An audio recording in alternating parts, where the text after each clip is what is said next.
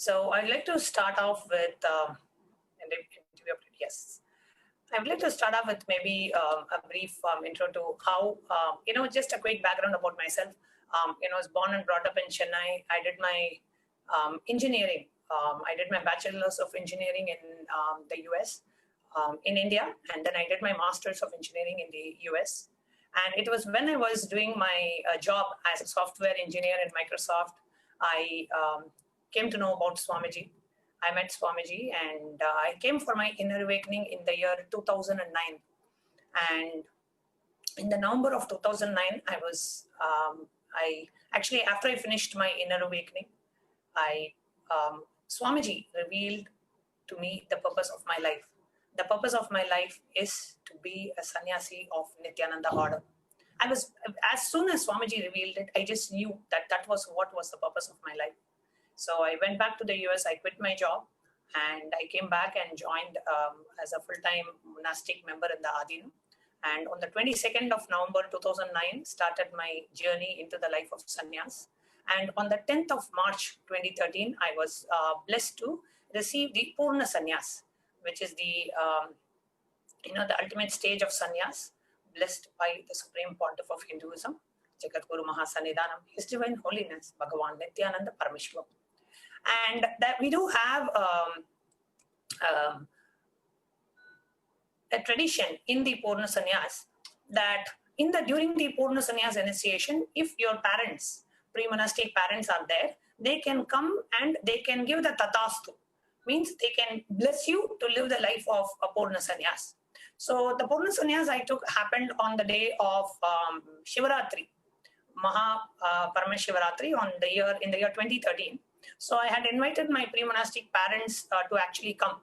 So when my sannyas vows were read, my parents also came, and so Swamiji was sitting there and I was standing here, and right next to me, my pre-monastic parents were there, and they were given a mic, and after I finish my reading of the vows, they can tell tatastu, means they can bless their daughter to walk the path of sannyas.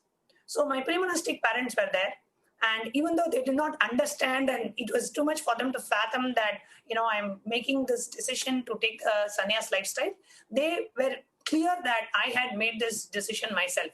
So they wanted to support me in my decision. So both my parents actually came to the mic, and my pre-monastic father, actually, he said, you have been successful in what you have done so far as an engineer, as a student, and as an engineer, and as a software developer. You have been successful in whatever you have done so far. And in this new path that you are embarking, I give you my fullest blessings and let you be successful in this path also. And I never expected that they would actually bless me to be successful in this path. I really wanted them to accept just the fact that I'm living this lifestyle. But both my pre-monastic parents actually blessed me, and they said, let you be successful in this lifestyle, in this new path, and let you live the life that you want, and let you be successful in this new journey that you are embarking with your Guru. And that's how I took the Purna Sannyas, and Swamiji blessed me into this lifestyle. And, many people actually, after I took the life of sannyas, many people have actually asked me, how does it feel like, you left your parents and you have taken and embraced the sannyas lifestyle? Who will be there for them? Who will take care of them? So I had some time back, had an interview that I did for YouTube. Just wanted my pre-monastic parents to share what it is for them to see and experience that their daughter experiencing this sannyas lifestyle. So I'm going to play this clip of my pre-monastic parents sharing about what it feels when their child took sannyas, what it means for them, and how it feels for them.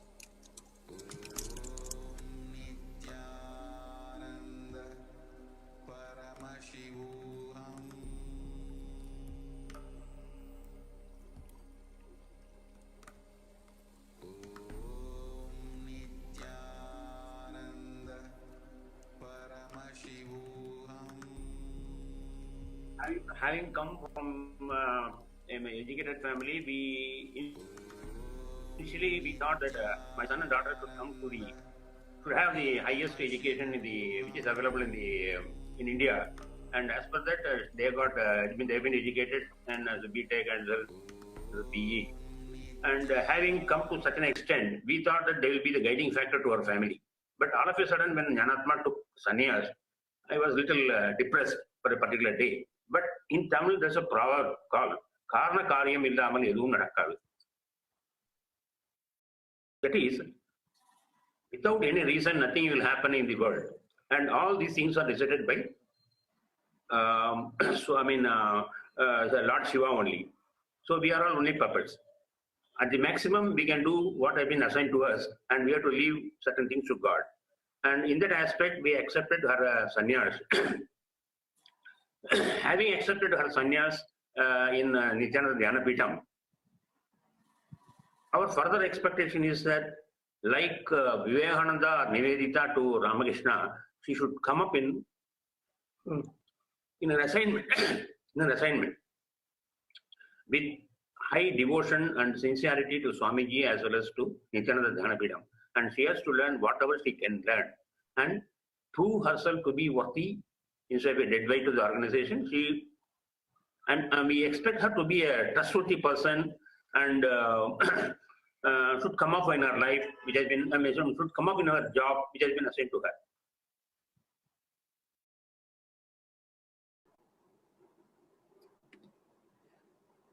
So that was my parents, pre-monastic parents, when I started on this path of sannyas. And in the year 2015, they were blessed by Swamiji to attend the Inner Awakening program. And in that Inner Awakening program, it so happened that, the mother still had some kind of unhealed part inside her, that her daughter no longer belongs to her and she has taken this lifestyle of sannyas. And during the class, once Swamiji told my mother, addressing my mother, he told her, "You have given your daughter to me. I will be a son to you." And just listening to that, saying, her daughter is now the daughter of Paramashiva, the daughter of Swamiji himself, brought so much of completion and healing in her. And from then on, literally, my pre-monastic parents have been living with Swamiji as their son. And from that moment, they do not have any kind of a missing or any kind of a feeling that their daughter is not living with them. And it is Swamiji who is living with them. Let us hear what my pre-monastic parents had shared regarding this aspect.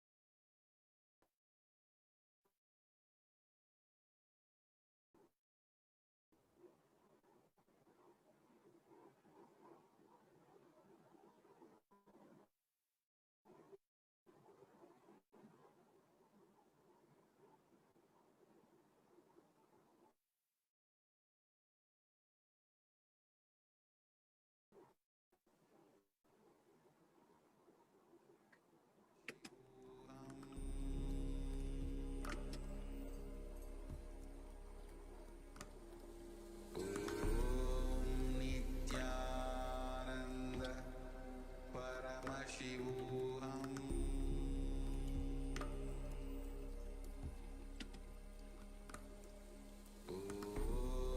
Nithyananda Paramashivoham.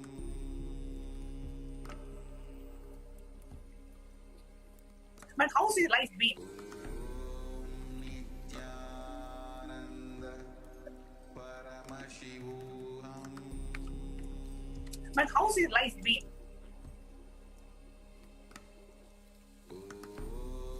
Nithyananda Paramashivoham.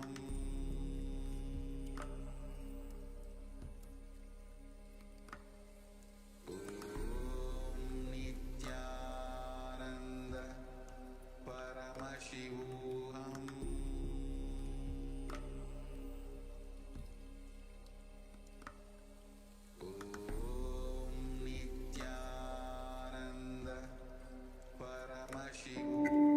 Once, Arunagiri Yogeshwara, my guru, gave me an instruction and then he asked, "Will you do it?" I was shocked. I immediately folded my hands and said, "You are God, you are Shiva. How can I not do what you say?" He laughed and said, "No, only if you know I am the Guru who is going to make you experience God, you need to listen to me." Understand? The most powerful cognition is God is Guru to make you realize you are God. Only then you will achieve enlightenment. Guru is the manifest form of Paramashiva. Paramashiva is unmanifest source of Guru.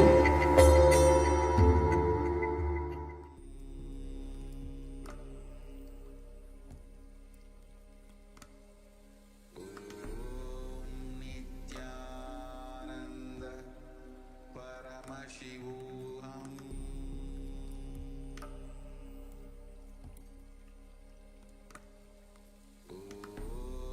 Nithyananda Paramashivoham.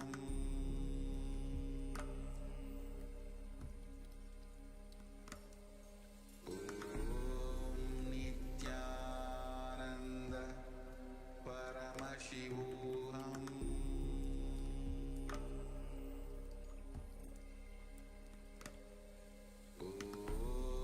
Nithyananda Paramashivoham.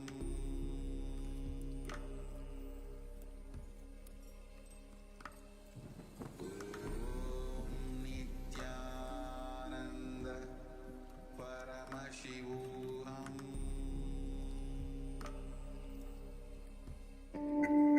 Once, Arunagiri Yogeshwara, my guru, gave me an instruction and then he asked, "Will you do it?" I was shocked. I immediately folded my hands and said, "You are God, you are Shiva. How can I not do what you say?" He laughed and said, "No, only if you know I am the Guru who is going to make you experience God, you need to listen to me." Understand? The most powerful cognition is God is Guru to make you realize you are God. Only then you will achieve enlightenment. Guru is the manifest form of Paramashiva. Paramashiva is unmanifest source of Guru.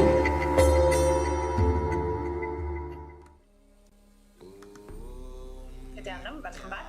Sorry for the technical glitch. So we'll now be playing just a short clip on what is the experience that my pre-monastic parents went through as Swamiji blessed me into this lifestyle of sannyas. Let's hear from them directly. Shall I share? I'll tell you one thing.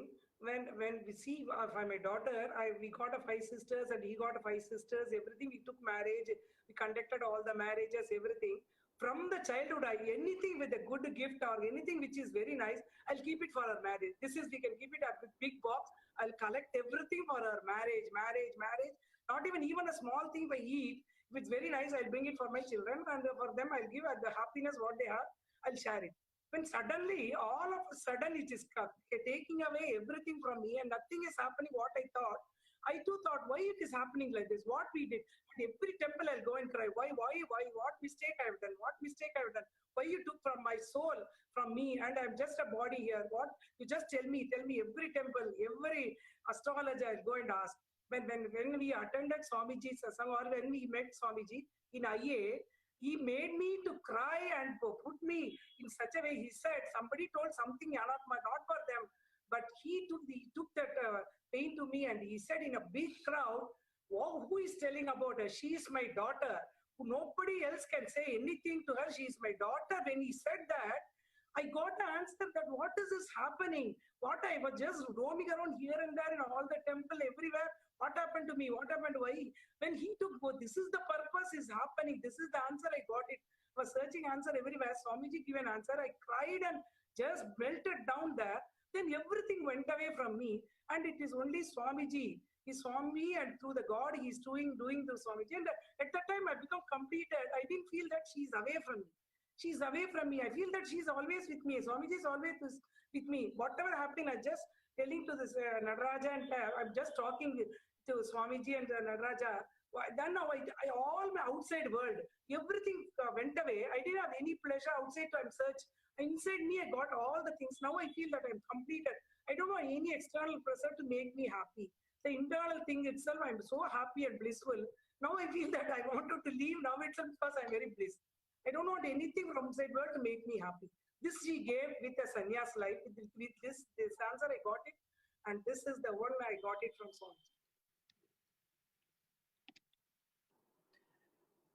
And when my Brahmanastic parents, actually Swamiji took care of their completion. Swamiji did everything. He completed my Brahmanastic father, he completed my Brahmanastic mother, made them understand the purpose and the reason for Sonia. Swamiji actually spent 1 hour when they had actually come once to the monastery.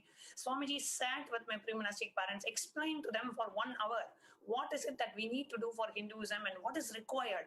And they felt, oh God, this is what is such a divine mission. And they felt so happy that their daughter is deciding to be a part of this divine mission. And Swamiji actually took care of everything. And at the end of the inner awakening, when my father went up on the stage to share his experience of inner awakening, to my absolute amazement, he took the mic and he said, Swamiji, I have only one daughter, but I wish I had more daughters so I could give all of them to you.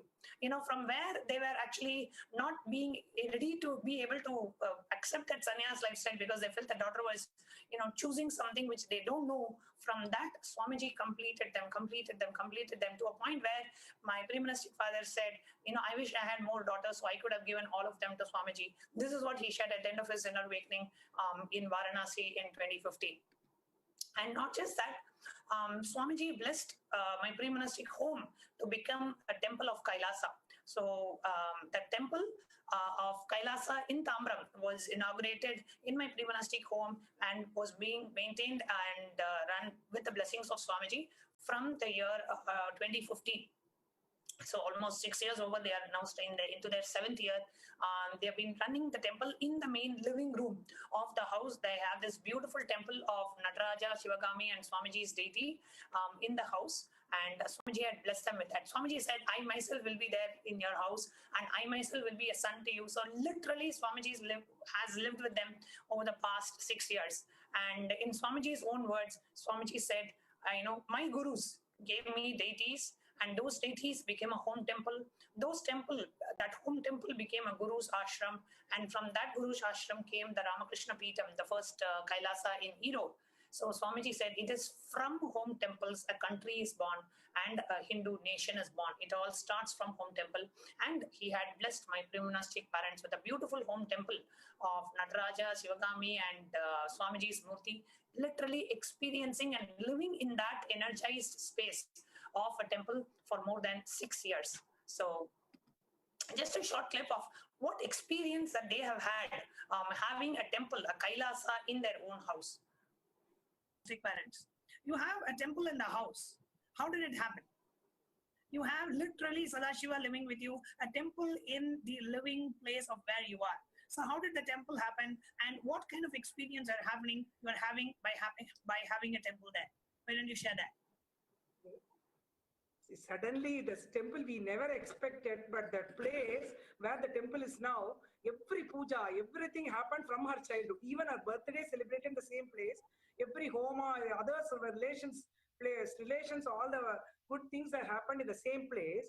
When Jnanatma only took the initiative to bring the temple here, we didn't even know. Sudden one fine morning, Nataraja, everything is coming and sitting in there. We never thought it is going to happen. Immediately, Swamiji has blessed it. The Shiva energy will be vibrating here, not only for them, whoever enters in the hall. Whoever enters in the hall, Nataraja and every Shiva energy will be passing on to them through me. Then we thought, this is what is, but we more than that, whoever enters, they feel this hall is vibrating with Shiva energy. And every now and then, we didn't have anything else. I'll just sit in front of it. Previously, I used to do chanting, lot of mantra, lot of slogas, everything.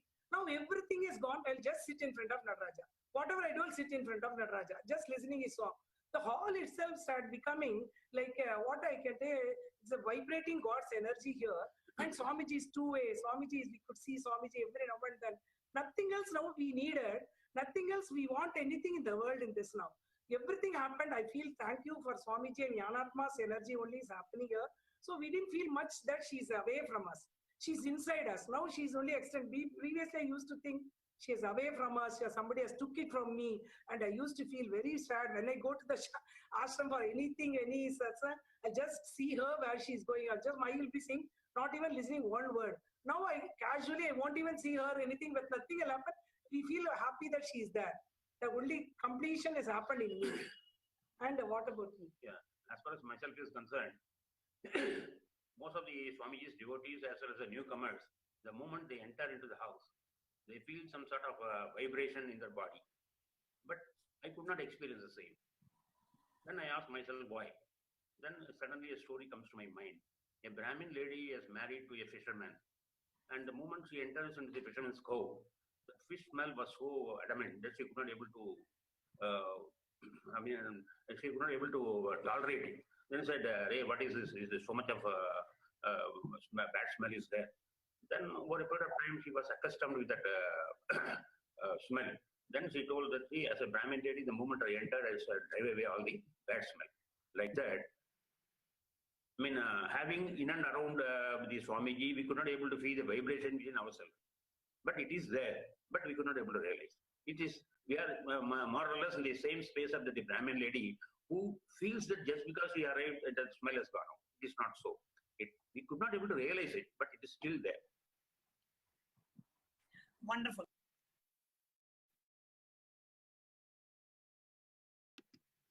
So it was just with the blessings of Swamiji, how he had taken care of them even after, at every step in the way, Swamiji had taken care of my pre-monastic parents. And ultimately, when it was the right time, Swamiji blessed my pre-monastic father with Videha Mukti, with Antima Sannyasa, with Sayujya Mukti, and with Kailasa Padavi.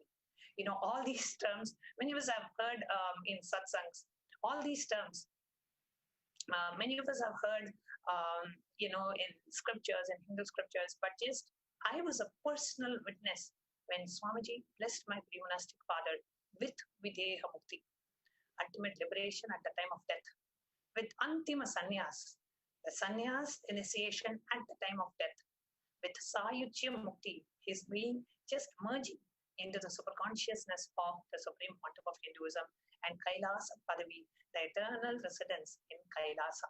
That is what Swamiji blessed.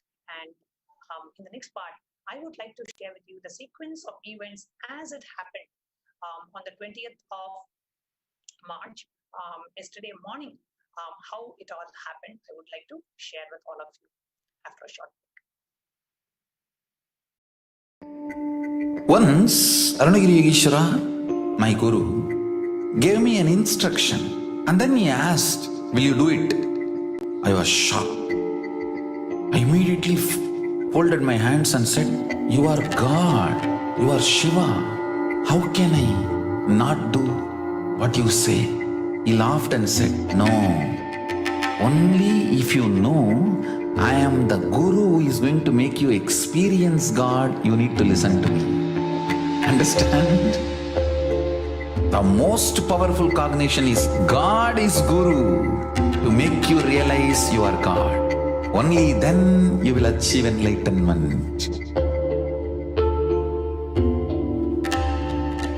Guru is the manifest form of Paramashiva. Paramashiva is unmanifest source of Guru.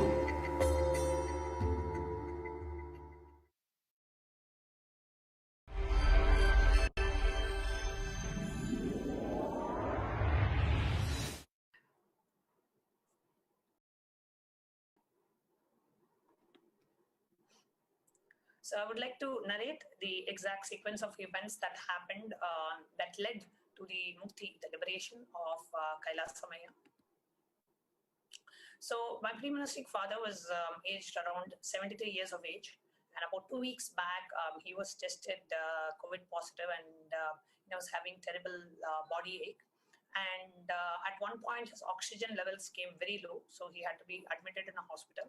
So they were able to find a hospital to admit from. And my pre-monastic mother, because she is an initiated disciple, devotee of Swamiji, she was in messaging Swamiji and receiving the blessings and healing blessings for my pre-monastic father. And Swamiji has been directly attending to her and blessing, and he said he will take care. Now, yesterday morning, the Bhava Samadhi Darshan, the Devi Parashakti Bhava Samadhi Darshan was actually about to start. And it was around 7 a.m. in the morning. And it was at that time I got a message from Swamiji's secretary telling that, Swamiji said he will take care of your Purvashram father. Not that you're worried, but just wanted to pass on the message to you. And I know my pre-monastic mother was messaging Swamiji and receiving the blessing, so I wasn't, very concerned at all. And suddenly, all of a sudden, I got a message. I took it as like a general reassurance. So I just passed on the message to Swamiji, and the darshan, the Devi Parashakti Akashic reading was actually about to start. So I was just getting ready for it. I just forwarded the message saying that Swamiji is taking care, no need to worry, to my pre-monastic mother. So then what happened is the darshan got over, and and around 8:30 a.m. in the morning, my pre-monastic brother had messaged me. He actually lives in the US. It so happened that he took a flight and he just arrived yesterday morning in India. And he messaged me saying that the doctors are saying that Kailasa Maya's condition is very critical. They have rushed him to the ICU and they are resuscitating him. And they informed the family to urgently come to the hospital. So I immediately passed a message to Swamiji, and I got a response back immediately saying that Swamiji is taking care. Swamiji will do what's to be done. So I was like, first of all, I was not worried or concerned. I know what Swamiji is always there. So I just passed on and wanted to update Swamiji. And as soon as I got the message, I called my pre-monastic family and I informed that Swamiji is taking care. There is no need to worry. So by then it was around 9 o'clock in the morning, and they were just reaching the hospital. As they were reaching the hospital, I got a message from Swamiji, reading as follows. I'm projecting the message on the screen. So the Swamiji directly messaged and he said, Jnanatma, I am attending to your Purvashram father. Tell your Purvashram mom, mostly he will relax. Okay, so we don't know anything. As of now, only thing that we know is, my pre-monastic father is in the ICU and his condition is critical. And this was the first message I actually got directly from Swamiji, saying that mostly your father will relax. I will be I will be there right now with him. Tell her not to worry. You also don't worry. He has done all his responsibilities. He is relaxed. Tell your Purvashram brother too. Please understand how Swamiji, just literally at that moment, okay, he was just there. He prepared and he's preparing each and every one of us, and he's there literally taking care of my pre-monastic father. I was so touched when I got this message from Swamiji. First, he said, mostly he will relax, and I am there with him now. And tell your mom not to worry. You don't worry. Tell your Purvashram brother not to worry. And he is relaxed. This is the first, actually, I got this message first from Swamiji only. We have not heard anything from the doctors so far. And as we got this message, that was when my pre-monastic family, my pre-monastic brother and mother reached the hospital. And we actually heard about Kailasa Maya leaving the body first from Swamiji, even before the doctors informed us. Then what happened is, at that time, that is when my brother met with the doctor, and the doctor said that your father has passed away. And, I was on the call with my pre-monastic mother telling, don't worry, Swamiji is taking care. He is there. He is relaxed. And immediately my pre-monastic mother, of course, couldn't bear the shock. It was unexpected, definitely. He was 73 years of age, however, it was still unexpected for her. And so she started crying. And immediately Swamiji said, I want to talk to your pre-monastic mother. So I was able to connect Swamiji on the phone call with my pre-monastic mother. So I was also on the line, and my pre-monastic mother started crying and, expressing her pain and anguish and suffering and her sorrow. And she was saying, Swamiji, you please take me also. Why should I be there? I have finished all my responsibilities. I have nothing else to do. You please liberate me also, Swamiji. I want to, go off as a Dirgha Sumangali. She said, Swamiji, I got a boon from you that I will be a Dirgha Sumangali. Dirgha Sumangali means where till the end of the husband continues to live. And the wife dies before the husband leaves. Like basically, Dirgha Sumangali means you will never be a widow. That's what it means. So she told Swamiji on the phone that, Swamiji had blessed me to be a Dirgha Sumangali. I don't want to be like a widower. Let me also leave. And my son who has come, let him do the final rites of both his father and the mother. And please liberate me also. Please take me also with me to liberate me also.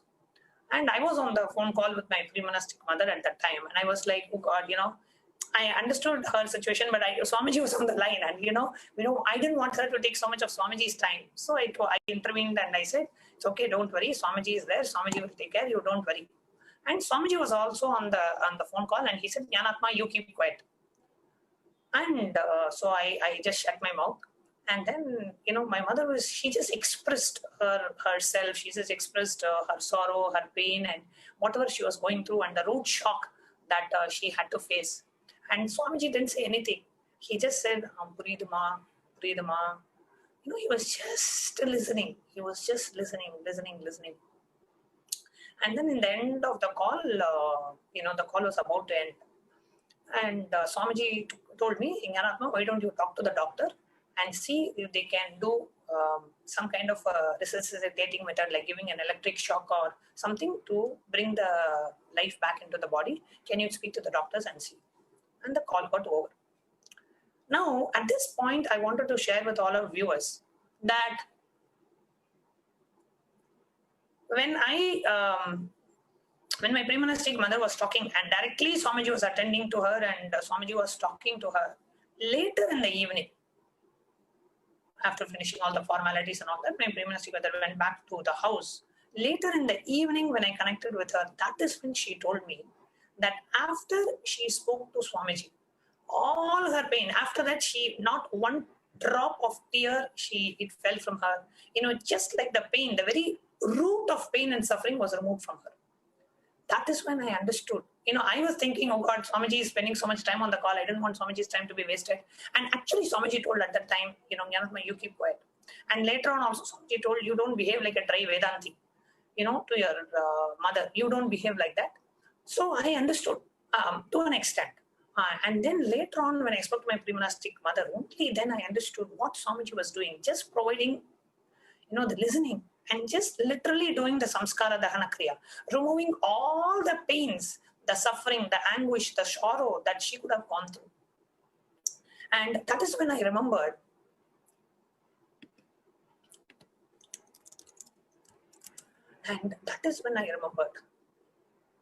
in Inner Awakening, Swamiji gave a blessing to my mother. You have given your daughter to me. I will be a son to you. See, typically this kind of lamenting and crying and expressing ourselves, you will not sit and do with a guru, or you will not sit and do with a God. You will sit and do with your family members. You will sit and do with your son, or your immediate family. And that is who Swamiji was for my mother at that time. He was her son, just listening to her, expressing herself, just venting her out, so that all those suppressed emotions and that pain and suffering and sorrow leave once and for all. It impacted me so deeply in a way that every word that Swamiji gives, the extent to which Swamiji goes to fulfill that word, to fulfill that blessing, to fulfill that boon. At this time, Swamiji is handling so many different things, so many other responsibilities, so many different things. At this time, spending, so many minutes on the call, listening, because I could have listened to her, or my Purusham brother was there, he would have always said, okay, I'm liberating her father. That's all. But why Swamiji was on the call? The blessing that he gave her, the boon that he gave her, I will be a son to you. And just being that son at that moment when it was needed the most, that is when, living around Swamiji for many, many years, being his disciple and being a sannyas disciple, being personally trained by Swamiji, seeing Swamiji in so many different dimensions, in so many different situations. But this incident actually very deeply impacted me, that every word Swamiji is giving to every devotee. Sometimes and many times the blessings that we receive, we take it for granted, or when Swamiji says, I'll be with you, or, we understand, but we only understand it to a certain extent. But the integrity to which Swamiji holds every blessing, every boon that he gives, every word that he utters to his disciples, the very understanding clicked in me in a much deeper level after this incident. So then after this, so after we spoke, and then Swamiji immediately after this call, Swamiji immediately messaged and said, I'm resting. I am relaxing him, your father, your pre-monastic father right now. Still, he has not crossed the causal body.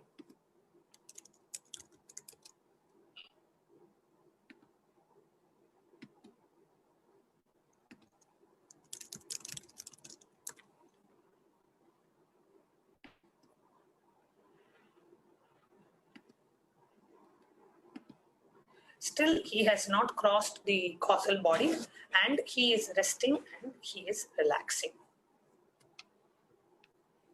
This is what Swamiji immediately messaged.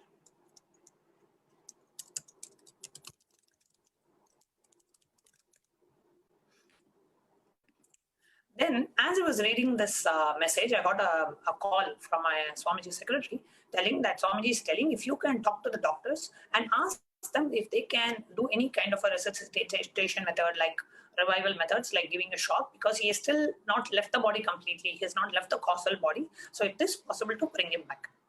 So at this time, I spoke to the doctor directly and I told them that, is it possible? Can you try?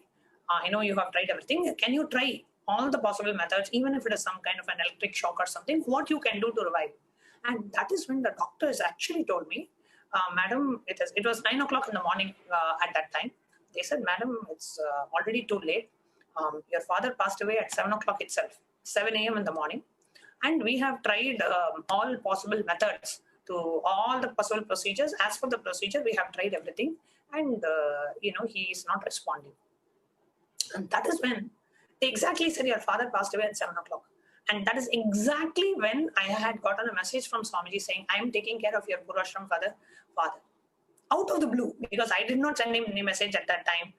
Just out of the blue, Swamiji himself connected and he sent a message saying, I am taking care of your Purashram father at 7 a.m., exactly the time when his soul was, leaving the body, was getting ready to leave the body or just getting prepared to leave the body. That is when Swamiji had messaged. So before any of us knew, before even the medical doctors knew, before even the doctors knew, the nurses knew, before even my family knew, Swamiji knew. And he had already said, I am there and I am taking care. So then what happened is I conveyed back to Swamiji that, they had tried all the possible methods and they could not, they are not able to revive him back. Then immediately Swamiji said, can they keep the phone near his ears? And it was, he was in that COVID ward and all that. So it was very strict in terms of protocol. Somehow my pre-monastic brother was able to talk to the doctors and he was allowed inside. So he took the phone inside and he kept the phone near the ears of my pre-monastic father as he was laying down. The doctors have already declared him dead and they kept the phone near his ears. I was on the phone call and Swamiji was on the phone call on the other end. So I was holding the phone here and the phone was kept near the ears of my father. And Swamiji started the mantras. And Swamiji said the Mahavakyas. And I was sitting and continuously Swamiji was chanting on the phone, the Mahavakyas, Ham Brahmasmi, the Mahavakya Tattvamasi, and Prajnanam Brahma. Swamiji was just chanting all the Mahavakyas on the phone. Continuously he was chanting. And I was on the call listening to Swamiji's chant. And literally, I could see like the phone was vibrating. The phone was literally vibrating and I could just see a gush of energy. I could just feel intense presence of Swamiji.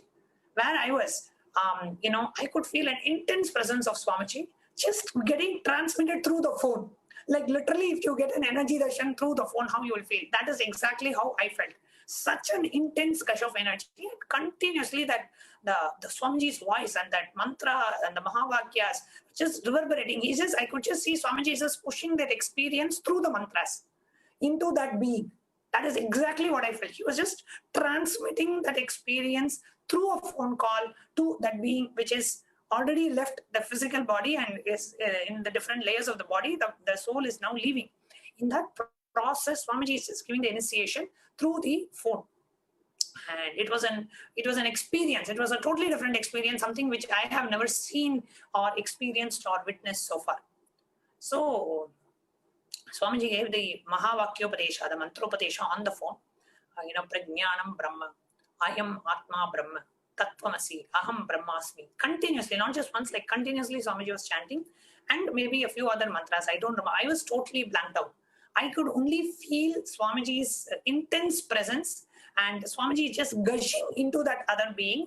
And I was on the line just witnessing. And on the other end, what was going on inside me is, why Swamiji is doing so much?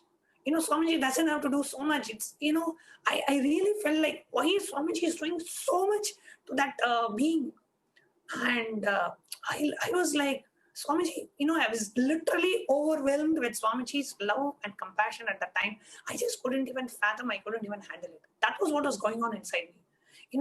Coming on the phone and talking to my mother itself, I felt was too much for why Swamiji has to do all this.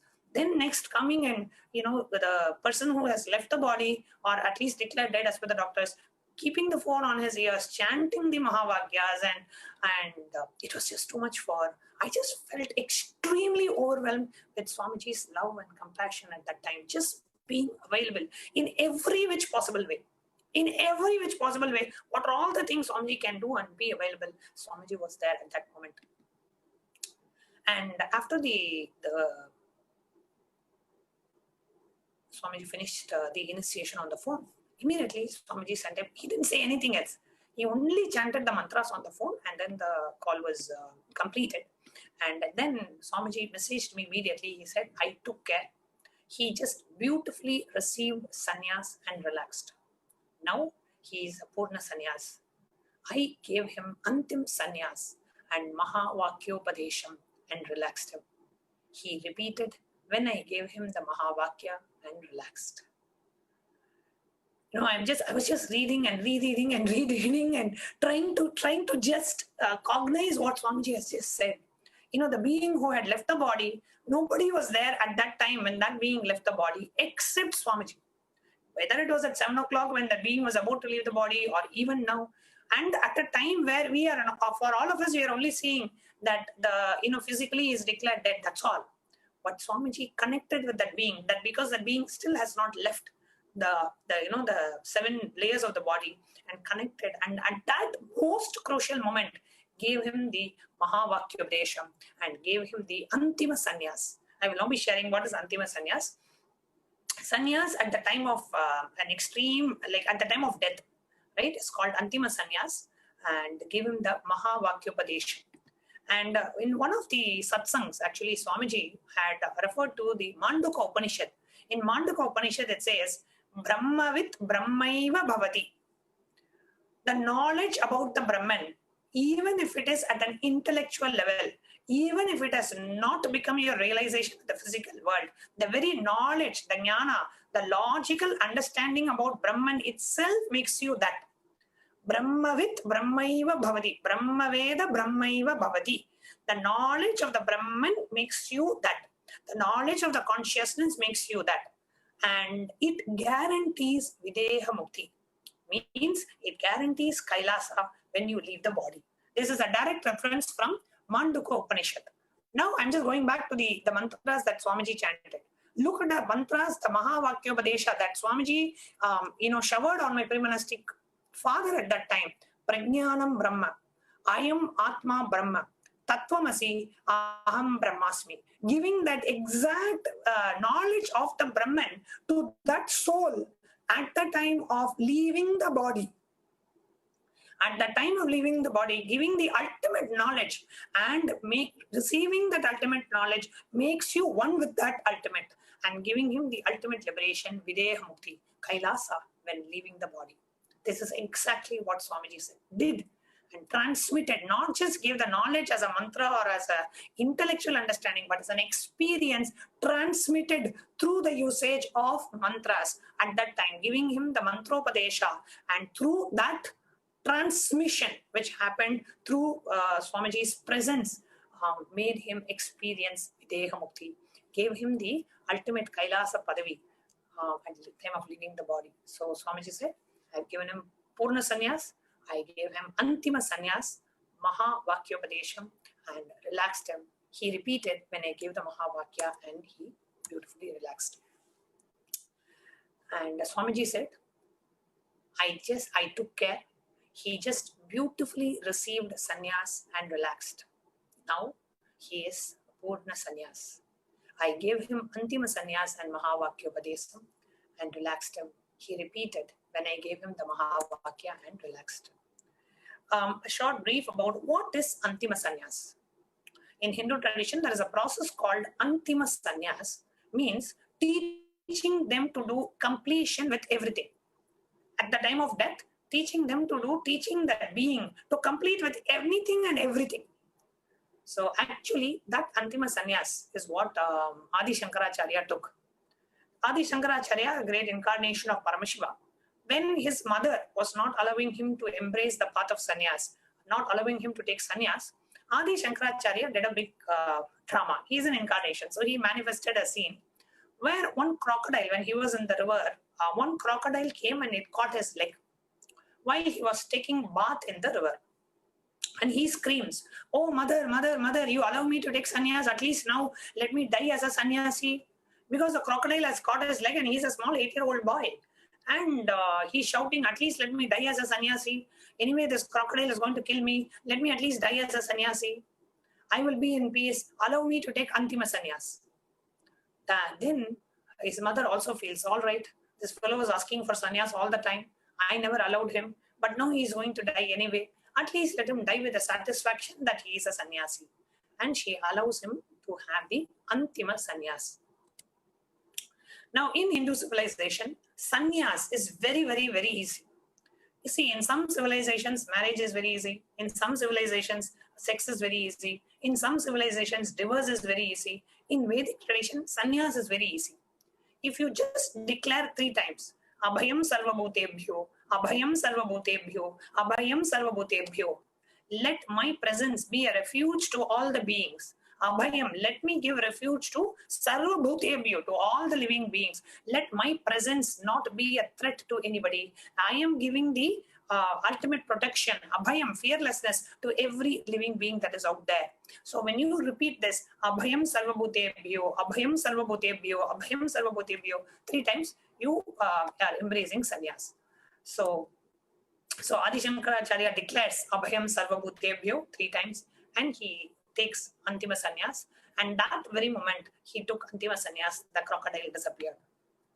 And ultimately it was Leela, a divine Leela that Adi Shankaracharya played to complete his mother so that she would agree for him to take the sannyas. And this is exactly what Swamiji had blessed my pre-monastic father also. Swamiji said, tell your mother, I am Paramashiva. I won't lie to her in this crisis.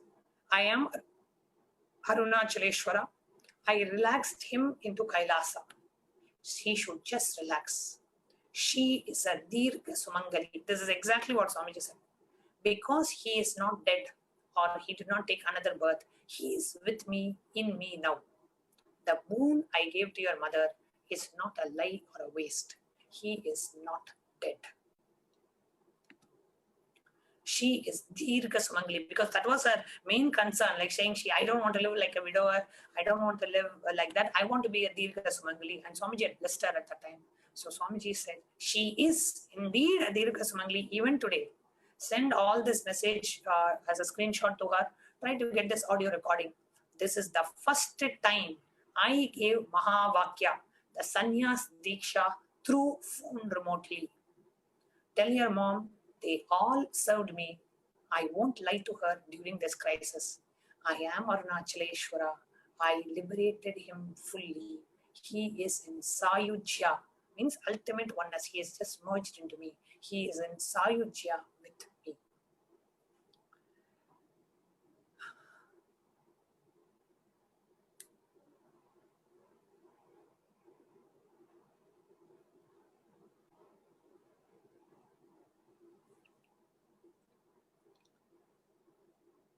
Just being a witness to this moment.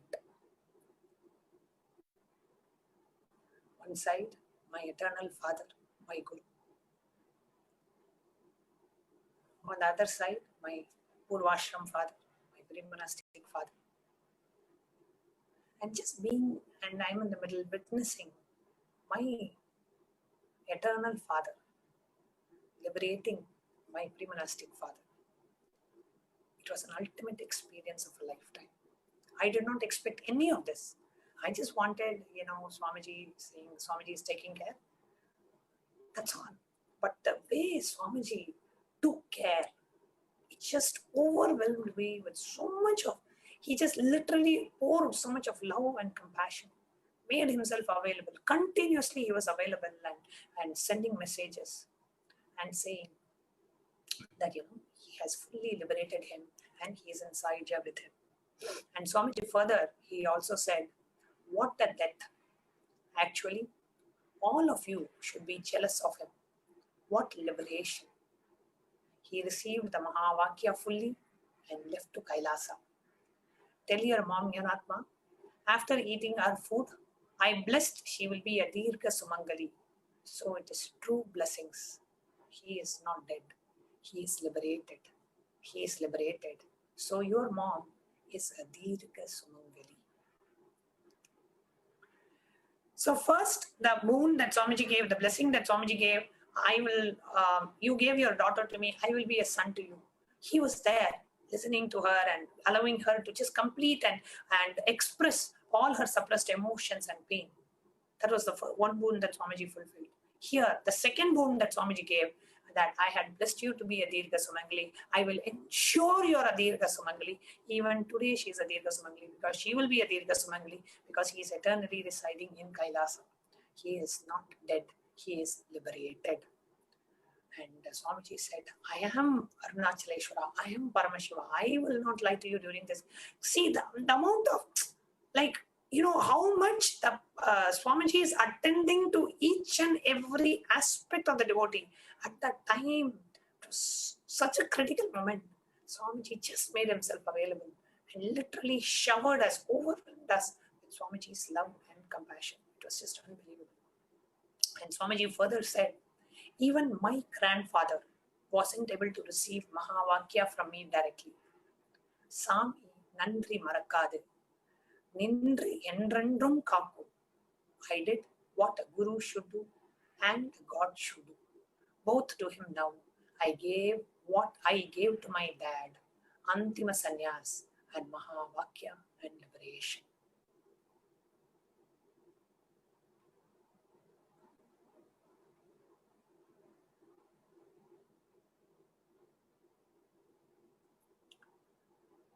Swami Nandri Marakkadu means Swamiji will never forget the good things that was done to me. Nindru enrendrum kakum. I will be there. I will stand and protect you forever. I did what a guru should do. I did what a God should do. Both to him now. I gave him what I gave to my dad. So as a son, what he did, also Swamiji did to my pre-monastic father. As a guru, as a God, as a son.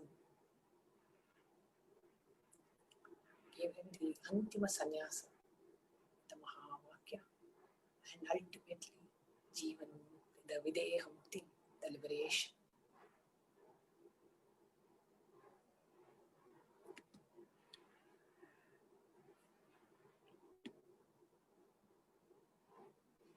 I gave to him what I gave to my dad, Antima Sannyasa, Mahavakya, and liberation.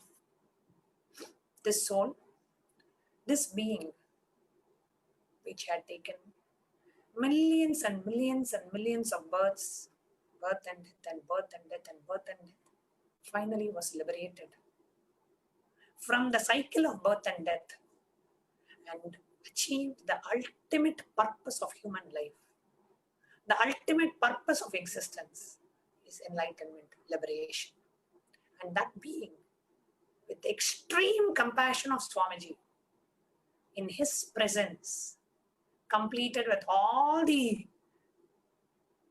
baggages, Swamiji exhausted all the karmas, removed all the karmas, cut off all the bondages of that being, gave the Mahavakya Upadesha to that being at the time of death, burnt away all the karmas, all the bondages, and ultimately blessed that being with liberation. A soul takes millions of births before it even has a human body. And in the human body, the soul takes millions of births before it can be ready to even have a guru in our life. That is why Adi Shankaracharya and the Viveka Chudamani, he says, Manushyatva. There are three things which are most difficult to attain. Manushyatva, having a human body. Mumukshutva, having the intense seeking to experience the ultimate. And Mahapurusha Samshaya, having the nearness of an enlightened being. These three are the most difficult to get. And when you have these three, when you have a human body, when you have the seeking awakened, that also awakened only because of the grace and the blessings of the Guru. And the Mahapurusha Samshaya, when you have the supreme pontiff of Hinduism, Swamiji, as your Guru, you don't have to worry about anything else. That is the reassurance that Swamiji is giving to each and every one of us. And that is the message that I want to share with each and every one of us. When Swamiji says, I am there at the time of your death. Every being who has experienced, who has attended the NSP program, every being who has attended Inner Awakening, every being which has experienced that death process with Swamiji, Swamiji assures, says, at the time of your death, I will be there. Wherever you are, I will be there. And it so happened that in the case of my pre-monastic father, at the time of his death, his relatives could not be there. His wife could not be near him. His children could not be near him. His son could not be near him. Nobody could be near him. There was only one being who could be near him, which was his Guru, which was Swamiji. None of us even knew that he was going through this. We were all thinking he was in a hospital and he was being, in a ventilator or whatnot. Swamiji knew. Swamiji knew that it is time for that being to experience the ultimate purpose of human life. And it was only Swamiji who was there at that being when that being needed the most. It is not the properties that we have, or it's not the money that we have, or it's not the relatives or the name and fame that is going to come with us. Not even this body. But it is only the Guru who will come with us, who can come with us at the time of death. And whenever Swamiji has told us in the NSP program or during the death process, he always says, at the time of your death, when the heat of death touches your body, I will be there with you, liberating you. And true to his promise, he was there, liberating my pre-monastic father. Every word Swamiji gives, every boon Swamiji gives, every blessing Swamiji gives is established in the ultimate existential reality. That is what I experienced. Just so strongly, so powerfully. Every word Swamiji utters, every boon Swamiji gives, every darshan Swamiji gives, every word Swamiji gives is rooted in the absolute reality. Absolute reality. And he is there. He will be there at the time of every devotee when the heat of the death touches the body. Whether you know or not, whether the doctors know or not, whether the family knows or not, Swamiji will know and he will be there. And I just wanted to play this very short clip, a revelation from Bhagavan Kalabhairava, manifesting through the Nijavatara in the Akashic readings on death. A very apt and a very short clip. Let us listen to it.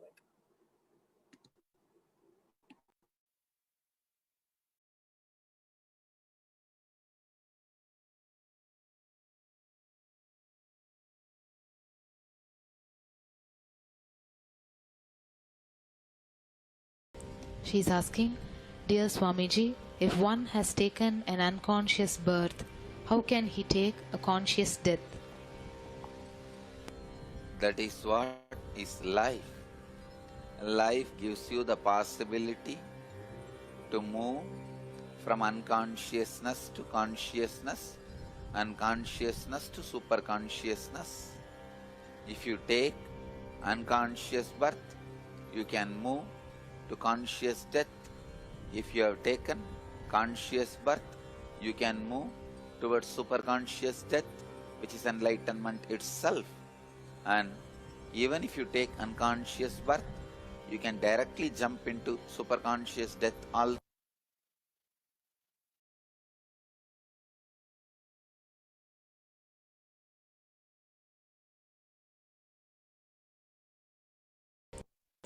She's asking, Dear Swamiji, if one has taken an unconscious birth,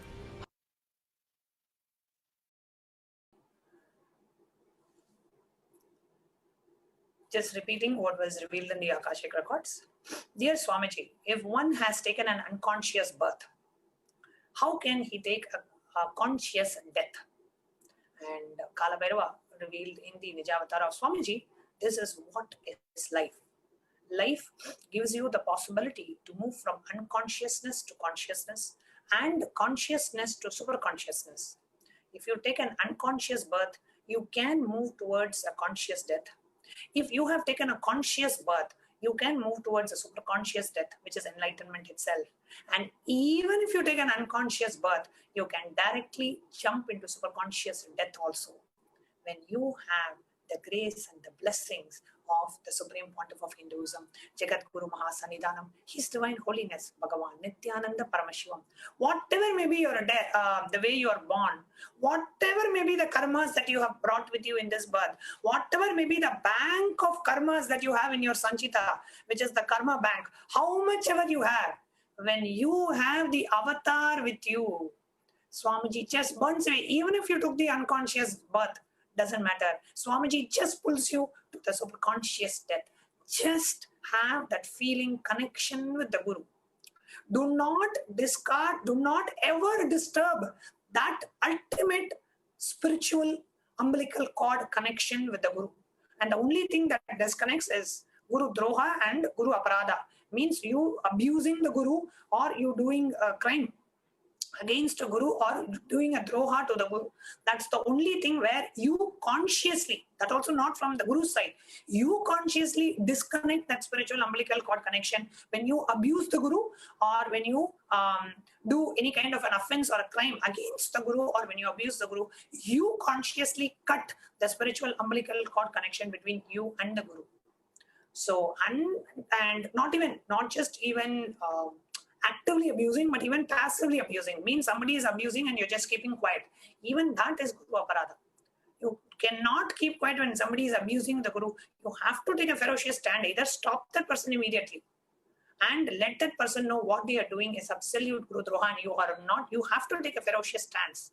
So, as long as you are not doing that Guru Aparadha and the Guru Droha, until and unless you disconnect that feeling connection with the Guru is always there and the Guru's presence will always be there in your life. And Swamiji will just take the jump, will make you take the jump from an unconscious birth and taking it into the superconscious death also, the ultimate jump. Swamiji literally fulfilled every word, every boon that he gave to my Purvashram parents. I mean, I'm just saying Purvashram parents here just because in this particular scenario, as I'm explaining, but I just wanted to say every word, every boon he gives to every disciple, every devotee. Be it in the inner awakening darshan, be it in the Dial the Avatar, be it in your dreams, be it in doing your Guru Puja, whatever way Swamiji connects to you and gives you that boon, gives you that blessing, gives you every word is ultimate existential reality. And Swamiji fulfills each and everything in the best possible manner. Not just saying, okay, I've given a word, let me just fulfill it. Not like that. In the best possible, he goes all the way out and he connects with that being and he ensures that whatever that being wants is taken care. Just because Swamiji has taken a commitment to be your guru. When he initiates you as a disciple in the Shiva Diksha and the Vishesha Diksha and gives you that initiation, Swamiji takes the commitment. And he is absolutely, for a lack of a better word, I'm just using the word integrity, absolutely integrated to his guru commitment to a disciple. Even if the disciple has so much of commitment and we are not integrated to it or not authentic to it or not, whatever it may be, from his side, unless and until you do not do the Guru Droha or the Guru Aparadha, except that, where you consciously disconnect, even in that case, you consciously disconnect your connection with the Guru, unless and otherwise, every word, every boon, every commitment as a Guru that Swamiji has given, he fulfills each and everything. And it is not just in the life of just one situation, in every disciple's life, Swamiji does that. And at this point, I wanted to share this one verse from Guru Gita, which probably I've read many, many times and shared it in different sessions. Dhyana moolam guror murti, puja moolam gurov padam, mantra moolam guror vakyam, moksha moolam gurov kripa. The ultimate root of meditation is the form of the Guru. The root of the worship, puja moolam, the source, the root of the worship is the feet of the Guru. Mantra moolam guror vakyam, the ultimate root of the mantra, the source of the mantra is the words of the Guru. Moksha moolam gurov kripa. How can somebody attain liberation? Just with the Guru's kripa, just with the kripa of the Guru, just with the compassion of the Guru, one attains liberation. Here, Paramashiva in the Guru Gita does not say because of the great tapas that you do, because of the puja that you do, because of what you do. No. Just with the compassion, sheer compassion of the Guru, a being attains moksha. And what happened to my pre-monastic father yesterday was just a living demonstration of this, a live demonstration of this very verse. Moksha moolam gurov kripa.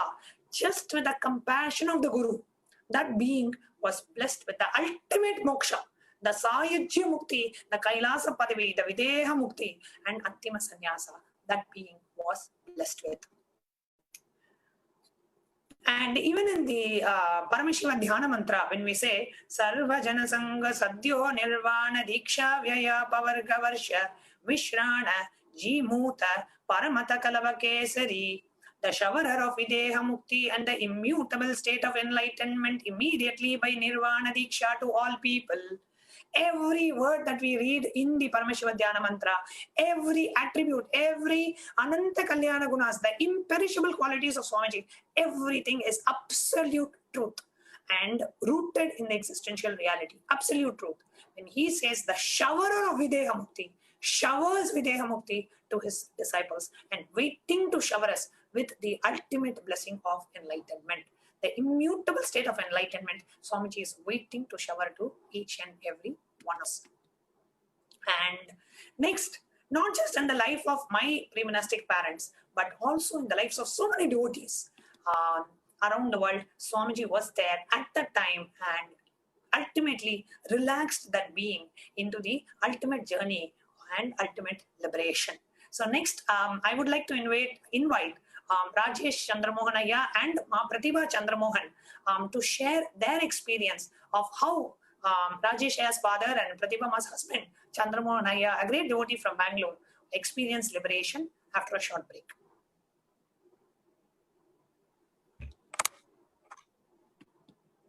Just be alive for next 3 years. Don't die within next 3 years.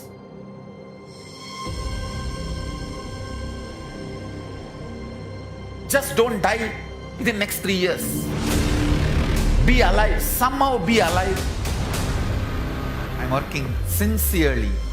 I will reach you somehow. Somehow I will reach you. I will reach you wherever you are. It's my commitment to humanity.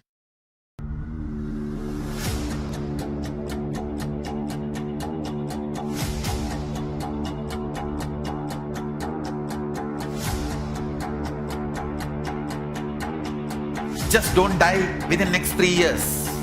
I will reach you wherever you are, whichever corner of the world you may be. I will reach you with enlightenment. You manifesting the space, state, powers, being Paramashiva. It is possible, and it is possible for you.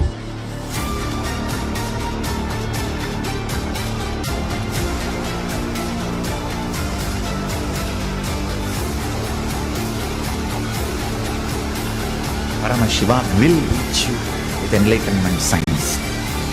I know he is going to do the job.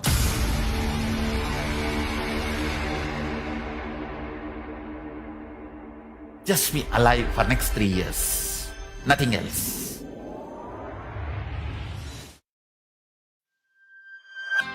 Kailasa is enlightenment ecosystem, literally enlightenment itself in your own home, wherever you are.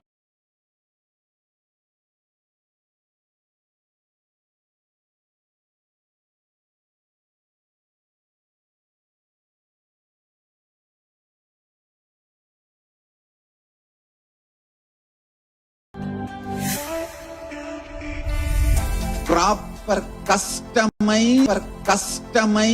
spiritual service helping you to complete with your life negativity, withdrawal from life, self-hatred, self-denial, self-doubt, so much of tiredness, laziness.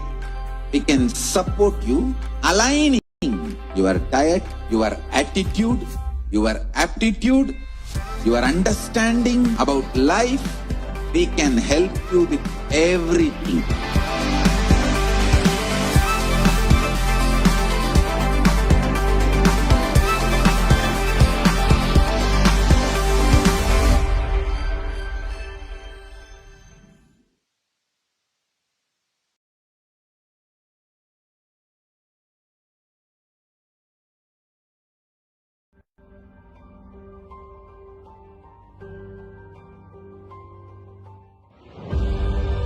What I mean by the word Kailasa, listen intensely. Enlightenment ecosystem, literally enlightenment itself in your own home, wherever you are. If you cannot come to Kailasa, it's okay. Kailasa can come to you. Kailasa coming to you is Kailasa.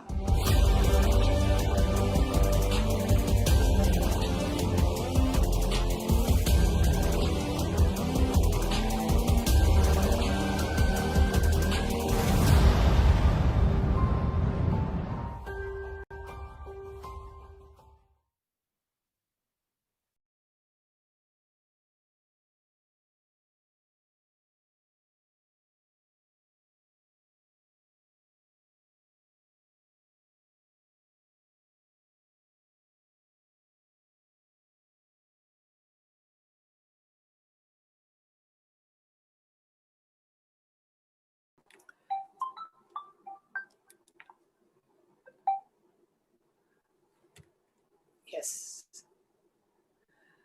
Now, I would like to invite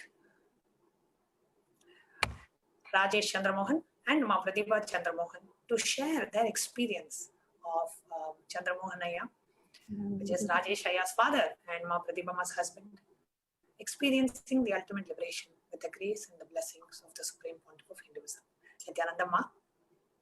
Yes, Ma. I'm Pratibha Chandramohan here. Nithyananda Ma. Thank you so much for coming live on NTV and sharing your experience. If you can share how Swamiji liberated Chandramohan Ayya. If you can share the whole sequence of events, how it led to that, please. Yes, Ma.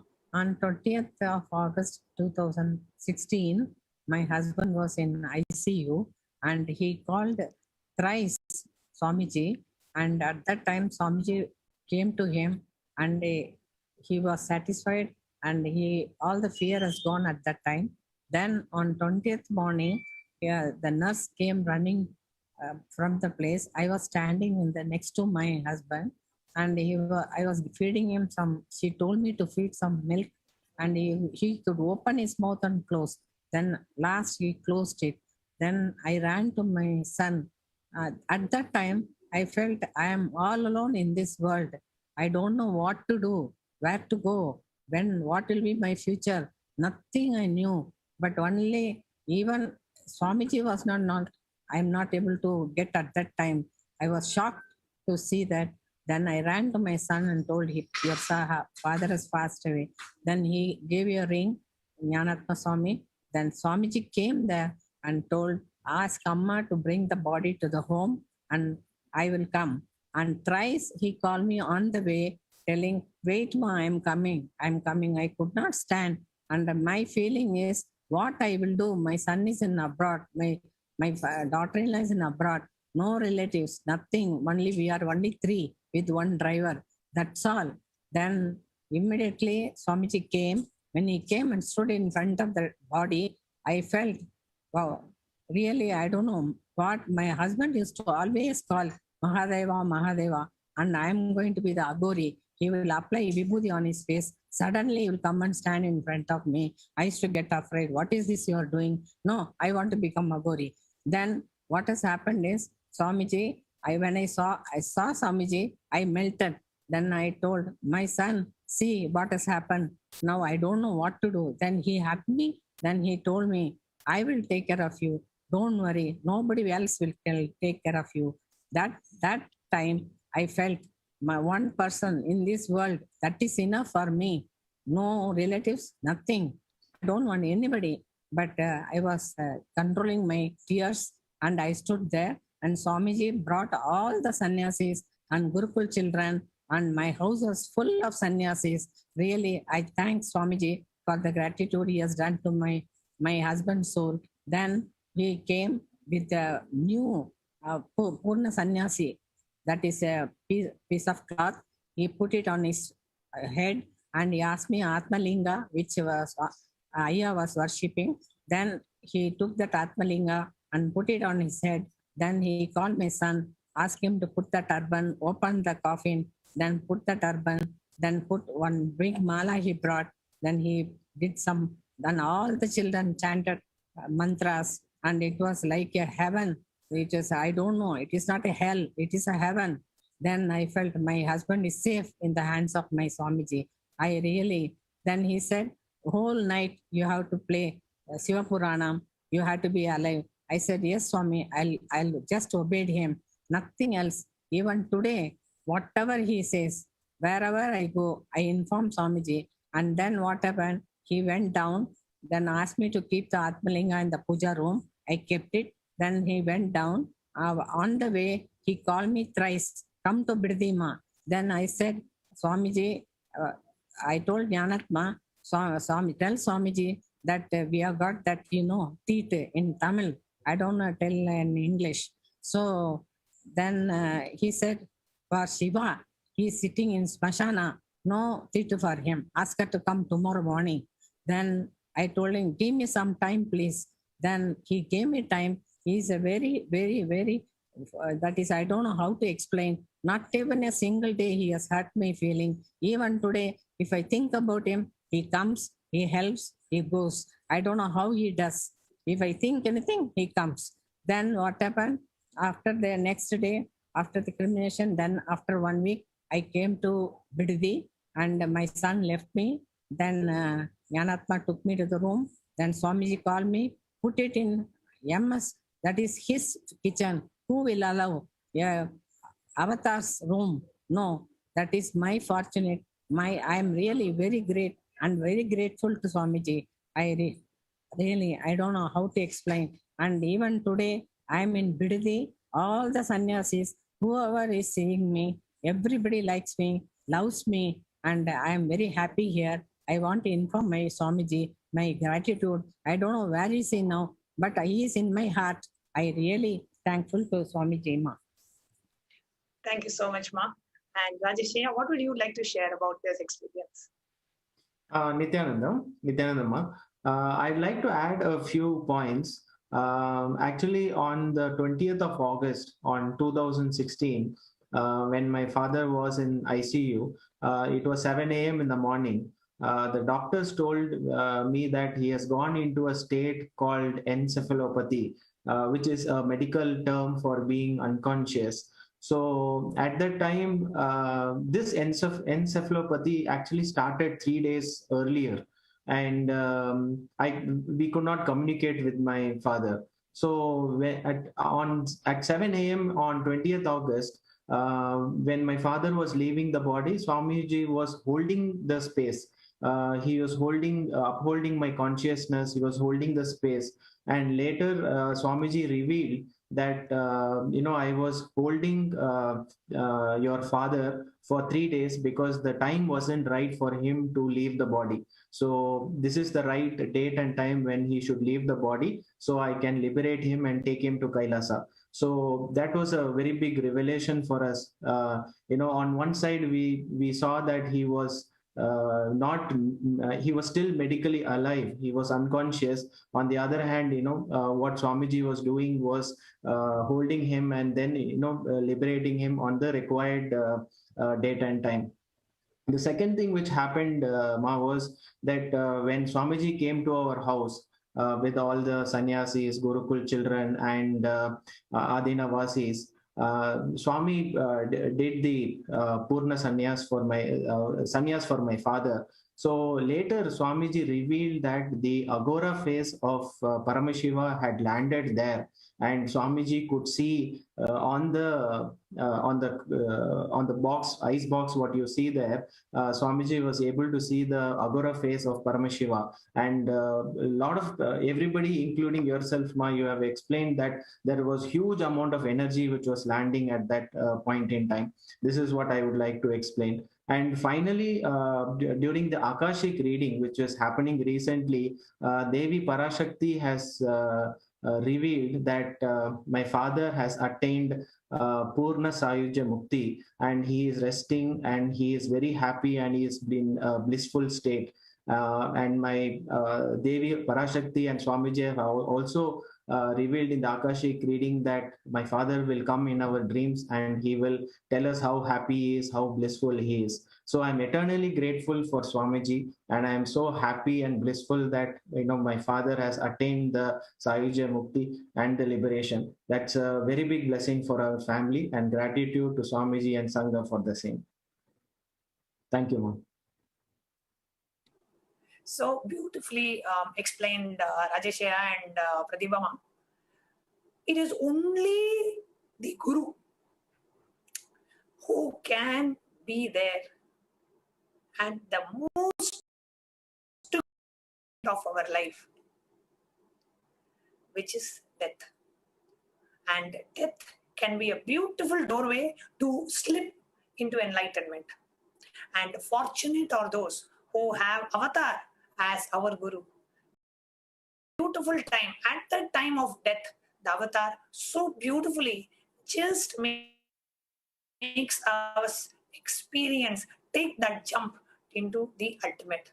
So the being, that soul which has gone through millions of births and deaths and birth and death and birth and death and birth and death and birth and death, and is stuck in this just because in this lifetime you were so fortunate to be the disciple of the greatest avatar who has happened, the 1008th incarnation of Paramashiva, just because, not because of any other reason. You may have a huge bank of karmas. We may have done so much in the past, and you may be stuck in so many desires in the present and want to do so many things in the future. But just because of the sheer compassion of the Guru, Moksha Moolam Guru of Kripa, just because of the pure compassion of the Guru, just at the moment of death, he burns away all the karmas and blesses the being with completion and merges that being, blesses the being with Sayujya Mukti and Kailasa Padavi. And I have been a personal witness. Rajeshya, Pratibha, we have been a personal witness to a close family member going through this process, and how Swamiji is there. Nothing else can help you at that time. The millions of dollars in the bank account, or your huge family of relatives, or your properties, or your investment savings, or your 401k, nothing can help at that time. There is only one thing that can help, which is your Guru. You are feeling connection with the Guru, and only Guru can be there at that time. When everything else fails, that is why Swamiji in the Ishavasya Upanishad it says, invest in the imperishable. imperishable things, have an imperishable goal, things which will never perish, is the guru-disciple relationship, which will continue forever. So let us all spend our time and empowering and investing in that imperishable resource of our life, which is nothing but the guru-disciple relationship. So beautifully, Adi Shankaracharya says in the Guru Ashtakam, Shariram Surupam Tathava Kalatram Yasas Chitram Dhanam Meru Tulyam Manaschena Laknam Guru Rangri Padme Tatakim Tatakim Tatakim Tatakim. Shariram Surupam, your body, you may have a beautiful body. Tathava Kalatram, you may have a beautiful wife. Dhanam Meru Tulyam, you may have a wealth like a mountain. Yashaswa Kalatram, your name and fame can be far and wide. Manaschena Lagnam Guru Rangri Padme, if your mind is not fixed on the lotus feet of the Guru, Tatakim, Tatakim, Tatakim, Tatakim, what is the use? What is the use? What is the use? What is the use? Today, I can say, it's not that you are not to have properties or not to have wealth or not to have other things, but let your mind be fixed on the lotus feet of the Guru. Have that imperishable wealth. First, build that imperishable wealth. Then have everything else while you are living, no issues. But put your focus on building that deep Guru-disciple relationship. That is the only thing that can come with you, that will come with you, that will protect you when nothing else protects you. When your wealth is not able to help you, when the relatives around you are not able to help you, your name and fame is no longer useful, your body is totally gone, only Guru can help us at that time. So while we are living, please invest and strengthen your Guru-disciple relationship, which happens just by a simple devotion to the Guru, a simple attachment to the Guru, a simple feeling connection to the Guru. Just every day doing the Guru Puja can establish that feeling connection. Every day watching the darshan of Swamiji can establish that feeling connection. Every day chanting the Mahavakya can establish that feeling connection. Just connecting, remembering Swamiji, just Smaranat Mukti, just remembering Swamiji whenever you can establish that feeling connection. He is ready and waiting. So let us understand the right wealth, the imperishable wealth. When you have that, everything else that you have will be useful. Otherwise, even if you have billions of dollars in your bank account, when you do not have a Guru, at the most crucial moment of your life, you will feel cheated, terribly cheated. Because all the effort that you put is no longer helpful for you at that moment, the most crucial moment of your life, and will continue to fall into the circle of birth and death and birth and death. And next I have Sriniti Avimuktananda and Manati Avimuktananda, and who are also here to share their experience. Actually, Ma Avimukta's sister had cancer, and she was brought by Ma Avimukta to be healed by Swamiji, and the sequence of events that happened following that, and the clarity and that they got just witnessing Swamiji healing that being. They are here to share their experience. Thank you so much, Shri and Manati Avimuktananda. Can you unmute yourself? Nithyananda. Nithyananda Maya, thank you so much for joining live today to share your experience. Nithyananda, this is Manati Avimuktananda. As Ma Nyalatma has said, see, I had a twin sister named Savita. She left the body on 30th June 2015. She was struggling with cancer for over 5 years. I know the kind of treatments that she went through. It was absolutely too much of, it took a lot of toll on her actually. With the chemotherapy, the surgery and everything. They tried everything that was available, the best medical facilities, everything. She was absolutely taking chemotherapy left, right, and center just for the sake that she wanted to save herself from dying.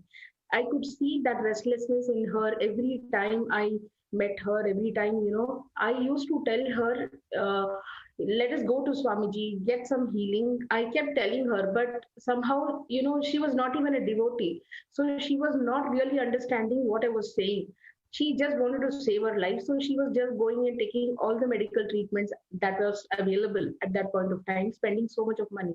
So I finally, one time I just stopped. And then, the time came when they were not having anything else. They didn't know where to go to save her life, So at that point of time, I put it very strictly to them, now please come with me. So I kind of dragged her with me to Biddi and brought her to Bangalore. We stayed there for a month, and every day I used to take my sister to Swamiji for healing. He was so compassionate. He was there physically during the inner awakening program, taking the inner awakening program at that point of time, and we were fortunate that Swamiji was available there. And trust me, I mean, the kind of compassion that he has shown, even to a non-devotee, is something so amazing. It really put me in awe because he didn't even ask any questions. He said, okay, Ma, you bring her, I will heal. And every day I used to take her and he used to heal her every day. She was in such a state that I had to take her on a wheelchair. She had lost her eyesight by that time. And there were no hopes at all. We didn't know what to do, whether to really ask, whether she has to be saved or what exactly to ask. Even I didn't know that.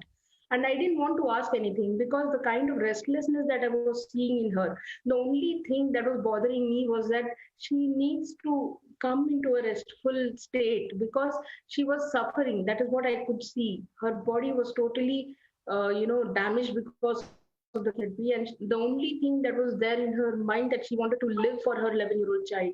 And that kept bothering her. Every time she used to just keep telling that I want to go back, I want to go back.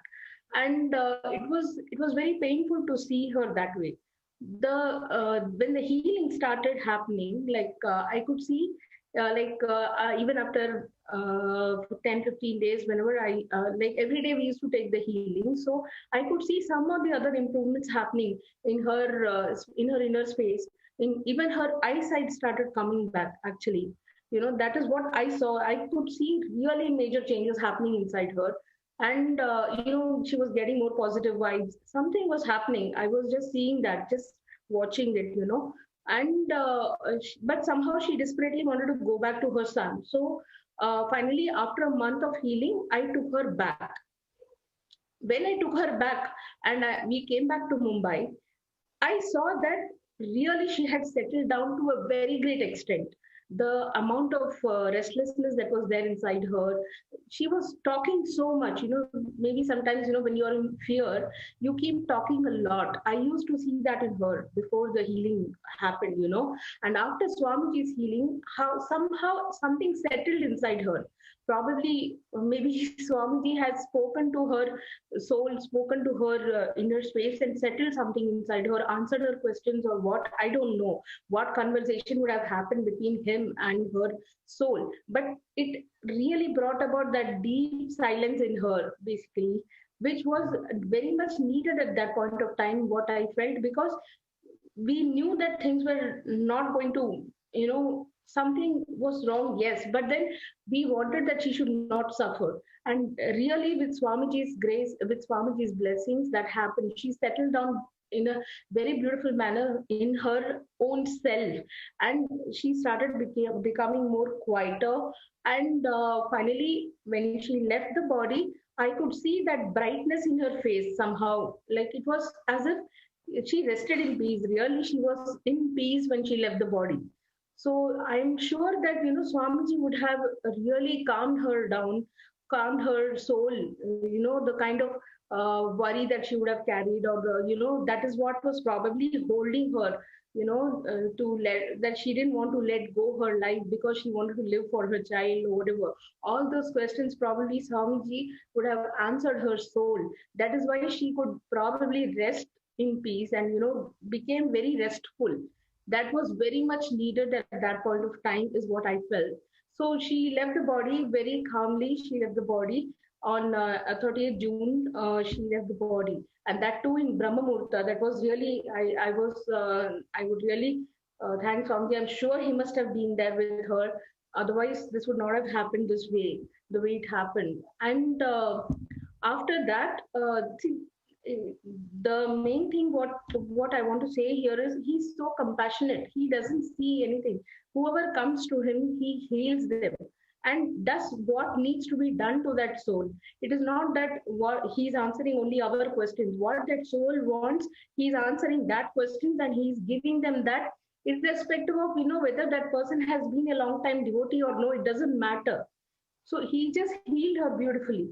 And for me, what happened after her death was when I was in Bidadi, again visiting Bidadi, I was feeling very guilty that I should have taken this step long time back. I should have brought her a few years back so that something other miracle would have happened, something would have happened, she would have gotten connected. These questions were just going around me, like, I was feeling very powerless. And I started trying sitting at the banyan tree on that day. And I was just asking myself, why did I do this? I should have brought her earlier. And when I was walking back from the temple, I met a sannyasi and she told me, no, it is not like that. The soul has decided to go. So she has gone. The best thing that you have done is you have brought her to Swamiji at this point of time. He will take care of her liberation. This is the message that I got at at Bidadi when the sannyasi told me. I am very sure this message was from Swamiji directly to me, so that he could make me understand that no, it is not your fault or anything. What needs to be done has already been done. So he has taken care of it absolutely, and I could actually see that all my doubts with respect to that, my guiltiness, all that also disappeared because of that. So this is a very major incident in my life, which really tells me that yes, only a guru can give you this kind of an experience and bring you out of all these confusions or whatever you call it, like the kind of sadness that we carry. Everything settles down inside you, and you become so beautifully restful that you can see things the way it is, not just blaming yourself or somebody for things happening in your life. That's what I would want to share, Ma. Thank you so much. Yeah, Nithyanandam. So just continuing what Ma said, even taking her to Bidadi was not easy case. Like it's like completely betting before the family. Okay, just moving her from X place to Y place is not a joke. She was in that condition. So we arranged all and we challenged it, because the one thing we were very clear that let anything happen, let it happen in Guru's presence. The only thing what we can do for father, mother, any relative, I know very well, is just connecting to Guru. If I'm trying to do anything by myself, I know I'm doing absolutely stupidity. Okay, we can give a good medication, we can talk, we can counsel, everything. The only thing we can do is just connecting to Guru. Today, okay, I mean, there are a lot of questions came. So I want to say this is about a little non-devotee. I just want to give one story of like my mother, who is absolutely a devotee, who is doing Shiva Puja, Guru Puja, perfectly connected with Swamiji in her own way. Couple of months back, she got hospitalized, and more or less it's a medically dropped or hand-washed case. To tell the story in short day, just 2 days, of course, she recovered and she came back. Then I asked her what's all happened. She said, first 1 or 2 days, nothing was available. I was just sitting with Swamiji and I was trying to complete what are the things with me. I mean, she never understands completion at all. Whatever she knows, she understands. But she said, first one day I was with Swamiji. She was telling all things to doctor, like, I'm just seeing Himalayas, some Shiva is there, some Kumbhabhishekam happening, something. She was talking to the doctor the whole day. Just 2 days, she got complete and came out. Within a week, she was normal. So how Swamiji gives the same power, same blessing, same energy to every soul whichever is connected, whether it's a devotee or non-devotee. It's not, obviously we cannot understand, and it's difficult. I mean, as a son or as a husband, wife, we have an attachment with an outer world, and we demand this is the way it has to happen. X result. So people say, hey, I sent to hospital, nothing happened. I sent to your guru, is it anything happening? I said, come on, you really don't know what's happened inside. It's a dealing, it's a connection between that particular. I remember Swamiji for that cancer case, he called us, and one day was half an hour he was explaining that what I'm trying to do and how much the soul can take. He was explaining it, and I'm just think, wow, what a compassionate. He was just explaining to see what I'm trying to do in this healing, how much she is taking as an important. So I'm just trying to connect. There is one case, my mother, just by simply connecting with Swamiji, she got healed and she came out, and she knows very well. She keeps repeating, if anything goes, if I'm going down, Swamiji is going to come and ask me. He promised me that, he is going to ask me. She will ask, then I will decide with him what. I mean, as if, he's talking to any other, as if going to flight to Bombay or Bangalore. She just say, Swamiji is going to come and ask, I'm going to tell him that what I have to do, and he will decide and he will give it to me. It's very simple and confident. Even a non-devotee, the soul needs some kind of a restful awareness. Swamiji would be able to give, and perfectly made her life journey further smoothly. Is it my other family members have understood it? I doubtful. Okay, they may not be understood. But what I'm just trying to tell all the viewers now is, we are in the pandemic situation. As Devi said, we are going to see death like crores and crores. We already started realizing it. Every day, more or less, we are getting the sad news from our relatives. So what we can do for it? This is absolutely a shocking question before us. In Ekshna Prashna, it's beautifully talking about, there is one pramana I want to share with you, all of you. Ahani ahani bodhani pravichandi himalayin sheshams thavaram vichanti hemacharyam idam param. When Yaksha is asking to Yudhishthira that what is so surprising to you, he said everybody knows that one day they have to get out of this world and they have to meet the death. But everybody thinks it will happen to others, but it will not happen to them. Okay, so all of our devotees, we know what is death. Swamiji said many times it is an auspicious thing, we have to celebrate it.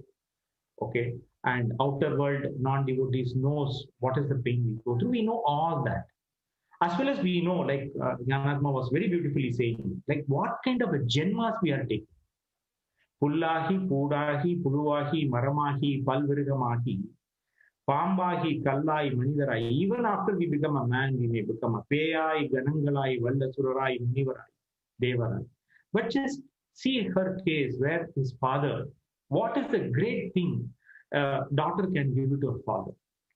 All this Pullahi, Pudahi, Puluvahi, Manidarahi, even after a man, you may become a Peyai, Ganangalai, Valdasurai, Munivarai, Devarai, Silla, Chella, Nendra, Tavara Sangamattu. All this thing he can wipe off and just like a jump, he can give a Videha Mukti and just make it near to him. Are we understanding this? Are we understanding the power of this? Yella pirappum pirandu ilaithe. We go through all the cycle by cycle by cycle. We understand, we just, how we can cut this. Probably logically, I may not understand this. I may not agree with it. I may not accept this. Let us understand one basic thing. There is a soul. More than any of us, it can connect with Guru. It can talk with Guru. And Guru can do best for us. This is a simple understanding we should get. And if needed, we have to forcibly to take this understanding to our relatives, friends, acquaintances, and everybody. You agree or not, there is a living avatar, there is a Guru. Okay. If you don't do anything, at least come for a death.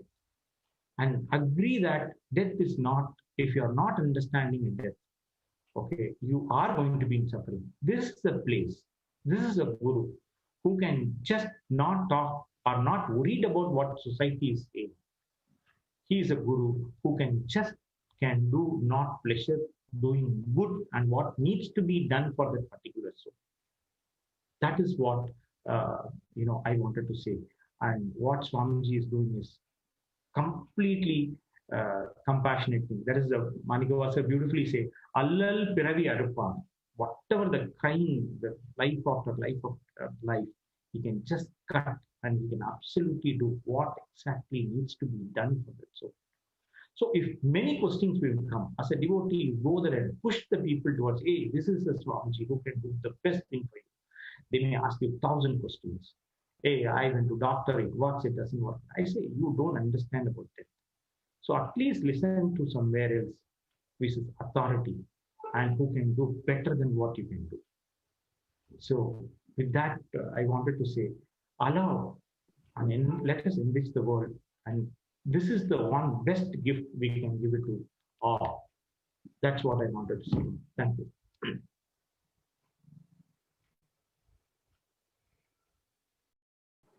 So beautifully said, Avimuktaya.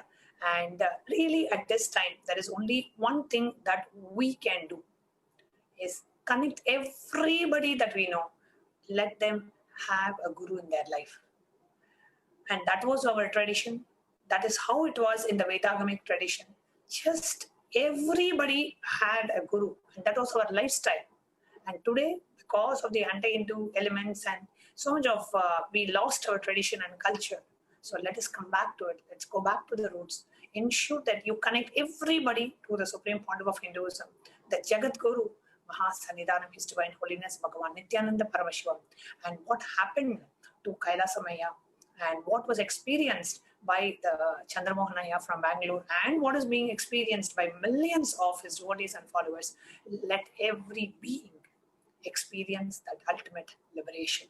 And all that we can do is share about the Supreme Pontiff with our friends and families and ensure everybody is connected to Swamiji so that at the moment of death, wherever they may be, wherever you are, you know you have given that being and that being is safe in the right hands of the avatar. So thank you so much, Sri and Ma Avimuktaya, for coming live and sharing your experience today. Thank you, Ma. Thank you, Ma. Nithyananda. Thank you. And dear viewers, we've had amazing support from each and every one of you, all of you sharing your experiences on the YouTube chat.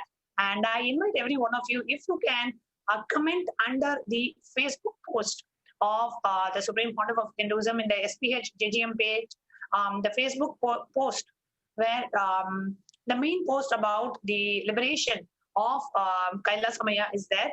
And I request every one of you watching this live stream to go to that Facebook post and comment under that Facebook post now, even if you had posted your comment earlier. If you listen to today's sharing and if you want to share your experience of how it was, please, I request every one of you to go to the Facebook post. I'm going to put the link to the Facebook post in the YouTube chat, and please share your experience in the Facebook post as a comment. I'm going to read some of the comments. So please go ahead and share your comments under the SPH JGM page. It is actually comes as a top post on the page.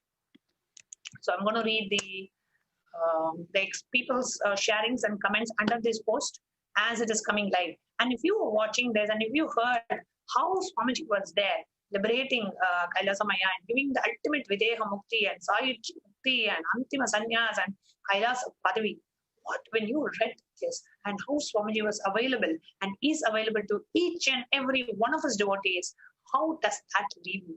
When you read this post and when you listen to today's sharing, what was the experience that you were left with? So please come on the Facebook live chat and sorry, not Facebook, Facebook live post, and do share your experience under that post. I'm going to project the comments.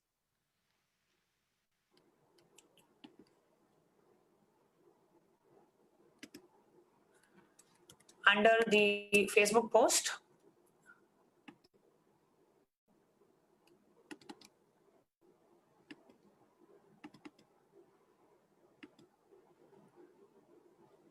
So this is the main Facebook post about the Atma Shanti of Kailasa Maya.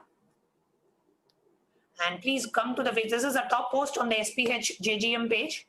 So I'm now opening the post. And I request every one of you to come under this post and share your experience of reading this post, watching and hearing to today's sharing. And what was it that clicked with you when you watched today's sharing, when you read this post? What was the experience that it left you with? Please go ahead and share in the post under this, and I'll be reading some of the comments that have been posted under this. So please come to this post and share your experience under this post on the SPH JGM page. If you watched today's sharing or if you read the post, and even if you had commented earlier, please come back and comment now, because I'm only going to read the comments of those of you who are posting it live right now, because there are 165 comments. So I'm going to only take live comments that are coming in. So we have the first comment is from Ma Tripuresha Nanda. She says, wonderful sharing, such great detailed sharing. Gratitude, Swamiji, such a blessing, liberating souls and guiding through difficult times. Being connected with the Guru is a blessing that is beyond one's comprehension. Swamiji's word resonate at this time as we read this. Guru is the manifest form of Paramashiva. Paramashiva is the unmanifest source of Guru. Wow, so beautifully shared, Ma Tripuresha. Thank you so much for posting your comment. It is so true that Guru is manifesting as Paramashiva is the unmanifest form of Guru, and Guru is the manifest form of Paramashiva.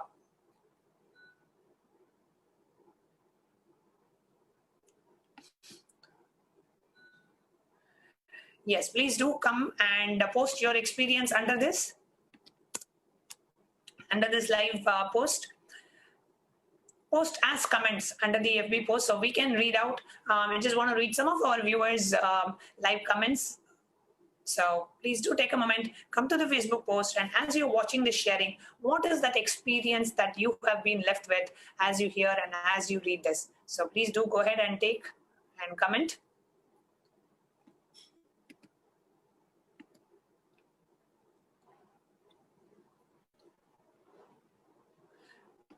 Okay, so we have Dr. Shanti Srivatsava from Bangalore. Dr. Shantima is saying, deepest gratitude, dear Jnanatma Swami. It's such a profound experience.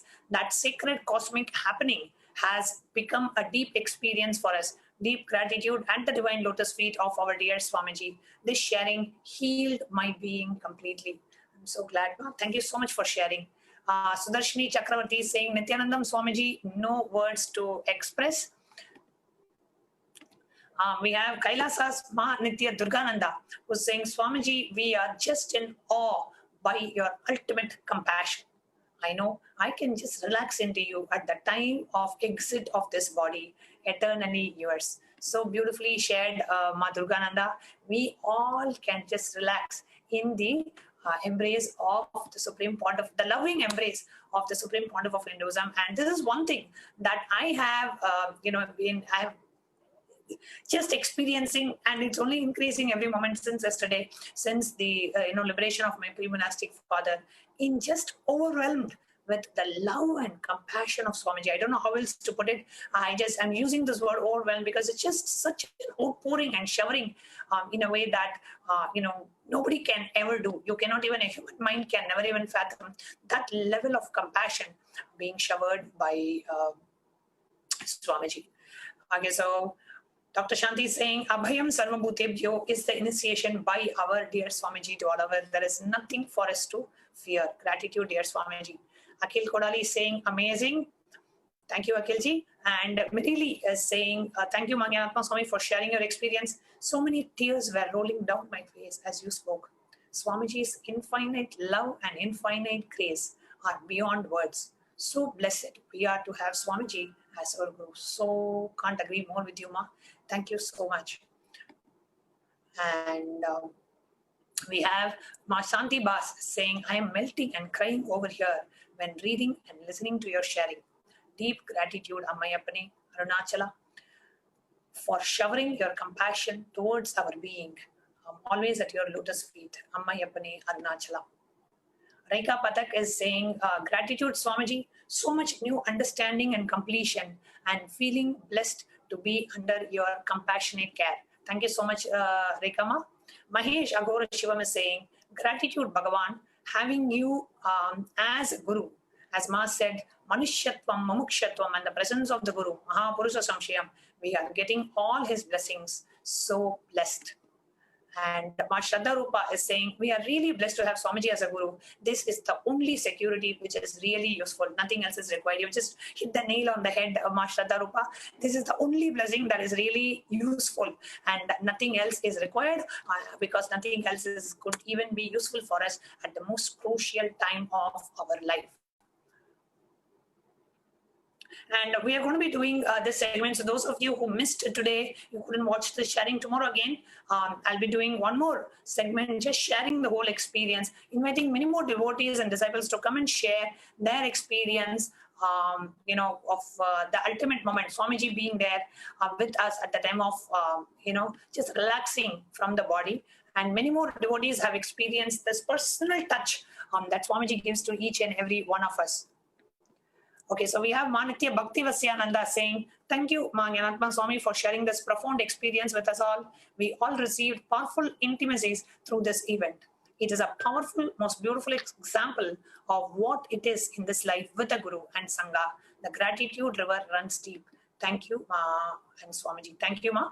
Manitya Brahmananda is saying, tears of fulfillment of Swamiji happened in our life as Ma Jnanatma Swami takes those subtle yet seem to be deep sighs of fulfillment there, not being that dry Vedanti at all. Thank you, Ma. And Ma Nitya Venkateshananda is saying, deep gratitude for your wonderful experience, Ma. Such an example of involvement and your sharing is so precious to show how we are blessed and showered without limit when we are at the service of our Guru. Actually, Ma Venkatesh, I just wanted to share. I feel so overwhelmed with Swamiji's love and compassion. I really wanted to share this with everybody. And I said, everybody needs to learn. Just listen to this, not even do anything. Just listen and understand and cognize how Swamiji is there in the most precious moments of our life. Only Swamiji is there. Only your Guru can be there. I just wanted to blow a trumpet and keep on telling, just have a Guru in your life. Nothing else. Just have a Guru in your life. You have everything in your life. You can just relax. There is no moment where a Guru will not be there with you.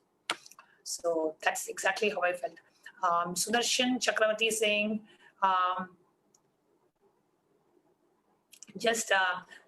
I think half of the message has come down. Till now, I am shaken and I'm not able to do anything. Just tears are flowing down. I can totally understand what you're saying, Sudarshanji. Just understanding what and how Swamiji is doing for each and every one of us just completely moves us. Devika Ma is saying, thank you, Jnanatma Swami, Jnanatma, for your sharing. Truly, Kailasa Maya is a blessed soul. I can resonate with your narration of events, and it helped me to realize how blessed we are to have Bhagavan in our life. Totally, Ma. Sudarshan Chakravarti is saying, deepest gratitude, Swamiji. And Kailasa Maya was my teammate, and we were together in Akashic. So nice to know that, Aya. Iris is saying, what an amazing experience. I cried so much watching this. Guru is the ultimate blessing. Wow. Thank you so much for sharing this. And Om Nithyananda Paramashivoham. Thank you so much, Iris ji, for coming live and sharing your experience. And at that moment, I actually wanted to thank the Tambram Sangha.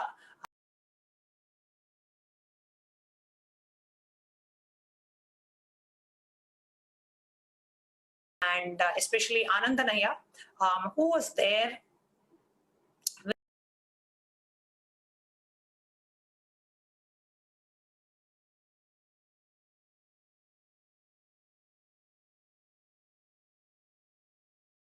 and my brother was in the US, and it was if a son would have done if he was there, because my pre-monastic brother was in the US at that time. He just landed on yesterday morning, but throughout supporting my pre-monastic mother was the Sangha there, and especially I really want to offer my sincere gratitude to Anand.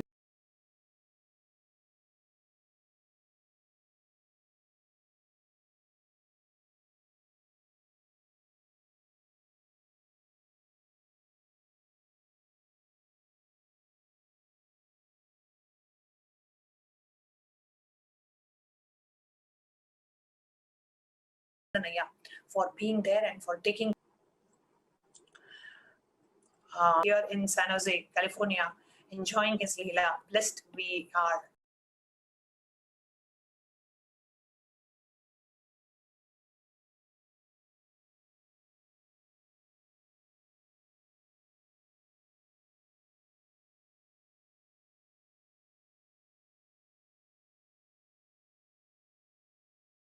Absolutely, my deep gratitude.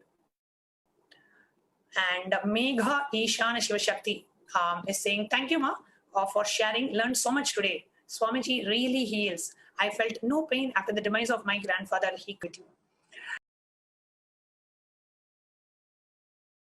And next we have and have seen them firsthand accepting their daughter taking sannyas. Deep gratitude for enriching our life with this sharing. Thank you so much, Milanji. Malala was saying, thank you, Jnanatma Swami. Sharings today are absolutely amazing. I am just touched the surface of the I am just touching the surface of understanding the real meaning of having Supreme Pontiff of Hinduism, Jagadguru Mahasannidhanam, His Divine Holiness Bhagavan Nithyananda Paramashivam as a Guru. Coming from another religious background, I can't stop being in awe of the beauty and the power of Hinduism. All of humanity must come to you, Swamiji, bowing down to your lotus feet, Paramashiva.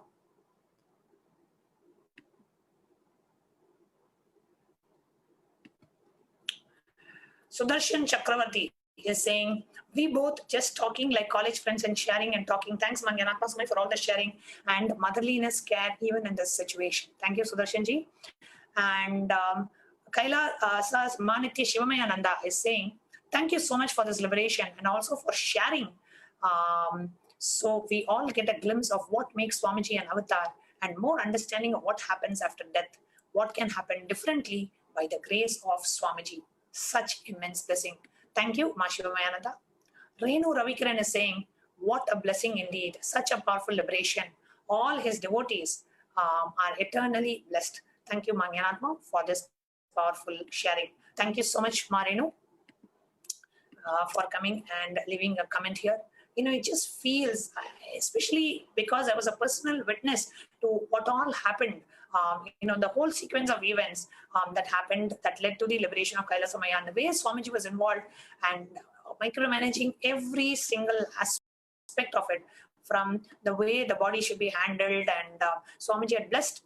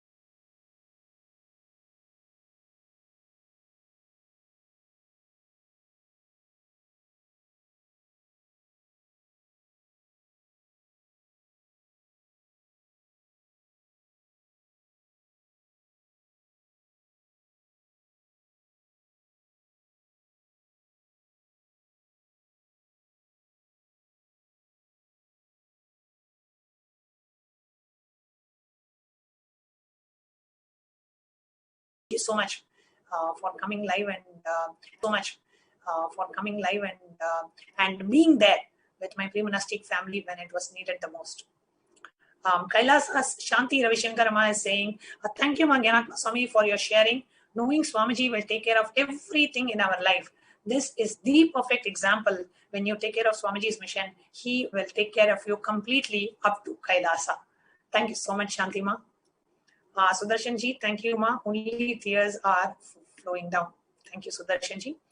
Srinitya Pushpalochanananda is saying, our condolences, Ma. Thank you for sharing with us that this divine process witnessed by the grace of Swamiji, it is helping us now and giving us courage in many levels. But also this kind of experience, this is shared, is a reassurance for us for all our moments of crisis. And the way you're holding yourself is an example for me personally. How you hold yourself, I find it really exemplary and of great importance to me. Pushpalochana, I just wanted to share the way I am holding myself is not me, is the way Swamiji is holding me. And especially when we go through the sannyas initiations and the sannyas rituals, in that process, a deep disconnection happens between you and your pre-monastic family ritualistically at the level of your muscle memory and biomemory. And Swamiji completes with all your past karmas, all your past baggage. So if I am handling the way I am handling myself now, it is not me, it is because of Swamiji, and it is because of Swamiji's initiation and the way Swamiji is holding me. So I'm just eternally grateful to Swamiji for giving me this opportunity, to giving me, first of all, the blessing of sannyas. Second of all, giving me this opportunity to witness this liberation in such close quarters. And third of all, just being there and liberating the soul and giving me this experience to witness this, this beautiful cosmic happening. I just feel so grateful to Swamiji Ayya. So whatever it is, I'm holding myself the way I'm holding myself today is just because of Swamiji and Swamiji's blessings and initiation. We have Vaishali Verma who's saying, deepest gratitude. I know it's Manitya Divyananda from San Jose saying, deepest gratitude to dearest Swamiji and Mahanyanatma Swami for such an amazing sharing. Couldn't control tears listening to your sharing.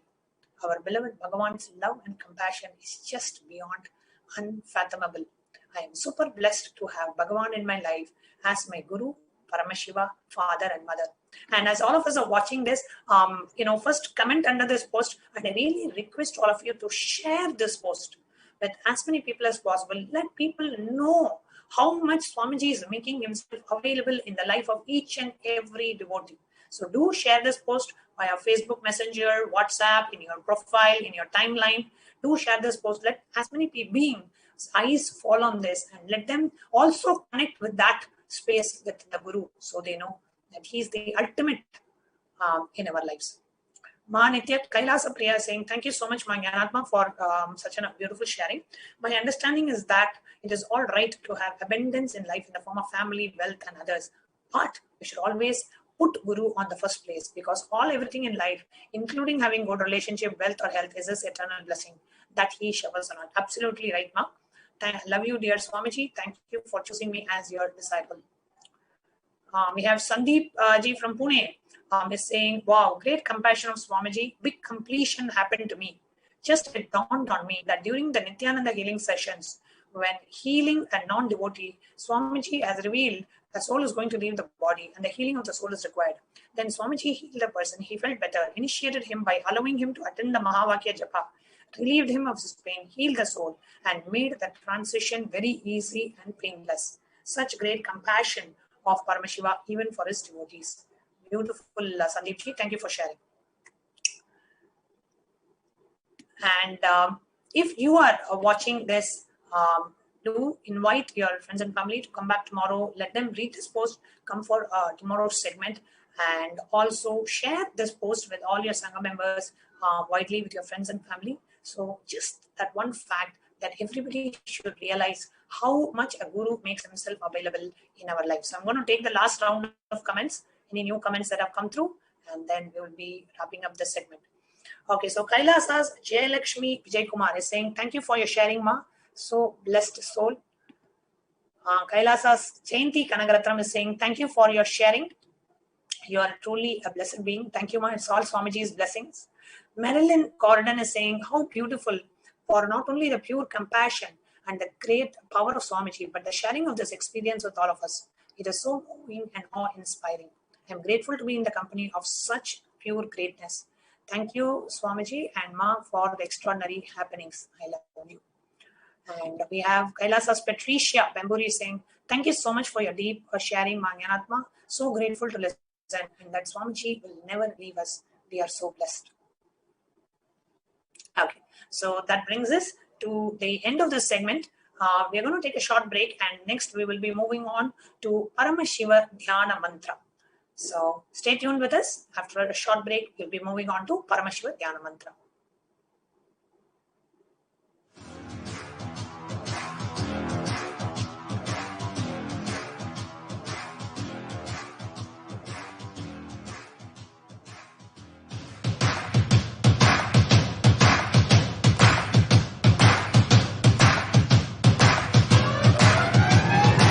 I welcome all of you, the whole world, to come and celebrate, enjoy not only the enlightenment ecosystem, the beauty of how it is getting revived. Be an insider for this great revival process. If you are an insider even for a startup company, you will understand not only the result of the company, even that being an insider is such a joy. Being an insider, when it was happening, is something extraordinary. So, I welcome all of you to come and be part of an insider. of this revival of Kailasa, the enlightenment ecosystem, sovereign order of Kailasa, Kailasa nation itself. I request and invite all of you to become e-Kailasian, get your free e-passport and make billions receive this free e-passport. If you start serving others, easily you will get out of many obsessive, compulsive, reactionary patterns and suffocations, because obsessive, compulsory, reactionary patterns are always centered on selfishness, arrogance, violence. If you start serving others, everything will become all right.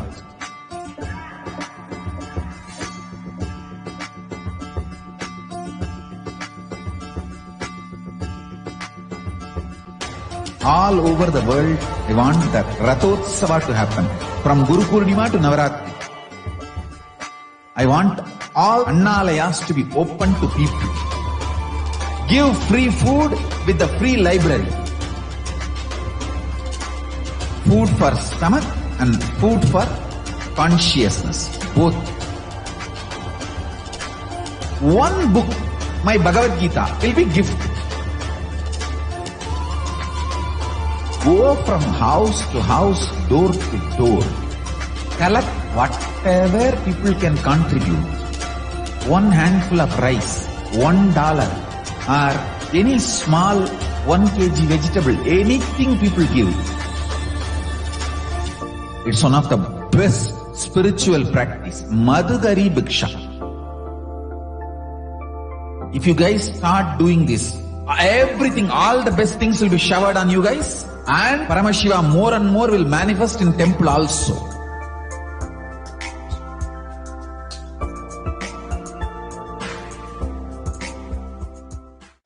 If you start serving others, easily you will get out of many obsessive, compulsive, reactionary patterns and suffocations, because obsessive, compulsory, reactionary patterns are always centered on selfishness, arrogance, violence. If you start serving others, everything will become all right.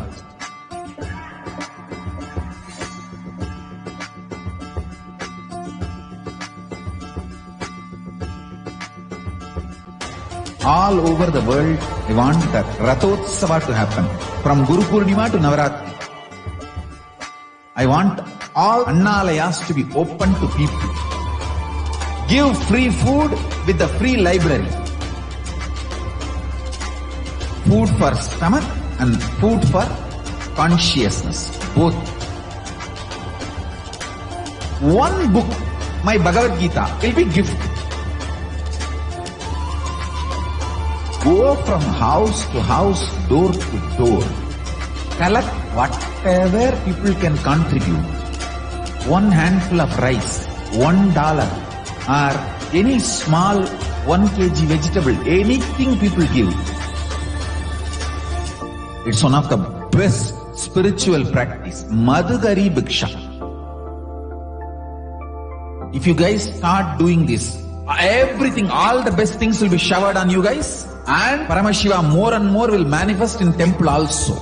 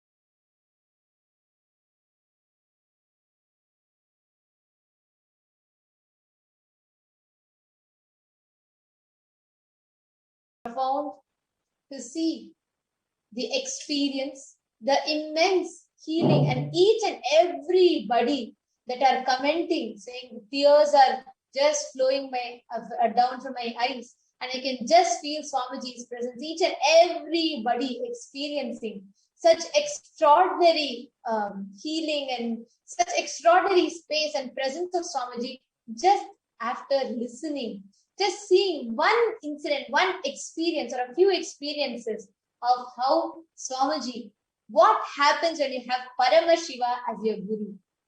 Now, just to make himself, Swamiji self, available to humanity, Swamiji has extended his own self in the form of mantra. Swamiji has birthed his own self in the form of mantra.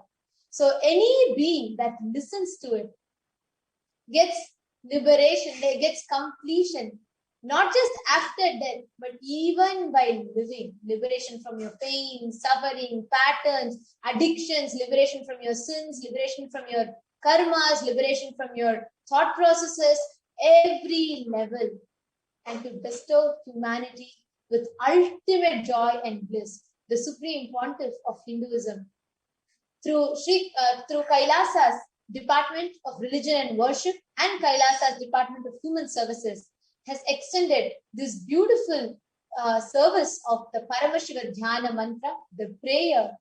The Paramashiva calls the prayer on behalf for each and every one. And today, we are going to be offering this Paramashiva Dhyana mantra to the whole of humanity. See, this transmission of spiritual energy happens through Nayana or look, Sparsha or touch, mantra or words. So this Diksha is actually literally a mantra Diksha directly from Swamiji that you are receiving. Anyone for whom this prayer is offered to will be bestowed with so much of health, long life, fulfillment, wealth, relationship, prosperity, abundance, breakthrough in their careers, jobs, etc.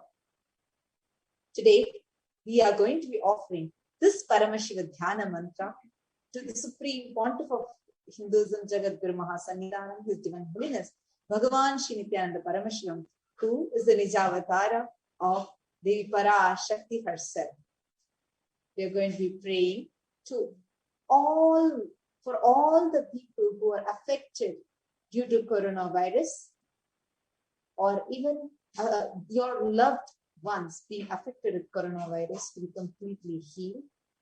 We are going to be offering our prayers for all the lives lost due to COVID-19. We are also going to be praying for all the countries that are affected with war and violence, all the lives that are affected with war and violence. We are going to be offering our prayers for all the places affected due to the natural calamities. We're also going to be praying for all the lives lost due to these natural calamities. We'll be praying for all of you. We'll be praying so that you have stability in your wealth, stability in your job, career, stability in your relationships, to have breakthrough and success in your career. We are going to be praying so that you are able to come out of the effects and side effects of this pandemic. We're going to be offering our prayers so that you are able to achieve what you want as a reality. We are going to be offering our prayers to Parashakti so that you are able to experience a complete completion with your biological mother and completion with the cosmic mother herself. We are going to be offering our prayers to Devi Parashakti so that you are able to experience healing in your bioenergy level, healing in your biomemory level, and healing in your muscle memory level. We are going to be offering our prayers to Devi Parashakti so that all the karmic package that is there upon you is completely burnt away and you are able to experience completion and liberation. We are going to be offering our prayers so that all the children that are orphaned are protected. All the old people who are orphaned are taken care of. We are going to be offering our prayers so that you are able to have completion in your family, so that you are able to have completion with yourself, with the four identities, the inner image, outer image, others image, and life image. We are offering our prayers so that you are able to experience a deep feeling connection with the Cosmic Mother. And you are able to experience the deep feeling connection with the Nijavatara of the Cosmic Mother, the Supreme Pontiff of Hinduism, Jagadguru Mahasanidhanam, His Divine Holiness, Bhagavan Shri Nithyananda Paramashivam. Now with this, let us all enter into the Paramashiva Dhyana Mantra. Anything that you want to manifest as a reality. And to anyone that you want to offer this prayers to, just remember them. We'll actually give you a pause in between where you can actually chant their names. And you can offer this prayers to them. So let us all get ready. So now let us enter into the Paramashiva Dhyana Mantra. Om Nithyananda Paramashivoham. Om Nithyananda Paramashivoham. Om Nithyananda Paramashivoham. Om Hrim Nithyanandaya Namaha. Om Ham Haum Shivaya Namaha. Om Nithyanandam Paramasukadam Kevalam Jnanamurtim Dvandvatitam Gagana Sadrisham Tattvamasya Ekam Nityam Vimalamachalam Sarvadhi Sakshi Bhutam Bhavaditam Trigunarahitam Sadgurum Tam Namami. I surrender to that Sadguru who is the eternal bliss, the bestower of supreme happiness, the one who is the embodiment of wisdom, who is beyond duality, who is omnipresent, to whom the supreme goal is giving the enlightenment experience, who is eternal, pure and unshakable, who is the silent spectator of all thought processes, who is beyond emotions, who is without the three qualities called the Sattva, Rajas and Tamas. We will now be entering into the conscious resolution. When you take a conscious resolution, the very sankalpa itself will deliver the experience. Om Mamopata Samasta Dvidakshaya Dvara Bhagavat Shri Nithyananda Paramashiva Prityartham. I am taking this conscious resolution today for destroying all my karmas and sins, and in order to please Bhagavan Shri Nithyananda Paramashivam. Asya Devadevasya Mahadevasya Akhilanda Koti Brahmanda Nayakasya. The next slide. Who is the God of all gods? Who is the greatest of gods? The Lord of the universes and multiverses. Who is the Lord of the cosmos? Sakala Jagat Srishti Sthiti Samhara Tiro Bhava Anugrahakya Panchakritya Parayanasya. The one who does the cosmic actions of creation, sustenance, rejuvenation, pulling out of delusion and liberation. Adimadhyantarhitasya aprameya parakramasya tattvartha gocharasya. The one who is the beginning, middle and end, the one who is immeasurable. Akara ukara makaratmaka pranavatmakasya rishabharudhasya mahadevasya. the one who is the essence of the Akara, Ukara, Makara, and the Omkara, and the one who rides the bull vehicle, the Rishabha, the one who is Mahadeva himself.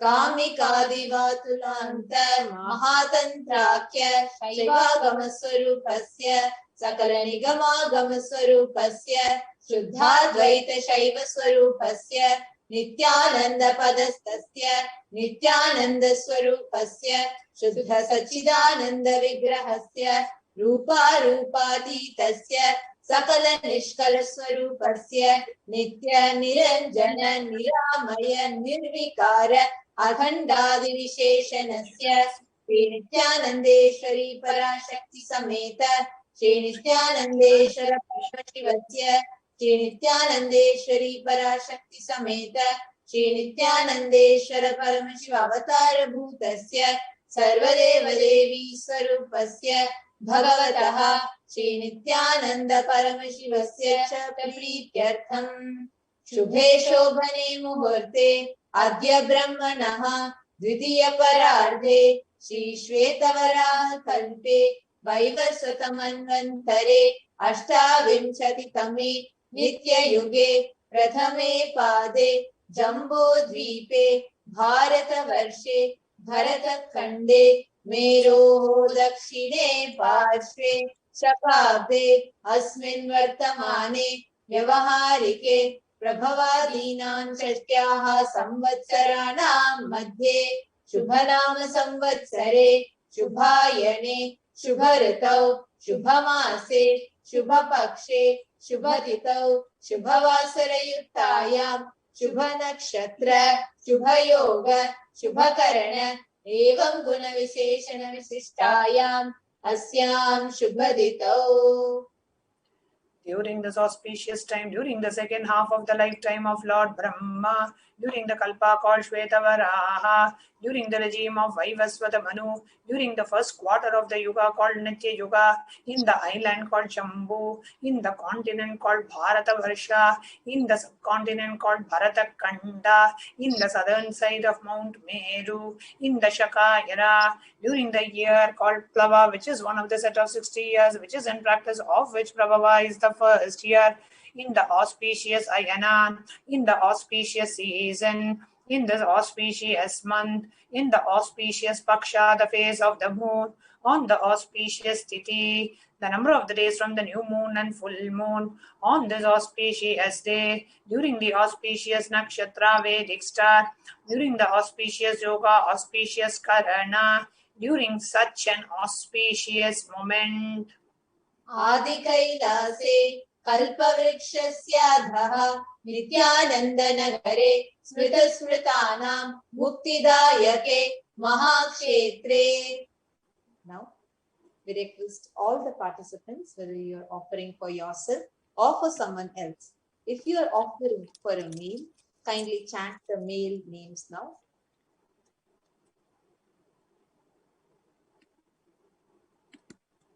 Namadheyasya.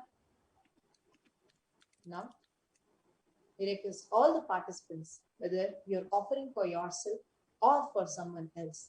If you're offering for female, kindly chant the female names now. Namnyaha cha yajamananam avayoho sahakutumbanam bandhuvarganam dayadivarganam mitravarganam sodaravarganam samesham.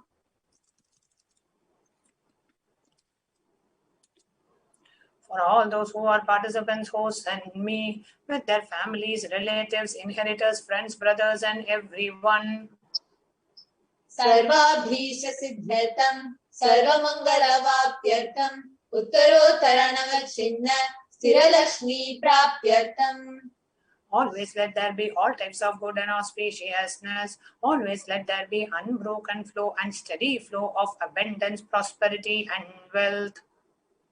Kutumbe sarvesham sarvabhisha siddhartam chintita manorathavapyartam.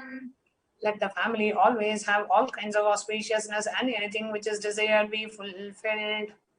Samesham adhivyadhivrityartham Sameshan Shiradipada-paryantam Vidyamananam Sameshu Angeshu Janita Janishyamana Sakala Vidha Nana Vidharuganam Vyapohartam Tadvara Rogadridagatra Vapuhu Siddhyartam. Let all the chronic diseases be healed. Let all kinds of diseases and disorders in the body, starting from head till toe, which has occurred or which is yet to occur in the various parts of the body, be healed. Let a strong, diseaseless, healthy, handsome and graceful body be obtained. Samesham Paraikartribhischa Yutakarishyamana Sakala Vidha Mantra Tantra Yantra Vishachurna Abhichara Stambhana Marana Uchatana Vidveshana Vashikaranadi Mantrika Prayogebhyaha Rakshana Praptyartham Tadvara Samesham Sarvabhishta Siddhyartham. Let the protection be obtained from all the evil effects of the acts performed by people either in the past or yet to be performed in the future through the use of mantras, tantras, yantras, poisonous spells, employing spells for malevolent purposes like making a person immobile, killing a person through vomiting and diarrhea, upsetting and ruining the health, poisoning, hypnotizing, etc. Apamrityu dosha nivrityartham Kala mrityu, akala mrityu, durmrityu nivrityartham. Let the doshas or ill effects related to death like destined death, unnatural death, fatal death be removed. Samesham antardrashti, bahidrishti, krura drishti, vyapara drishti, anukula drishti, pratikula drishti, ityadi sakalavidha drishta dosha nivrityartham. Let all the evil effects of evil eyes from known and unknown sources, effects of cruelty-filled eyes, evil eyes of business enemies, effects of evil eyes of people who may project as if they are our well-wishers, and the effects of evil eyes of people who are against our well-being be removed. Samesham antashatru, bahishatru, krura shatru, vyapara shatru, anukula shatru, pratikula shatru, ityadi sakalavidha shatru bada nivrityartham. Let all the effects of inner enemies and outer enemies, fierce enemies, business enemies, enemies who project themselves as good, and enemies who work against our well-being be removed. Samesha matrushapadi sakalavidha shapana vyapohanartham. Let the effects of all the curses right from the mother be removed. Anadi avidyavasanaya pravartamane asmin mahati samsara chakre vichitra bihi karmagati bihi vichitrasu yonishu punah punaha anekadha janitva. From time immemorial, due to ignorance, we get caught in the vast cycle of birth and death due to the effects of our action, and we take birth again and again in various bodies, which is quite strange. Kenapi punya karma visheshena bhagavataha Shri Nithyananda Paramashivasya aparimitaya kripaya idanintana manushya janma praptavatam. Yet, due to some good action, with the extreme and the immeasurable compassion and the grace of Bhagavan Shri Nithyananda Paramashivam, we have been blessed with a human body. Samesham iha janmani purva janmani janma janmantareshu sarvaihi kritana Shiva ninda devi ninda guru ninda dosha vyapohartam Shiva paradha devi paradha guru paradha dosha vyapohartam. Any kind of abuse we may have done to Paramashiva, Parashakti and Guru in the present birth, past birth, or in any of the births be removed. Any kind of crimes, offences committed against Paramashiva, Parashakti and Guru be removed.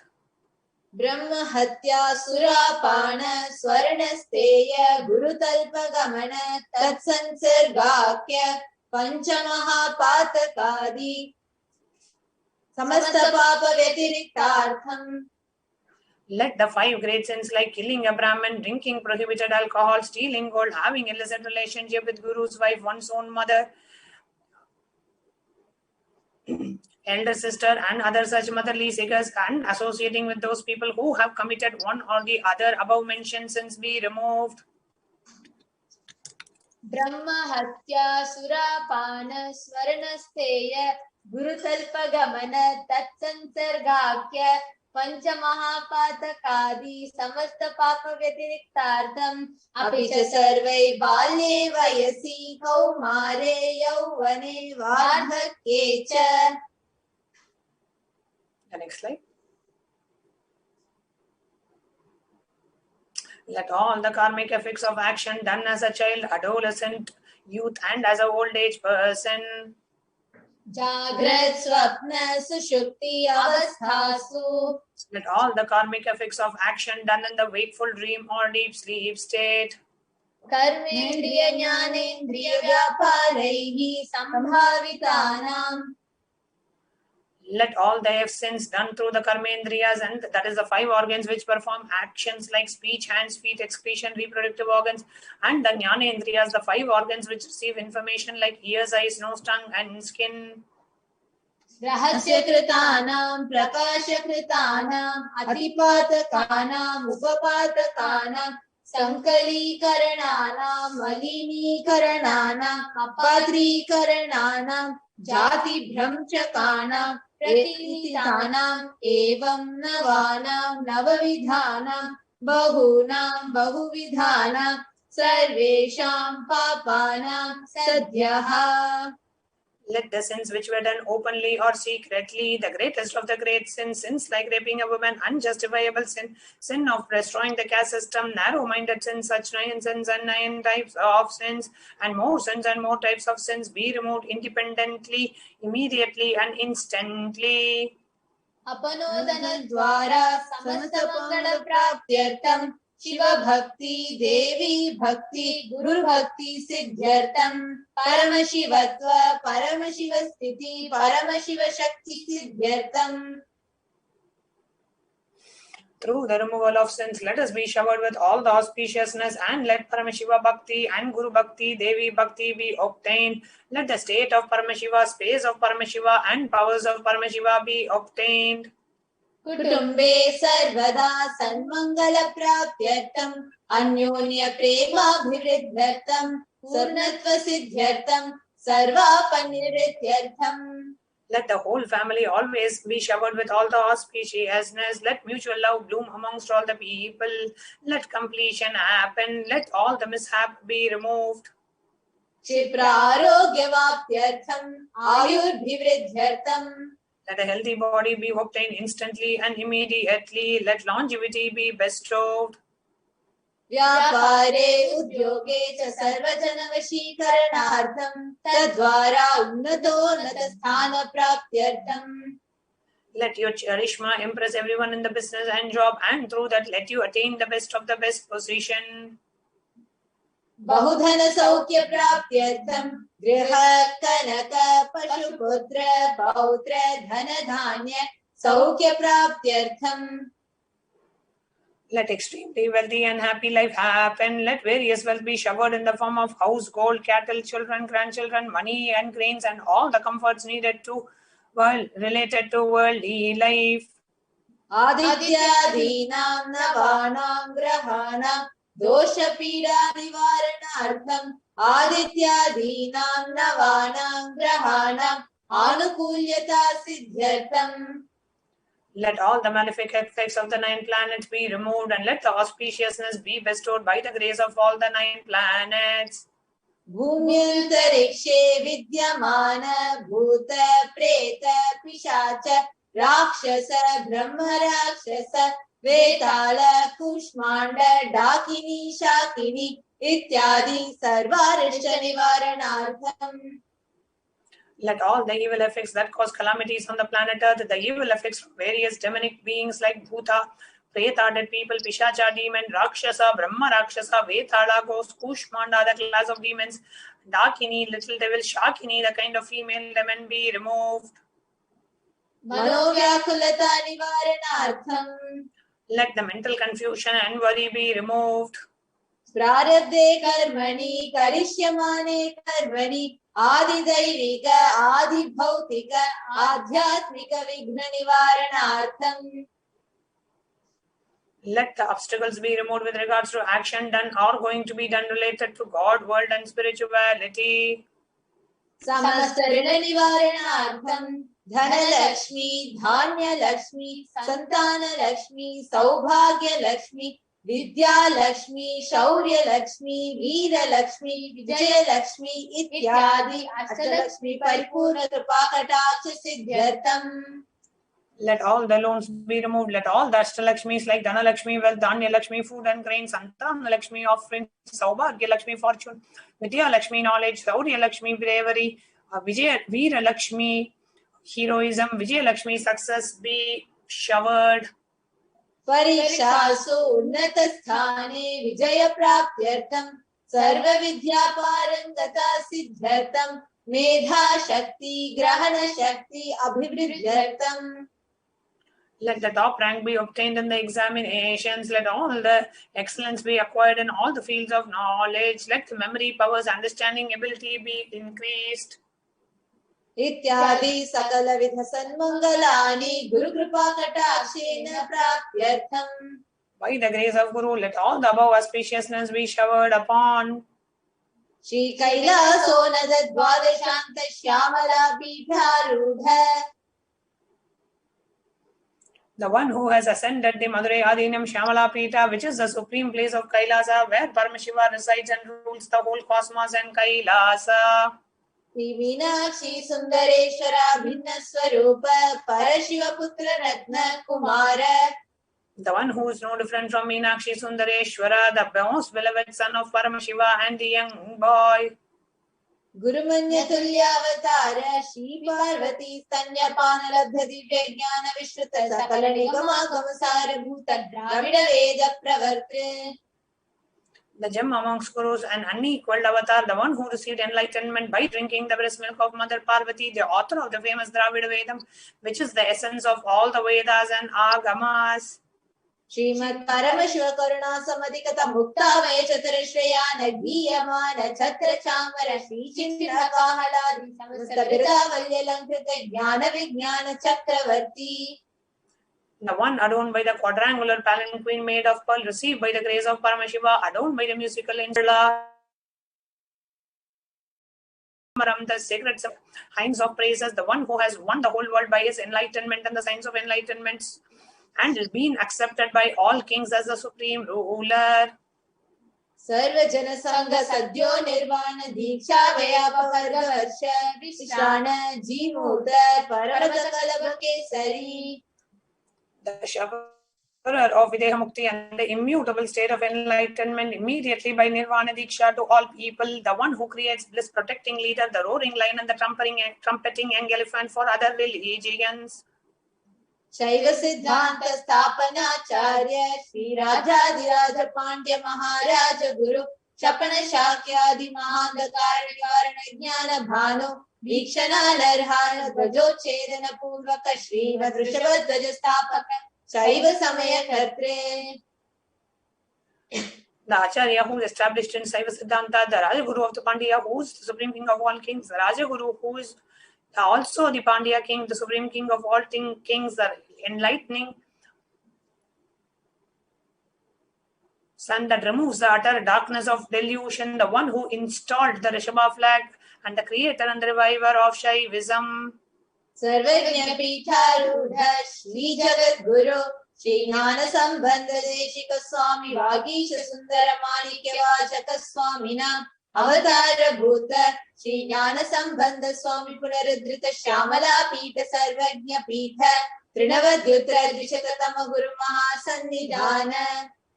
The one who is the ruler of the Sarvajna Pita, the seat of omniscience, the avatar of such above mentioned the Guru of the whole world, Shri Jnana Sambandha Deshika Swami, Appar Sundara Manikyavad Swami, Shyamala Pita Mahasamsthana, which was revived by Jnana Sambandha Swami, the 293rd Guru Mahasannidhana. Arunagiri Yogeshwara Paramparagata Arunachala Sarvajna Pita Guru Mahasannidhana. The one who has ascended the seat of Arunachala Sarvajna Pita in the lineage of Arunagiri Yogeshwara. Kailasa Paramparaghata Kanchi Kailasa Sarvajna Pitha Trayastrim Chadudrajatama Guru Mahasannidhana. The one who has ascended the seat of Kanchi Kailasa Sarvanyapita as the 23rd, 233rd pontiff in the lineage of Kailasa.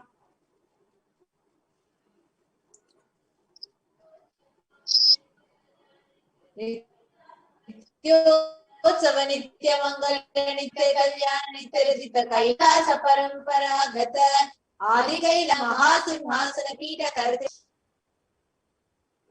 The creator of the Nithyananda Pita Mahasamsthana Mahasimhasana Pita, which is eternally celebrating, auspicious, festive, and having the attracting energy of enriching.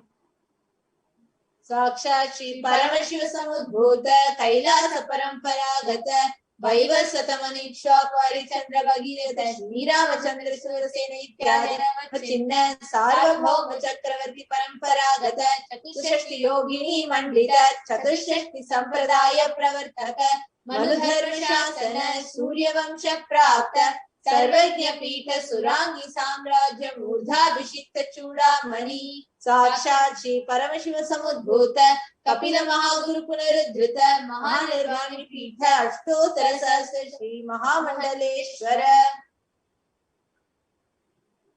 The 1008 Sri Mahamandaleshwara of Mahanirvani Pita, established by Bhagavan Paramashiva himself and revived by sage Kapila. Sakshat Shri Paramashivoham Abhishekta Samasta Ganayaka Shri Mahaganapati Samarambha Anavachinna Pithadishwara Guru Parampara Prapta Atala Pitha Ashtotara Sahasratama Ashtotara Sahasra Shri Atala Pithadishwara. The 1008 Sri Atala Pitadishwara of Atala Pita, which has an unbroken lineage of pontiffs starting from Mahaganapati, who is the leader of the Ganas, who was coronated by Bhagavan Paramashiva himself. Dharma Mukti Swarga Puraswarna Pitha Trayo Vimsha Guru Mahasannidhana. The 23rd Guru Mahasannidhana of Dharma Mukti Swarga Puraswarna Pita. Kailasa Paramparaghata Adi Pita Sarvajna Pita Jagat Guru. The Jagat Guru of Adipita Sarvajna Pita in the lineage of Kailasa. Shri Kailasa Punaruddharaka Shri Kailasa Paramacharya Srimad Paramahamsa Parivrajaka Varya Satchidananda Pranava Swarupa Shotriya Brahmanishta Srimad Jagat Guru Shri Bhagavat Shri Nithyananda Paramashiva Shri Jnana Sambandha Deshika Paramacharya Swaminam Priyatham. Who's in the state of Paramahamsa, the Acharya of all sannyasis and Prarajakas, the embodiment of the pure truth, consciousness and bliss, and the embodiment of the sacred syllable Om, the knower of the Vedas, the one established in superconsciousness. Tesham Padaravindayoho Bhakti Siddhyartam Guru Kripa Katakshi Siddhyartam Shema Stairya Virya Vijaya Ayura Rogya Aishwaryanam Abhiridhyartam Dharmata Kamo Chiturvidha Parapurushartha Siddhyartam Samasta Dritopashantyartam Samasta Mangala Bhaktyartam Bhagavad Shri Nithyananda Paramashiva Prasadena Sakutumbhasya Jnana Vairagya Jivan Mukti Praptyartham Cha Shri Nithyanandeshwari Parashakti Sameta Shri Nithyanandeshwara Paramashivasya Shri Nithyanandeshwari Parashakti Sameta Shri Nithyanandeshwara Paramashiva Avatara Bhuta Sarvadeva Devi Swarupasya Bhagavataha Shri Nithyananda Paramashivasya Cha Dhyana Shodasopachara Sarvopachara Archanaradhana Pujam Prarthanam Karishye. Om Ananda Gandhanilayaya Namaha. Om Bhavaroga Bheshujaya Namaha. Om Kalpatarave Namaha. Om Pashupataye Namaha. Om Pashavimochakaya Namaha. Om Ipsitapaladayakaya Namaha. Om Bhagyavritti Parivartakaya Namaha. Om Madhavyadhi Vinashakaya Namaha. Om Samasta Kalyana Gunanvitaya Namaha. Om Vidadipurishaaya Namaha. Om Shri Kailasapataye Namaha. Om Shivashakti Swarupaya Namaha. Om Hri Nithyanandaya Namaha. Om Ham Haum Shivaya Namaha.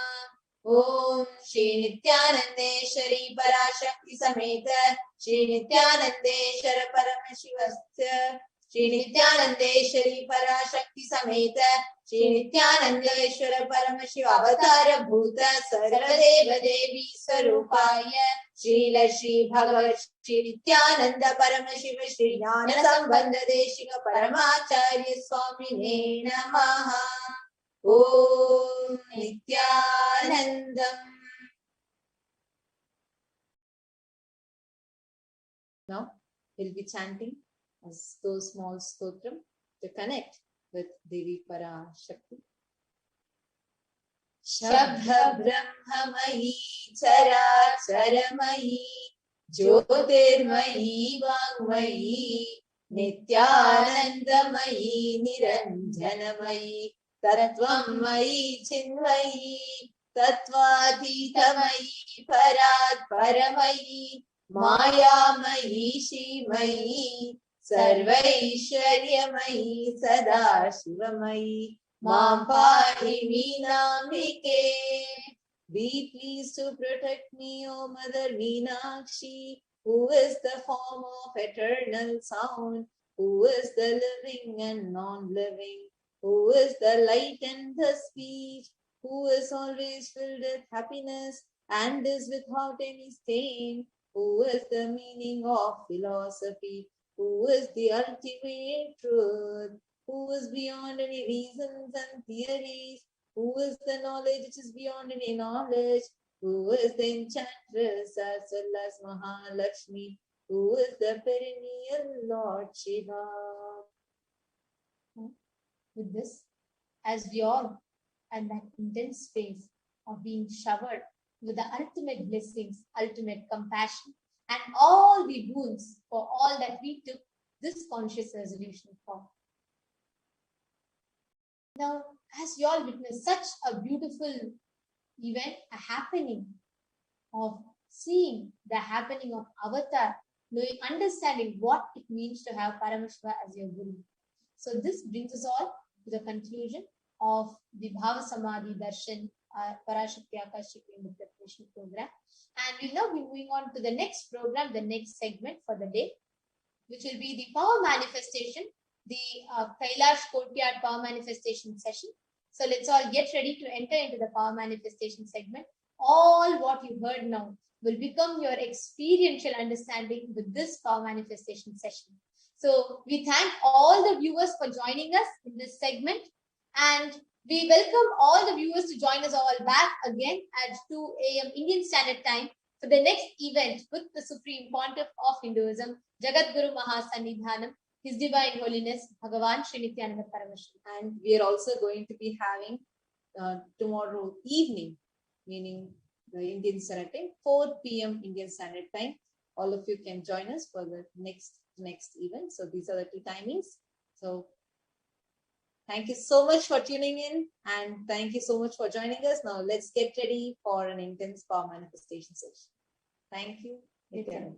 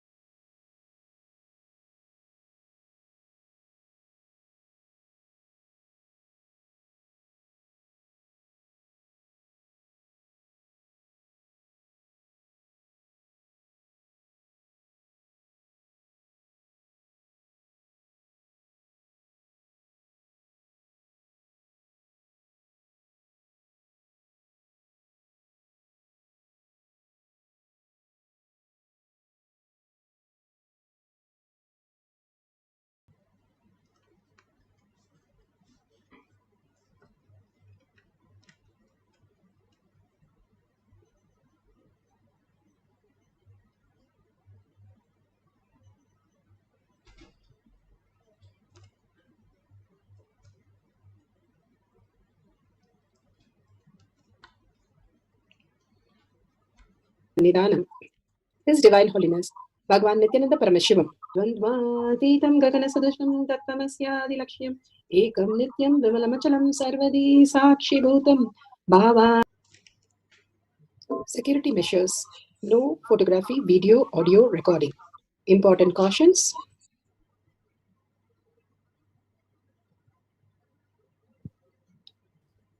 please be aware of the important cautions.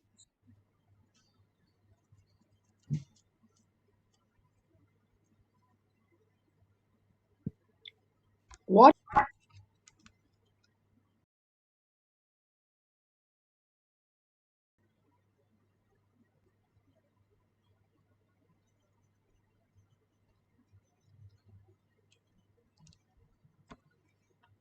is spa manifestation? Let's hear from Bhagwan himself explaining what is spa manifestation. All the 25 states of consciousness, when they happen in you, due to your chemicals and hormones ups and downs, it is powerlessness. When it happens in you, out of your free will and consciousness, it is powerfulness. That's all. When you fall into sleep, it is powerlessness.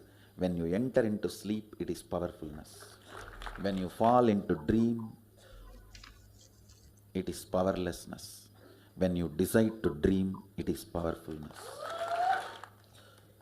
So I have added the ultimate powerfulness, Turiyatita, in your whole being and doing.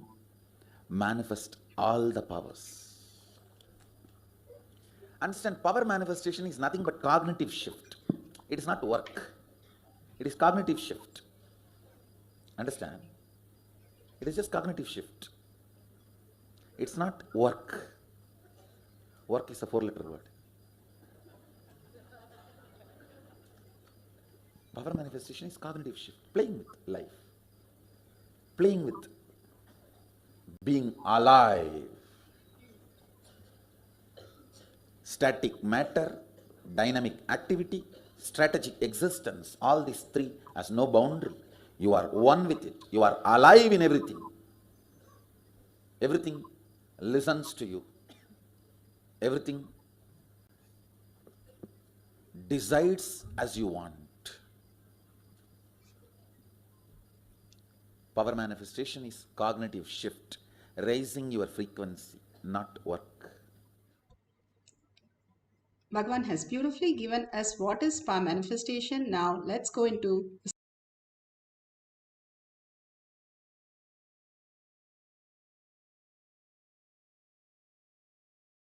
science of power manifestation. The science of power manifestation. Understanding a science. Science is something repeatable and it is possible by anybody.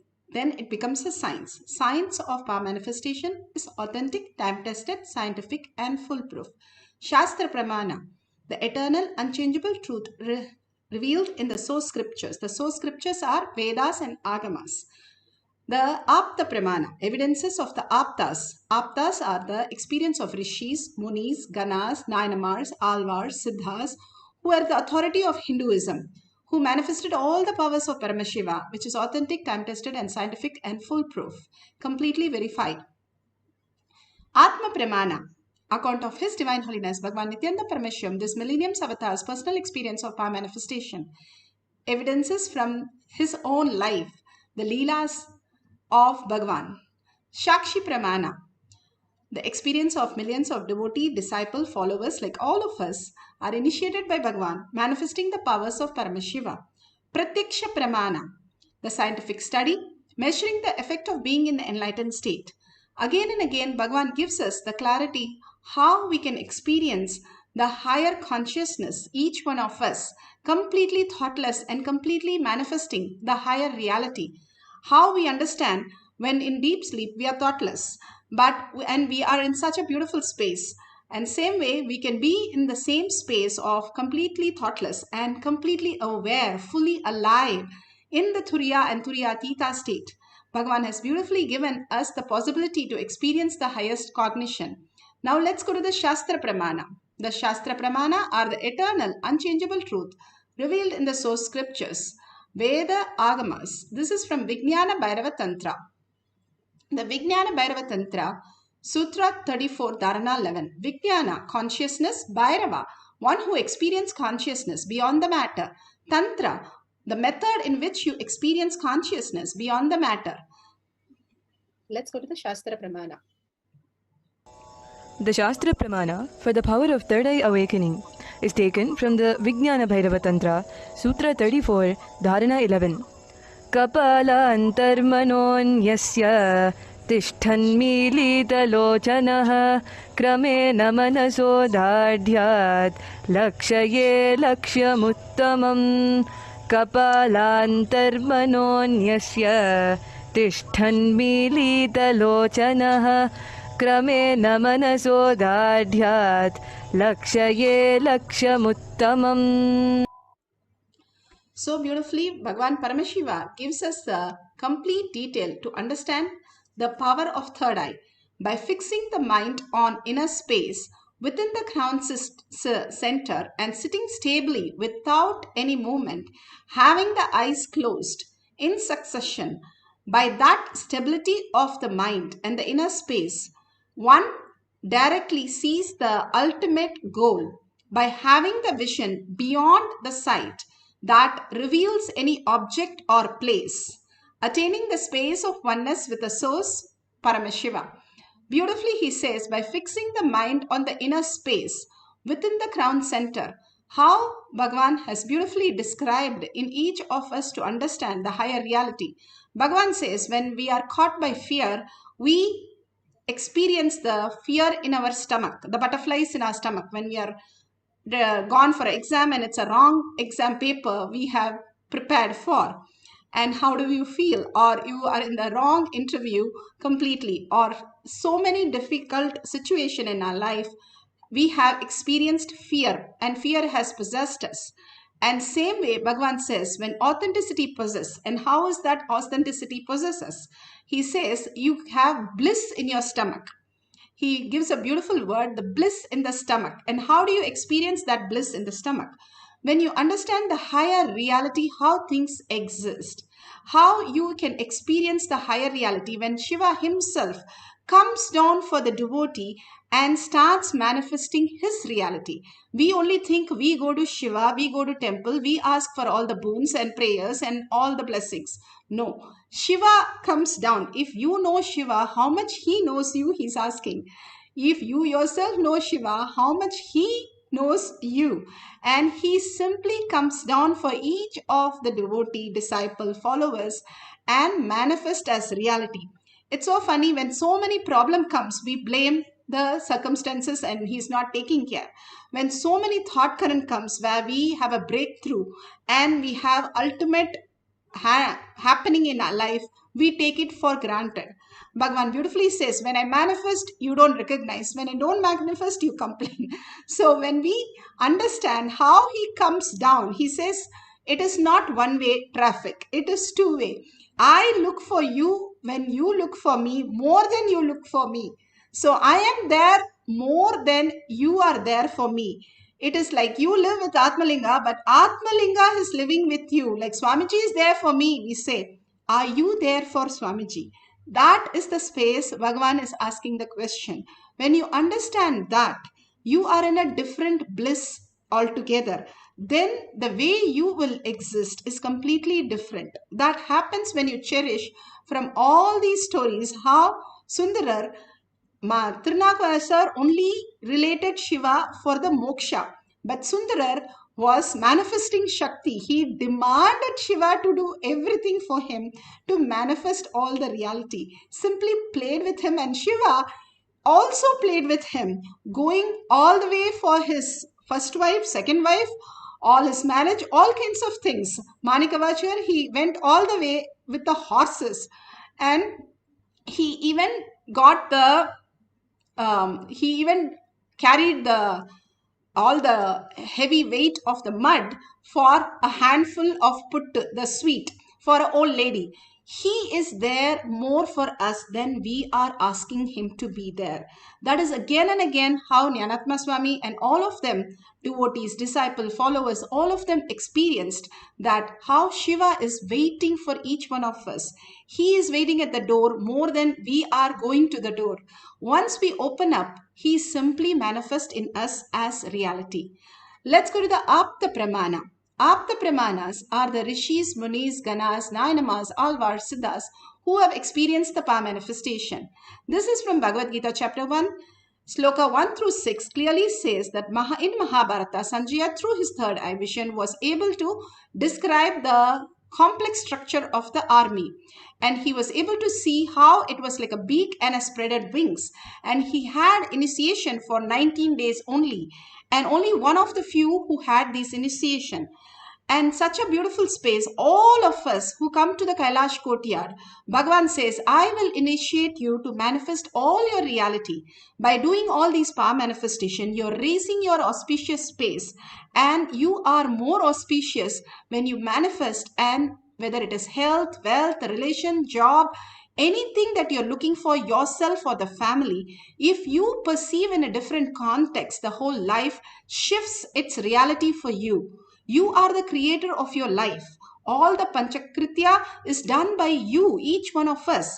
When we understand the higher reality or the purpose why we are here and start focusing on the higher purpose of Paramashiva and his leelas for each of us, enjoying that, we'll be in a higher state manifesting higher powers. The Apta Pramana clearly shows anyone can experience the highest reality just coming to this courtyard, getting the initiation and manifesting these powers of Paramashiva. Let's go to Atma Pramana, where Bhagavan beautifully says how in quantum, how we occur. We only know us, as Bhagavan says, as 5% as body and 5% as mind.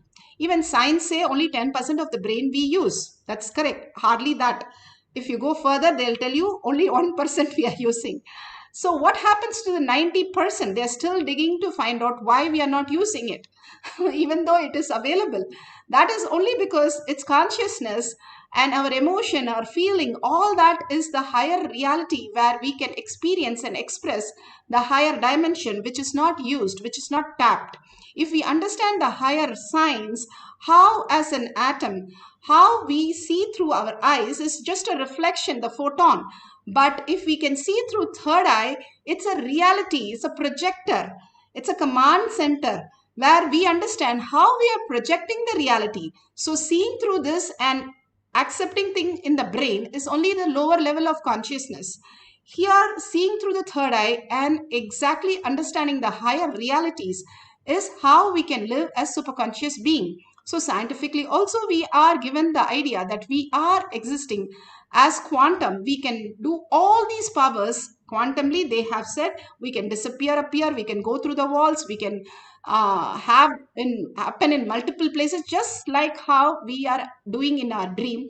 We can manifest in the reality that Bhagavan says is exactly sensed by science in quantum. So if we understand the higher science, the material we are made of, we can manifest any powers. Now Bhagavan explains that beautifully in this narration. Such a powerful cognition that Bhagavan is giving us to experience the ultimate.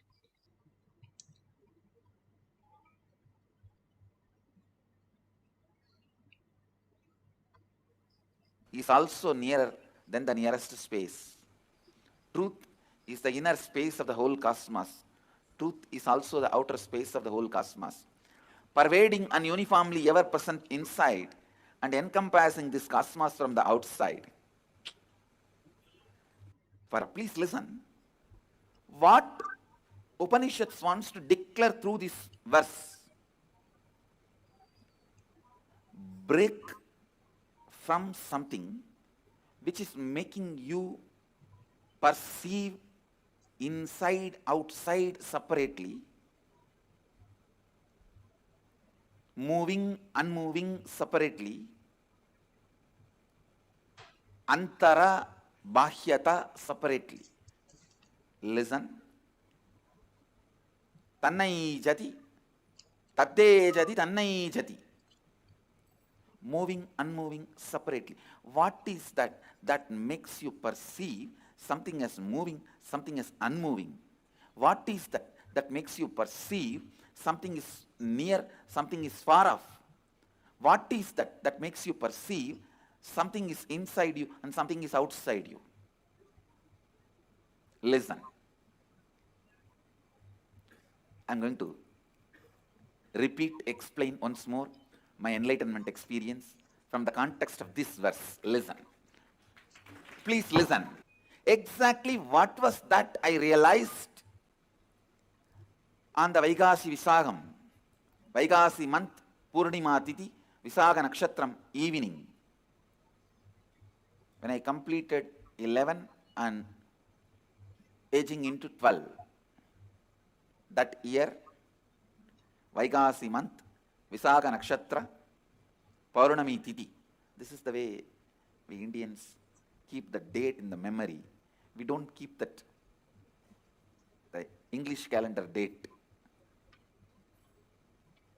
Somehow, I always kept only based on the Tithi and Rasi and Nakshatra. And so now if you can Google and find out exactly what is the date.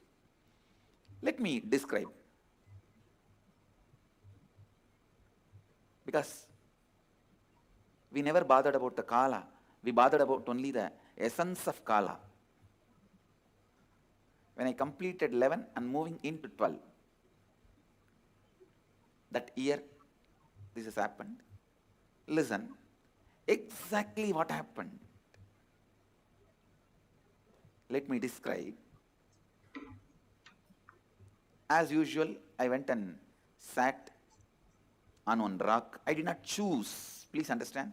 I did not choose. It was just a casual. Usually I'll sit here, there. Somehow, that day I sat on one rock, which has become a Tirtha Kshetra now for all our devotees and disciples. I sat casually.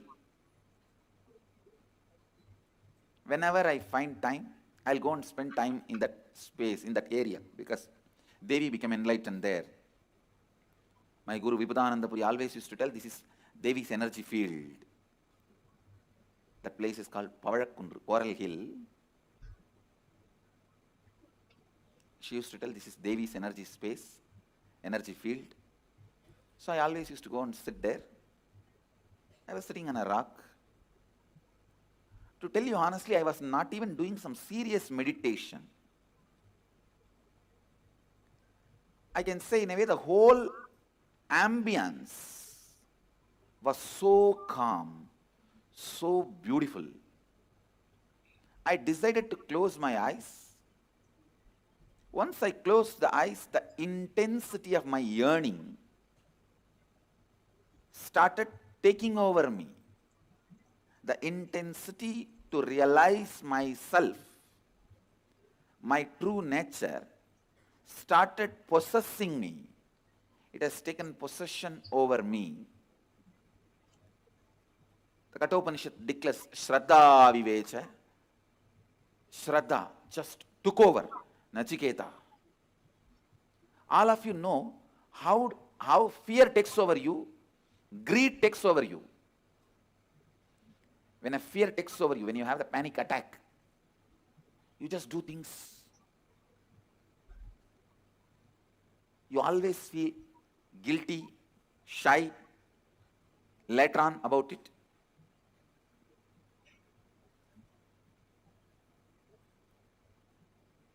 You repent for it. You don't know why you did it. Same way, when lust takes over you, when greed takes over you, you do things which you can never logically justify even to yourself. But when authenticity takes over you, it will be 10,000 times more intense than fear taking over or greed taking over. It will be 10,000 times more intense, powerful.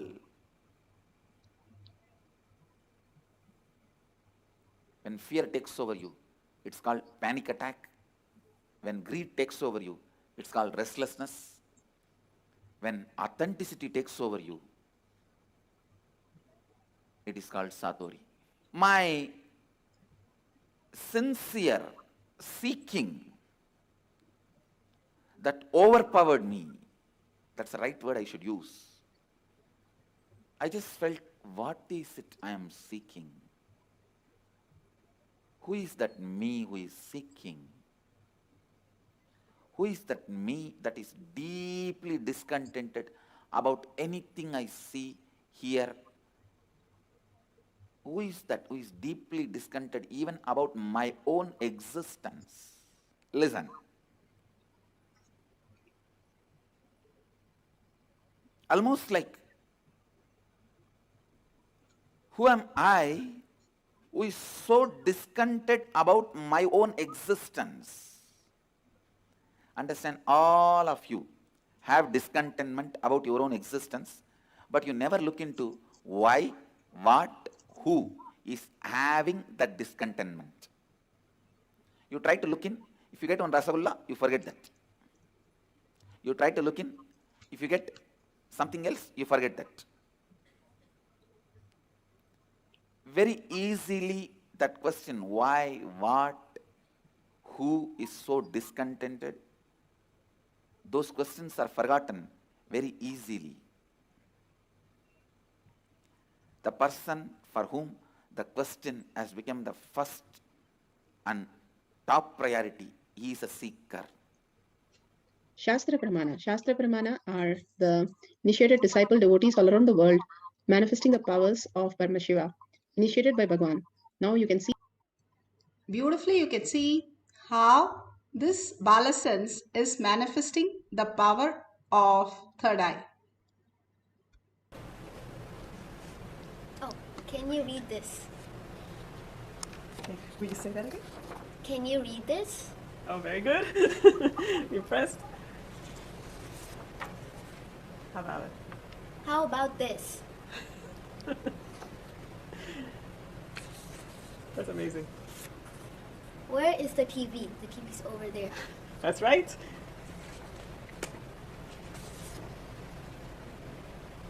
Where is the red jacket? I don't see it. There is no red jacket, that's right. Okay, this is an instruction.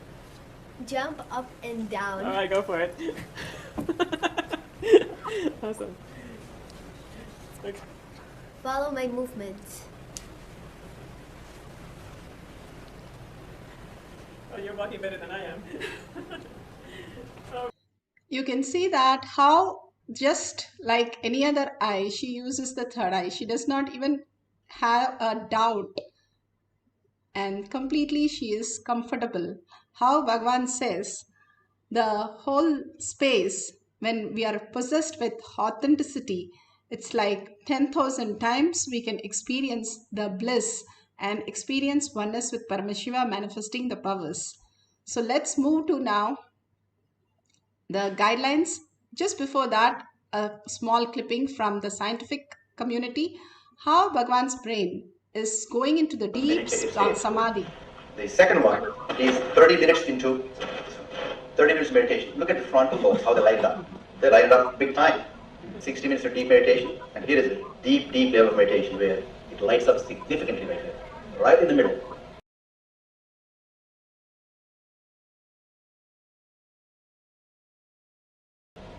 Inch and a half, 2 inches deeper. From time immemorial, it is believed that great masters are always in the state of bliss or causeless happiness. They are unconditionally happy. With modern sophisticated equipments, we are able to detect this truth that dopamine secretion is always abundant in the case of Paramahamsa Nithyananda. The D really stands for divine spark. The D also stands for delight and the dopamine spark. What's also interesting is that he could at will go in and out of the state. So we asked Swamiji when he came from the scanning room, when we saw this one, we asked Swamiji, what were you exactly doing when so and so thing happened? He didn't know what was there. He did not see the pictures yet. He said, really interestingly, there were 3 people there. He said, I opened my third eye. And that's stunning because I learned about third eye as a child. Didn't read about it for a long time, what it is today. But what he said was, I asked him to describe more in detail what does he mean by third eye. And he said, it's a deep meditative state. It's probably very, very deep state. But he said, it looks like a small petal on one side, going and joining, another side, another petal comes and join together, and then it becomes the third eye, like a blissful state that you experience and move in the third eye. So that's really a very, very interesting and fascinating finding, and we're going to talk about it for a long time. So beautiful. The doctor describes how the experience of third eye by Bhagwan, he just goes, walks in and walks out whenever he wants and experience the highest cognition. Beautifully, he explains how the third eye is so bright, like Bhagwan says, it's so bright they could not see the screen. And when asked Bhagwan what was he doing, he said, I'm opening my third eye. Like we are opening our fingers, he's opening our third eye. And you can also experience the same thing if you understand that Bhagwan is manifesting through you as reality constantly. And if you have an eye band, that's wonderful, like the one which is in the screen. And if you don't have the eye band, please make sure you have some cloth which you can tie up and a paper there so that no light passes there. And a beautiful book with colorful pictures and bold letters and numbers. That will be really nice to do the third eye reading. If you have Jnananjan in your locket in Kantamala, you can apply in the third eye and your temples. If you do not have, that's fine. Please set up your camera to capture all these great moments. Again and again, if we capture all these great moments, we are entangling into the beautiful space. When you watch it again or share it with anybody, they also experience the same space. Have a pencil and paper with yourself so that you can write down whatever Paramashiva is showing. See, when we use these two lenses, it is a lens. It just reflects the photon and puts the picture at the back of your brain. That's all is happening. But what happens in the third eye, you have to experience that, and you can experience that only when it is nice and dark. Why you need nice and dark? For example, stars are there. In the daytime, we are not able to see the stars. It's because of the light is too much. Same way, the light is constantly coming and hitting on the photon. If you just close your eyes also, it's still bright. But when you close with your eyes or something very clearly, you can focus more on your third eye. It's like a screen here. It just appears whatever letters or numbers or pictures you're seeing, it just appears, and as you start seeing through a whole, like everything is seen very clearly and distinctly, even though it is not something what you see like your eyes. So close your eyes so that there is no light passing it. Many balasans used to say when they do the power manifestation, please put the patch and put the eye band. We used to wonder why they want it more darker, because then it becomes more clearer for them to see through the third eye. So make sure you're not just closing your eyes, you wear an eye band on your eyes so that no light enters, so that you can more see where in the third eye it is appearing. If you see, Bhagavan says, if you put a triangle and see in both these corners, and something which merges into this place is the third eye. And he has given beautiful third eye kumbhaka, trineta kumbhaka. You inhale through the left nostril, hold. You inhale through the right nostril without exhaling, hold as long as you can, and inhale through both the nostril without exhaling and hold. And when you are comfortable, exhale only after these 3 steps. Exhale only once through the left nostril. And do not remove your right hand. Let it be closing the right nostril. Only your left nostril. Again, inhale through your left nostril, hold. Inhale through your left nostril without exhaling, hold. Inhale through both the nostril, hold.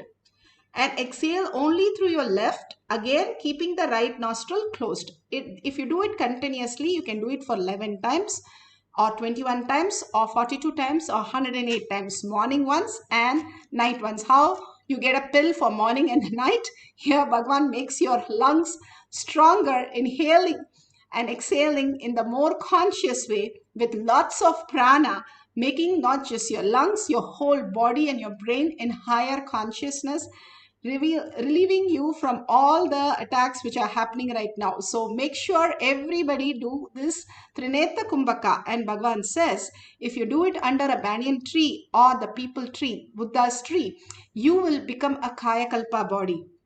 such a powerful space because it's full of oxygen. The only one tree which gives out oxygen 24/7 is the Buddha tree. Simply you become enlightened because of the prana that increases in your body. And now beautifully he has given the guidelines and instruction. Let's go through the guidelines first. If you have a partner, wonderful. If you do not have a partner, keep a book in front of you, a pen and paper, so you can manifest whatever appears. Write it down. How the kids do manifestation of this power, they just go on reading as though they know reading anything and everything. So it doesn't make any sense. Also, they go on reading, and while they're reading, suddenly they don't know which eyes to use. They start using the third eye and start reading, and then it becomes a power manifestation. Like how a child doesn't know walking, it just falls down, crawls, climbs, sits, does everything, and slowly it figures out what is walking. Same way, third eye also, once the fluttering period is over, there is no practice for manifesting powers, but more and more the consciousness we experience each and every time we touch the bliss point, that Devi's presence, again and again, we become more conscious, Bhagavan says, and manifest more powers and more auspiciousness. It removes the blocks in us. Each of these power manifestation is a beautiful space shift from your powerful cognition. So the shift that happens manifest as powers. If you understand this, you will manifest in a higher reality. Now let's sit straight with the head, neck and spine in a straight line. Visualize Paramashiva in your third eye. His third eye manifests through your third eye as the reality continuously. Shiva Sankalpa, Mama Sankalpa. He is alive in you more than you are alive in you. You're only 10% in your body and mind. He is there 100%. That's why even if you're in coma, your heart breathes and you breathe and everything happens. He is more alive. And beautifully unclutch from anything that you know as your outer world. For a few minutes, let's only be in the Bhava, the Devi, happening in us as visualization, as verbalization. That is the biggest Tyaga that you can do. Nothing else. Your higher consciousness as your higher reality. And be in the Shaktipada, her Devi's smile, Devi's gesture, Devi's eyelashes, Devi's eyelids, Devi's smile, and Devi's continuous showering of the boon, initiation. All that should be your continuous thought currents and visualization. That is unclutched from every other thought from outside. If you start cherishing this as your primary thoughts, simply power manifestation will be your lifestyle. And chanting the mantra. So beautifully, when you chant mantra, why do we need to chant mantra? Because mantra is the pure form of the sound. Any mantra does not bring any visualization or verbalization. If you chant, Bhagavan chant Om, Om, Om, during that you just don't have any words or any thought current. Try any mantra and have a thought current. It's not possible. So that is why it raises your frequency higher and higher and higher. And it is said how each of these mantra create a different frequency which raises to the highest level of consciousness. Bhagavan giving the Mahavakya will raise us to the superconsciousness space to manifest the powers. So you're entangling with the oneness capsule where Bhagavan is in the highest form of samadhi and manifesting the reality in the quantum space. When you mirror that, watching these oneness capsule. Now don't ask me, your two eyes are closed, where you have to watch. It is your third eye even now which is watching and manifesting as reality and mirroring the neurons. It's not your two eyes. So let's not worry about something which is not even used now. So let us be entangled through our third eye. And Bhagavan says, my balasins even listen to my satsang only through third eye. Such a possibility exists in us. We need to start recognizing what's happening in our body and our own self. When Bhagavan is in the beautiful samadhi space and entangling with us in the third eye, and you chanting the Mahavakya, unclutching from the outer world and being in the oneness space, Simply all the powers gets revealed to you and manifest as powers. Now let's start the first cycle. Write down whatever is seen. Do not have any doubt and waste your time in doubts or nothing is happening. It's a blank screen. You are manifesting. Even the first breath you took was a manifestation. So you are manifesting. You have to now recognize who is manifesting, how you're manifesting. That's all is required. Simply you will manifest the whole reality. Let's start chanting the Mahavakya. Whatever appears, start writing down, and end of this cycle we can verify the details. Nithyananda Paramashivoham. Nithyananda Paramashivoham. Nithyananda Paramashivoham. Nithyananda Paramashivoham. Nithyananda Paramashivoham. Nithyananda Paramashivoham. Nithyananda Paramashivoham.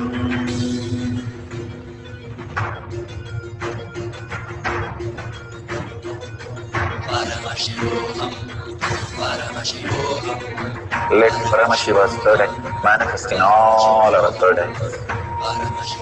Let the Amrita pour, let the Vani open up, manifest in all of us.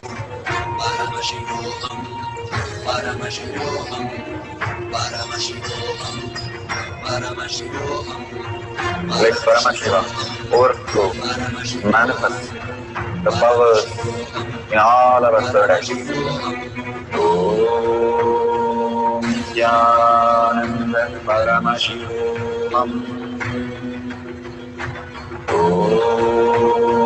Nithyananda Paramashivoham. Om Nithyananda Paramashivoham. Om Nithyananda Paramashivoham.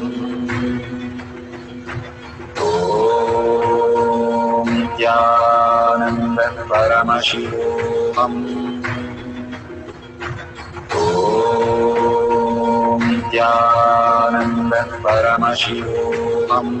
Om Nithyananda Paramashivoham. Om Nithyananda Paramashivoham. Om Nithyananda Paramashivoham. Om Nithyananda Paramashivoham. Om Nithyananda Paramashivoham.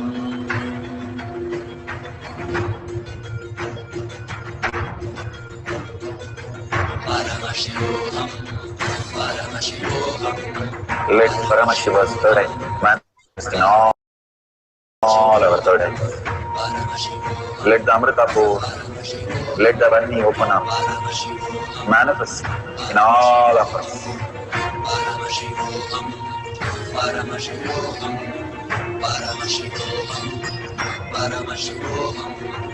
Let Paramashiva overflow, manifest the powers in all our third eyes. Om Nithyananda Paramashivoham. Om Nithyananda Paramashivoham.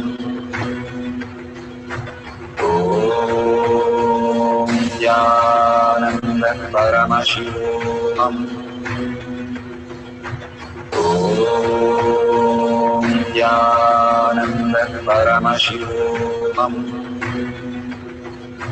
Om Nithyananda Paramashivoham. Nithyananda Paramashivoham. Nithyananda Paramashivoham. Nithyananda Paramashivoham. Nithyananda Paramashivoham. Nithyananda Paramashivoham. Nithyananda Paramashivoham. Nithyananda Paramashivoham.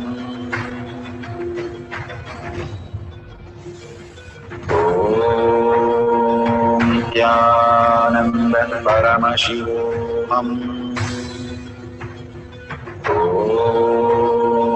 Nithyananda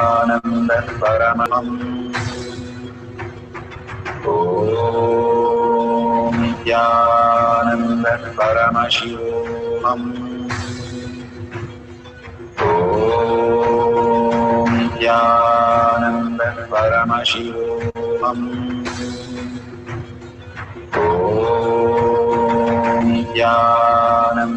Paramashivoham. Nithyananda Paramashivoham. Nithyananda Paramashivoham. Nithyananda Paramashivoham. Nithyananda Paramashivoham.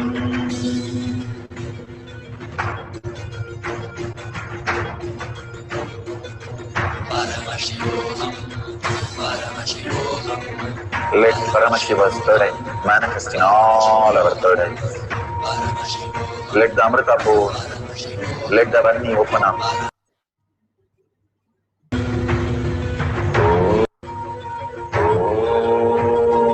Nithyananda Paramashivoham.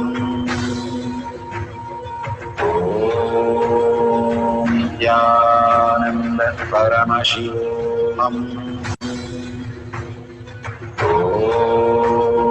Nithyananda Paramashivoham. Nithyananda Paramashivoham.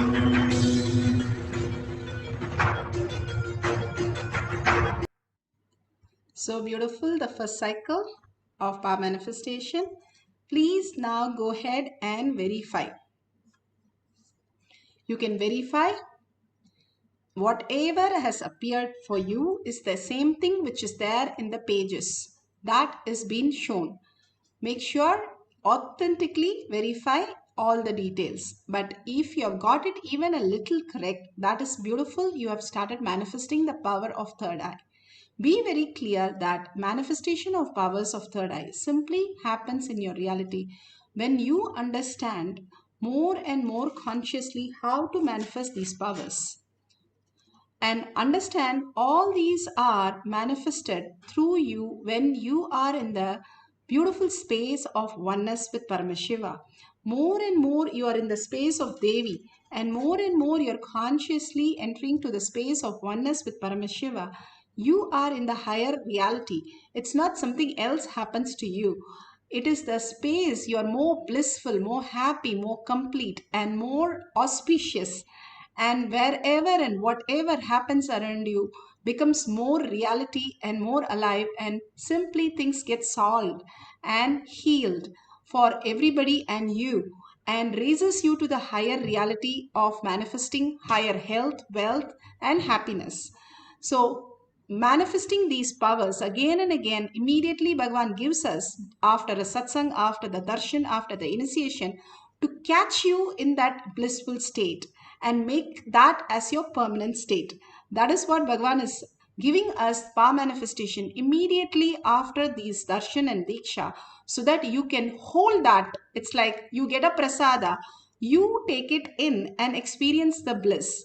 The prasada should be received immediately, and if you go, you might see a Venkateshwara in Tirupati just for a few seconds, but that few seconds shift your consciousness in different ways that you manifest auspiciousness. Same way, when Bhagavan gives you these power manifestation to do this small exercise, for you to shift the cognition into higher reality, to bring the auspiciousness in your life.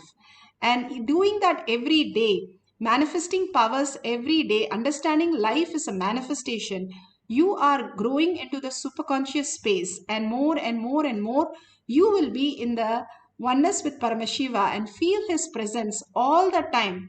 Now you know he is there, but now more and more for you to feel the presence of him, more and more you know that he is really happening through you for every little thing and taking care of you in complete end to end, is the ultimate experience that you can experience through power manifestation.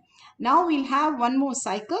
Surrender everything. Oh no, I am always thinking, still my thoughts are going on in all directions. Chant loudly and longer mantra. That's what Bhagavan says. To put your mind into nothingness, it is only 5% of who you are. It cannot disturb you, Bhagavan says. You have to chant and really take the responsibility to chant the Mahavakya and hold that oneness space. Again and again, bring it back. How many times it goes, how many times you bring it back to that oneness space, enjoying Devi's presence, her eyes, her gestures, her smile, her initiation, her boons, whatever she's flooding inside you and making you the conscious quantum space. Just receive that, be there, and unclutch from everything else which happens to you. Again and again, very clearly tell the mind. You do it when you are in the deep sleep. You don't say, I don't sleep any day. You are all sleeping every single day. So you are doing that. Mind is a processor. You know how to shut down when you go to sleep. Same way you can shut down right now also to experience Paramashiva. Let's shut down our mind and be only in the oneness space with Paramashiva, chanting the Mahavakya, remembering Devi in your third eye, and start writing down whatever she gives. Make sure your eye bands are on. Don't miss your eye bands so that you get a vision of your third eye. You know how to start looking through your third eye. When we start reading or writing, how one by one we learn.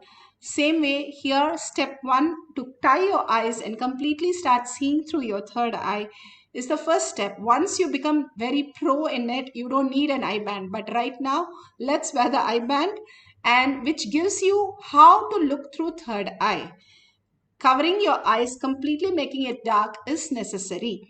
So please tie your eye bands with making sure that your eyes, there is no light passing through your eye bands and to your eyes. So make sure you have a cloth or you have a tissues and completely it is closed. Let's start the second cycle, manifesting the power of third eye. Start chanting the Mahavakya loudly. Let Paramashiva's third eye manifest in all our third eyes. Let the Amrita pour, let the Varni open up, manifest in all of us. Paramashivoham, Paramashivoham, Paramashivoham, Paramashivoham. Let Paramashiva overflow, manifest the powers in all our third eyes. Om Nithyananda Paramashivoham. Om Nithyananda Paramashivoham. Om Nithyananda Paramashivoham. Om Nithyananda Paramashivoham.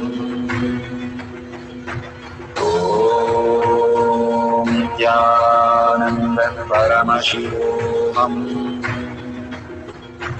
Om Nithyananda Paramashivoham.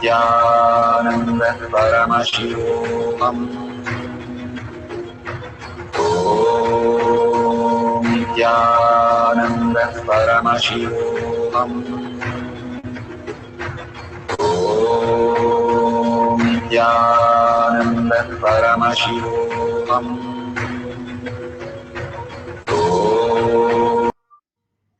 Pulling us out of delusion. So beautiful. Let's now verify the second cycle details and share it in tinyurl.com/powermanifestation. So beautiful. Many of you are posting in the YouTube chat. That's beautiful. All these sharings are prasada from Bhagavan himself that you are receiving and you are experiencing in that oneness space. So make sure all these posts, you post it in that special space of oneness in your Facebook or in tinyurl.com/powermanifestation, which is Kailash Kotiyan Manifesting Power Group. Each of these powers, Bhagavan himself sees how you are manifesting every day after the power manifestation. Take a couple of minutes to be in gratitude. Say thank you to Swamiji for all these showering, Diksha, Darshan, Satsangs, testimonials. All this he's preparing you again and again for receiving that conscious space. For us to receive the conscious space, we need to experience first that oneness space, and we need to be prepared. Again and again, for us to be prepared is what he is doing all these things. So make sure you are experiencing this higher space by being in a deep gratitude and sharing with the world. Somebody shared this for us. We have 8 billion more people to experience these things. So make sure you share with them and reveal them all these great truth and relieve them from all the suffering they are having, especially now. You will be so blessed for each one of them thanking you for the sharing that you're doing. It might be as simple as one word that you have got it. Like one of the devotees says how she saw the Tiruvannamalai, Arunachala, and whatever the banyan tree. Please share that. You don't have to read a book to say I know reading. Even the words you start reading, you have started reading. So with a deep gratitude, asking Bhagavan to make all this as your reality. Share it with your friends and families and let them also experience the higher consciousness. Let's surrender all this to Bhagavan's lotus feet, all the power manifestation, powerful cognition. Surrender to Bhagavan's lotus feet and thank each one of you in this session for manifesting this greater reality. All of us all over the world experience Paramashiva, Devi herself manifesting through us is an extraordinary space. And we are blessed to be here to experience this right now. So thank Bhagavan and let's end with the Purna Mantra. Om Purnamada Purnamidam Purna Purnamudashyate Purnasya Purnamataya Purnamevavashishyate. Om Shanti Shanti Shanti Hari Om Tat Sat Sarvam Bhagavate Sri Nithyananda Paramashivam Paduka Arpanamastu. Om Nithyanandam. Thank you so much. Please stay tuned for the next programs and next surprises that you're going to be experiencing. Thank you, Nithyanandam. See you again after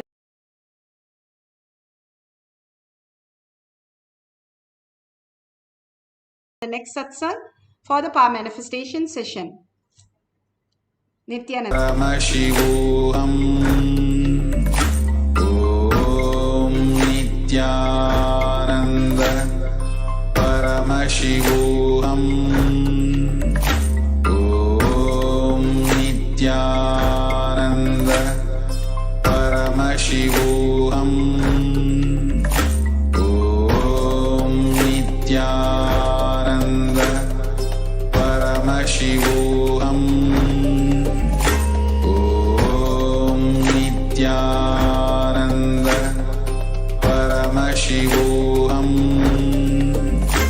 Om Nithyananda Paramashivoham. Om Nithyananda Paramashivoham. Om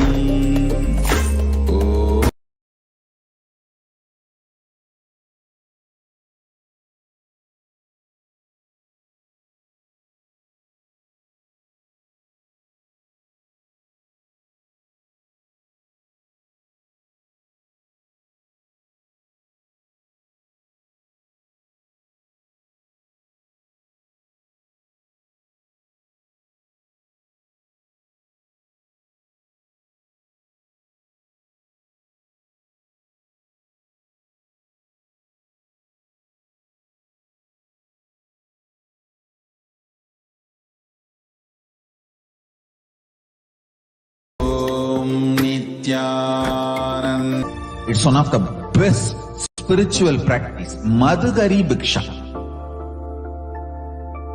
If you guys start doing this, everything, all the best things will be showered on you guys. And Paramashiva more and more will manifest in temple also.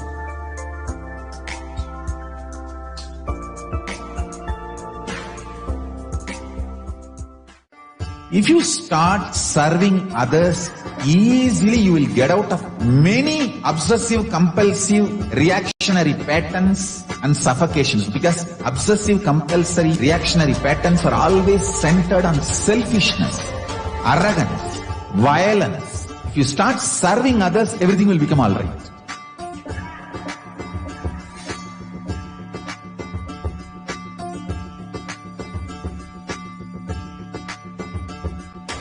All over the world, I want the Rathotsava to happen. From Guru Purnima to Navaratri. I want all Annalayas to be open to people. Give free food with the free library. Food for stomach and food for consciousness. Both. One book, my Bhagavad Gita, will be gift. Go from house to house, door to door. Collect whatever people can contribute. One handful of rice, $1, or any small 1 kg vegetable, anything people give. It's one of the best spiritual practice. Madhugari Bhiksha. If you guys start doing this, everything, all the best things will be showered on you guys. And Paramashiva more and more will manifest in temple also.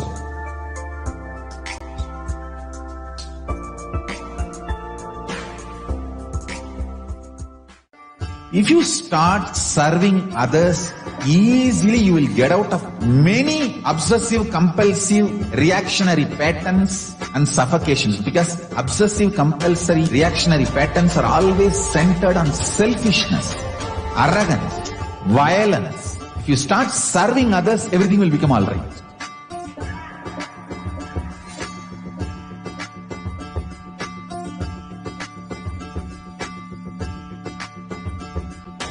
All over the world, I want the Rathotsava to happen. From Guru Purnima to Navaratri. I want all Annalayas to be open to people.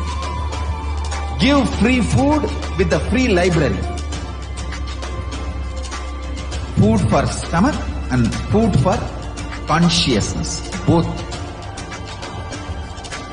One book, my Bhagavad Gita, will be gift. Go from house to house, door to door. Collect whatever people can contribute. One handful of rice, $1, or any small 1 kg vegetable, anything people give. It's one of the best spiritual practice. Madhugari Bhiksha. If you guys start doing this, everything, all the best things will be showered on you guys. And Paramashiva more and more will manifest in temple also.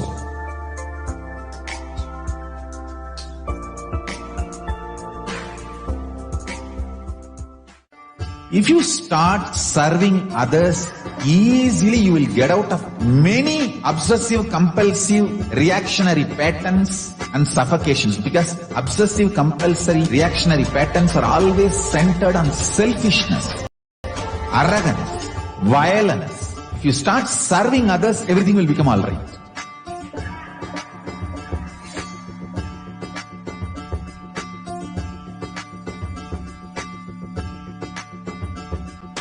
All over the world, I want the Rathotsava to happen. From Guru Purnima to Navaratri. I want all Annalayas to be open to people. Give free food with the free library. Food for stomach and food for consciousness. Both. One book, my Bhagavad Gita, will be gift. Go from house to house, door to door.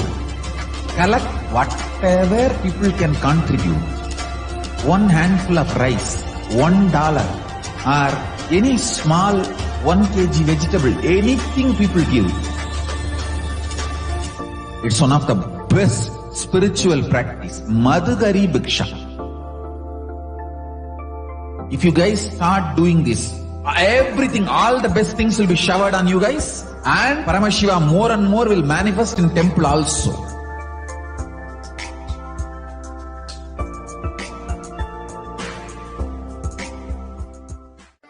If you start serving others, easily you will get out of many obsessive, compulsive, reactionary patterns and suffocations, because obsessive, compulsory, reactionary patterns are always centered on selfishness, arrogance, violence. If you start serving others, everything will become all right.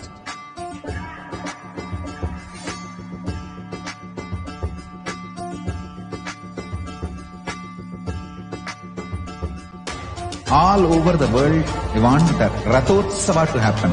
From Guru Purnima to Navaratri. I want all Annalayas to be open to people. Give free food with the free library.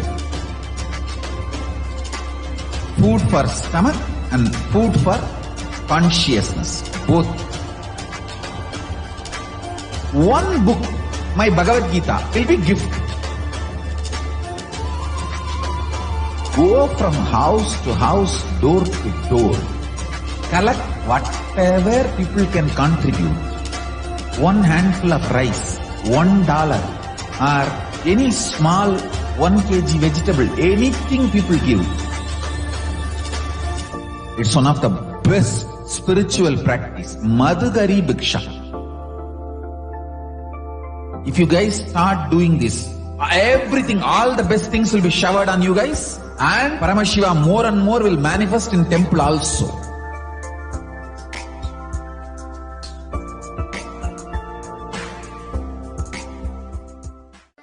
If you start serving others, easily you will get out of many obsessive, compulsive, reactionary patterns and suffocations, because obsessive, compulsory, reactionary patterns are always centered on selfishness, arrogance, violence. If you start serving others, everything will become all right.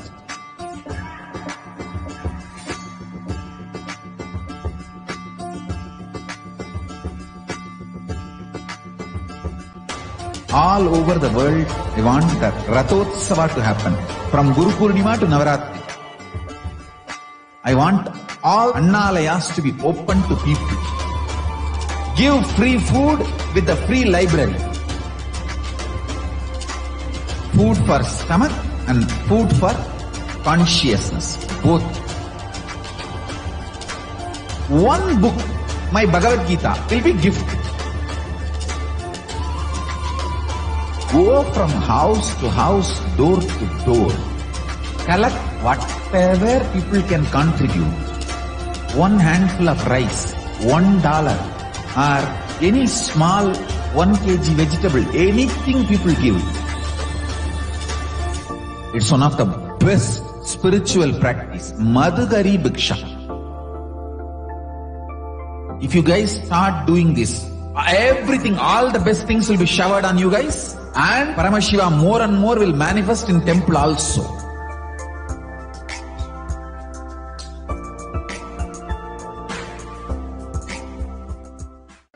If you start serving others, easily you will get out of many obsessive, compulsive, reactionary patterns and suffocations, because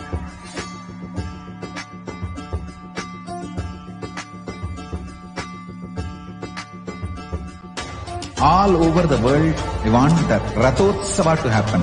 From Guru Purnima to Navaratri. I want all Annalayas to be open to people. Give free food with the free library. Food for stomach and food for consciousness. Both. One book, my Bhagavad Gita, will be gift. Go from house to house, door to door. Collect whatever people can contribute. one handful of rice, $1, or any small 1 kg vegetable, anything people give. It's one of the best spiritual practice. Madhugari Bhiksha. If you guys start doing this, everything, all the best things will be showered on you guys, and Paramashiva more and more will manifest in temple also.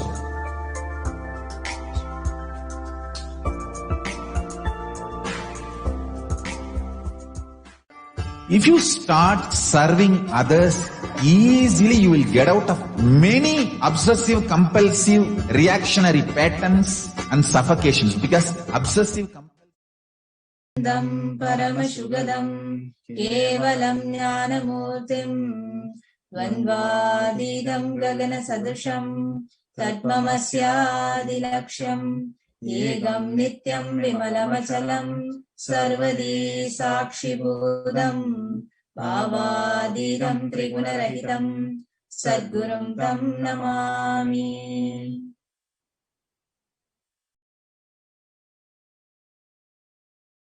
We welcome all the viewers watching us live on Nithyananda TV, Kailasa TV, YouTube, Facebook, and from various social media platforms with all our love and respect.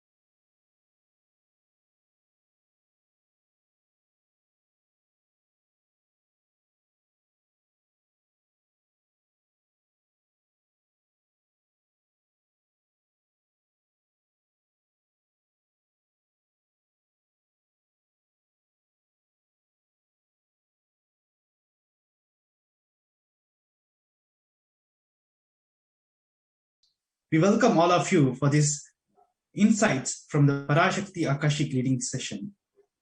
Today, in this session, we'll be covering the introduction to Devi Parashakti Bhavasamadhi Darshan and Akashic reading and its benefit to humanity, statistics on the global pandemic and its impacts on the planet Earth, revelation of Devi Parashakti during Akashic reading on the global pandemic, playing the video clippings on the insights of Devi Parashakti reading and sharing translation in English of 8 ways to protect yourself from Corona.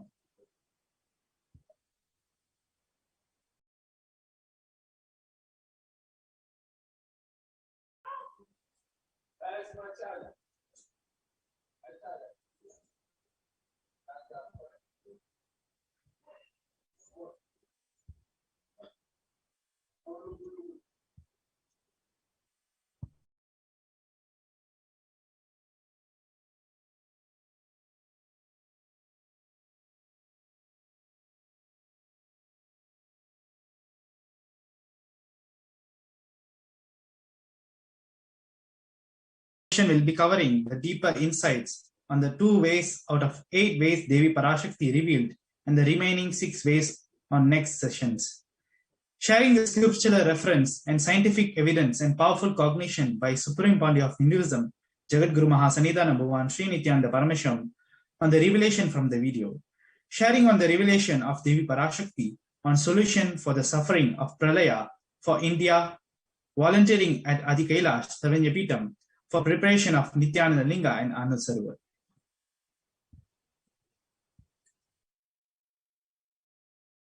So first, for the last 1 month,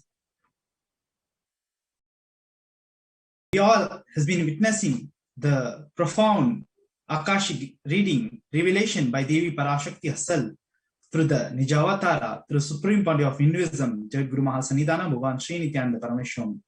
As we all are witnessing that Devi Parashakti is radiating love and blessings, miracles, and sharing. People are experiencing a lot of breakthroughs and various other experiences people are experiencing. So before entering into the session today, let us all know what is Akashic reading. Yes. Akashic reading are records which are created in the space. Everything, all our thoughts, emotions, our words, everything, not only from this birth, but from all our previous births, get recorded as a file in the cosmic archive.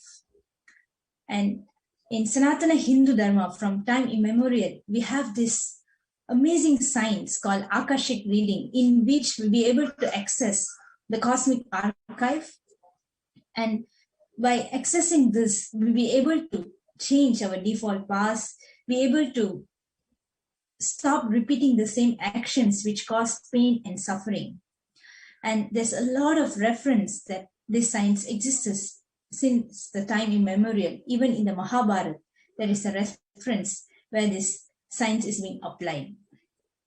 Yes, and especially during this time where the 1008 incarnation of Bhagavan Paramashiva himself has happened, and he himself is reading out this Devi Parashakti Akashic reading to every individual and blessing everyone, where when incarnation reads out the Akashic reading, he can just change and alter the Akashic records. We are so blessed, especially during this pandemic and the great deluge which is happening, where the people are going through a lot of trauma and suffering, where we have the blessings of the incarnation himself is attending and reviewing people's suffering and pain they are going through. Yes.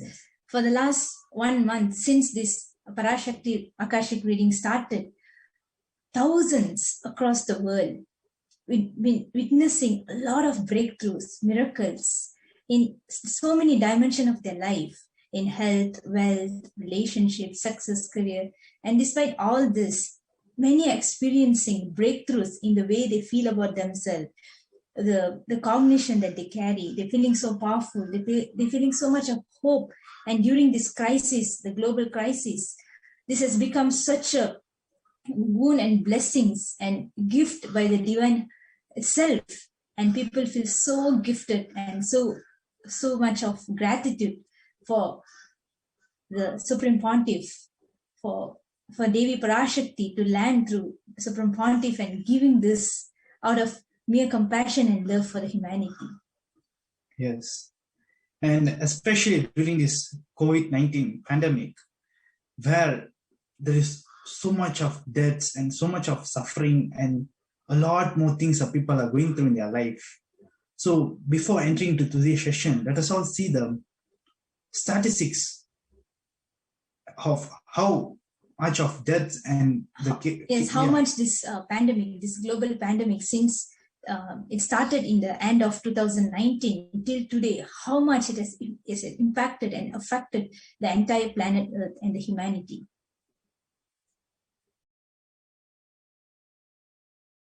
So we'll be seeing some of the statistics.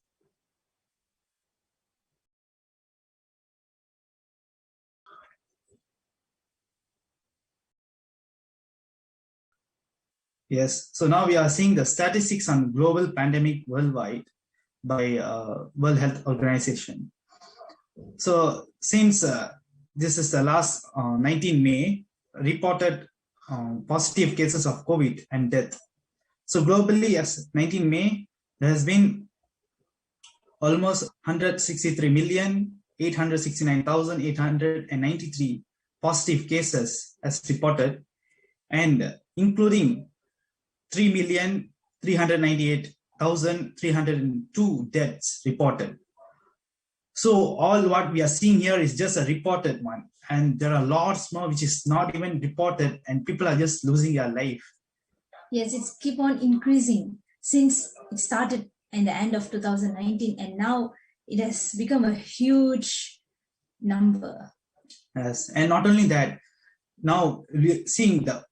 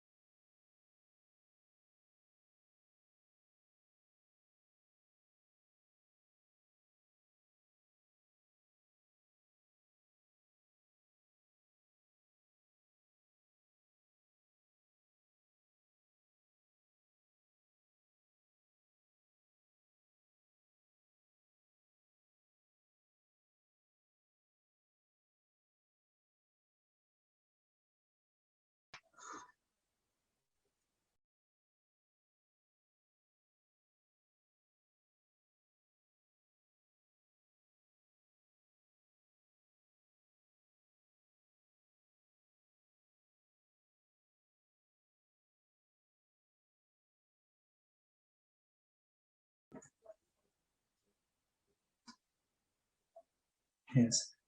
Sorry for the technical glitch. So now we'll be seeing not just the death due to the COVID-19, its impact on the society, how people are getting impact due to this COVID-19.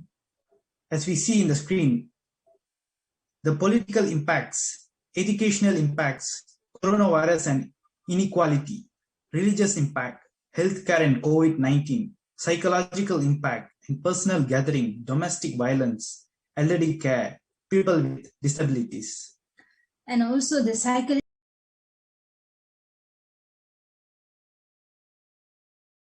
impact has become one of the main impact where a lot of people are a lot of mental breakdown, which is leading to suicide, risk of perceptions, which is the suicide is happening as a lot of them. We can see a lot of news and a lot of the pandemic. A lot of people has lost their jobs, and due to the stress and unable to face the reality, the number of suicide has increased drastically. And also the risk of perception and the coronaphobia, which is causing people to always be in a restless state. And also the socialization, which has impacted this psychologically, has impacted a lot of people, because they have to face the new reality, like homeschooling, temporary unemployment, working from home, and which as some of them are facing poverty, and a lot of these new realities has really impacted a lot of people and caused them psychologically to have mental breakdown. Now we'll be seeing research that is done on the mental health.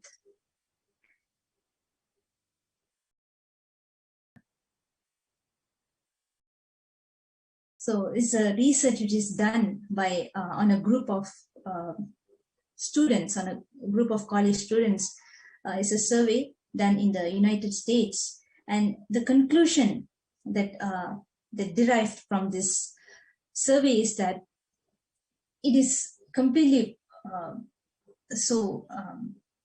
very shocking to know that almost every single students are experiencing mental health issues in terms of depressions and anxiety and a lot of emotional breakdown because of this, especially because of the lockdown. And it is the conclusion they have concluded that it's very important for the humanity to seriously look for solution to help especially youth who are facing this mental breakdown at this period, because it is very important and the priority is important to given on this psychological impact, so that it doesn't affect the large number of the teenage and youth, which is the future of the humanity. Yes. So in today's segment, where we'll be seeing that Devi Parashakti herself has come down out of a mere compassion for this whole humanity, and she has given a lot of solutions to overcome this COVID-19. So where she has given not just one, there's a lot of other ways she has given to overcome this whole pandemic we are going through, whether it is directly because of the virus or the mental breakdown we are going through, or any other relationship or money, anything we are going through. She has directly given solutions for us to overcome this. Yes, in all the previous, almost in all the reading that has been revealed by Devi since the last 1 month, she has given solutions for this COVID-19. So today we'll be playing one of such video clipping on which Devi herself has revealed the solution how to protect us from this COVID-19. Yes, and Devi has given 8 ways where it will directly help us to not get this coronavirus, to not get impacted by any of this problem created by this coronavirus. She just said that if not 8, if you just practice even one of the 8 ways to overcome this where she has given, you will not be affected by any trouble or the coronavirus itself. So now we'll be playing the direct revelation by Devi Parashakti herself about the 8 ways to protect yourself during this corona.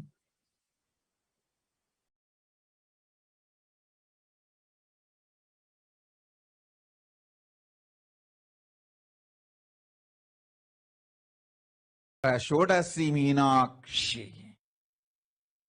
Parameshwari Meenakshi, Parasakthi Meenakshi, இங்கு எழுந்து அருளினோம் எல்லோர்க்கும் ஞானமும் தன்மையும் தந்திட,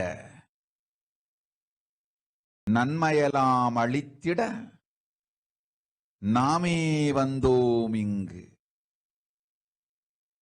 கைலாசத்தின் சுவாமினியாய் பரமசிவன் கிரகத்திருந்து நம் அனுக்கிரகத்தினால் நித்யானந்தன் விக்கிரகமாய் மலர்ந்தோம். உங்கள் எல்லோருக்கும் நல்லதை செய்திட, நன்மையை சொல்லிட, தர்மார்த்த காம மோக்ஷம் எனும் புருஷார்த்தங்கள் நாளும் பொங்கி மலர்ந்திட வந்தேன் இங்கு. மாந்தர்கள் கொடுந்தொற்று கொரோனா கண்டு அஞ்ச வேண்டாம். 8 வழியின் மூலமாகவும் எண்ணத்தில் தியானித்து என்னை பிரார்த்தித்தல் 1, சமூக வலைதளங்கள் மூலமாய் என்னை சரணடைதல் 2, எங்கெல்லாம் என் மகமாரி வடிவத்தில் நான் குடிகொண்டிருக்கின்றேனோ அங்கெல்லாம் பூமிதித்து என்னை வழிபடுவது 3, நெஞ்சில் மஞ்சள் தடவி வேப்பம் சாரருந்தி தினந்தோறும் என்னை தியானிப்பது 4, நிர்விகல்ப நிலையிருந்து நித்யானந்தத்தை நிறைத்து உயிர்வது 5, Shiva Shiva Shiva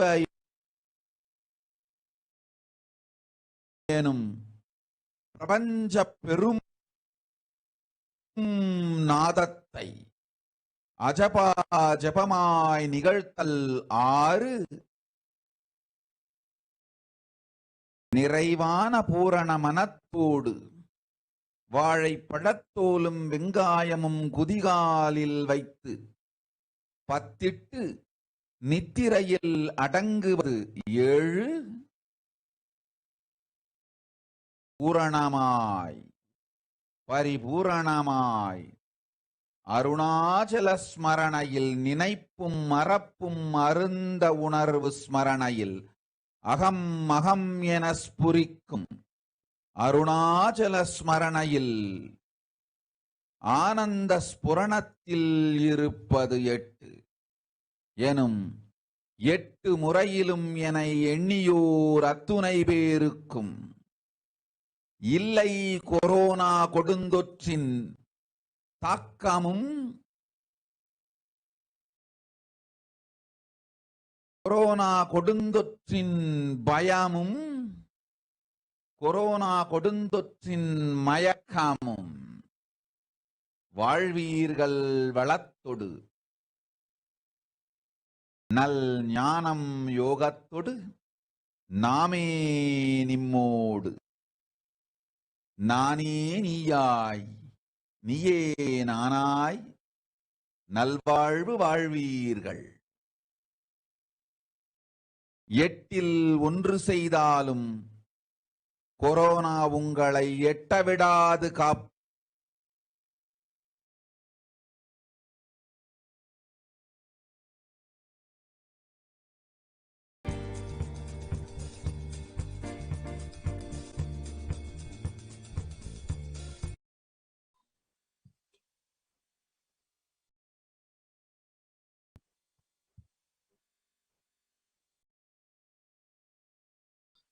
So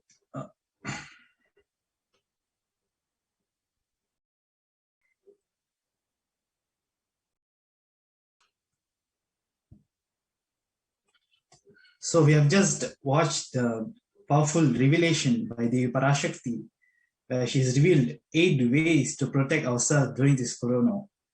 So now we'll be reading out the English translation of the video we just played just now.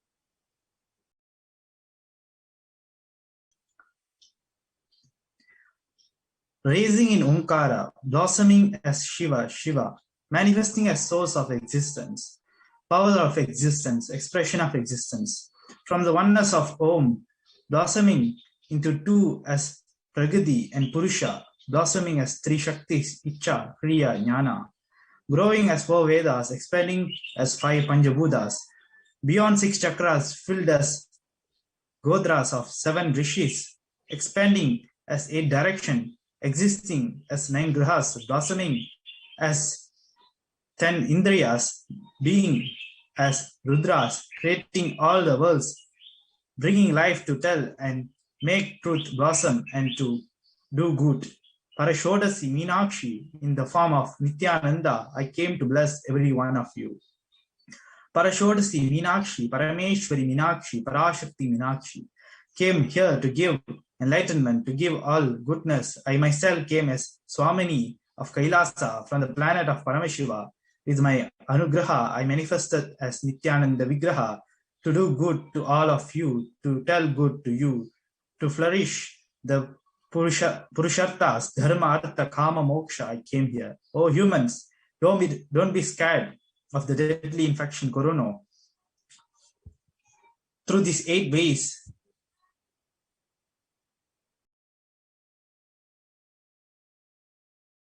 praying and meditating on me. The second, surrendering to me through social media. The third, wherever I am, residing, worshipping me by doing fire walking. The fourth, applying turmeric in chest, drinking neem juice and meditating on me every day. The fifth, being in unclashed state, filling with eternal bliss. The sixth, doing a japa of the cosmic sound Shiva, Shiva, Shiva. The seventh, with complete mind, applying banana peel and onion in hills and going to sleep. The eighth, being the state of beyond any remembrance of forgetting in the Arunachala Spurana that blossoms at Aham, Aham in the state of Ananda Spurana.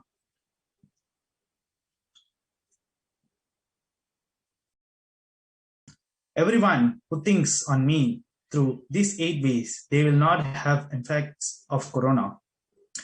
They don't have fear and delusion of corona. You will live with prosperity, with wisdom and with fortune. Be with me with you, you as me as you, you will live good in life. Even if you do one of these 8 ways, I will protect you. Corona will not reach you. Don't have fear. Oh people, be blissful.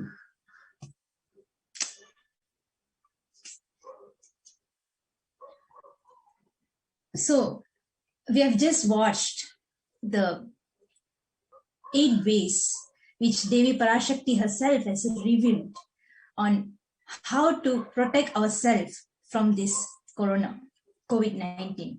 She has given us 8 ways. So now in today's session, we'll be sharing the deeper insights, the deeper truths on each of these 8 ways. So in today's session, we'll be sharing on the first 2 ways, first 2 solutions which Devi herself has given in the Akashic reading. So now we'll be moving on to the first way which Devi herself has revealed out of the 8 ways. So the first way is praying and meditating on me. The first way is praying and meditating on me, Devi Parashakti. So what is that is prayers? What is prayers? Let us all see what is prayers. The signs of prayers, Sohamasmi. Sohamasmi is a mantra from the Upanishads, meaning, even when I pray, I am you. Even when I'm you, even when we are one, I pray to you.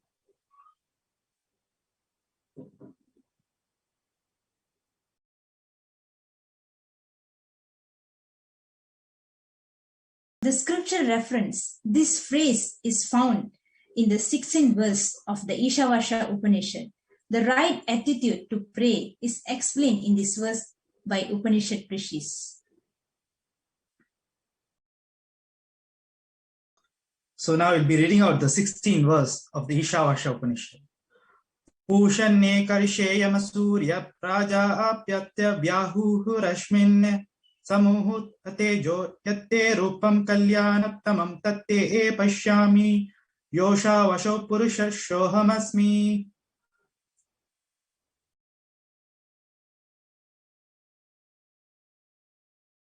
So the translation for the verse is, O Pushan, consciousness, who is the nourisher, sustainer of all the primeval solitary traveler, the disciplining principle of all, is like the bride, effulgent sun, and is the lord of the entire creation, which is his subject. Please remove all your rays of this radiating, brilliant golden light, which had blinded me, so that by your grace, I can have the divine vision of that most auspicious, graceful, beautiful form of yours, that which is there, the glorious sun, is the mirror of the Supreme Being, who is all-pervading, pure consciousness of the cosmos. Indeed, I am He, Sohamasmi.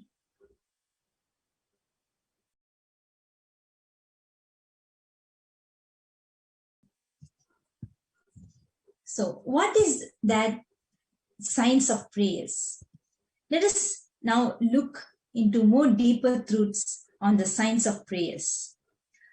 The Supreme Pontiff of Hinduism, Jagadguru Mahasannidhanam, His Divine Holiness, Bhagavan Sri Nithyananda Paramashivam, has revealed a lot of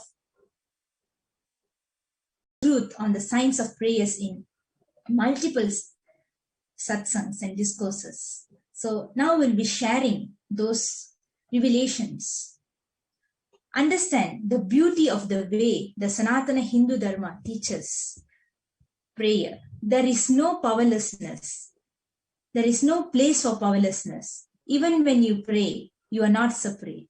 You are not separate from the source. The moment you are asked to pray, the moment you need to put God in the high pedestal, you always decide to put you in low pedestal. And in some stupid tradition, it is even celebrated as humbleness. No. Understand, humbleness is nothing thinking less of you.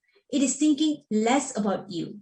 Understand, humbleness is not thinking less of you. It is less about you. Humbleness is not the image you have about yourself. It has nothing to do with the image that you have about yourself. It has something to do with how many times you remember yourself. One of the most stupid mistakes humanity has committed is putting yourself down and thinking only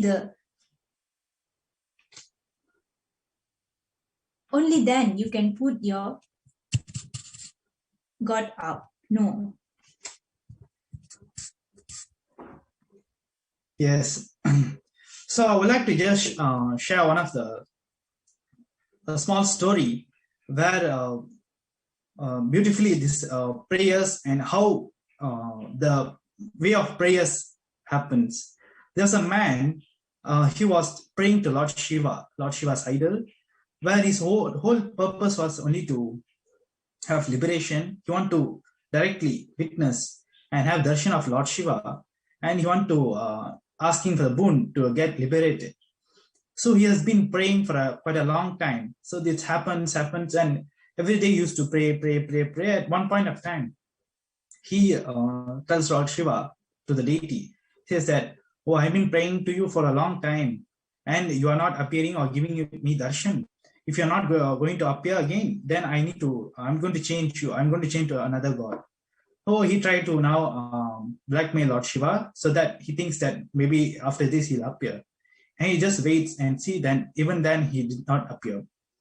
And after that, this man got angry, but still he did not have the heart to take away Lord Shiva completely. So what he did was he just took the idol of Lord Shiva and kept it aside of the prayer place, and he got a deity of Lord Vishnu. He kept it the deity, and he started praying to Lord Vishnu. So, and what happened? He took one incense stick, and he lit it up.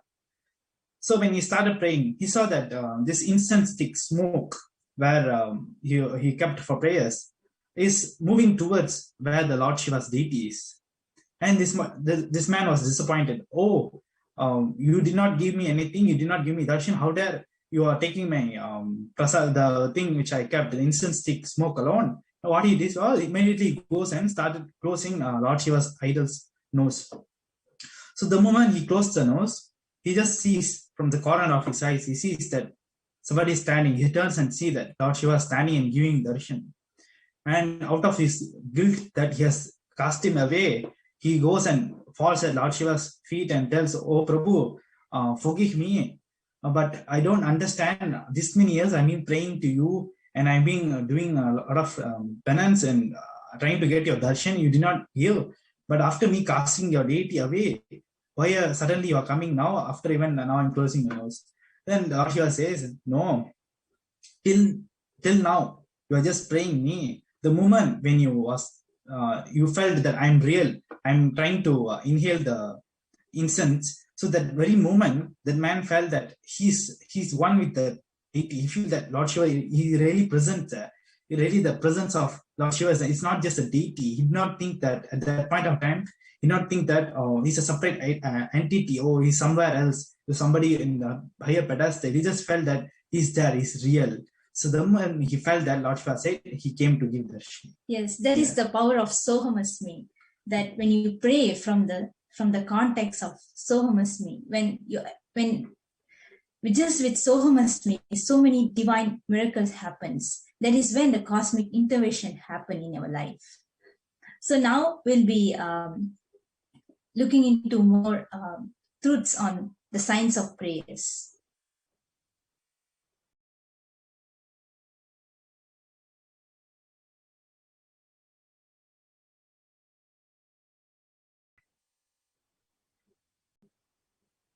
As we were sharing earlier, now we'll be sharing more revelation on the truth of prayers by the Supreme Pontiff of Hinduism, Jagadguru Mahasannidhanam, His Divine Holiness, Bhagavan Sri Nithyananda Paramashivam. Understand, putting your God up does not really require putting yourself down. Putting yourself down does not necessarily make you to put your God up. Understand, even when you pray, even when you have not experienced oneness, even when you have not understood experientially your oneness, you're one, Sohamasmi. I think this should be the word written in all temples. This word should be written in all temples in golden letters, at least in all our temples, all our devotees, puja room, because this gives you the right context and concept about God.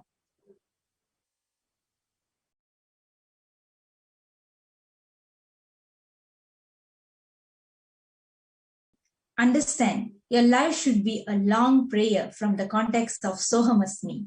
From the wrong context, prayer will be painful. With the right context, prayer can be amazing process of oneness. It can be great completion, even if you feel little tired of relieving, completing, and all that, prayer can replace it immediately. And prayer can be amazing spiritual process for you to experience oneness.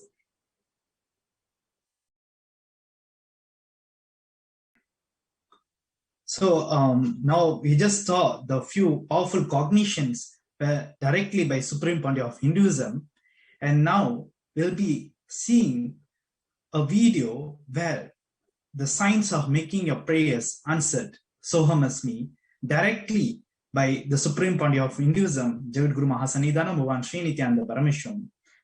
So we'll be playing a short clipping on the video.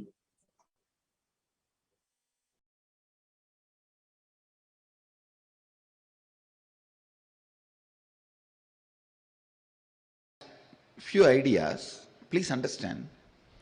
Whenever you pray, see, prayer is the important component of our life, especially if you are a seeker. Just like breathing, prayer becomes very important part of you. Prayer just becomes you. Prayer becomes important. You. Please understand the word I am uttering. Prayer becomes important you. I am not saying to you, for you. Important you.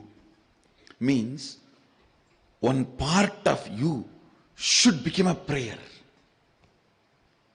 Prayer is very important component. Very important part of your life. Especially if you are a seeker. But you always need to know the right context and understanding you need to hold during prayer.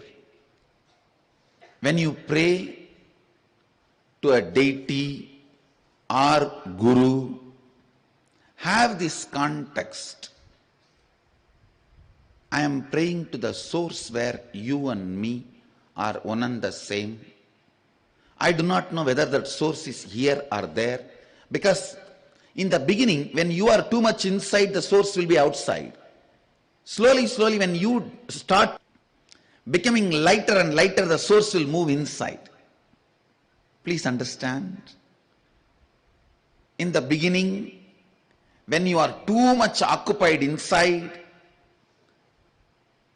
the source where you and the Guru or God meeting, the source point will be outside, because you are too much inside. How can that source be here?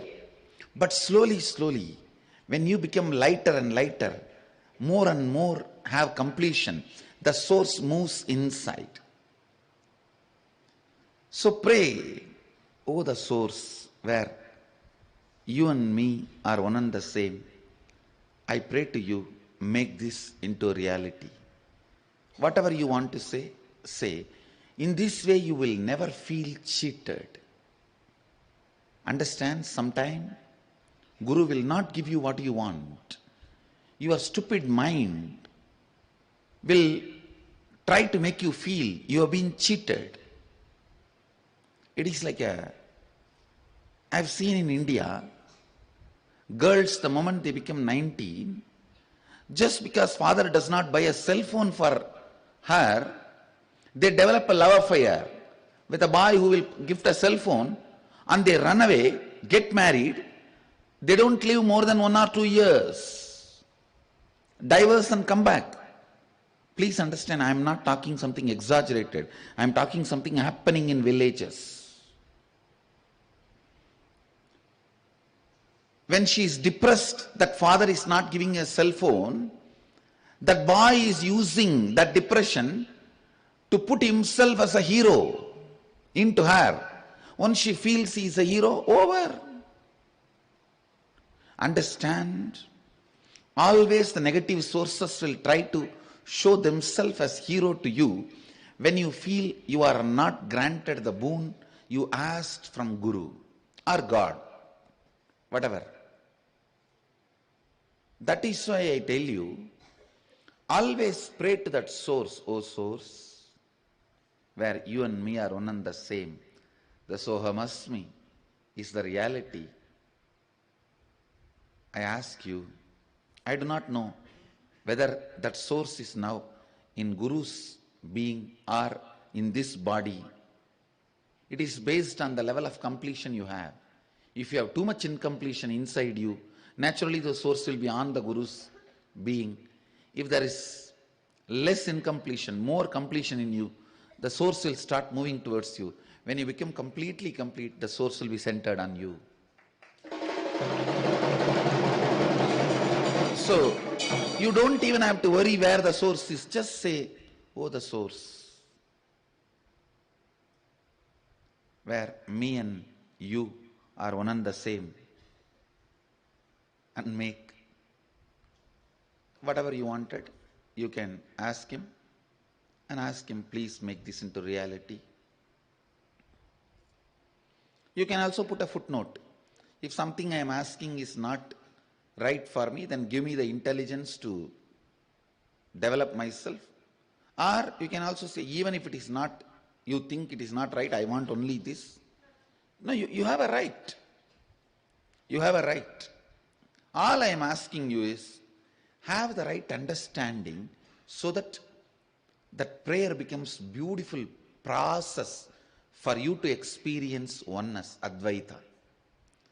Understand. Please remember, whether we understand or not, catch it or not, indeed, the reality is Sohamasmi. That is why the Upanishad uses the word indeed. Whether you got it or not yet got it. Sohamasmi, I am He. So, whether you stand in front of Ganesha, Venkateshwara, Mahadeva, Kalbhairava, or your Guru, tell, whatever is the source where you and me are one and the same, I pray to you, I pray to that, please make this as a reality. In this way, your every moment of prayer will be a process for you to achieve oneness, living enlightenment, Advaita. Go on praying. Even if you have not got what you wanted, you will get what He wanted.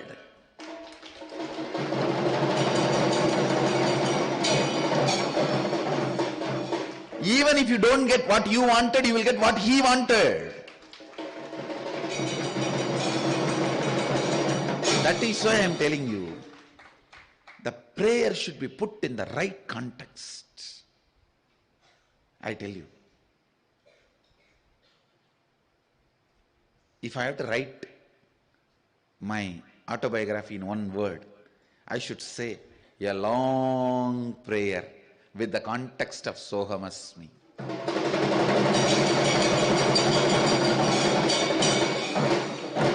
A long unbroken prayer from the space of Sohamasmi.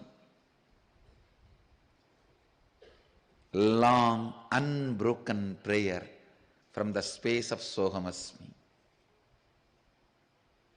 Now I have nothing to pray, but I just fall into that space of Sohamasmi and be there. Express that joy in these few face muscles. And I know it's a oneness, beauty of oneness. Understand, your life should be a long prayer from the context of Sohamasmi. With wrong context, prayer will always be painful. With right context, prayer can be an amazing process for oneness. It can be a great completion, even if you feel a little tired of reliving, completing and all that. Prayer can replace it immediately. And prayer can be an amazing spiritual process for you to experience oneness. You can tell Him, oh Source, I feel bored of doing all this completion, this, that. I know you are intelligent and capable of making completion happen in me. Please make it. That is enough. It can be such a strong, powerful process for completion. And understand, never ever a prayer uttered from the right context goes waste or unheard. Never think, never doubt it goes waste or unheard. You can shake sun, you can move moon. You are not just a developed version of monkey. No. You are not just a developed version of monkey. You can move sun, move moon. Prayer from the right.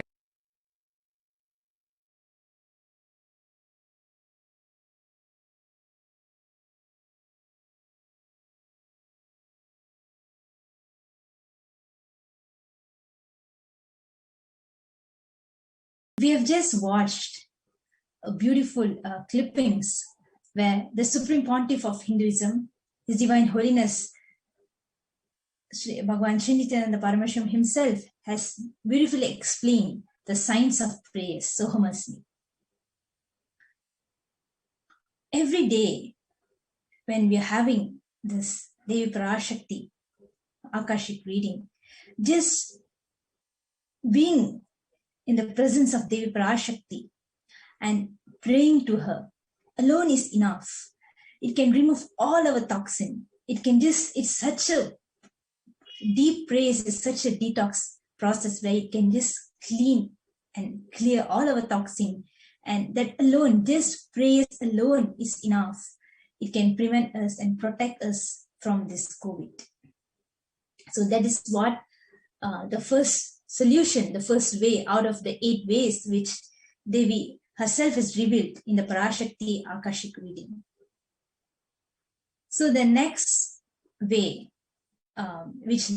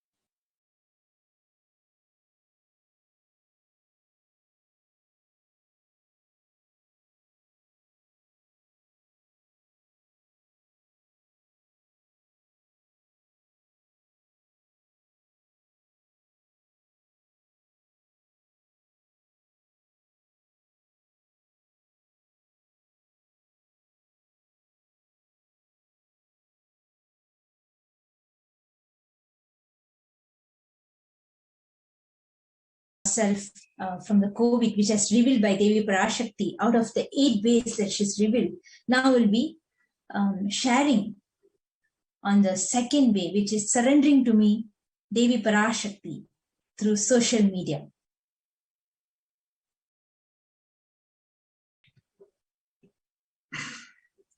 Yes. So we all be thinking, surrendering to me through social media. So especially they has given this because this COVID-19 pandemic, where people are not able to go to temples or even go to directly have the darshan. Because of her compassion, like how in the, if you all have heard, there was a great saint called Nandanar in South India, where he has done a lot of hard work to whole life, his life purpose itself he was keeping to go and meet go and have darshan of Lord Chidambara. So he just walks his way to Chidambaram, and when he wants to have darshan, the people of the temple there stops him, saying that he can't enter the temple because he's a low caste. And what happens is he starts working outside, whatever seva, whatever service, whatever out of his love for the Lord Shiva, whatever he can do, being outside the temple, he was doing. Then, out of his infinite compassion, Lord Shiva just asked his vehicle, the Lord Nandi Bhavan, to just move and to give darshan to Nandanar. So just from outside of the temple, Saint Nandanar, he just have the darshan of Lord Shiva. The same way, out of his infinite compassion, Devi Parashakti is given the opportunity and blessing directly. She herself coming through social media to all of us. She has just removed the blockage called whatever the lockdowns, corona, whatever it is, whatever we are not able to directly go have a darshan. She has just removed everything and given us the way to directly surrender to social media, which is a technology available now. And out of infinite compassion, she has given to all of us. Yes. So surrendering is actually an ultimate technique. So we'll be seeing where the truths and what is surrender directly revealed by Supreme Pontiff of Hinduism in the Bhagavad Gita. So there are 3 levels of surrender. First level is intellectual surrender. And second is the level of emotion, surrendering the level of emotion. And the third is surrender. And the third is surrendering to the one's senses. So the first one, trusting master's intellect as much more superior and sharper than one's own intellect, is intellectual surrender, which is very easy to achieve. Yes, the first one is like how it is very easy, like mostly like we want to hire a lawyer or something. We just listen to them because they have a higher knowledge than us. So the intellectual surrender is, he says, the easy way to achieve. The second level of surrender, trusting master's emotion or the way in which he guides as much superior to ours, is emotional surrender. This happens when we are able to connect deeply with the master. Yes. If you see, Sri Ramakrishna, Bhagavan Sri Ramakrishna has beautifully said that when we have tears in our eyes, just when you think of our Guru, of Ishtadevada, when you just think of them, when you have tears, then be very sure this is going to be your last birth. So that is the level of surrender. The second level of surrender, where surrendering from your heart itself, the emotional surrender. The third level of surrendering, the senses, are the very root of cognition itself. Our senses tell us that we are the body and the mind, but the master says that we are God. Unless we surrender our senses to the master, we won't be able to experience his statement that we are God. Yes, like how if you have seen the incident in the Mahabharata, where when Sri Krishna and Arjuna will be walking in the forest, and suddenly Sri Krishna turns around and says, "Hey Arjuna, see, there's a green crow." The moment Arjuna turns and see, he says, "Yes, Bhagavan Krishna, I'm seeing the green crow." Then Sri Krishna just walks more, and then he says, "Oh Arjuna, there's one more black crow here." And the moment Arjuna turns and sees, "Oh yes, Krishna, there's a black crow." And Sri Krishna immediately turns to Arjuna and says, "Fool, first I said green crow, where there's something called green crow, crows are always black." And Arjuna says, "No, God, no, Bhagavan, that I really saw a green crow when you said there is a green crow."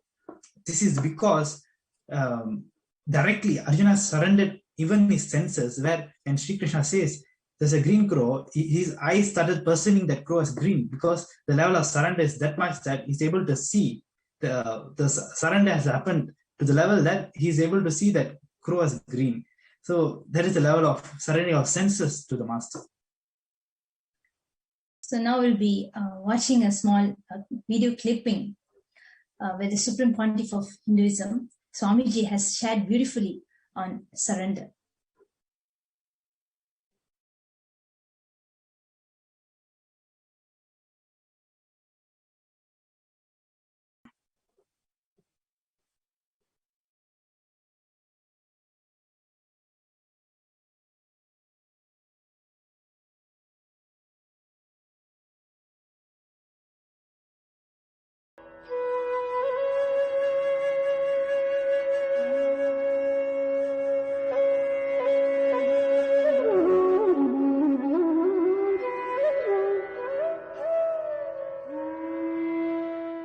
Here Krishna says, Only when you understand all three levels of surrender, surrendering in the level of intellect, surrendering in the level of emotions, surrendering in the level of senses. Only when you experience all three, the ultimate experience of surrender happens to you. I tell you, the very surrender itself is enlightenment. Don't think after surrender enlightenment will be issued to you. No.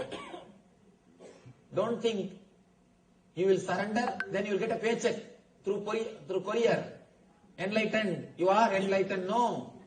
The very surrender, that very moment you experience the truth. You experience the truth. Understand? We usually play with the words. Again and again, we play with the words. Whenever you play with the words, at least let you be aware you are playing with the words.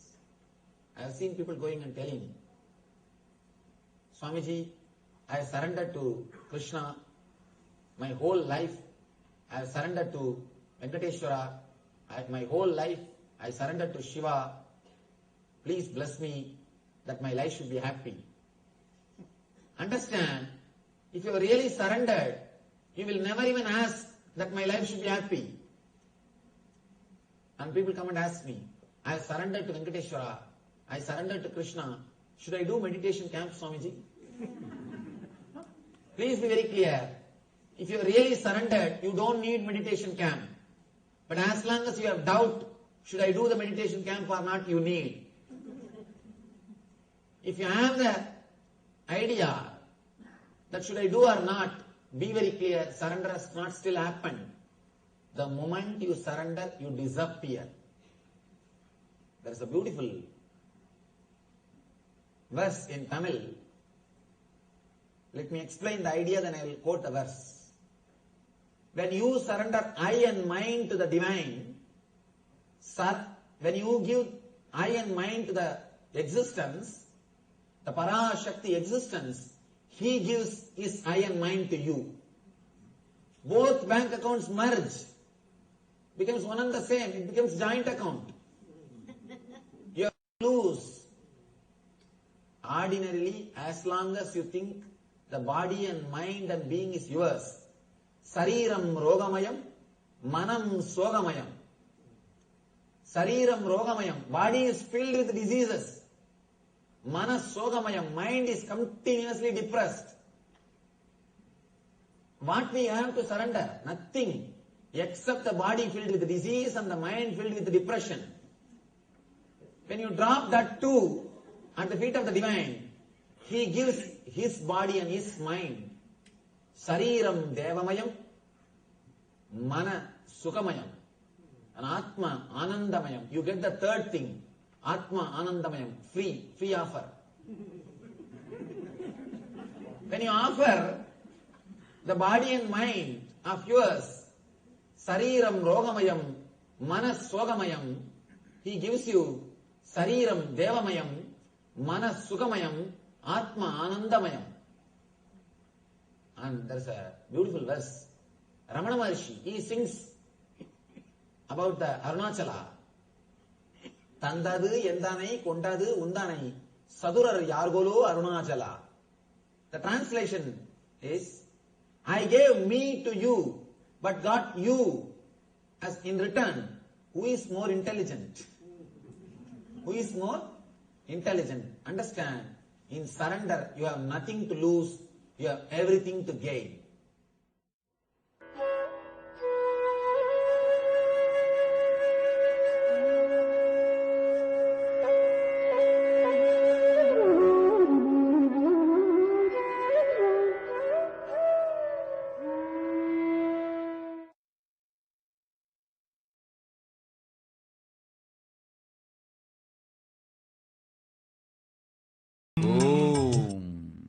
Ramesh Ramani என் பகுபுத்திரன் நீ உன்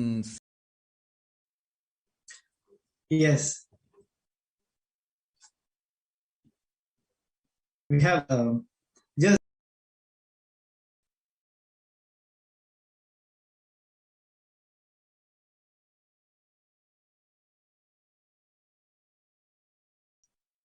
Yes, we have just witnessed the beautiful revelation by the Supreme Pontiff of Hinduism himself about the surrender, the 3 levels of surrender.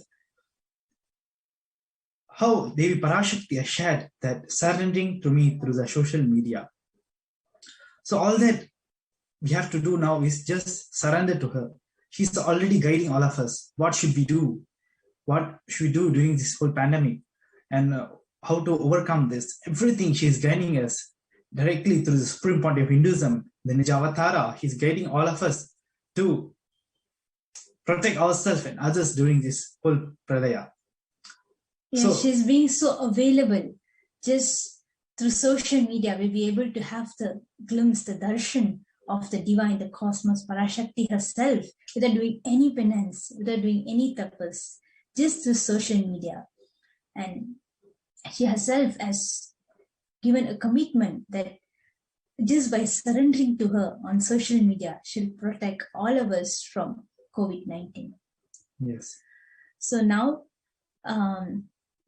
will be today we have shared the 2 ways out of the 8 ways which is revealed by Devi Parashakti to protect ourselves from COVID-19. So in the upcoming sessions, in our next sessions, we'll be sharing more detailed, deeper truths on the next remaining 6 ways which is revealed by Devi Parashakti. So now we would like to share a breaking update on Nithyananda Satsang will be happening tomorrow morning at 6 a.m. Indian Standard Time. So the breaking update, the breaking news about this Satsang is the Supreme Pontiff of Hinduism, Jagadguru Mahasannidhanam, His Divine Holiness Bhagavan Sri Nithyananda Paramashivam himself is going to be revealing the principles, philosophy, and science of Devi Parashakti Akashic reading. So whoever that watching us live right now, you can all please don't miss tomorrow's morning 6 a.m. to join live on Kailasa TV and in all our various social media platforms where the Supreme Pontiff of Hinduism, Swamiji himself, will be revealing this very amazing principles, philosophy, and science of Devi Parashakti Akashic reading. Yes. And not only that, all the viewers have the opportunity to ask questions directly to Supreme Pontiff during the live questions during the satsang.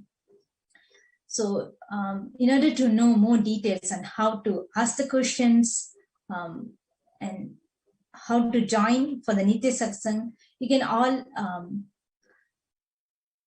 refer to our Facebook page, the official Facebook page of HDH JGM, Sri Nithyananda Paramashivam, to find out on how to ask questions.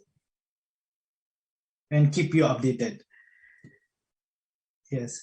So before ending this segment today, we'll be concluding with the Purna Mantra. Om Purnamadah Purnamidam Purnat Purnamudakshade Purnasya Purnamadaya Purnameva Vashishyade. Om Shanti Shanti Shanti. Hari Om Tat Sat Sarvam Bhagavan Shri Nithyananda Paramashiva Padakarpanamastu. Om Nithyanandam.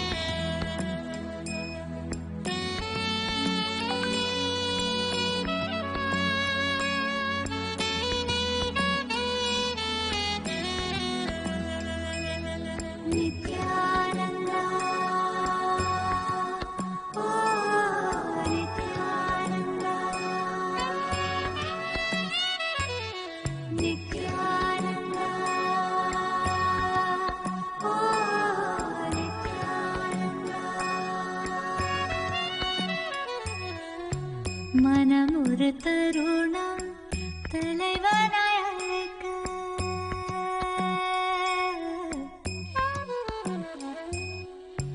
மனம் ஒரு தருணம் தலைவனாய் அழைக்க கருணைய நித்யன் கருணையில் இறங்கினான் மனம் ஒரு தருணம் தலைவனாய் அழைக்க கருணைய நித்யன் கருணையில் இறங்கினான் பகவதன் இருளை க்ஷணமது கலைந்து மகதிட தியானமதை நித்யன் வழங்கினான் பகவதன் இருளை க்ஷணமது கலைந்து மகதிட தியானமதை நித்யன் வழங்கினான் பணிவோடு கனிவாய் அன்புடன் வணங்க நித்யனின் தாசன் நீ என அருளினான் பணிவோடு கனிவாய் அன்புடன் வணங்க நித்யனின் தாசன்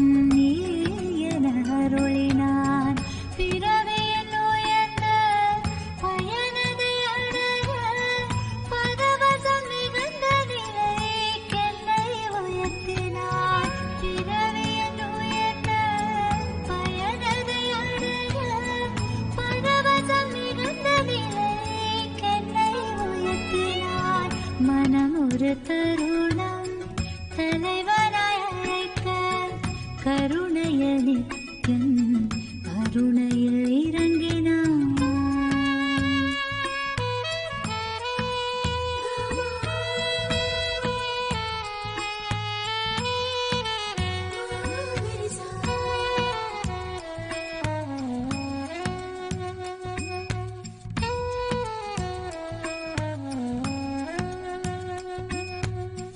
காலை அவன் காலடியினிலே கருத்துடன் மெதுவாகவே அமர்ந்து கண் விழித்திட ஐயா என்றே பணிவாய் அழைப்பேன் புத்தம் புது மலராய் மலர்ந்து சற்றே ஒரு புன்னகை பொருந்து பித்தன் புவி காத்திடும் நித்யானந்தா விண்ணோர் மண்ணோர் தோழும் ஈசன் நித்யாச்சலன் எனும் நேசன் பெருந்துயர் நீக்கிடும் நித்யானந்தா மனமொரு தருணம் தலைவனாய் அழைக்க கருணைய நித்யன் கருணையில் இறங்கினான்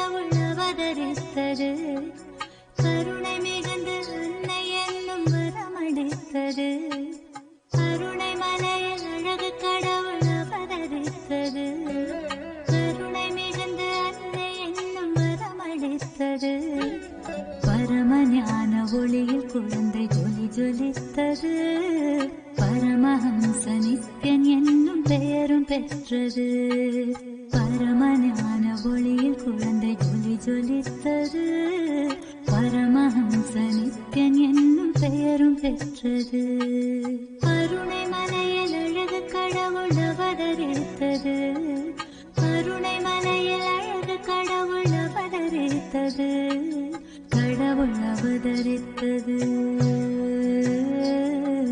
கடவுள் அவதரித்தது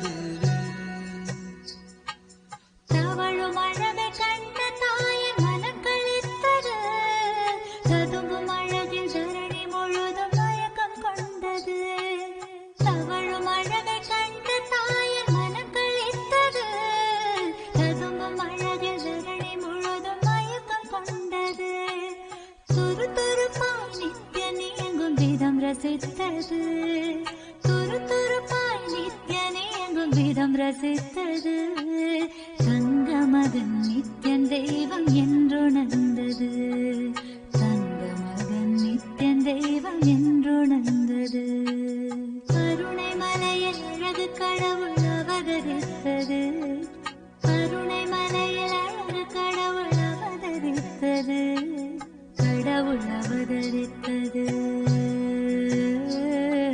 கடவுள் அவதரித்தது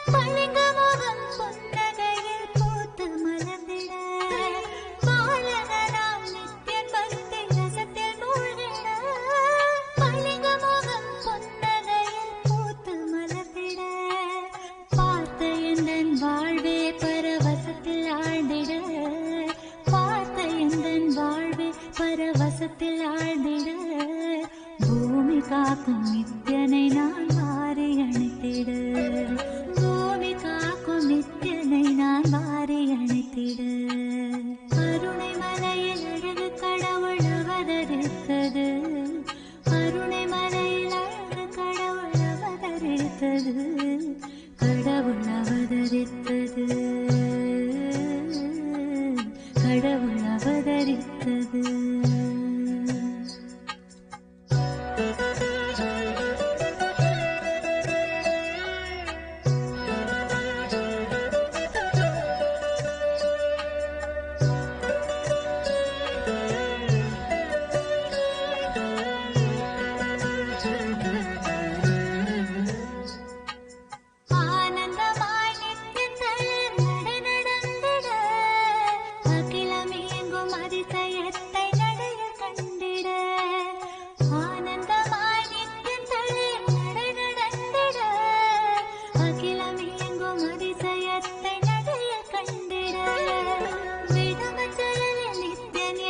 வசியம் செய்திட விடமஞ்சலில் நித்தன் என்னை வசியம் செய்திட வாழ்வின் வேதம் வேறில்லை என்றே கொண்டாடிட வாழ்வின் வேதம் வேறில்லை என்றே கொண்டாடிட கருணை மலையில் அழகு கடவுள் அவதரித்தது கருணை மலையில் அழகு கடவுள் அவதரித்தது கடவுள் அவதரித்தது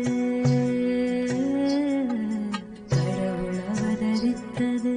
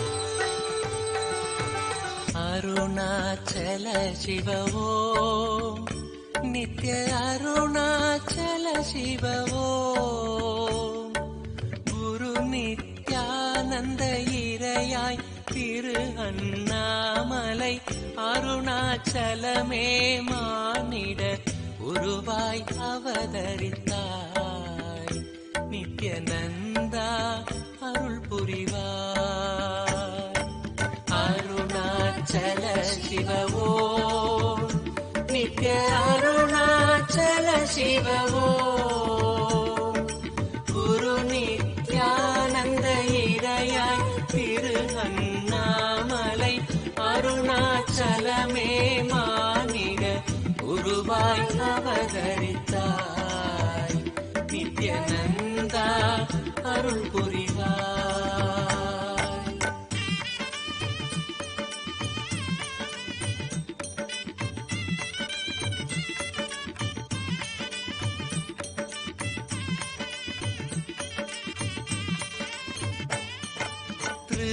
யுக அக்னி திரேதையில் மாணிக்கம் துவாபர பொன்மலையாம் சக்தி தாங்கிய திருமலையாம்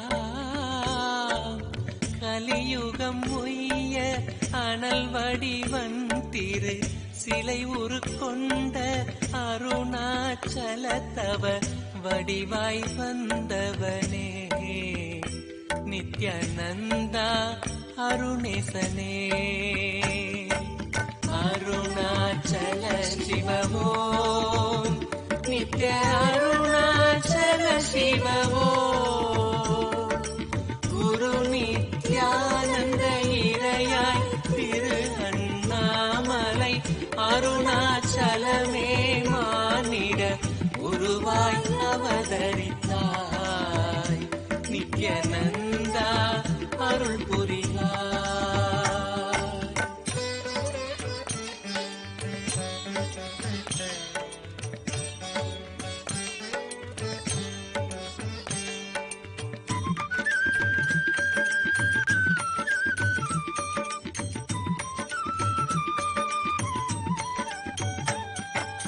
மலைமகள் புவியினில் மாதவம் புரிந்திட இடமதில் கலந்தனலே திரு அருணயம் பதிதனிலே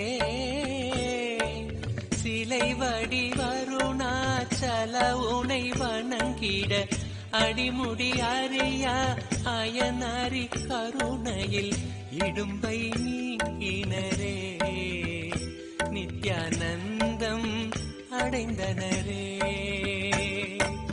அருணாச்சல சிவவோம் நித்ய அருணாச்சல சிவவோம் குரு நித்யானந்த இறையாய் திரு அண்ணாமலை அருணாச்சலமே மானிட உருவாய் அவதரித்தாய் நித்யநந்தா அருள் புரிவாய்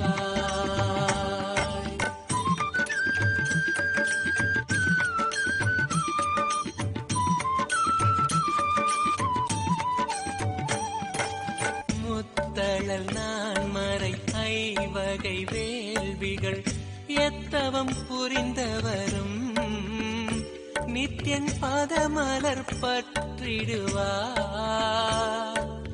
என்பகை யோகியராயினும் ஈசன் நித்யானந்த அருணாச்சல தேவனை சரணம் அடைந்திடுவார் உடன் சகல அருள் பெறுவார்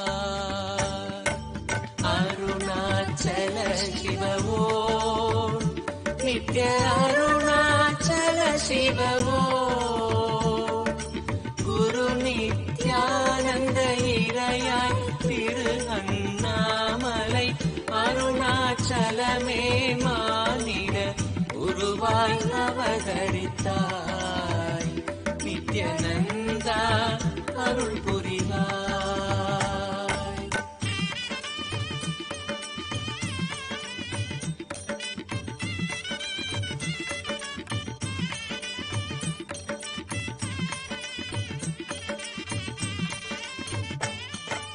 அக்னி வடிவாம் ஈசனும் மருணையில் நித்யனாய் அவதரித்தார். பூவுலகினை காக்க வந்தார். ஈசனை அவதரித்தமையால் நித்யனும் இறை வடிவாகவே அழலானான். அவ்வழல் தரும் நிழலானான். ஐயன் பரம்பொருளாய் காப்பான். அருணாச்சல சிவவோ நித்ய அருணாச்சல சிவவோ குரு நித்யானந்த இறையாய் திரு அண்ணாமலை அருணாச்சலமே மானிட குருவாய் அவதரித்தாய். நித்யநந்தா அருள் புரிவாய்.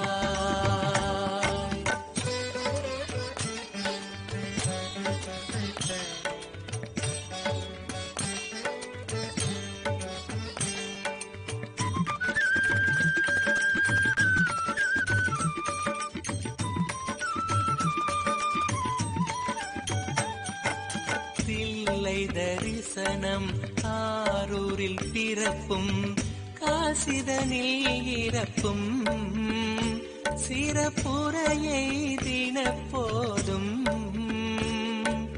உயர் நித்யானந்த அருணாச்சலனேனும் தவசீலனை நினைத்திட முக்தியே வரும். சத்திய தத்துவமே நித்ய அருணாச்சல சிவமே. அருணாச்சல சிவவோ நித்ய அருணாச்சல சிவவோ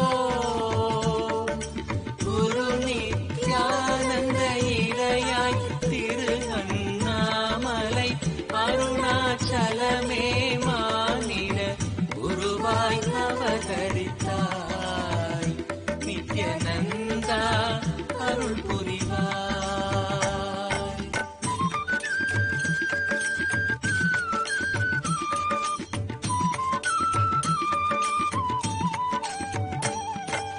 பெண் ஆண் அலியுரு நன்னா சோதியன் இறை நித்யானந்தன் அருணாச்சல சர்வேசன் மண்ணாமல உடல் அகமென நன்னா மண்ணாய் மாய்ந்திட ஒண்ணாதே. நித்ய அருணன் உளம் வருவார். அக இருளை களைந்திடுவார். அருணாச்சல சிவவோ நித்ய அருணாச்சல சிவவோ குரு நித்யானந்த இறையாய் திரு அண்ணாமலை அருணாச்சலமே மானிட குருவாய் அவதரித்தாய்.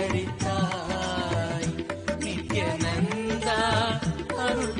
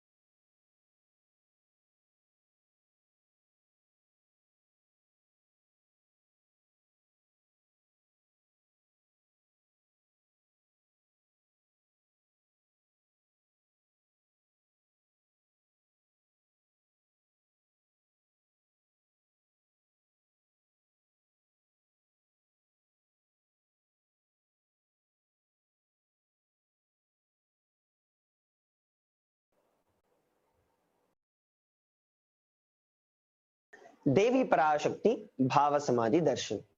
So what is it we'll be learning today? In today's program, we'll be learning about the introduction to the program, the introduction to the Bhava Samadhi Darshan, what is Akashic readings, who is Devi Parashakti, what is Bhava Samadhi Darshan. We'll then be witnessing the demonstration of the extraordinary powers of third eye, which is a possibility that every one of us have, which will be able to manifest after we receive the darshan and initiation from the Supreme Pontiff of Hinduism. Next, we'll be understanding who is Devi Parashakti, what are the Akashic readings, what are the principles that Devi Parashakti manifests, and how is it that we can be benefited by attending and by experiencing an Akashic reading session? What are the questions that you can ask Devi Parashakti during the Akashic readings? And what are the various revelations that Devi Parashakti has already given, which has benefited every one of us, especially during this time, during the Bhava Samadhi Darshan?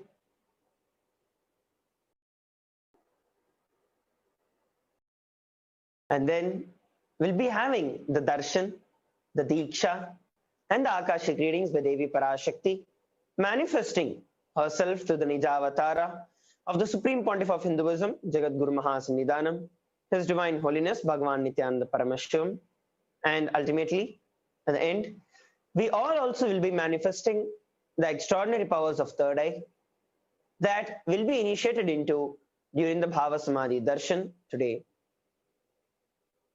Let us now understand some of the basics, fundamental cognitions, fundamental understandings about Bhava Samadhi Darshan. What does Samadhi actually mean? The word Samadhi in Sanskrit means Sama means one, Adhi means source. Samadhi means one with the source. Please listen.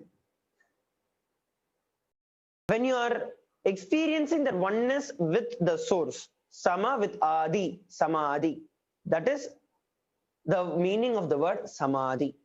The next word is Bhava. Bhava means attitude or aspect. So the word Bhava Samadhi means being one with the source through any particular aspect. Is Bhava Samadhi. So the aspect that you choose through that Bhava, being in oneness with the source, is Bhava Samadhi.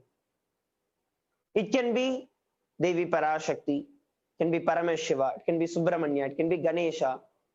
Through any aspect of the cosmos, of the ultimate, of the divine expressions of the beings from Kailasa, when you feel that oneness with them, when you connect with any one aspect, and you start feeling that oneness with them and experience that oneness with them, that is Bhava Samadhi Darshan.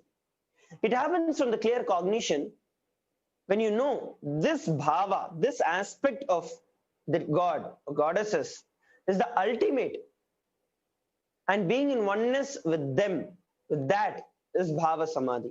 When you know Devi Parashakti is the ultimate, she is the Adi, and being in oneness with her, experiencing the Sama with her, that is when you have the Bhava Samadhi of Devi Parashakti. Now the science behind this Bhava Samadhi Darshan. The first and foremost cognition is that divine cosmic beings are real. They manifest from Kailasa, which is the enlightened time-space zone, through the deities and incarnations. The divine cosmic beings manifest through the Archavatara, which are the deities in the temples, and through the Bhava Samadhi Darshans in the Nijavatara, which are the incarnations. So the deities in the temples, which are the Archavataras, are also the expressions of these divine cosmic beings. And they are in a very subtle form through which you can connect. But not many of us, not all of us are mature to receive the direct experience from the deities. And that is the reason the Supreme Pontiff of Hinduism, Jagat Guru Mahasannidhanam, His Divine Holiness Bhagavan Nithyananda Paramashivam, comes down to bridge this gap and give us all that superconscious experience where we can experience that oneness with Devi Parashakti.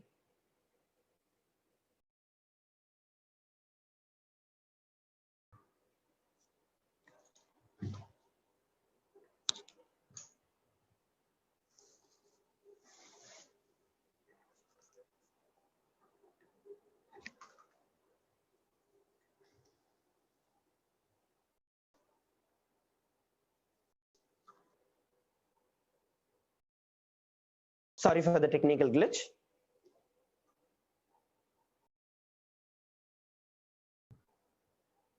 The benefits of the Bhava Samadhi Darshan. The Bhava Samadhi Darshan awakens your Kundalini Shakti, which is the latent potential energy in every human being. So this Kundalini Shakti, Swamiji beautifully says that every human being is hardwired to experience the Kundalini Shakti. It is the latent and dormant in us. When awakened by an incarnation or an enlightened master, that is when the Kundalini Shakti gushes from the very being and your entire brain is awakened. Your entire brain starts radiating the great super energy of the cosmos. Awakening of the Kundalini Shakti results in extraordinary abilities expressing through us, like the third eye awakening, ability to do the remote vision, body scanning, where you're able to scan anyone's body. It can be your body, it can be others, and you'll be able to find what are the exact problems that are there in the body and what are the solutions for them. Levitation, teleportation, materialization, and 60 other such powers that have already been proven scientifically, clinically, under clinical trials. So we have already manifested and demonstrated out of 240 powers. We've manifested already 60 such powers. What exactly happens during the Bhava Samadhi Darshan is that your Kundalini Shakti is alive. So that directly reflects onto your brain and your whole brain becomes alive. This influx of superconscious energy visibly slows down the aging process and increases anti-aging in you, which means that not just you are aging slowly, but you're actually reverse aging. You're actually anti-aging. It improves your immunity to diseases, your ability to handle situations in life, your ability to handle life itself. With increasing levels of coherence, the entire brain comes alive. It becomes a superconductor of conscious energies that heal, empower, and transform our lives. Having the darshan or even a glimpse brings lasting transformation in us, cleansing lifetimes of karmas, raising you to the next level of the superconscious breakthrough, like literally hitting the reset button on your very being.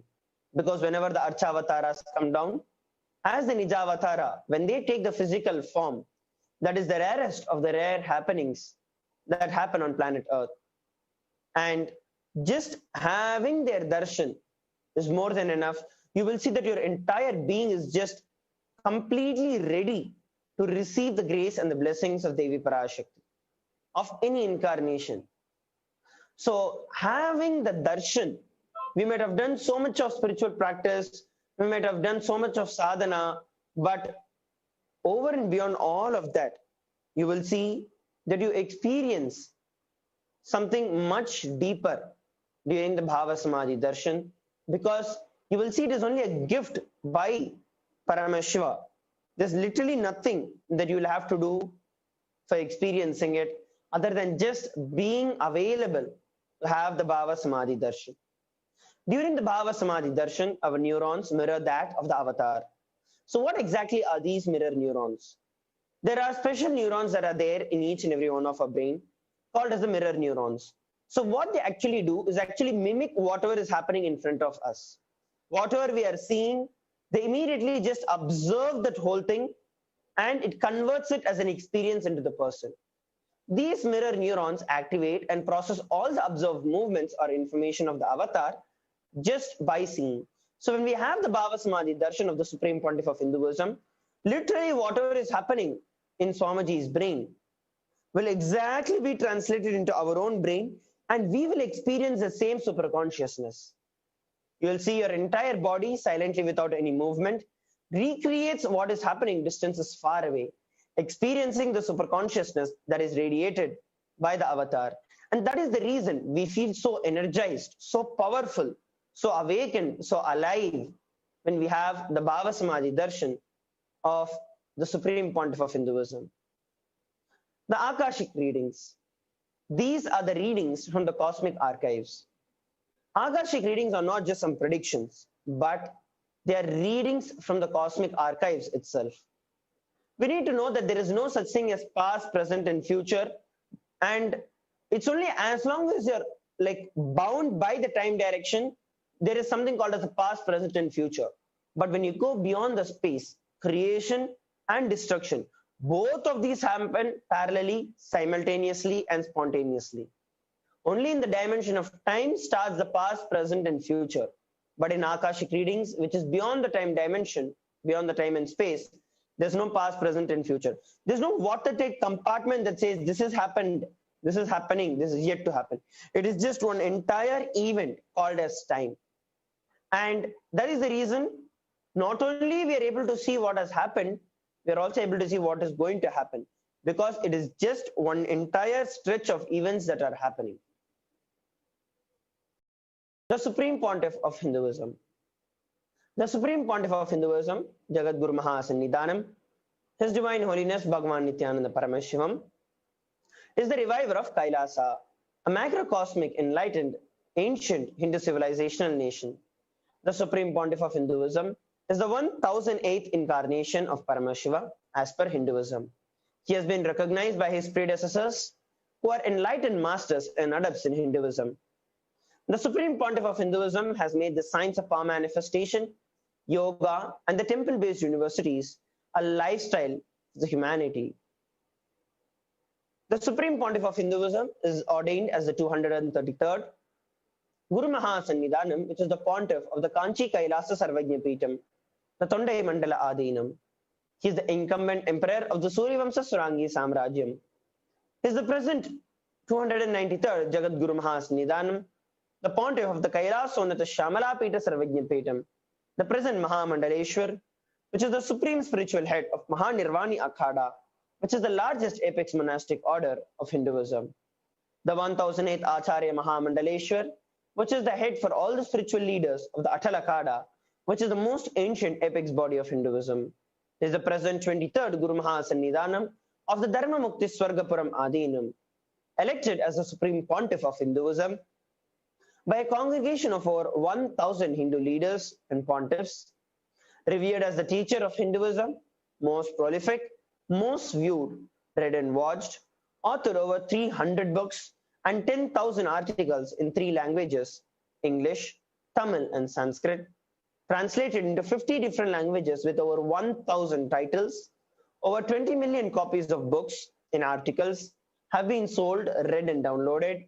Over 10,000 hours of discourses uploaded on the YouTube, enriched over 1 billion lives digitally, respected as the commentator of all the sacred scriptures such as the Upanishads, the Brahma Sutras, the Bhagavad Gita, the Shiva Sutras, Yoga Sutras, Ashtavakra Gita, Jain Sutras, and many more.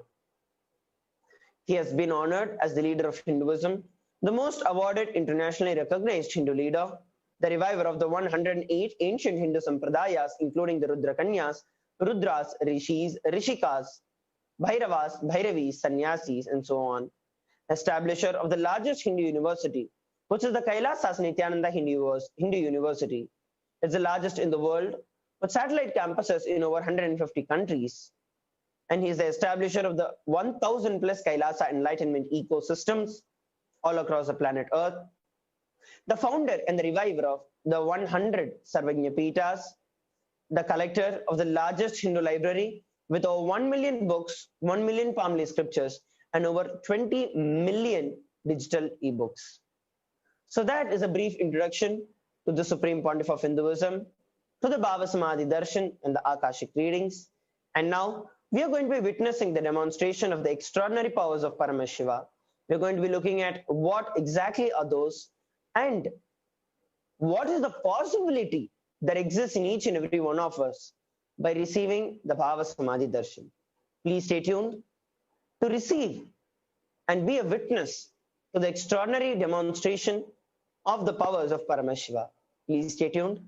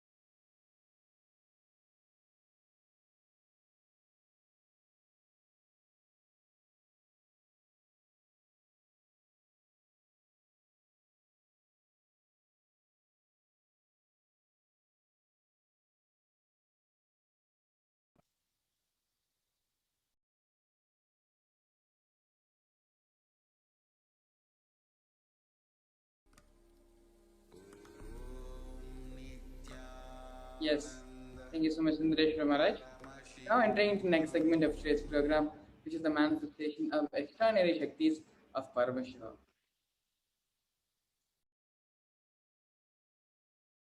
The Balasans, the Nithyananda Yogis, the initiated disciples of the Supreme Pontiff of Hinduism, will now be demonstrating the powers of third eye and sharing with all the experiences and results of the extraordinary manifestation of the divine powers awakened in us through Diksha, which otherwise is known as initiation. In today's Bhava Samadhi Darshan, all of us will be receiving the initiation into third eye awakening with various other powers of the blessings and grace of the Supreme Pontiff of Hinduism. We will be manifesting the following powers of third eye, which is seeing with the eyes blindfolded. Third eye is the cosmic browsing center, located between the brows, which upon initiation, one can effortlessly express powers and see through the third eye just as you would see with two eyes. Let us now understand what are Shaktis. Manifesting powers, Shaktis, are described in the Vedas and in the Agamas as a system, a method, and science for human beings to explore the various possibilities and powers and have access to various states of consciousness. Shaktis manifest from the fundamental cognition that you are divine, you need to manifest divine, and not that you or man need to reach the divine. Here, the foundation is you are Paramashiva. Your unmanifest recognizes that you are Paramashiva, even if you have not yet manifested. Understand? That is why Paramashiva is revealing through this body and through the system, through this methodology. In the Samyama, you do unpowerful cognitions. You manifest only Shaktis and powers, not Siddhis. These are the direct words from the Supreme Pontiff of Hinduism on the science of power manifestation. Let's now understand the differences between Shaktis and Siddhis. Shaktis express from the space of enlightenment as a side effect of the feeling connection and high integrity with the Guru. Shaktis are the source of enlightenment, whereas Siddhis are powers that manifest from tapas or penance on the path of enlightenment. The Shaktis of Paramashiva manifest through ordinary human beings in an extraordinary way after the initiation from the avatar. And Shaktis are permanent, whereas Siddhis are not permanent and may divert you from your purpose of enlightenment. Paramashiva is the source of Shaktis. He is the primordial divinity in Hinduism, the ultimate reality and cause which is self-effulgent, Swayam Prakasha, all-pervading, unchanging, beyond time, space, form, and causality. As the fundamental base of Avyakta, the unmanifest, and Vyakta, the manifest existence, It performs the Panchakrityas, or 5 cosmic actions of Srishti, which is the creation, Sthiti, which is sovereign rulership and maintenance, Samhara, rejuvenation, Bhava, pulling out of delusion, and Anugraha, which is the liberating grace for all living entities. Supreme Pontiff of Hinduism, Jagat Guru Mahasanidana, His Divine Holiness Bhagavan Sri Nithyananda Paramashivam, is the 1008th living incarnation and representative of Paramashiva, as well as the reviver of Kailasa, the ancient enlightened Hindu civilizational nation, the great cosmic borderless Hindu nation. Ever since the beginning of civilization, Sanatana Hindu Dharma has been the cradle of enlightened beings and highly advanced sciences. It is where the science of enlightenment and powers, Shaktis, was lived and taught as a lifestyle. For the first time in modern day, the Supreme Pontiff of Hinduism is reviving these yogic sciences and transmitting it to the world at a record-breaking pace which has never been accomplished before. The knowledge and science of manifesting these Shaktis are passed down from one generation to the next through Diksha, which is the initiation by the enlightened Gurus. Supreme Pontiff of Hinduism, being recognized as an incarnation at a very young age, was trained and taught the sciences to revive the initiations and knowledge repositories for billions to manifest the science of power manifestation. From the various disciplines of Vedanta, Tantra and Shri Vidya, Yoga and Yogic sciences, Mantra Shastra, Siddha Vidya, the science of Aushadha, Advaita and Bhakti Yoga, Paramashivoham and Paramashivoham. So how do we awaken the divine Shaktis in us? Every ultimate truth, jnana, mapped into our consciousness, prajna, manifests as the possibility in power of every human being, otherwise known as prajnana. Diksha is the direct transfer of.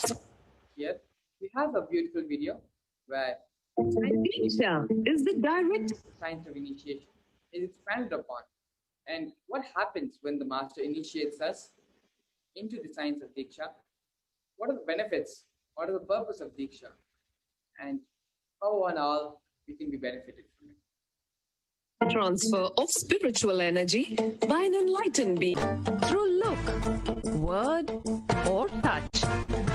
The traditional Vedic book Navaratneshwara states, Sarva sahamapi dikshanam muktihi kalamakhanditam avirodhat bhavantyeva prasangyastu bhuktayaha. The main benefit of all initiations is moksha, enlightenment. As a side effect, health, wealth, leadership, and well-being happen. And in Rudrayamala Tantra, Shiva says, Devi Diksha Vihinasya na siddhihi na cha sadgatihi tasmat sarva prayatnena guruna dikshito bhavet. The one who is not initiated does not attain liberation nor a better future.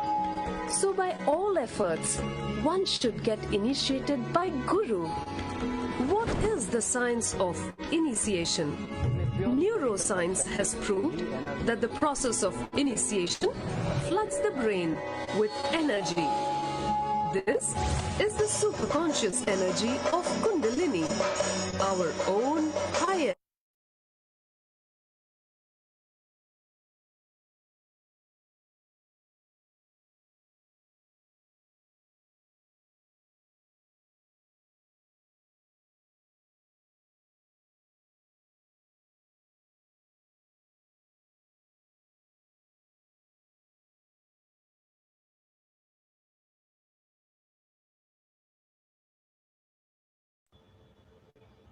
The science of power manifestation is authenticated through 4 aspects of evidences, otherwise known as pramanas.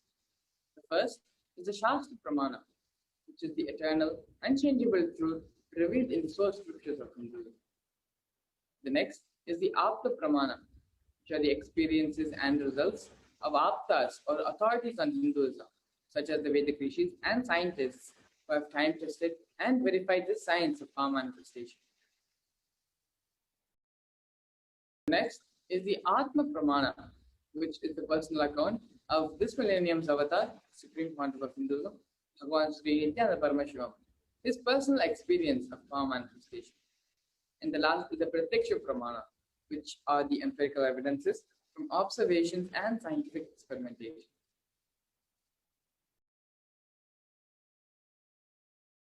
Vedas are the ultimate superior authority for Hindus. Vedas are the pure science where the ultimate truths are explained. Agamas are the scriptures where the applied technology, the applied science is expanded upon. The Vedas and Agamas, the Veda Agamas, are given the status of Shruti as they are directly revealed by Paramashiva. They are the ultimate, eternal, unchangeable truths. A reference cited from these Shastras or source scriptures is called the Shastra Pramana. Let us now get ready to witness a very unique and exciting demonstration of this power of third eye.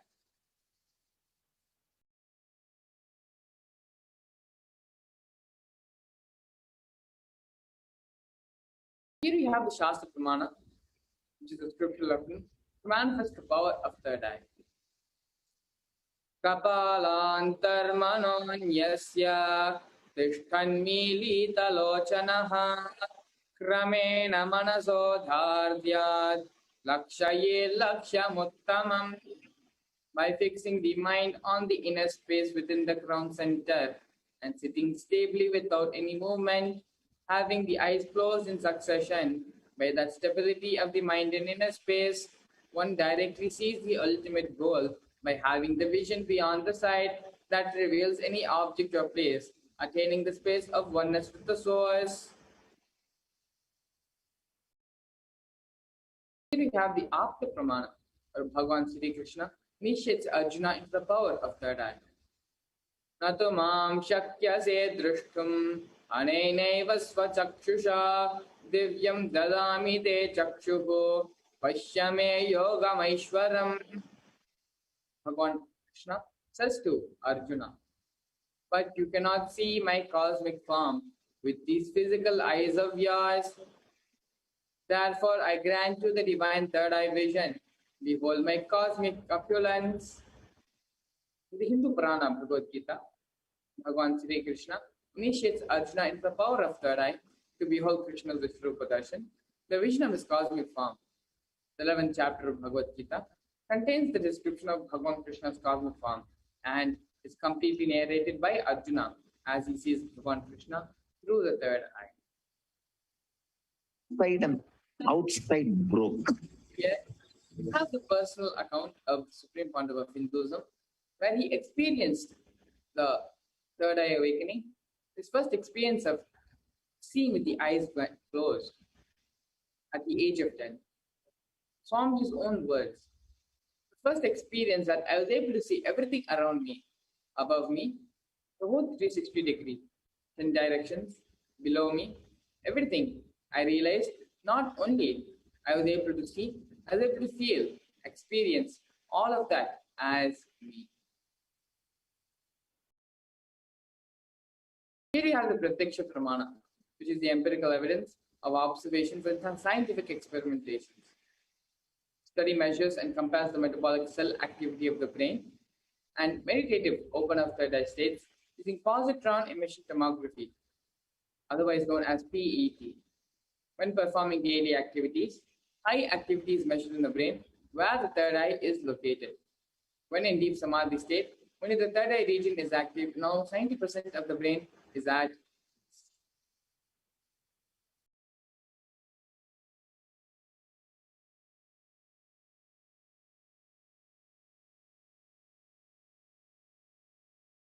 Now let's understand a little bit more about the Sakshi Pramana, which are the experiences and results of extraordinary manifestation happening through the initiative disciples of the Supreme Pontiff of Hinduism. This rare, sacred science of third eye awakening is being made available to humanity for the ultimate enrichment in conscious evolution by the Supreme Pontiff of Hinduism, Jagadguru Mahasrinidhanam, His Divine Holiness Bhagavan Sri Nithyananda Paramashivam, who as the living incarnation of Paramashiva, Supreme Pontiff of Hinduism, embodies the most profound yogic states that surpass all bounds of time, space, and matter.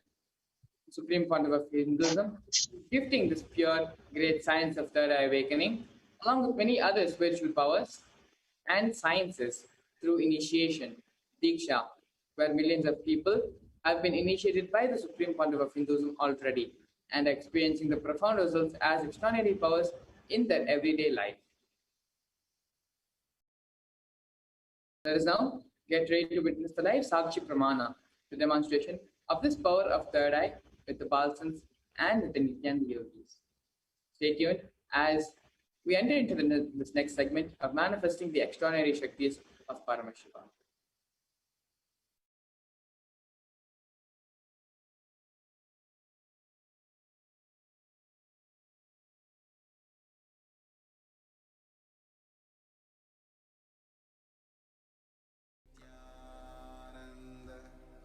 Paramashivoham.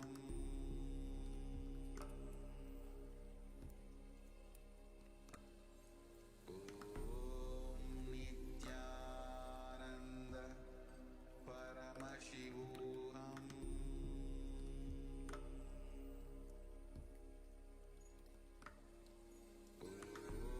Om Nithyananda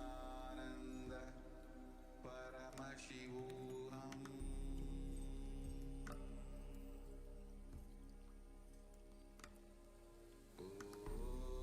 Nithyananda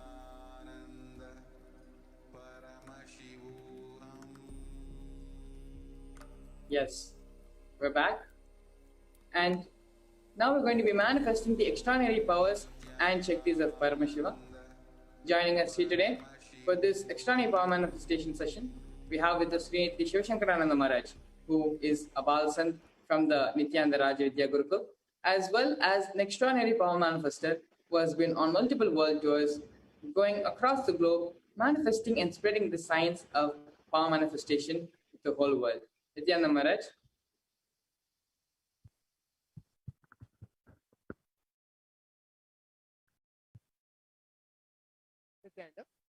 My name is Sri Shivashankarananda. I am a Balasan of Nithyananda Gurukul and I've been in the Gurukul for the past 8 years. Thank you, Maharaj, for today having in the first segment of today's power manifestation segment. In today's power manifestation session, we're going to looking into the power of Sarai, where we're going to read with our eyes completely blindfolded and do things which with ourselves with completely blindfolded. So before entering into today's manifestation, I'll explain today what we're going to do. In my hands, you can see the mindful which I'm holding. So this mindful is completely tested by the ophthalmologist. And in the front is the completely thick acrylic sheet. And in the behind is the sponge which is there, which is covered. And in the side is acrylic sheet, which is the adjustable strap, which you can adjust it accordingly, tighten it up and loosen it. And this is the mindfold which I'll be wearing, where I'll be blindfolding myself, and there is no visibility of light which is being seen. So you can see on the other side of the camera, is there a set of coins which are being placed.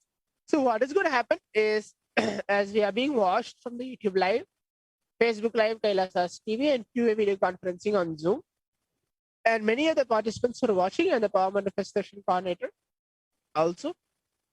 So, for example, he'll be telling to choose all the green color coins. So when I blindfold myself and connect myself in the space of oneness with Swamiji, so that time I'll be picking up all the green color coins or blue color coins or red color coins, the different coins. One of the pink, one of the green ones, one of the blue ones, one of the orange ones, and one of the ones which have the red color design on it without numbers. One of the one which has blue color design on it without numbers. So there's many different coins which are there. So whichever color coins the participants or the power manifestation conductor wanted me to pick it up and stack it upon, I'll be doing that as it is, with my eyes completely blindfolded. Yes, thank you so much. So now connecting myself in the space of oneness with Swamiji by chanting the Mahavakya, Om Nithyananda Paramashivoham, requesting Swamiji's grace and blessings to allow to make this manifestation happen.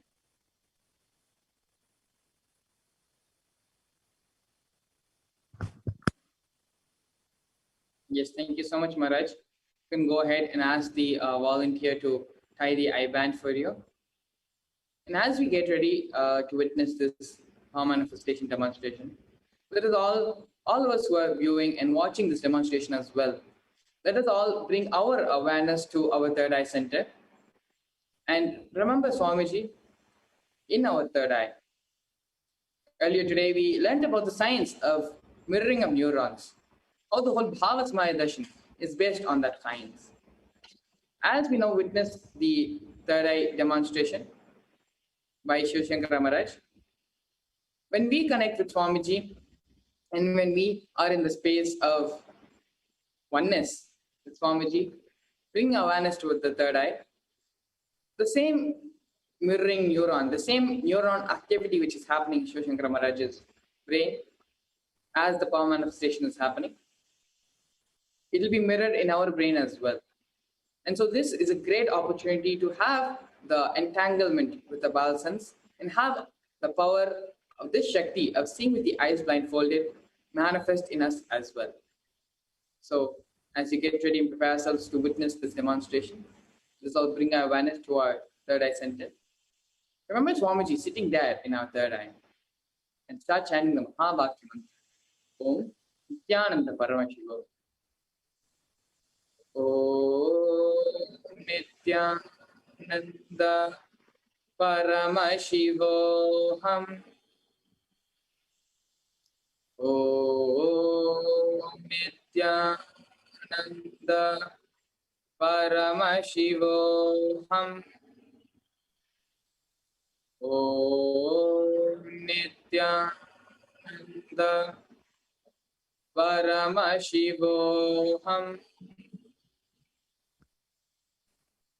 Yes, Maharaj, we can go ahead. Yes.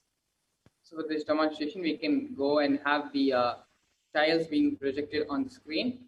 And now for the first stack of tiles which Shiv Shankara Maharaj is going to make, Maharaj, please make stack the tiles in the following color order, starting with green, and then pink, blue, red, green, and blue. You repeat the order: green, and then pink,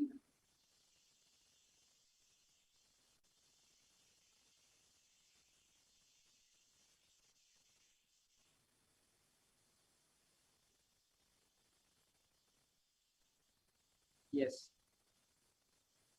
followed by blue,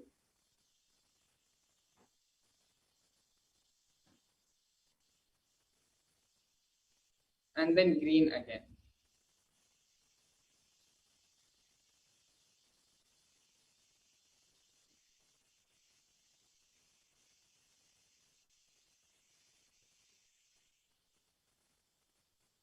Yes.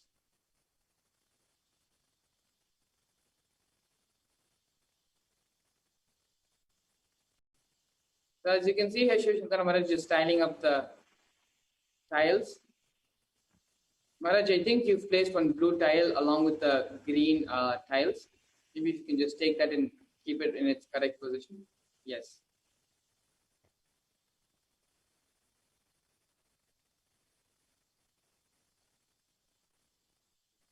Yes, Maharaj. So as you can see here, as we described, as we asked, Shiv Shankara Maharaj had started stacking up the blue tiles, followed by stacking up the pink tiles and then the blue tiles.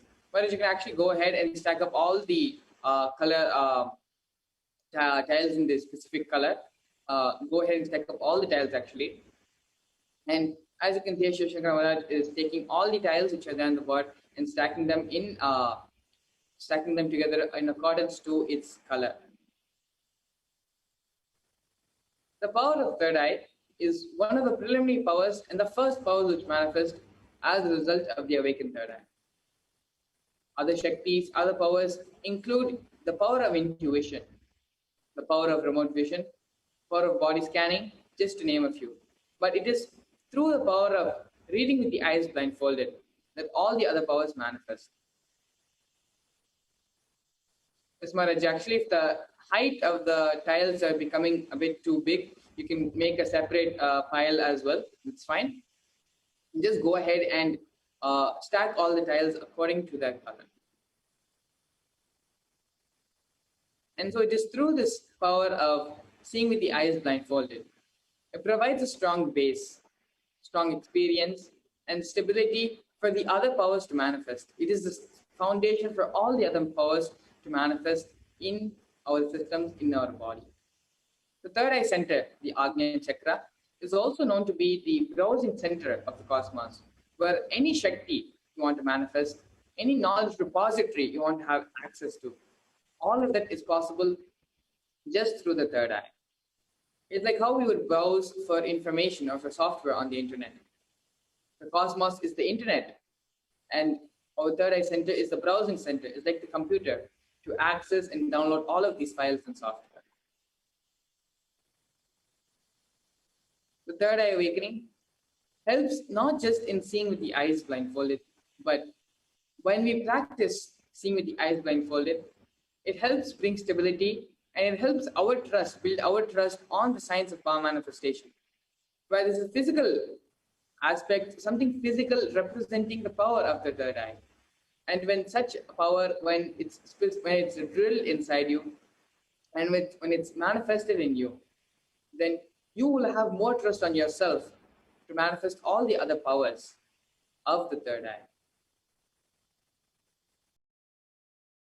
Supreme founder of Hinduism himself, the first experience he had when the third eye was awakened was he was able to see, even though he was sitting in the meditative posture, in the meditative state with his eyes closed, he was able to see the 360 degrees of everything happening around him, above him, below him, everything which was happening around him, he was able to see that. And he was in that experience for 3 days continuously. As you can see, Shiv Shankara Maharaj has beautifully stacked up all the tiles as per their color. And yes, thank you so much, Maharaj.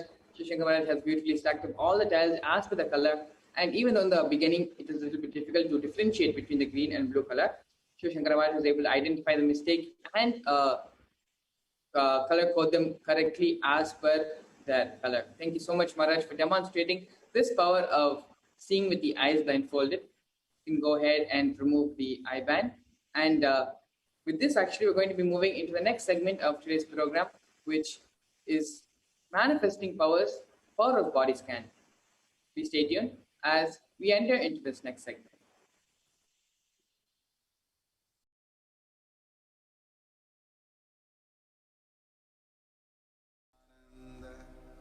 Paramashivoham.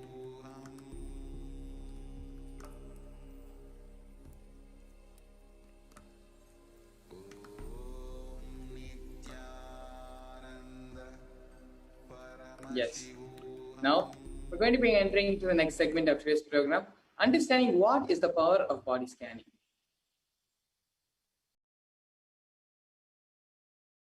In this power of body scanning, one awakens the ability to scan illnesses, diseases, medically diagnosed issues, and provide solutions through the awakened third eye.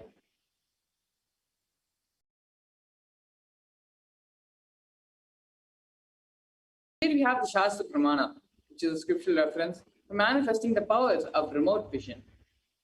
Swadehe jagato vapi sukshma sukshmatarani cha tattvani yani nilayam dhyatvante vyajyate para. Bhagavan Paramashiva says, cognize deeply that from the subtle to the subtlest constitutive principles of your whole body or of the whole universe simultaneously consist of the essential reality. They are being absorbed in the source cause, Paramashiva. By the experience of such restful awareness, one becomes complete from all thoughts, and the ultimate universal divine power, Paradevi, Adi Shakti, is revealed, and supreme power manifestation happens. Here you have the Apta Pramana, where the science of power manifestation, this power of remote vision, has been mentioned, has been authenticated and time tested by authorities on Hinduism. In the Hindu Purana Mahabharata, the whole war, the sacred scripture of Bhagavad Gita, is narrated to the blind king Dhritarashtra by his trusted charioteer Sanjaya.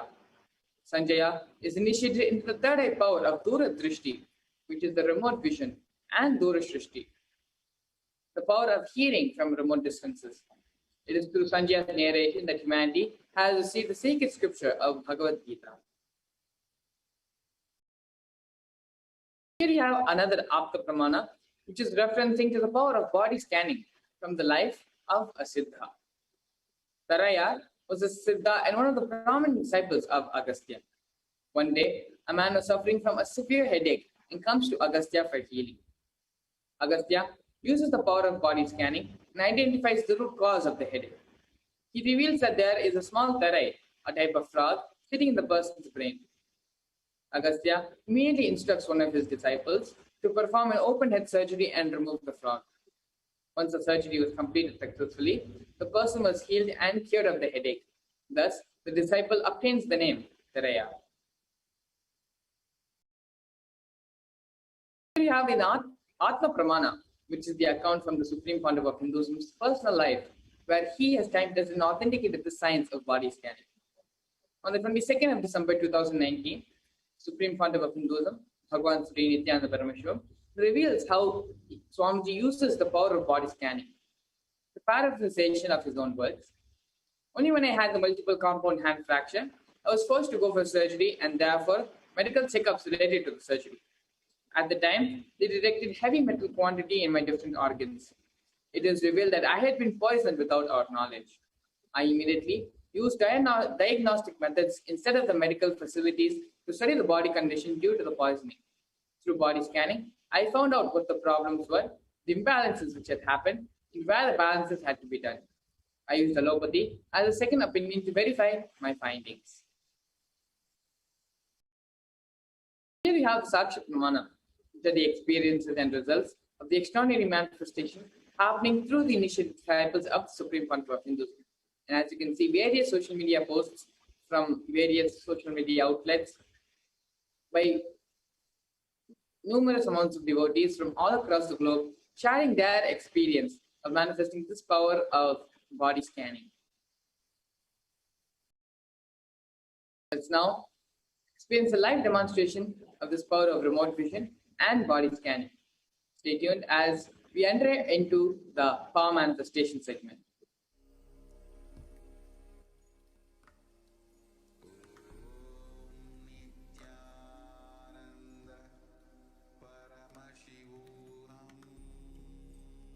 Yes, joining us again, we have Sri Shivashankarananda Maharaj, who will be manifesting this power of body scanning.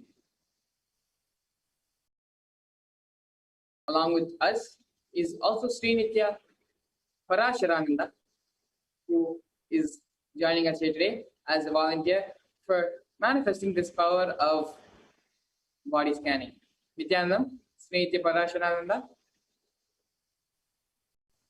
Nithyanandam, thank you for having me. Yes, thank you so much for coming today and being a part of this body scanning power manifest segment. So yeah, can you actually go ahead and take a few minutes to give a little bit background about yourself for all our viewers, so they know a little bit more about you. You can please go ahead. Yes. So I've been part of, well, Swamiji's been part of my life since 2017. I went for Sadashti Bhatva Batch 1, and I've been part of the Sangha ever since. He's been part of my life for the past few years, and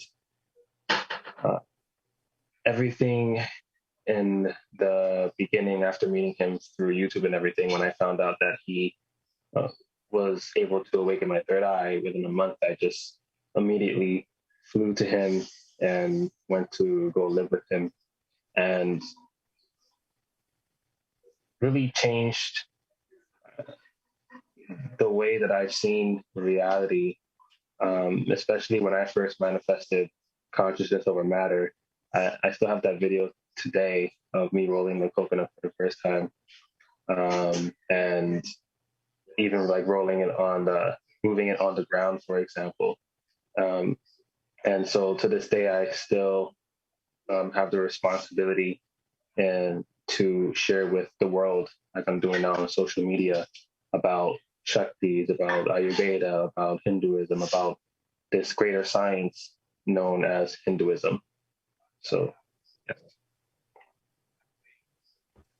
Well, that's wonderful, Aya. Thank you so much for coming, joining us here today for this body scanning segment. So, Shivshankara Maharaj will be now connecting to Swamiji in his third eye, and will be sharing with all of us what Swamiji reveals to him to his third eye. Not only the diagnosis of the person, but also giving the cure, the cure as well, as to what should be the remedies to remove all the negative effects, all the negativities which are going on in the system. So let us all come to the space of oneness with Swamiji, bring our awareness to our third eye, and start chanting the Mahavakya mantra, Om Nithyananda Paramashivam, as we manifest this power of body scanning as well as remote vision. Om Nithyananda Paramashivoham. Om Nithyananda Paramashivoham.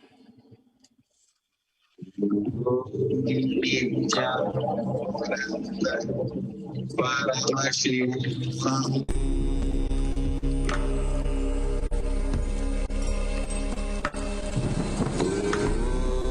Nithyananda Paramashivoham. Nithyananda Paramashivoham. Nithyananda Paramashivoham.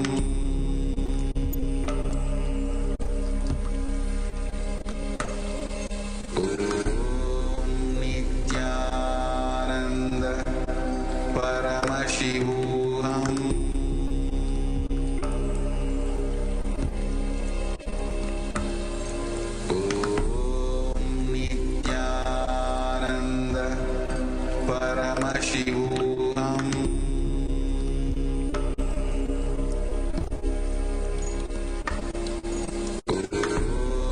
Nithyananda Paramashivoham.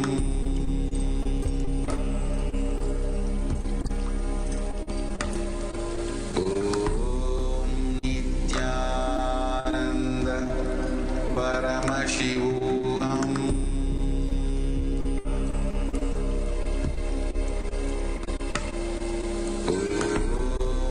Nithyananda Paramashivoham.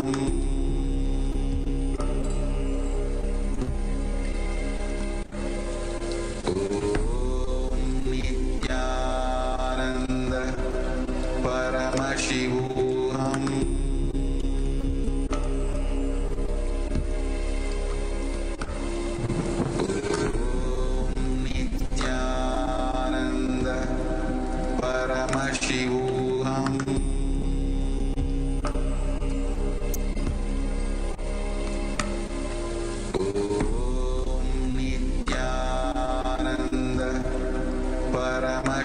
Paramashivoham.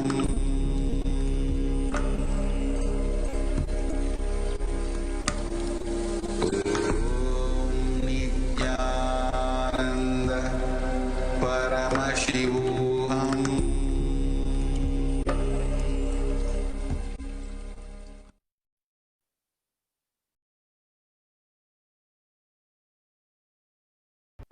Yes, Shivshankara Maharaj, you can please go ahead and reveal what is revealed to you in your third eye. Please go ahead, Maharaj. Yes. So for Parasharaya, Swamiji, when I was scanning for the body scan, especially was scanning and asking for a solution and the diagnosis which is being scanned, Swamiji very beautifully was revealing to the third eye is first thing, there's no major symptoms in your system right now which is affecting your health and your day-to-day life related to your mind and body. Few things which Swamiji tells, all are very simple ones. The first one is I will see the lots of tiredness, the fatigue and laziness which comes to you. That some point of time you feel overactive and you feel active for the whole day and you do stuff, you be responsible and you do something creative. But some point of time you feel lazy and you don't want to do stuff. That is always there, which is affecting you, because when your mind tells that, your body also reacts to that. That are always there. And I'm able to see the headache comes towards for you the head. You feel that I need to take rest, and the feeling of headache comes to you. That is there. And the second part, which Swamiji reveals, towards the joints, your elbow joints and the knee joints and the shoulder joints. These three joints, which I'm able to see that you're not able to completely stretch. You need to, sometimes you try. I'm able to see that you always want to try yourself and try to make yourself flexible and maybe flexible and strong, but you're not able to do because of some kind of, like your body is not able to cope up and make it happen. That is that you, and after some time you feel the pain. After you do that kind of posture, or you're able to try to sit in that kind of position, I'm able to see that you feel the pain after some time. After a few hours or few minutes, you're able to feel the pain which is coming there, and you're not that is always there in your system. And the next thing which I'm able to see is when Swamiji is telling that, because all these small things which are coming to you and which are not able to you're not able to connect with it and make it happen, and you sometimes you're not having the time for sitting with yourself. You're able to have a time to sit with Swamiji and have the time to space, but sitting with yourself and seeing inside yourself what is happening and what is something wrong inside me, that is not that you're not able to make up the time. That is one of the main issue which Swamiji really showed. And for a solution, for when always Swamiji's 30, first thing Swamiji gives the diagnosis for a particular person, and so when Swamiji's 30 falls on any particular person, it's something automatically the healing happens. So he also gives a solution. The first thing is try to have around you, wherever you stay, it can be a room or it can be where you sit and watch the satsang of Swamiji, where you do the puja for next 2 days, complete for next 2 days. Try to have the ambience of an open area, a complete open area, wherever you are, whichever activity you're doing, from morning yoga, the puja, you're having a meal, you're going to speak with somebody, or you're going to do your work with your laptop, anything. So have an open space, the first thing. Otherwise, if that is not possible, Swamiji is showing, is try to have an ambience with the neem leaves, where you keep the neem leaves around you and start breathing that space. When you breathe that space, you will see your the toxic which you have, whatever the parasites which you accumulated, everything will get released out, and you will see the whole body gets healed. Try to live with these both, these both ambience. And the second thing is try to always, wherever you go, try to always keep a Swamiji's photo with you, or try to at least have the vision of Swamiji. So whenever that happens, you always remember how to live like Swamiji, and your body will start relating with him. And very beautifully, Swamiji is showing me at one point of this while scanning, he was telling, you are a type of a person who used to do gym, who used to do workouts, and who used to build body, but exactly because of some point of laziness, or you are just like, it's okay with it, let me do it later on, or when time comes, let me do that. So when you are a type of a person who are capable of building a body, live around Swamiji. So whenever you are seeing Swamiji, continuously seeing Swamiji's body language or Swamiji's photo, you will start remembering your own self, your own inner space, how to live, and you will start looking into yourself. And that time you will see you'll have a complete health, and you'll have a control towards your mind and body. So these are the few things which Swamiji very beautifully tells. So yeah, Parasharaya, if you're able to relate with it and if you're able to understand what I'm saying, you can unmute yourself and share it with all of us. Yes. Majority of it is relatable. In terms of when it comes to like getting things done on a day-to-day basis, yes. Majority of my waking hours is to just get what I need to get done.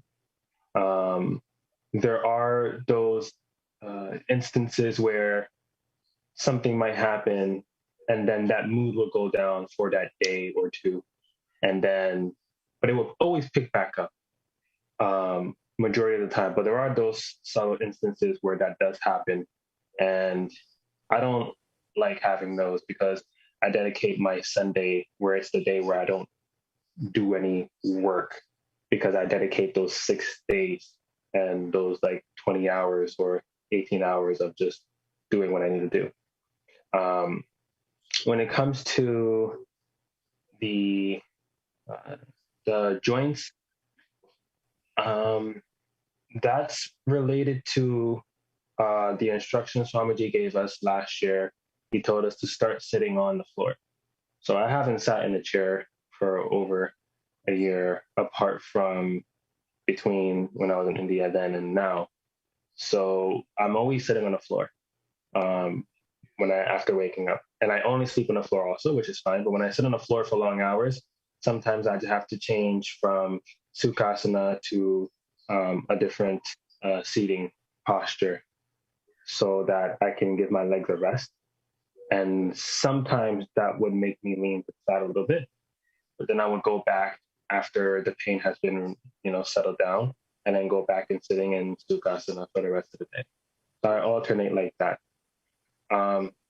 When it comes to headache, it's very rare, but it is something that is relatable. There's times where maybe either prior to going to sleep or maybe a couple hours before going to sleep, that I could get a very subtle headache. And it's not really strong, but it's kind of subtle where it's annoying. It's kind of like, why are you here? Kind of thing. And in terms of always having an image of Swamiji, always have an image of Swamiji. I have a ring with Swamiji's picture on it. Across from my desk, I have the Padmamurti of Swamiji printed out from the first Paramashivoham level 2 right across from me. So I'm always looking at him. And I have Kalabedava in front of me also across the room, always looking at him. And, sometimes if anything, I would just look directly at him if anything comes up to clear it or whatever the case may be. And it has worked very instantaneously. Like I would ask for something or request something and it would happen within the snap of a finger, within a few hours, or within that day. Actually, even yesterday, this is the third time this happened the past 2 weeks. Yesterday, I have a flute that is leaning against the wall in front of Kalabedava. And for some reason, I noticed the flute was moving. So when I looked, the flute just moved like this and fell on the floor. And that was the third time that something just spontaneously moved on its own or fell in my room with no type of, source. There's not wind that's blowing through my room or anything. So in terms of neem leaves, I would like to be surrounded by neem leaves when I'm able to get it. And in terms of being in open ambience, I do go and walk every day. Since the pandemic happened, I go walk every day with my dog outside to get that kind of ambience air, because I feel like it really does help. I feel my swati, being able to go walk and breathe and etc.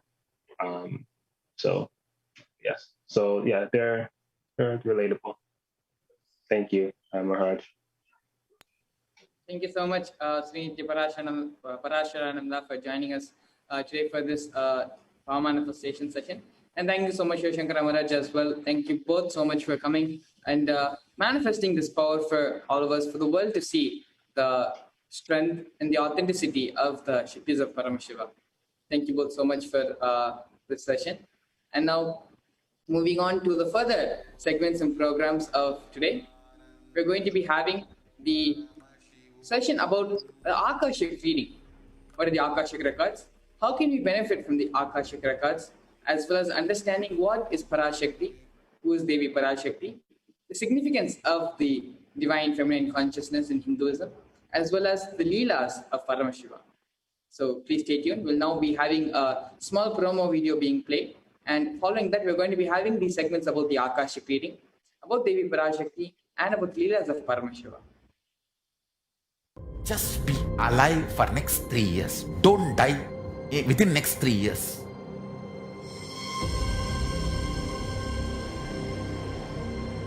Just don't die within next 3 years. Be alive, somehow be alive. I'm working sincerely. I will reach you somehow. Somehow I will reach.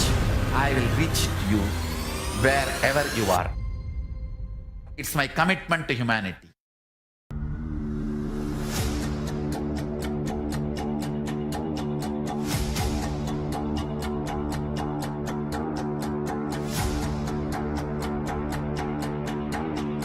Just don't die within next 3 years.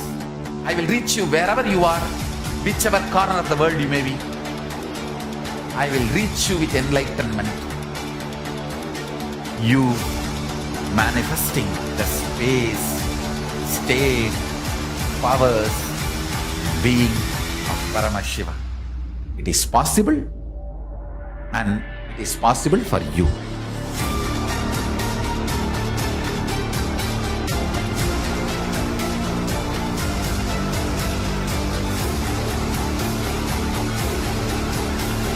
Paramashiva will reach you with enlightenment science.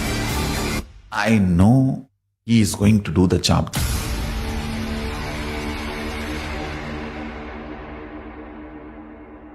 Just be alive for next 3 years. Nothing else.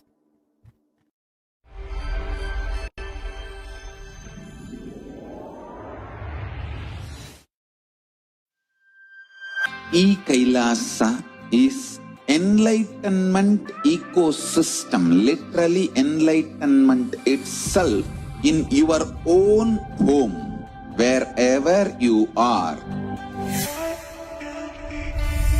Proper customized spiritual service helping you to complete with your life negativity, withdrawal from life, self-hatred, self-denial, self-doubt, so much of tiredness, laziness. We can support you, aligning your diet, your attitude, your aptitude, your understanding about life. We can help you with everything.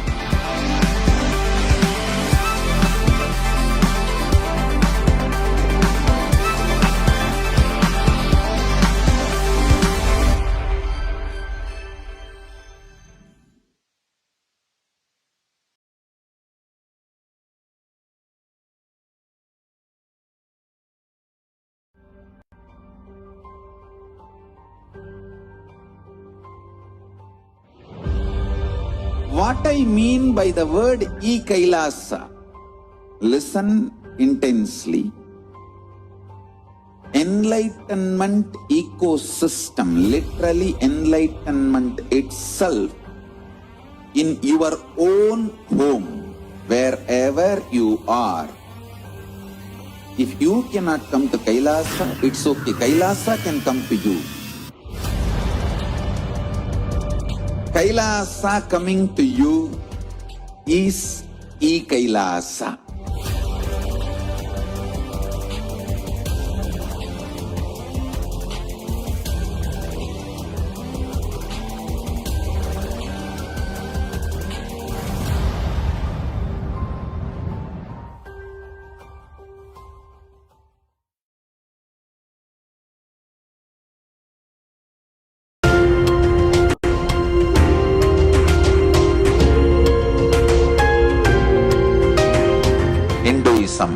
Is greater science.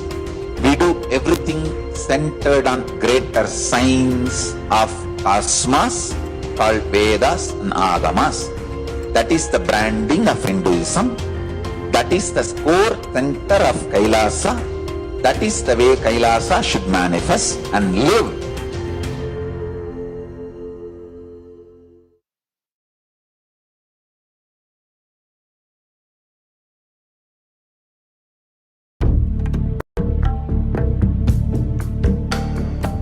Kailasa is an effort, humble effort, and our humble offering at the feet of Paramashiva to keep the grand narrative of Hinduism alive.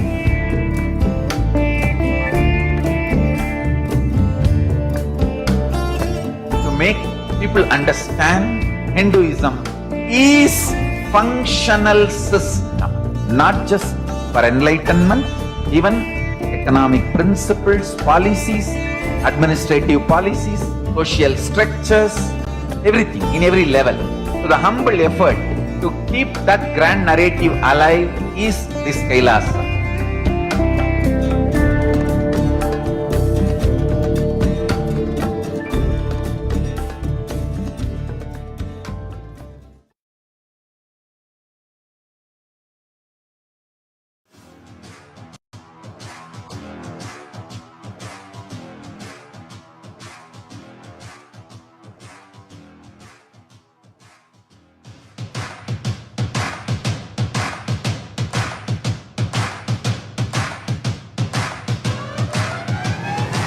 I welcome all of you, the whole world, to come and celebrate, enjoy not only the enlightenment ecosystem, the beauty of how it is getting revived. Be an insider for this great revival process.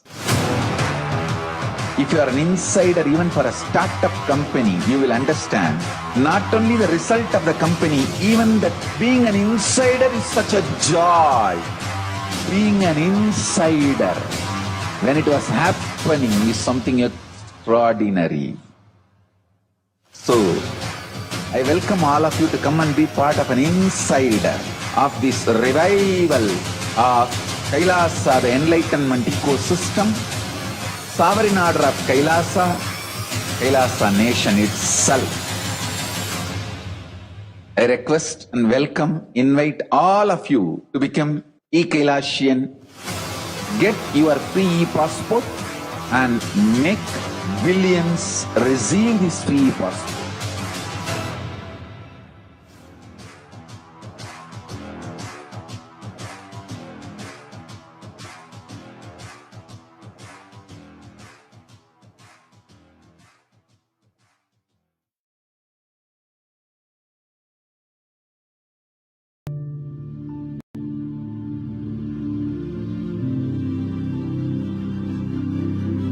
I will revive Hinduism. I am a Hindu revivalist. Not by any revolution, but by evolution.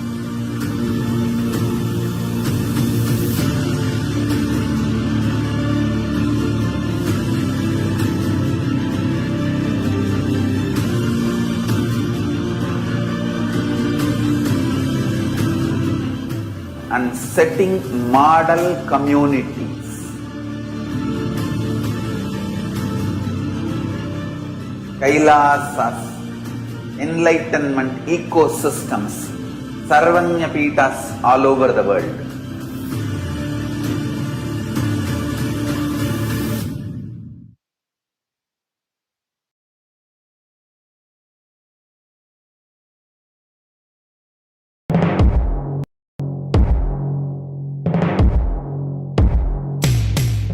In one line, if I have to put it in a simple way, seeing always each other with a tremendous love that everyone is Paramashiva.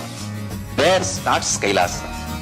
Whether you hug each other, love each other, or ferociously train each other, the core cognition should be seeing each other as Paramashiva. That is where the seed of Kailasa starts.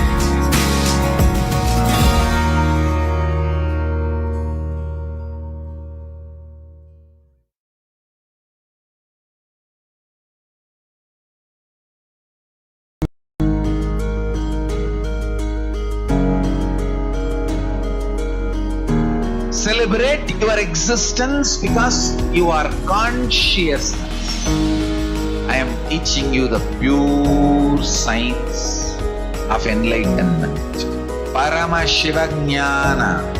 I am revealing this science to you all because I love you all. Because I love you all.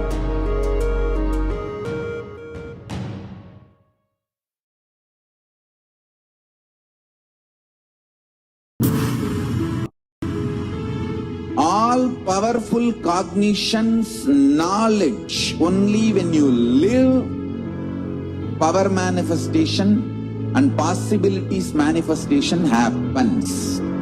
This is a fundamental truth.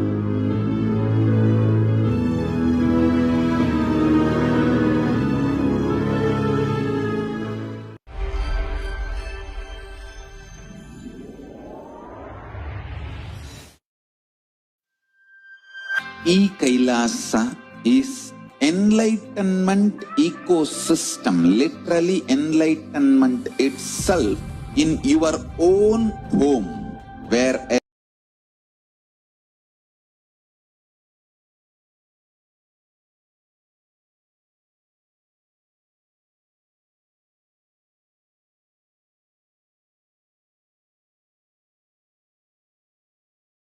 you are. Segment of today's program, which is understanding what are the Akashic records, as well as how can we be benefited from the Akashic records. So fundamentally, the Akashic records are the records which are created in space. Whatever has happened in time is there as a file. Understand, nothing can be destroyed. Your actions, your thoughts, plans, emotions, words, none of them can be destroyed. The Akashic records are the cosmic archives of everything happened, happening, and yet to happen.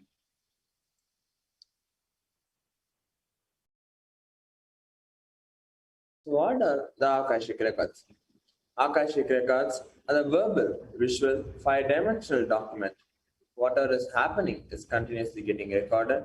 All the information you collected from all of your births is in your DNA. You can access some of them just to understand and not to waste the time doing the same action again and again. It is not a prediction, it is reading from the cosmic archives. There is no such thing as past, present, and future. Beyond space, creation and destruction happen simultaneously. In dimension of time starts the past, present, and future. But in Akashic records, there is no past, present, and future. That is why what you call has happened, happening, yet to happen are clearly already recorded. In Swamiji's own words, the Akashic readings are something which nobody has the right to comment upon.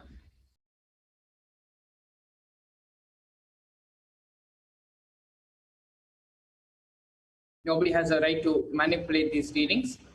Nobody has the right to interpret, comment on this reading. Living enlightenment, they do not need any special practice other than listening to the great readings again and again.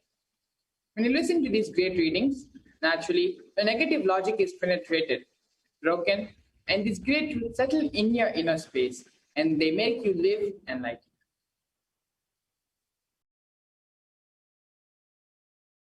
Only an avatar can decode Akashic readings.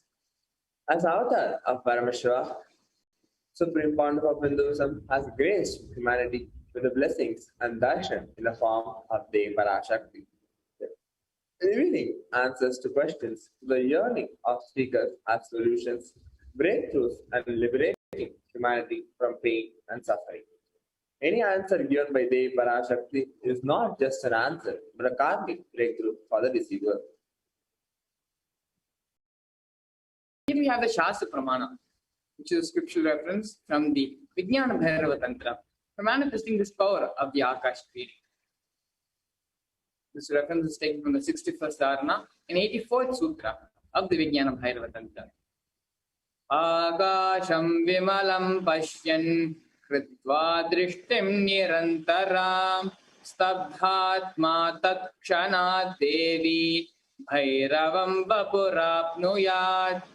Bhagavan Paramashiva says, looking at the spotless infinite etheric space, Akasha, beyond the sky and clouds, one should fix one's gaze without blinking and make the body and inner space steady and motionless. In that very moment, O Devi, one attains the nature and powers of the infinite space, Bhairava.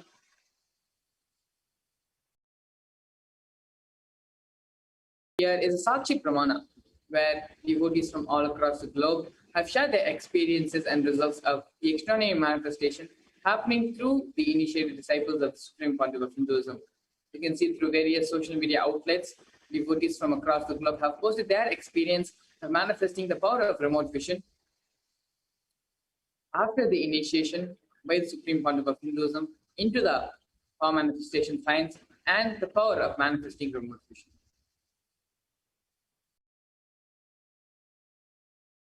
Here we have a beautiful Artha Brahmana directly from the Mahabharata. In the Hindu Purana, Mahabharata narrates the story of a great sage, Maitreya, who reveals the secrets to Vidura. The story of his birth in human form and reasons of all his suffering. Sage Maitreya accessed the Akashic records and told Vidura that he was not an ordinary man, but was in fact an incarnation of Yamaraj, the Lord of Death and Dharma.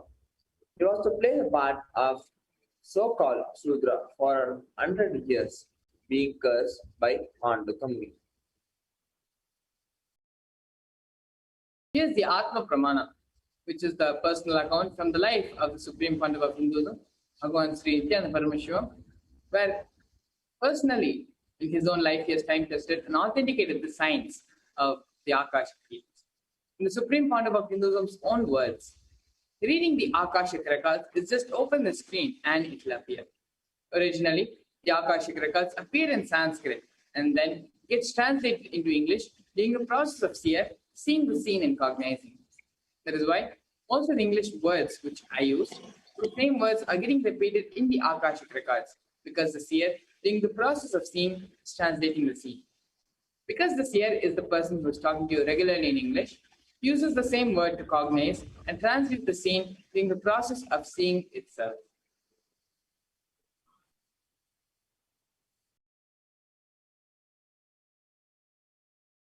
So here are the benefits of the Akashic record.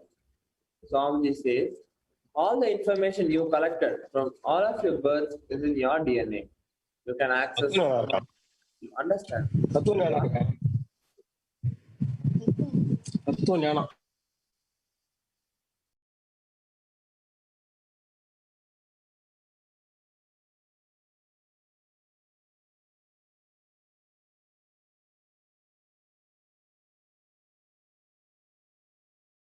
Sorry for the technical glitch.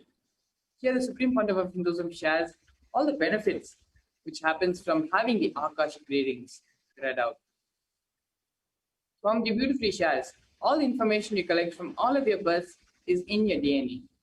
You can access some of them just to understand and not waste the time performing the same actions again and again. Accessing the DNA code, reading the Akashic records will be useful for you to be liberated from your default future, bringing an end to binding cognitions, known and unknown sufferings, which lead you to the experience of enlightenment, Paramashivoham. Only an avatar can alter the Akashic readings. The initiated Balasans can view the Akashic records. However, only an avatar can alter, edit, upgrade, and change the Akashic records. During the darshan and dikshas, Swamiji blesses and upgrades the Akashic records as per the prayer of the devotee. So what can you ask and expect in an Akashic reading? You can expect the most accurate and unbiased answer to any questions about your life, about your destiny, about the purpose of why you have assumed your human body, or even some things about your everyday life. You can become spiritually healed of physical and emotional problems to just look for a word. Understand the reasons behind the happenings in your life, as well as receive the blessings to fulfill your right desires. You will also get the clarity to redesign your future. These are some of the things which you can expect and which you can benefit from having the Akashic readings, experiencing and being a part of the Akashic reading session. And so this now we're going to be entering into understanding who is Devi Parashakti and what is the divine feminine consciousness. Here we have Dhyana Shloka of Devi Parashakti describing her grace and her existence. Shiva Shaktya Yukta Yadi Bhavati Shaktya Prabhavitum न चेदेवं देवो न कशलस्पन्दितुमपि अतस्त्वामाराध्यां हरिहरविरञ्जादिभिरपि प्रणन्तुं स्तोतुं वा कथमकृतपुञ्जः प्रभवति. Lord Shiva only becomes able to do creation in this world along with Shakti. Without her, even an inch he cannot move. And so, how can one who does not do good deeds or one who does not sing your praise become adequate to worship you, O Goddess mine, who is worshipped by the Trinity? भवानित्वं दासे मयि वितरदृष्टिं शकरुणं इति स्तोतुं वञ्चन् कथयति भवानित्वमिति या तदैव त्वं तस्मै दिशसि निज सायुज्य पदवीं Mukunda ब्रह्मेन्द्रस्फुटमकुटनिराजीति पदमम्. If anyone has wish in his mind to pray, you Bhavani, my mother, please shower on me a part of your merciful love. Even before he says, you Bhavani, you my goddess, would give him the water falling from the crowns of Vishnu, Rudra, and Brahma at your feet and grant him the eternal life in your world. Devi Parashakti is the ultimate pure feminine consciousness. All great things can start only with mother. Bhuvaneshwari is the cosmic mother, a cosmic womb from which billions and billions of universes come in and go out. The source where the Big Bang and black holes go on. Parashakti is the source of all of us. We all came from Parashakti, stay in Parashakti, go back to Parashakti. Listen, we are all literally waves in the ocean called Parashakti. Parashakti is the source, source Shakti, source energy, source power from which all of us came, in which all of us are even now existing in which all of us are going to merge back into. It is like a wave. It starts from the ocean, stays in the ocean, rises within the ocean, and falls back into the ocean. We all start from Parashakti, stay in Parashakti, rise in Parashakti, drop back into Parashakti, and merge in Parashakti. Parashakti is the main deity of the sacred feminine and the divine consort of Bhagavan Paramashiva, who is the Lord of Supreme Consciousness. Parashakti is the embodiment of Tyaga. The divine feminine consciousness is an aspect which is unique only to Hinduism. The unique contribution to the spiritual consciousness from the Vedic tradition is the sacred feminine worship. Even if everything from what the Vedic tradition, from what Hinduism offered to the world, even if everything was lost, if just the sacred feminine tradition is there, everything can be revived back because it is the sacred feminine worship is the seed of Hinduism. Hinduism has at least 10,000 sampradayas, subsects. If all sampradayas are lost for some reason, and only this one sampradaya, the Devi worship, remains, the whole thing can be brought back. Because the whole thing is centered on this one, Mother worship. Mother worship carries the blueprint, the hologram of the whole Vedic tradition. The sacred feminine worship is a hologram of the Vedic tradition. There is no enlightened being on the planet Earth worshipping the sacred feminine, including me. I am basically a Shakta. I myself follow Devi worship. From the beginning, see my biography, see all the deities I carved, all the darshans I had, all of them have been mother-based, Devi-based. These are the direct words of the Supreme Pontiff of Hinduism on the subject of sacred feminine worship, which he revealed to the world on the 17th of September 2010. Sri Ramakrishna Paramahamsa, a great avatar who lived from 1836 to 1886, says, Shiva is Brahman, but Devi has the key to reach Brahman. Unless she opens, nobody can reach.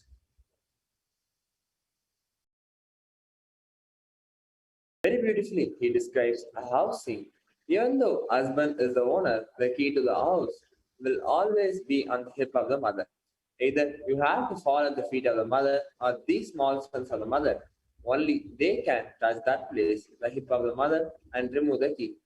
Nobody else can touch. So either surrender to the mother or people who are closer to the mother to reach.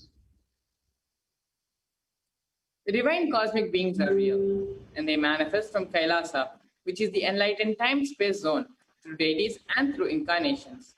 In Madurai, Paramashiva as Bhagavan Somasundareshwara and Devi as Devi Meenakshi came down from Kailasa to establish the greatest enlightenment ecosystem. In Madurai, Bhagavan Somasundareshwara creates the people with various miracles and stays in a certain frequency where he can immediately assume the human body, relate with us, answer our prayers, respond, and raise our consciousness.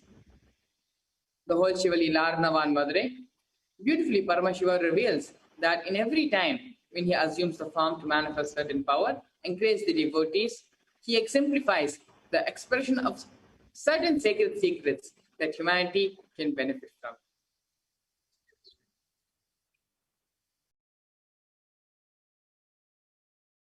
The story here, we have a beautiful story of a Hemanatha Bhagavatam. So Varaguna Pandyan was the king of the Pandya kingdom. His capital was at Madurai. He was like Indra Hemanathan, skilled in Veena, came to his darbar from northern India. He played thrilling songs on Veena. The king appreciated Hemananda's music, gave him a rich presents, and kept him in a separate bungalow. Hemanandan was very much puffed up owing to his skill in music. And Varaguna Pandyan understood that Hemanandan was proud of his knowledge of music. He called his darbar musician Banabhadra and said to him, "O Bhadra, will you be able to attain victory over the new musician Hemanandan?" Banabhadra replied, "I can certainly defeat him through your grace and the blessings of the Lord Somasundara of Madurai." Then the king said, "Well, then come tomorrow and exhibit your skill in music." The disciples of Hemanathan roamed about in all the streets and lanes of Madurai, played on Veena, and vigorously advertised about their skill in music. Banabhadra heard this and reflected within himself. These disciples are very efficient in music and Veena. If the disciples possess such knowledge, and what must be the splendor and the glory of the Guru? How can I attain victory over this master musician? Then he prayed to Lord Shiva, "Kindly help me now to defeat Hemanathan. I am in need of your grace." Then the Lord assumed the form of a woodcutter, wore a rag around his body, and torn shoes on his feet. He had a veena in his hand and a bundle of fuel on his head. He went to the house where Hemanathan was lying and sat on the veranda.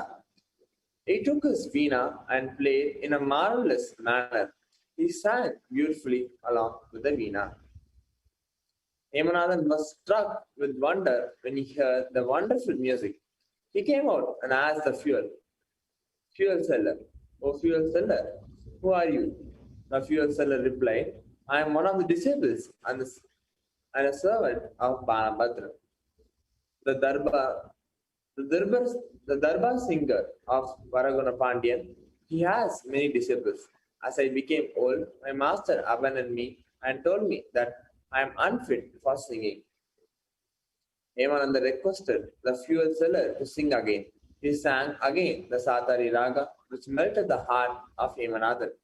Lord Shiva, who acted the part of fuel seller, vanished with his bundle of firewood. Hemanathan thought within himself, "I have not heard this Satari Raga till now. It is Deva Raga. If this old man can sing this raga in such a beautiful manner, what must be the knowledge and glory of his master? Surely God only ought to have taught him this raga. I cannot stand before Banabhadra. Let me leave this place at once." Hemanathan's heart was filled with fear and shame. He left all the things and left the house at midnight along with his disciples. Lord Somasundara appeared in the dream of Banabhadra and said, "Do not be afraid. I put on the form of a fuel seller and sat on the veranda of the house in which Hemanathan lived and played on the veena.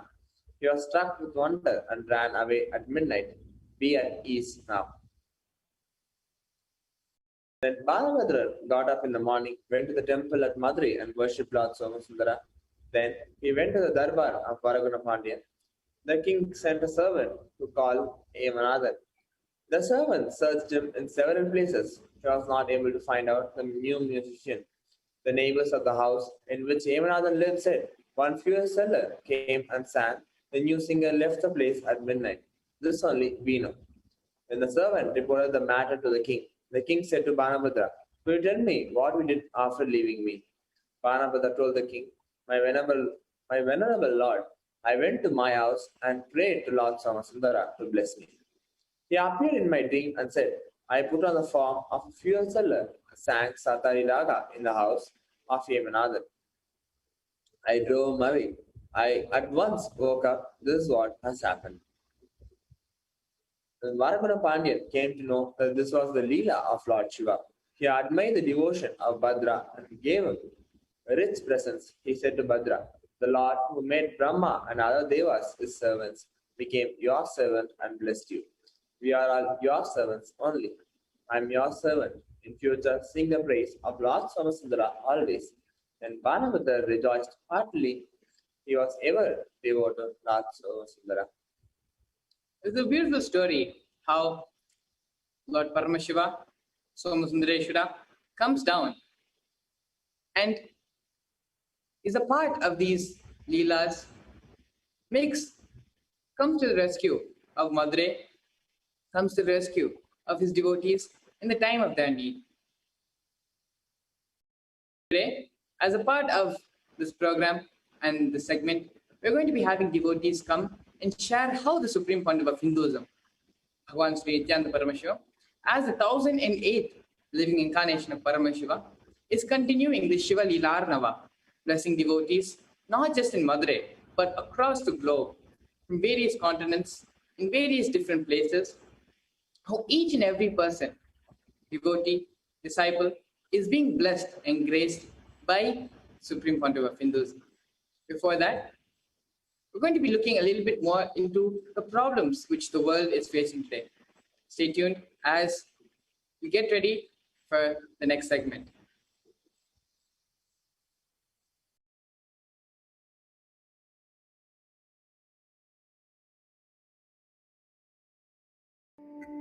Once, Arunagiri Yogeshwara, my guru, gave me an instruction and then he asked, will you do it? I was shocked. I immediately folded my hands and said, you are God, you are Shiva. How can I not do what you say? He laughed and said, no, only if you know I am the guru who is going to make you experience God, you need to listen to me. Understand? The most powerful cognition is God is Guru to make you realize you are God. Only then you will achieve enlightenment. Guru is the manifest form of Paramashiva. Paramashiva is unmanifest source of Guru.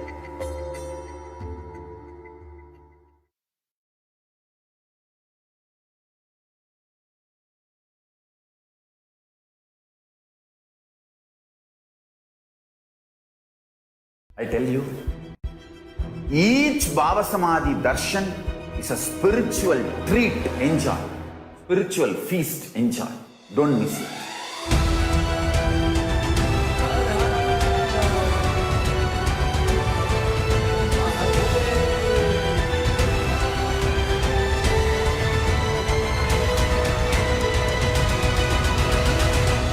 Never miss a Bhava Samadhi Darshan. Enjoy Paramashivoham, which is introducing and making you cognize the cosmic principles and cosmic beings. The state of Paramashiva, space of Paramashiva, powers of Paramashiva, being of Paramashiva.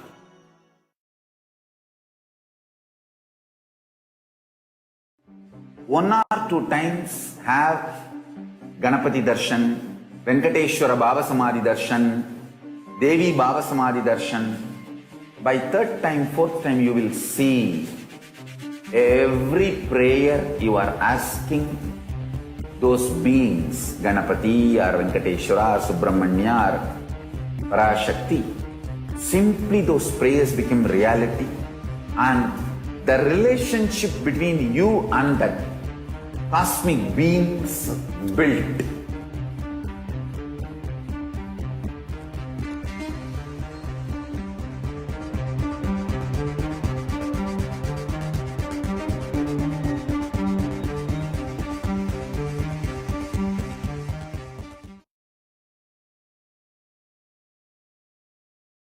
There are some great spiritual sciences unique to Hinduism. Subtle, otherworldly, but definitive sign. Manifesting the cosmic beings in Archavatara, deities in Nijavatara, living incarnations is possible. Understand? Kriya Pada of Vedas and Agamas elaborately explain the whole science of making the cosmic beings manifest in Archavatara, deities and Nijavatara, living incarnations, both. During the Baba Samadhi Darshan, literally those cosmic beings manifest through this body. Just like how they manifest in Archavatara, deity, they manifest in Nijavatara, Pratyakshavatara, and give you all the boons you ask, bless you. You see, each God is an independent intelligence to lead you to enlightenment. Each God is a bridge for you to achieve the Shivatva, the ultimate Shiva consciousness. Krishna is the bridge for you to achieve the Krishna consciousness. But Shiva consciousness, Krishna consciousness, all consciousness is one and the same. Ultimate consciousness only. So that energy itself completely expresses. Just like Radhika, when I see my own sweetness in the mirror, I become eager to taste it. I find that the only way to relish this sweetness is through the constitution of Sri Radhika. Bhava Samadhi Darshan is a window to the infinite expanse of consciousness, allowing us to glimpse the formless in a way that we can understand. It cleanses the karmas of lifetimes. It awakens our biomemory to the space of Paramashiva, the ultimate consciousness, and creates a deep and lasting transformation in us.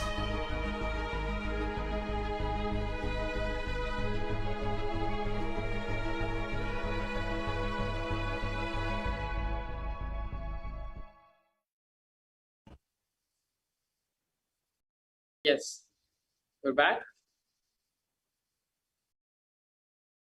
We're going to be going over some facts about the current state of India, how COVID is affecting not only the physical health of the people, but the mental health as well. Here we have articles after articles from various news outlets sharing how India is reporting the highest of COVID cases in the world. First article we have here by Hindustan Times. India reports over 400,000 fresh COVID-19 cases for the first time. Second article by Mint. India records over 66 lakh COVID-19 cases in April alone. And another article by India Today, Coronavirus Live Updates. In a global record, India sees daily COVID-19 cases spike by 4 lakhs, where 3,523 deaths were reported. From Yahoo News, India COVID, where Delhi is running out of space for cremations. Another article from Down to Earth. COVID-19 is now the second biggest cause of death in India. By Business Standard, coronavirus live has no vaccination in Mumbai for 3 days. And deaths are rising in Bangalore slums amid COVID-19 testing.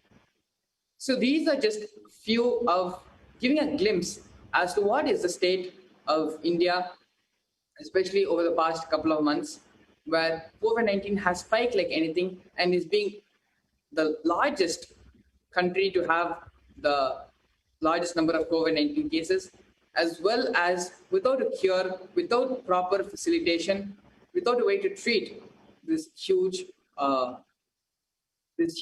race of COVID-19 in India, especially.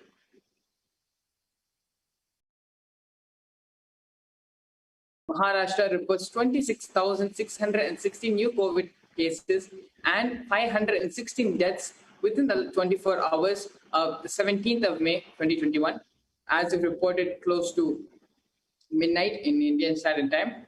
In Maharashtra alone, 26,000 cases and 516 deaths.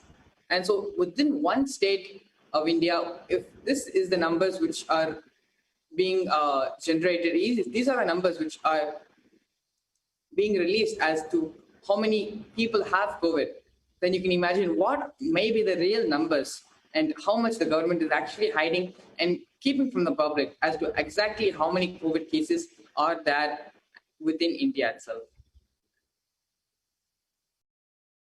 Hiding the real number of COVID-19 cases and deaths, the Indian states are disempowering the people. Three experts explain the consequences of data gaps in India's pandemic response. Going by several media reports, the number of deaths at present is much higher than what is being officially documented. Reports suggest the number of fatalities in some cities almost 10 to 15 times than what is actually being revealed, particularly by the crematoria, municipal administrations, and other local governing bodies. Whether these deaths are because of COVID-19 or not, we will not know either way. But in reality, if you see, the truth is very, very spelled out here, that the real number of COVID cases are being hidden by the government. They are not being told, the Indian people are not told the truth as to what is that exactly is happening in their country. And as the article, they themselves report 10 to 15 times the actual number of the cremation, of how many people are being reported is not being told.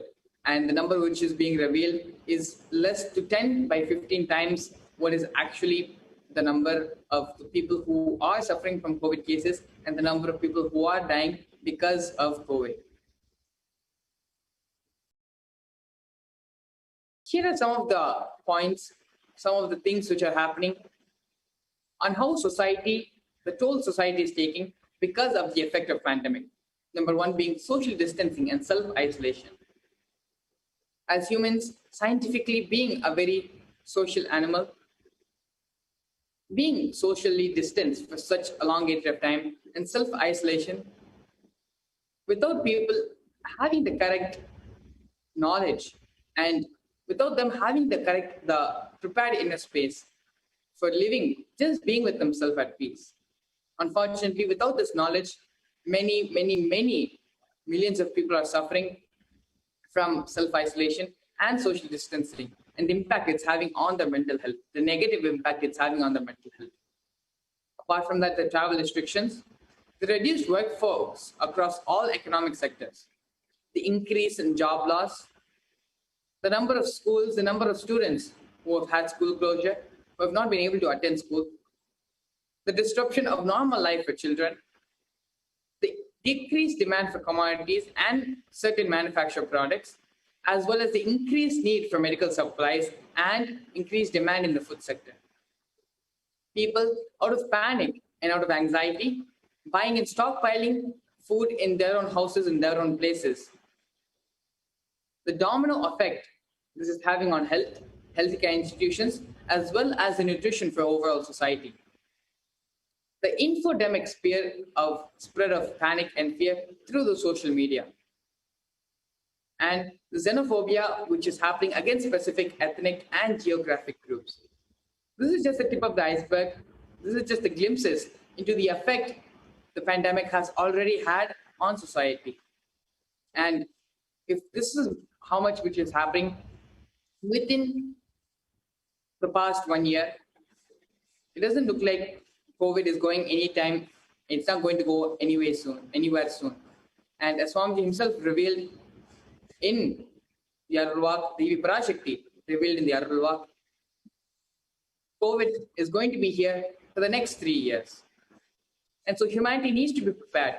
It is our spiritual responsibility as Kailasa nation, as the world's first and only Hindu civilization, to give this knowledge, give the science to the world, where they understand how they can protect themselves, how they can keep themselves blissful, happy in this pandemic, in these difficult times for everyone. Pandemic's effect on society, where 400 million full-time jobs are lost in terms of working hours, and amongst the worst are the 1.6 billion workers in the informal economy, as well as young people, women, and people with disabilities. A significant 53% of Indian businesses indicate the marked impact of the COVID-19 pandemic on business operations, even at early stages. The pandemic has significantly impacted the cash flow of organizations, with almost 80% reporting a decrease in cash flows. And so these are just some of the statistics, a few glimpsing into the current state of society because of the pandemic. Without taking any further time, I'd like to go ahead and invite Sri Tejomayananda Swami to the panel here to discuss a little bit more on the pandemic's effect on the society and how, through the Arulvak, Devi Parashakti, the gracings and blessings of the Supreme Pontiff of Hinduism, where Swamiji manifesting Devi Parashakti through the Bhava Samadhi Darshan and giving the Arulvak, the Akashic readings, blessing the whole world with boons, prayers, answering their questions, and healing them from these various problems and incidences which are happening in people's lives. Nithyananda Swami. Thank you so much. And as we have been seeing the multiple effects of the COVID-19, the pandemic, it is, of course, directly affecting the livelihood. So many people are losing their lives. And then there is broader impact. The whole society, the whole country has actually come to a standstill. Production has been hit. And all possible ways where new ventures, new development, all of that have come to a standstill. And there is so many other ways, not just the economical and industrial challenges that we face, but also emotionally, psychologically, in so many different ways that the society gets affected as a whole.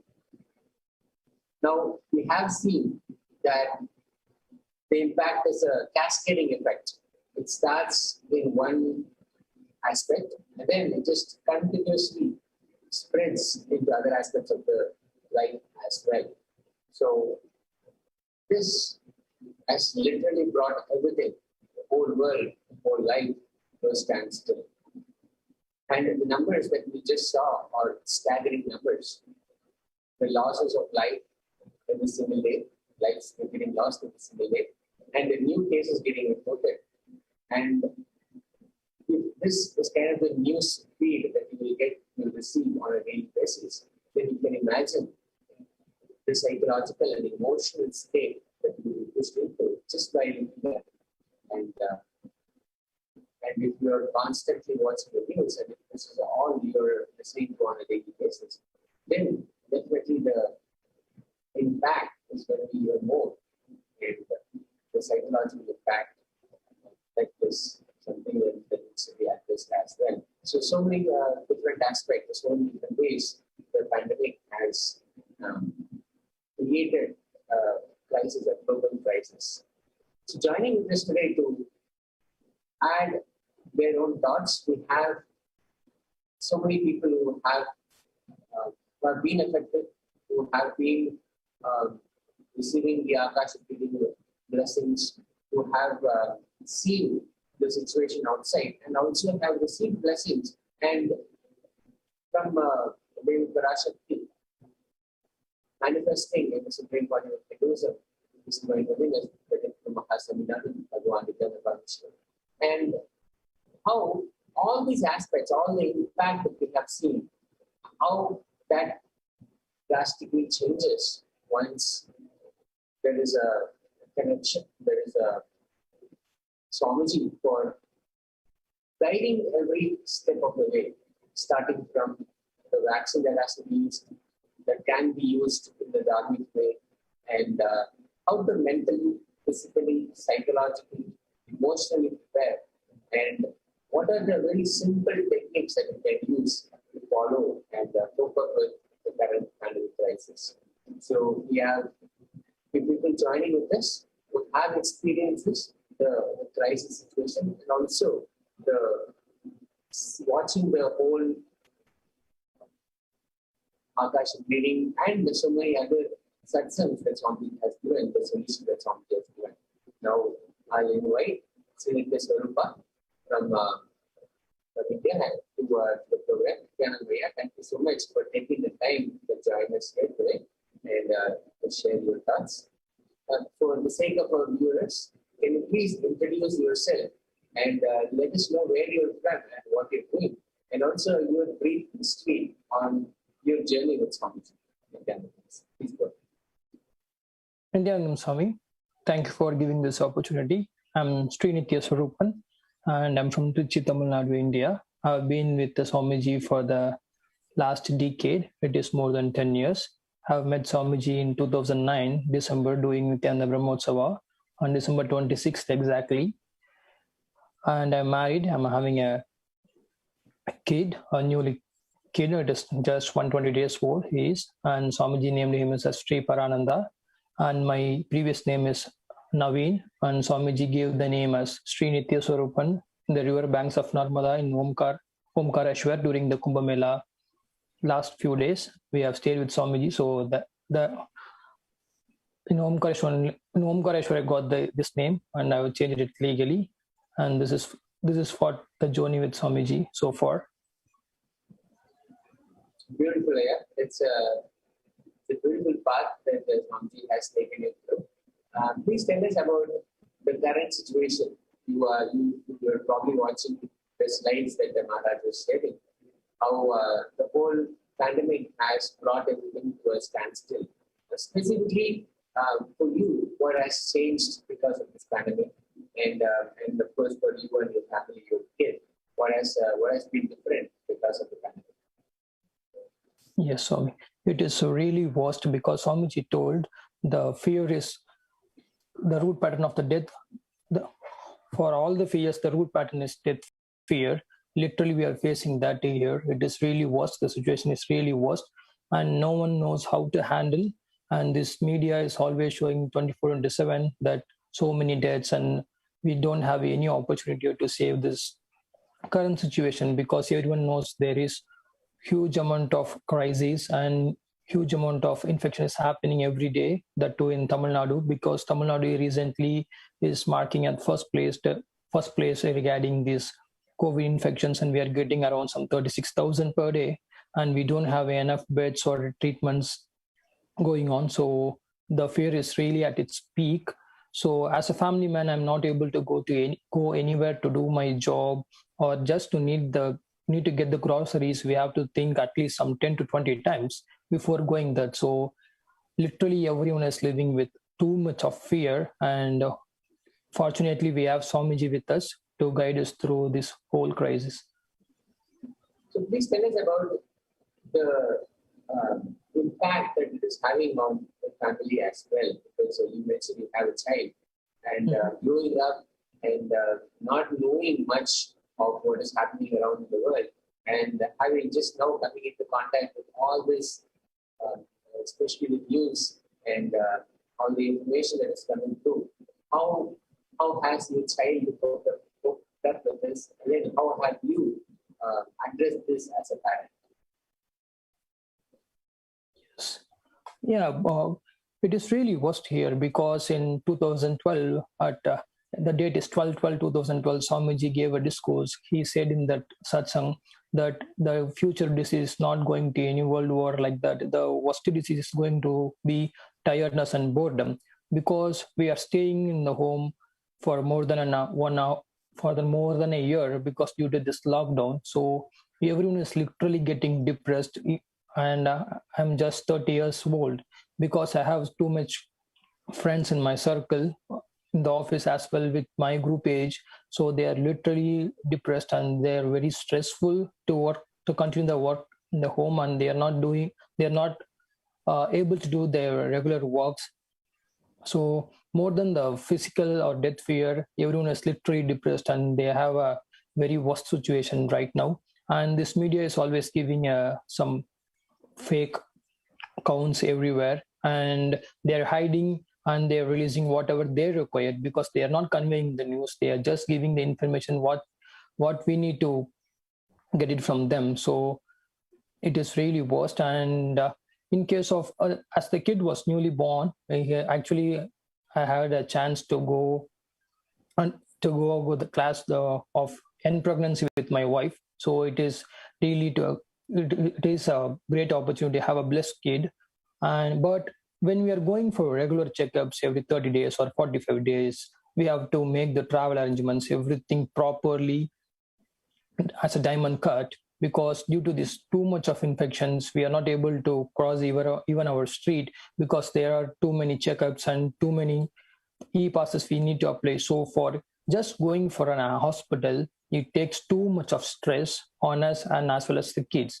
So I can see my sister's son. He is somewhat studying 7th standard, I think so. He's not even going to school for a year.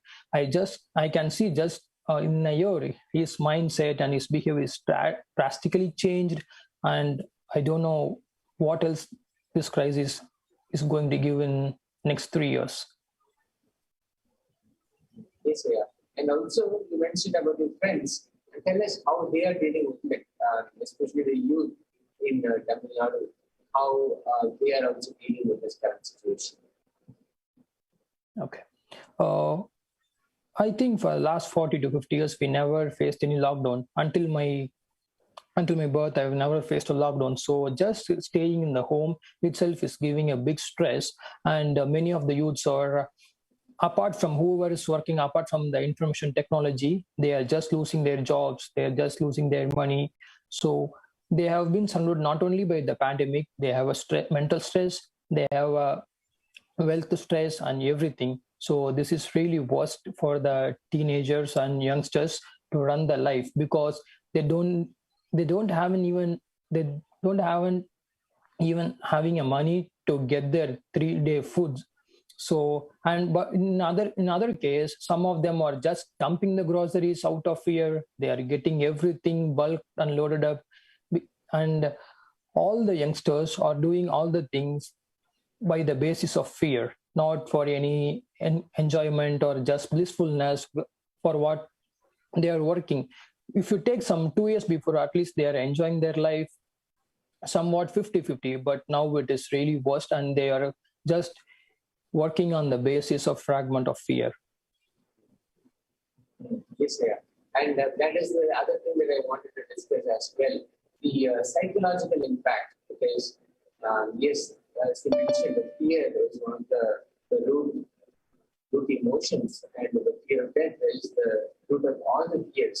And now that being prevalent, that being more and more that we are seeing around the world, how is that made an impact?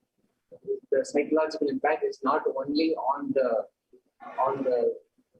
emotions and on how we deal with things, it also manifests itself in the physical body as well. So that automatically again goes in a vicious cycle of just less and less of health, and then again that feeds into the whole crisis back into the fold. So how is that, as you see these people, when you are the family and with the friends and family circle, how has that been? It's not only just fear. I'm not able. The youngsters like me, they are not able to do their regular exercises. Some of them are players, some of them go to gym regularly. So now they are not even going they are not even allowed to do their regular works. So it gives not only the mental stress as well as the physical stress, because they are not moving, they are just having their food, they are just sleeping, and they keep on doing the same routine every day. After some 10 to 15 days, they're really fed up on the things, so they never work. I think you can understand, if you go sleepless for 3 to 4 days, you will start shouting at everyone, you feel completely down. This is the way we are getting the situation every day, because we are not able to sleep properly, and we don't have a proper routine when to sleep or when to eat, because we are just staying in the home. We need to work 8 hours, we need to have the 3 times food, and we just need to sleep. The same routine is getting repeated every day, and it is really worst. And everyone came to a decision that nothing can save us. So that is the worst possibility of all the pandemic. And what is the vaccine situation as you are seeing it? Oh, sorry? The vaccine situation, as in how much is it readily available, and people who are taking it, how is it really affecting? Is it something that people are actually willingly taking, or are they avoiding it? How have you seen it within your friends and the family circle? Mm-hmm. My mom just took the vaccine some 20 days ago, and even though she has registered for that and waited for some 10 to 15 days, and it has been completed more than 20 days, I think. So she's now getting ready for the second shot. But still, the vaccine is not enough, because the demand is so high, and we have to register and wait for a long time, because they just now opened the queue for more than 18, but still the vaccine demand is so high. So it is not an easier job to get a vaccine shot for that twice a shot within 21 days, because after getting the first shot, you should not get infected in the next 21 days, or else you can't get the second shot. So getting the vaccine is really tedious, and this media is already created a fear over that the vaccine is giving some side effects like heartache or a heart attack or some other side effects. So the people, even myself, I'm not interested in getting a vaccine. So people also have the fear over getting vaccinated. So this is let's discuss the role of media here. What has it been as you've seen it? There is on one hand the 24-hour news channels that are passing the news, passing information, and then there are magazines, and then websites, so many different places. Even on Facebook, there are so many sources. How has that impacted the whole situation? This news channel is never given proper information, because they just need, because they already created a web, and they just trapped all the people. They just need to give false information regarding everything, and most of the news channels giving what they want to convey and hiding the actual news, and they want the people to be somewhat in control of them. But the issue is they keep on projecting the number of deaths, and the beds are not available. They always project some impossibility over the people, even though there is a hope, there is a small ray of hope in the people. But these media peoples are demolishing that, because they always show the news which is against life, which is against positive. And the news channel is politically biased, religiously based. So they can use the same thing for their advantage as well as the disadvantage. So they never want to convey the proper news or proper life positivity or something like motivating the people. They always give the false news or biased news, and that is the worst thing. And that too, the media in India are most corrupted. You can even search in that Google, and you can find the reports that the worst corrupted media, and we are on the top of in the world. The media here, it is so politically biased and religiously biased. Yes, sir. And thank you so much for joining us this morning and sharing with us. Is there anything else that you would like to share to viewers? Yeah, thank you so much for giving this opportunity. and youngsters like me and who are in fear and who are in this pandemic situation, we can surely follow Swamiji's teaching. And that too, nowadays he is giving the Akashic record directly from Devi Parvati Mahamai. So he is giving the solutions and how to build up your mindset as well as the physical body during this pandemic. So be with Swamiji, and surely how Swamiji already told that even Pralaya happens, Swamiji will, Lord Shiva will save Varanasi in the tip of the Trishul. As like that, he will save us, and he already built Kailasa for us. So we just need to follow whatever Swamiji's teachings and sayings every day. Thank you, Ayya. Nithyananda Maharaj. Thank you, yeah. Thank you for taking the time and joining us this morning and sharing your thoughts on the current situation in India and how things have impacted the various aspects of your life, and also sharing your thoughts about the general condition of the COVID impact. Thank you so much. I wish that you will come back and then share with us more.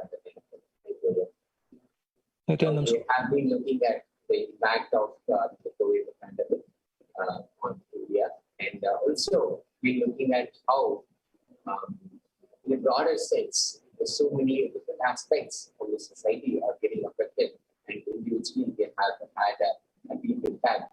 And we'll continue to look at some more statistics on how the whole world is coping with it, how the whole world, so many different ways countries are handling it. Countries are impacted globally. We'll be looking at it, and we'll also be we'll also be having more participants of the Akashic reading, and more people from around the world will be sharing with us their take on what is happening, and we'll be hearing from them as well. So we'll get to that in just a moment.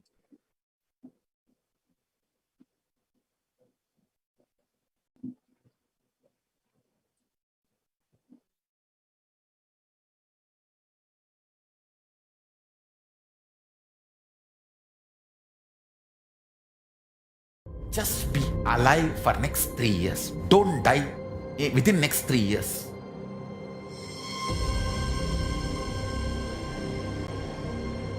Just don't die within next 3 years. Be alive. Somehow be alive. I'm working sincerely. I will reach you somehow. Somehow I will reach you. I will reach you wherever you are. It's my commitment to humanity.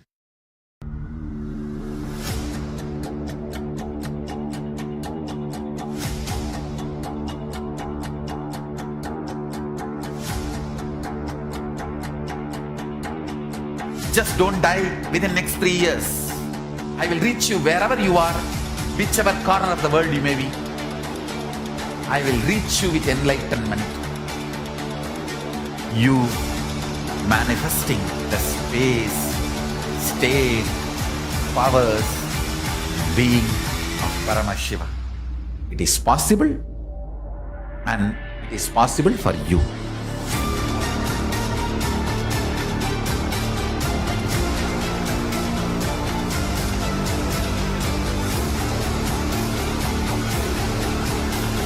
Paramashiva will reach you with enlightenment science. I know he is going to do the job.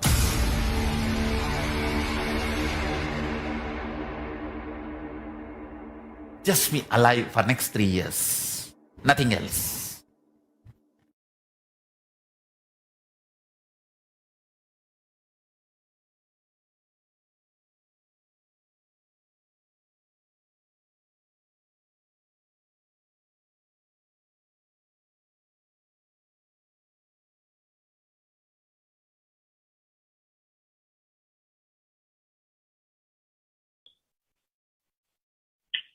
Nithyananda, welcome back. We've been discussing the impact of COVID and how various parts of the society, various aspects of life are impacted, and how the whole thing has come to a standstill. We just heard from Nithyananda from India, who has given us an insight on what is really going on. And now we'll have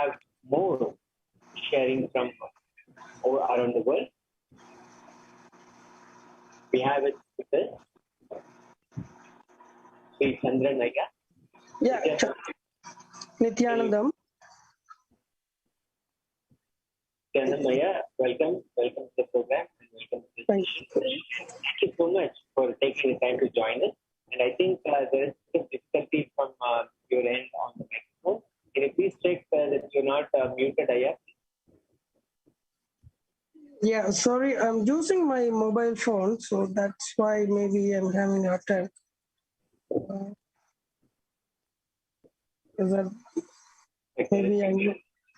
I'm using my mobile phone, so that's why I have a problem, I guess. So, would that be like, give me some time to switch to my computer, or?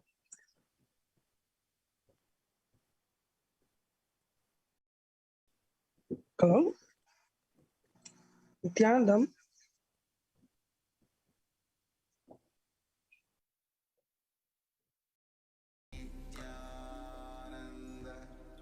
Paramashivoham.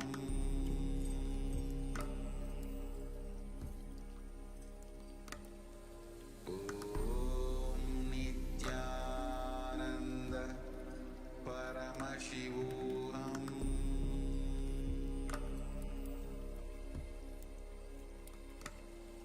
Om Nithyananda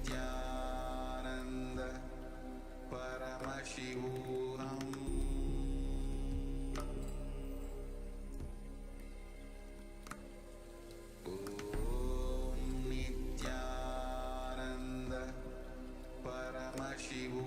I tell you, each Bhava Samadhi darshan is a spiritual treat. Enjoy. Spiritual feast. Enjoy. Don't miss it.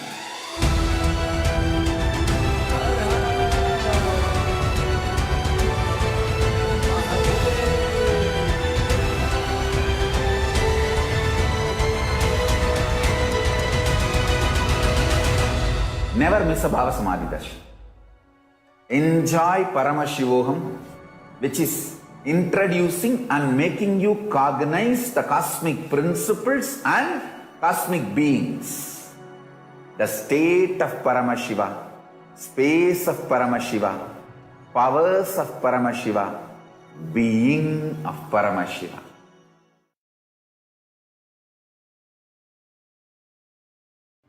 One or two times have Ganapati Darshan, Venkateshwara Bhava Samadhi Darshan, Devi Bhava Samadhi Darshan.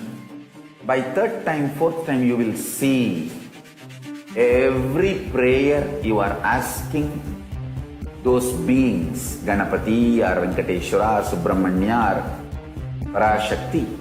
Simply those prayers become reality, and the relationship between you and that cosmic beings built.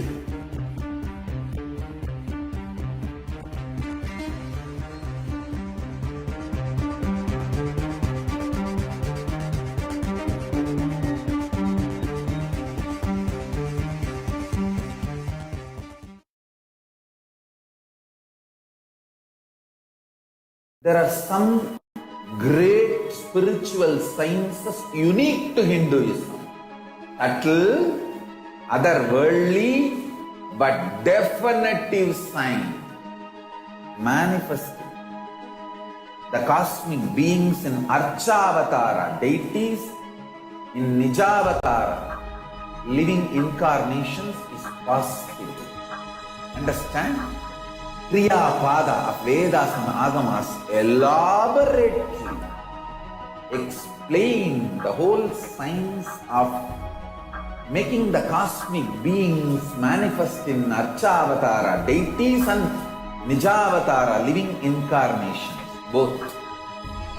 During the Bhava Samadhi Darshan, literally those cosmic beings manifest through this body. Just like how they manifest in Archavatara, deity, they manifest in Nijavatara, Pratyakshavatara, and give you all the boons you ask, bless you. You see, each God is an independent intelligence to lead you to enlightenment. Each God is a bridge for you to achieve the Shivatva, the ultimate Shiva consciousness. Krishna is the bridge for you to achieve the Krishna consciousness. But Shiva consciousness, Krishna consciousness, all consciousness is one and the same. Ultimate consciousness only. So that energy itself completely expresses.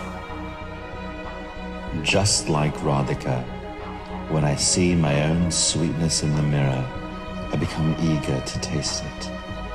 I find that the only way to relish this sweetness is through the constitution of Sri Radhika. Bhava Samadhi Darshan is a window to the infinite expanse of consciousness, allowing us to glimpse the formless in a way that we can understand. It cleanses the karmas of lifetimes. It awakens our biomemory to the space of Paramashiva, the ultimate consciousness, and creates a deep and lasting transformation in us.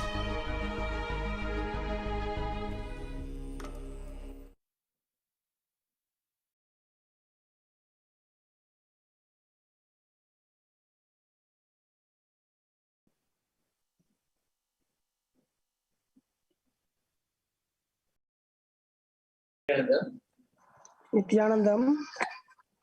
And we have been discussing with Sri Chandran Iyer from Toronto and Nithyanandam Iyer. Are you able to hear me? Nithyanandam. Yeah. Thank you so much, Iyer, for taking time and joining us. Yes, now we're able to see you as well. Thank you so much. Now, for the benefit of our viewers, can you please introduce yourself and please let us know where you're from and what you're doing? Okay, I'm Chandran Ratna. I'm from Toronto, Canada. Excellent, Iyer. Thank you. Thank you so much for joining. And as we saw today, that we have been discussing how the COVID-19 has impacted, the pandemic has impacted life in India and all around the world, how different places, different countries have been coping with it and then dealing with it. Now, please, first, let's say, have you introduce yourself in terms of how you came to Swamiji. What is your journey with Swamiji? With Swamiji, I have a long journey with Swamiji. Especially my mom started in 2008 when Swamiji came to Canada. She visited and she came and talked to me about it. Like she was a senior at that time. She passed away, but at that time she came and talked to me how much she felt and how she got blessed. So in that time, like we were just start to follow the Swamiji's speech and video clips. So I got impressed. And in 2010, my mom passed away. So that's something. Then I felt so bad. Then that's how I went to start to follow Swamiji. And since then we've been following Swamiji. But then later, recently, especially with the COVID-19, we spend more times at homes now. So we watch live videos and Akash reading. That's helped us a lot with me. Please tell us about the situation where you are in Toronto. How things are. How do you see the impact of COVID-19? Yeah, in Toronto, like right now we have stay home orders. So it's very bad COVID-19 situation in Toronto. However, a lot of people stay in homes. It's mentally and physically, it's stress for them. So a lot of people spend time on social media and other things, and so that's even make them worse. So what I did, I listened to Swamiji, and it's made my life much easier following him, listening to him. He make my decision easier. Like when I want to do something, I get blessed from him. It's made my decision easier. Understand, yeah. And specifically for you, your family and friends, what have you seen as an impact, and how are they coping up with this pandemic? Like I always tell my friends what I do, because I know everyone is very tough time, right? Even though they're taking vaccines and whatever they do, but they don't get the peaceness in their mind. So listening to Swamiji or following him, I I felt it's much better life and much better easy on me. So that's how I tell my friends. I know they have problem. I know everyone has problem here staying home, right? So I talk to them how I feel, how I do listening to Swamiji. And what is the biggest impact as you have seen it? Because there are so many different things that have changed. People have lost their jobs, and there's so many people are facing an economic crisis. And then there is the emotional aspect of it. And just we saw how the news is always giving the bad picture, the bad side of the story. And listening to it again and again and again in the social media as well, the same news in so many different ways getting propagated. So there is this emotional aspect, psychological aspect as well. What do you see as the biggest impact of the whole situation, the crisis? Like since the beginning of pandemic, I work in the hospitality. First I lost my job. I mean, it's completely out. So, and my wife or my family, she doesn't have a job. We have 2 kids. It's not that easy to leave home, like stay home without, with 2 kids and a family, young family, right? It's not easy to stay home. So it's really, really affected. But in that time, we need to get blessed. That's why, like Swamiji is there for us to help. Yes, yeah. And that is the next thing that I wanted to ask you as well. How listening to the Akashic records and then Swamiji's satsang, not only during this particular time, during this few months, but for such a long period of time, you see Swamiji has been very consistently and systematically preparing all of us. Tell us about how that has made a change. Like Swamiji is like normally, like even though I don't have my job, I do investing in business. I do business. So every time I wanted to make a business decision, I ask Swamiji. Like Swamiji doesn't even know that's what I do. But when I ask him, Swamiji tell me that I could tell that he knows everything what I'm doing. He's watching me and he's helping me right there. That's why like one time I asked him about I was planning to do an investment. I asked him about it. Then he's telling me to, including my previous investment. So that's make me like tears in my eyes, how he, knows all these things. Like we don't really always ask about my investment or talk about it. I'm always with the family and, the society. That's how I normally talk about it. But when I wanted to make decision, a hard decision, and this kind of situation, COVID situation, right? So I decided to ask Swamiji and get a bless from him. But it was like he knows all about me and my past and future. So I got a bless from him. I got tears in my eyes. Like that's how I feel, right? That's beautiful, beautiful that you have shared. And so this personal experience that you have, how do you see this is also being shared with others where you live in Toronto in particular? And there's a large community there. How much do you actually see the reach has been? Swamiji has been giving so many solutions.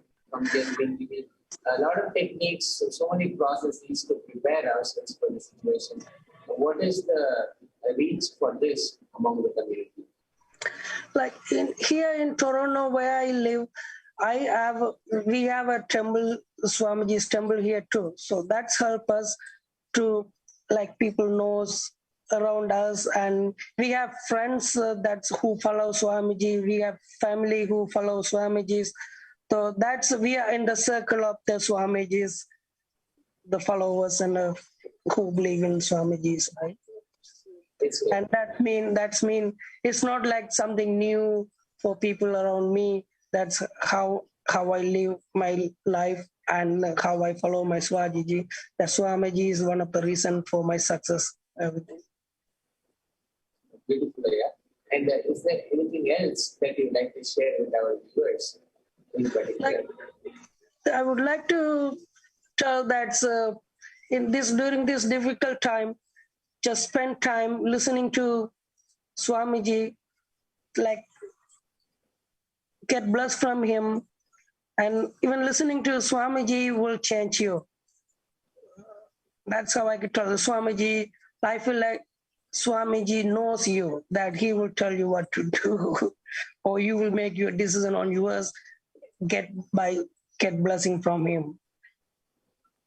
So I would highly tell everyone to listen to him.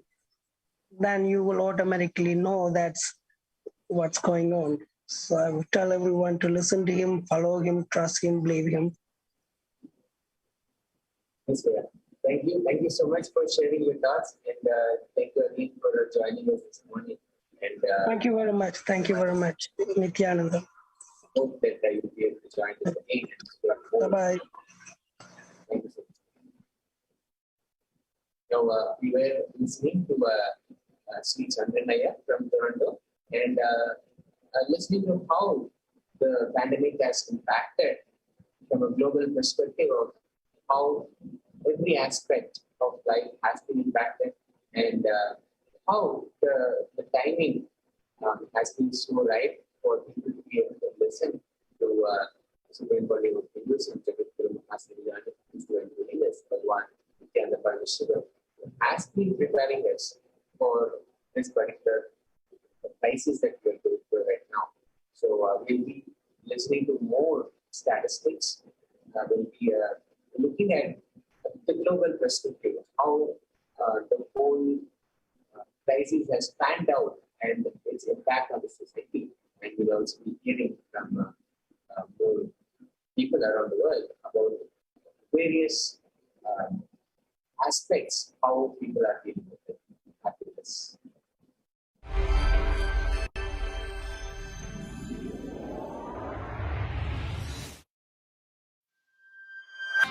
Kailasa is enlightenment ecosystem, literally enlightenment itself in your own home, wherever you are. Proper customized spiritual service helping you to complete with your life negativity, withdrawal from life, self-hatred, self-denial, self-doubt, so much of tiredness, laziness. We can support you, aligning your diet, your attitude, your aptitude, your understanding about life. We can help you with everything.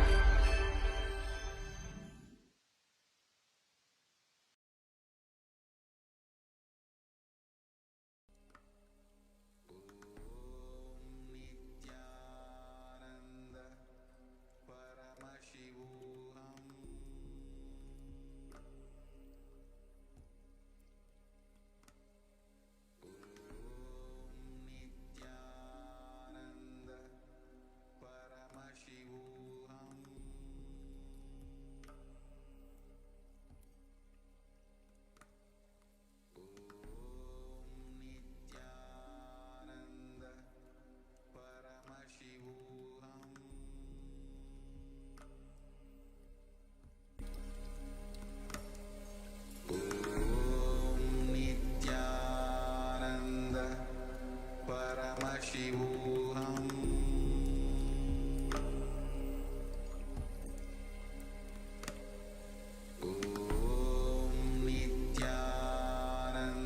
Yes, Nithyanam, everybody, welcome back. And in the previous two segments, in the previous two sharings, we were listening from Chandranaya. We also had the sharings from Swarupanaya as to how the current world, how the entire India and how the situation in the world is currently leading towards in multiple levels of disaster and unable to manage the entire situation that we are stuck in right now. And here in this segment, we're going to be looking at few more statistics that is affecting the entire world, the world today. So here is the statistics that we're looking at, which is showing about the suicide rates per 100,000 population. You can look at the people on a global average. You can see how much the number has increased, and especially people who have been highly educated, such as the LMICs in the Europe, are the ones who are really highly affected by this, especially the males. And this suicide rate especially is directly in proportion with the amount of lives that are taken by the COVID. The more and more deaths are caused by the COVID, the more and more people are seeing their near and dear ones lose their life. They are also unable to handle their own life. They are unable to handle the situation in their own life and resort to suicide. So the suicide rate is directly proportional to the deaths caused by the COVID pandemic. The prevalence of the depressive disorders, about 1% of the population by the WHO, the World Health Organization region. You can see between the male, female and both. In the African region, how it is, in the Eastern Mediterranean, the European, the region of the Americans, Southeast Asia and Western Pacific, you can see on an overall level how the current world has been through. Especially the females have been highly affected by the entire COVID pandemic, because at multiple stages they have lost the job, they are not able to put up with the various different disorders, so many powerlessness of losing the near and dear ones, and not being able to handle themselves. The global average is over 4%. Here is sharing of adults reporting symptoms of anxiety or depressive disorders during the COVID pandemic. You can see symptoms of anxiety disorder is about 35.8%. Symptoms of depressive disorder is 28.4%, and symptoms of anxiety and or depressive disorder is at 41.1%. So understand, nearly half the world is facing episodes of anxiety and depression due to the COVID pandemic. Please understand, it's literally entire world, half the population is affected mentally by the COVID pandemic. In all levels, neither do they know when they are going to live, what is going to happen to them next. They've got no clue as to how they can actually get over or handle the situations in their life. Starting from teens to adults to old age people, middle age people, everyone are affected by this, with exceptions to none. Here is the average share of the adults reporting symptoms of anxiety or depressive disorder during the COVID pandemic between May to July 2020. And this was when the first wave had started. So as you can see, literally over 34.5% of the women are there who are affected by this. And average data during the July has raised to 40.1%. Literally, has raised 5% more in just 2 months. The effects of the pandemic. The COVID pandemic has disrupted or halted critical health services, both mental and physical, in over 93% of the countries worldwide. While the demand for mental health is increasing according to a new World Health Organization survey. As we all know, yes, the governments have imposed the lockdowns across all over the world at multiple stages to contain the COVID pandemic. But at the same time, the science or how to handle themselves has not been taken into action. So this has impacted the humanity in multiple levels, where they're not able to handle their own situation and their own life. Recently, a study also found that over 18% of the individuals, including people with and without a past psychiatric diagnosis, who received a COVID-19 diagnosis were later diagnosed with mental health disorder, such as anxiety or mood disorders. So you can see that COVID pandemic is creating much more issues even in people who do not have any issues. Just after receiving or even getting to know about the COVID and how it is affecting people and themselves, people are entering into these episodes of depression and anxiety. The only place where the mental health, the physical health, and everything is taken into consideration, continuously we're being supported is from Kailasa, which is the ancient Hindu civilizational nation that is revived by the Supreme Pontiff of Hinduism, our beloved Swamiji. Swamiji has been continuously guiding us right from the beginning of the pandemic, right from the time the entire pandemic was even about to start. Before even the pandemic started, Swamiji started speaking about it. Swamiji started supporting us. Swamiji started preparing us for handling the entire pandemic. Right from the mental solutions, how to handle, to not just being able to handle yourself, but also to experience superconscious breakthroughs at multiple different stages of life, to help, to contribute to the society, to reach out to all those in need, and to share the signs of enlightenment. Here is a share of adults reporting symptoms of anxiety disorder during the COVID pandemic by age. So you can see the people between the ages of 18 to 24, 56.2% have reported anxiety and depressive disorders. Next is between 25 to 49, after which is 50 to 64, and then the age is 65 plus. Now the age between 18 to 24 is the important age, the crucial age, where we're all high with energy. We're looking towards life, to experience life, to look at what life is going to present to us, to look at what we're going to enter into life, where we're going to settle, what is going to be our career, what is going to be our future. So we're continuously working towards what next is that we're going to be doing in our life. But when the entire pandemic has come through, the entire career is gone. No one has any clue what is going to happen next, especially the people who are looking forward in their career and looking forward in their life are just left hopeless. Those who are able to avail some job offers were quit out of it. And those who were looking forward to experiencing life were out of it. Schools, colleges, everything shut down and unable to handle the situations in life, because for the very first time, people are facing such a rude shock in their life. So they are experiencing the highest depressive disorder. The next is between 25 to 49, people who run a household. And these people, most of them, many of them are out of jobs, not knowing how to handle the situation in their life. They fall second in the list.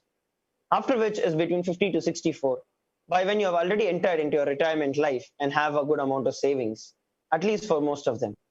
And after that is age 65 plus, where people just know that whatever is said and done, there is at some point in time that you'll have to leave. So as you can see, layer by layer by layer, as the person's experience of life is increasing, his anxiety or depression disorder is decreasing. The most vulnerable are the youths of tomorrow, the youths of today, and the people of tomorrow. The decision makers of tomorrow are the ones who are affected the most. The survey also found that a substance use and suicidal ideation are particularly pronounced for young adults with 25%. Please understand, a whooping rate of 25% in the young adults were found to be using substance and suicidal ideation, reporting that they started or increased the substance use during the pandemic compared to 13% of all adults, and 26% reporting serious thoughts of suicide compared to 11% of all adults.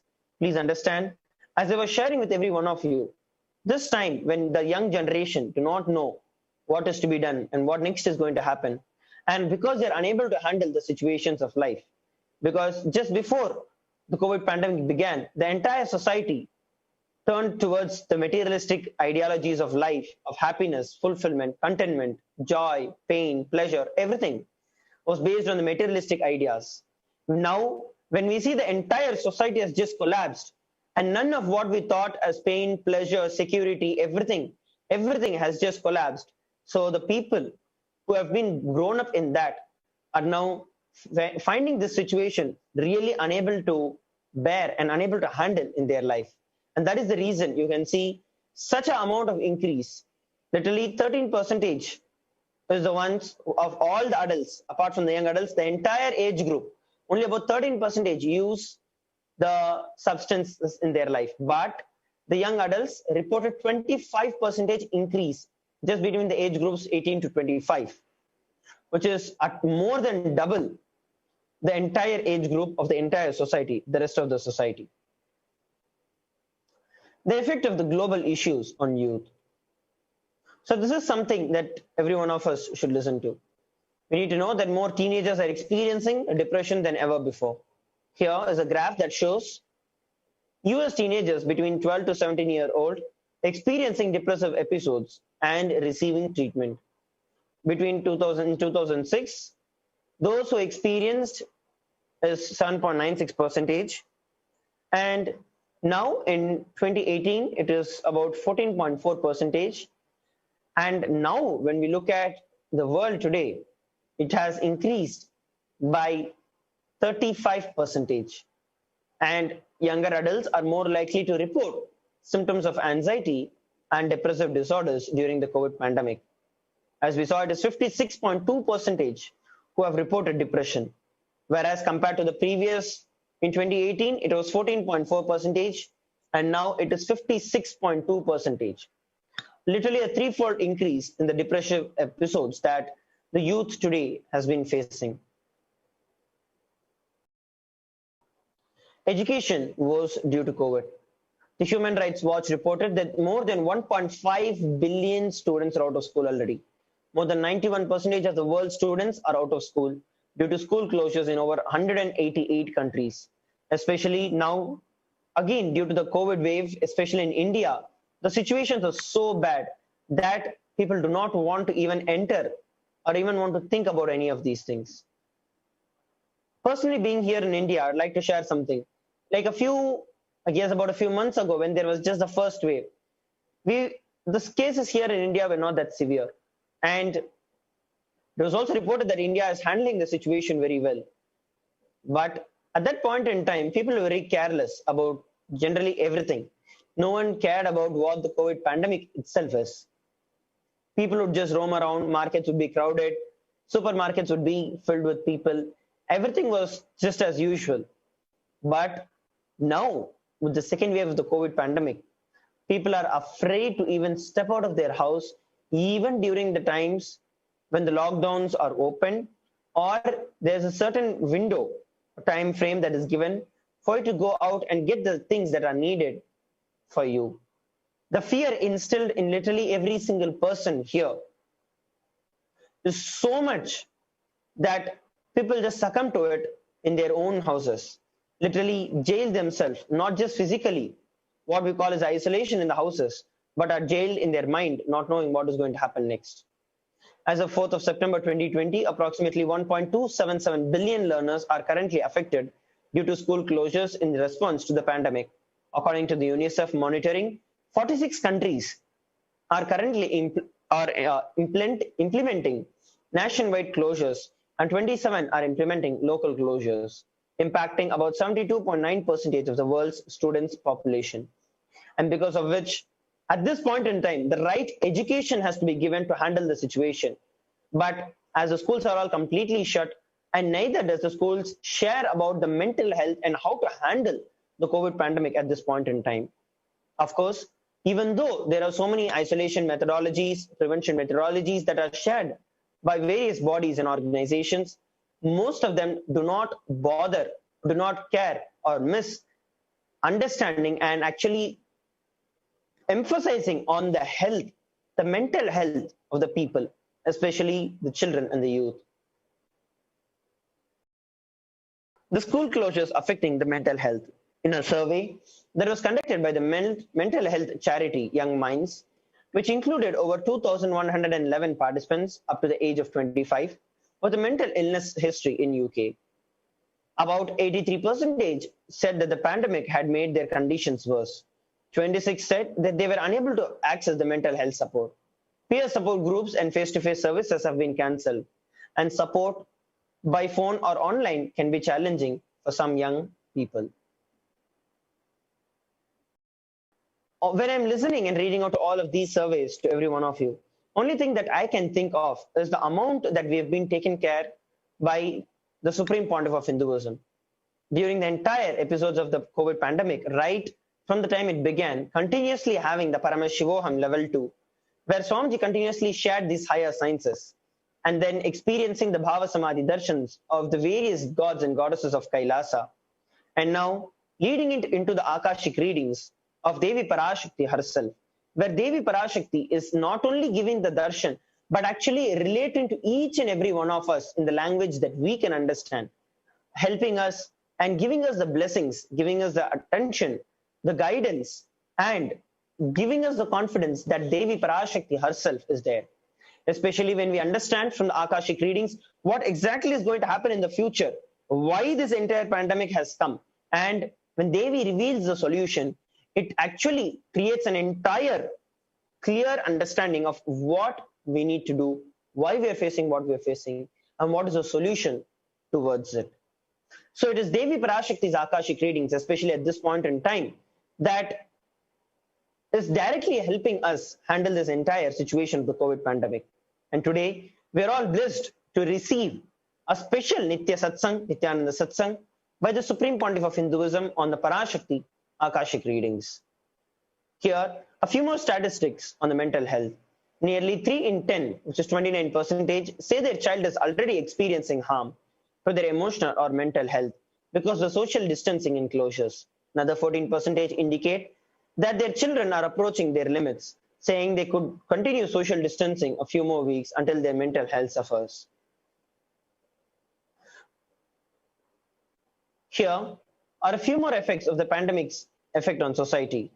The social distancing, self-isolation, travel restrictions, reduced workforce across the entire global sector, job loss, school closures, disruption of normal life on children, decreased demand for commodities and manufactured products, increased need for medical supplies, increased demand in the food sector, panic buying and stockpiling of the food products, domino effect on the health and healthcare and nutrition, infodemic spread of pandemic, panic and fear through social media, xenophobia against specific ethnic geographic groups. These are all some of the most prominent effect of the pandemic on the society today, where at multiple stages, this is causing harm to every individual in the society. Over 400 million full-time jobs were lost in terms of working hours. Among the worst hit are the 1.6 billion workers in the informal economy and the young people, women and persons with disabilities. They are the ones who are completely lost and have no chance of survival in this pandemic. A significant 53% of Indian business indicate the marked impact of the COVID-19 pandemic on business operations, even at early stages. The pandemic has significantly impacted the cash flow at the organization, with almost 80% reporting a decrease in the cash flow, because there's a huge amount of ideologies or a huge amount of restrictions that has come in, not just physically, but that has been imposed mentally. And our very productivity, even though the work from home and other task forces have been enabled, but still, in spite of all of that, we are still standing at 80% reporting a decrease in their jobs and in their very survival itself. The COVID-19 is likely to be the cause of the first increase in the global poverty since 1998, pushing about 40 to 60 million people into extreme poverty, with our best estimate being 49 million. According to The Light, an organization that tracks online harassment, there has been 70% increase in cyberbullying in just a few months, especially now. During the second wave that the India is facing, there has been a lot of phishing that has been done on the cyber, and an online space, and especially the oxygen concentrators and the other medical supplies that are needed, that is like a basic need for people, have started becoming ways through which people are earning money, and people go to any extent to cheat, replacing the vaccines, offering fake items, and just to create and make use of this situation at this point in time. 1 in 5 children aged 10 to 18 has been a victim of online bullying. Security.org researched whether the pandemic would increase that number. So they interviewed more than 500 American parents with the children in that age range. 21% responded that their children had been cybernetically harassed. Of the percentage, 56 reported that the bullying had occurred in the last 6 months. So this is another thing. Entire day we sit locked up in the house. So, okay, as adults, we have something to do. But as kids, young, teen, and youth, who still have no clue as to what their life is going to be about, as they enter and spend their entire time on the online internet, social media platforms, games, and various other platforms, they are prone to cyberbullying. And because of which, there are so many cases where they do not know how to handle the right situations in their life and end up into irrevocable and irreversible problems in their life. The pandemic affects not one, but multiple different aspects. Let's take a look at this. From June 24th, which is the earlier times when the pandemic actually began, to June 30th in 2020, around 40.9% of the adults aged 18 years or older in the US reported having one or more adverse mental or behavioral health symptoms during the COVID-19 pandemic. This statistics illustrates the percentage of US adults who reported adverse mental health symptoms, increased substance use, and suicidal ideation during the COVID-19 pandemic, just in the start of the pandemic's effect. In just like you can see, in over a week, it has shot up. Here, we're looking at from February 13 to February 15, 2021, around 34% of the US adults reported symptoms of anxiety disorder in the past week. This statistic shows percentage of US respondents over the age group of 18 who reported the symptoms of anxiety and disorder in the last 7 days between April 23, 2020 and February 15, 2021. So there is a huge race in not being able to handle the situation mentally. As of March 24th, 2020, around 37% of the Canadian adults reported feeling lonely in the past week due to coronavirus. This statistic shows the percentage of Canadian adults who had selected feelings as a result of coronavirus in the past week as of March 24, 2020. So here you can see that.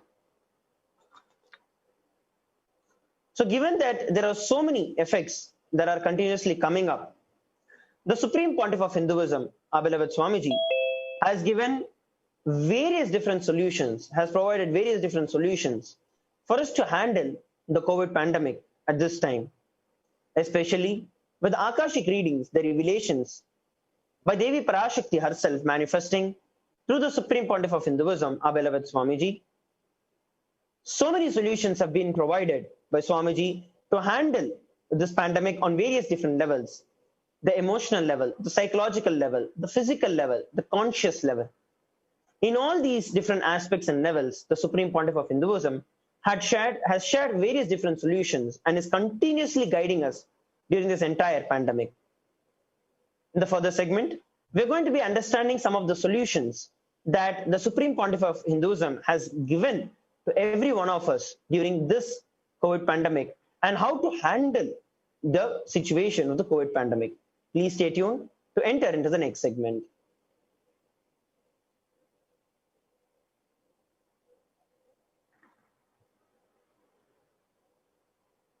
Just be alive for next 3 years. Don't die within next 3 years.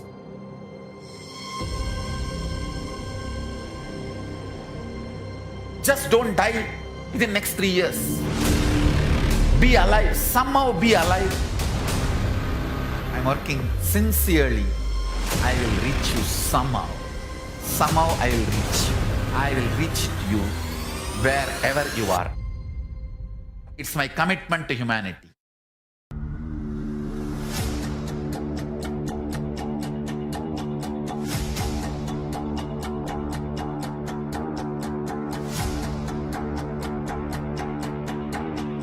Just don't die within next 3 years. I will reach you wherever you are, whichever corner of the world you may be. I will reach you with enlightenment. You manifesting the space, state, powers, being of Paramashiva. It is possible, and it is possible for you.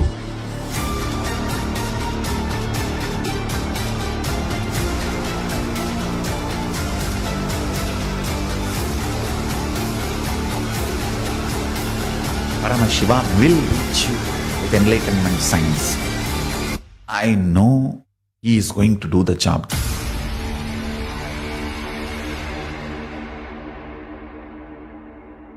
Just be alive for next 3 years.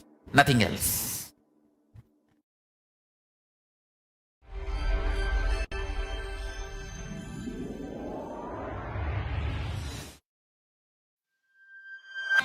Kailasa is enlightenment ecosystem, literally enlightenment itself in your own home, wherever you are.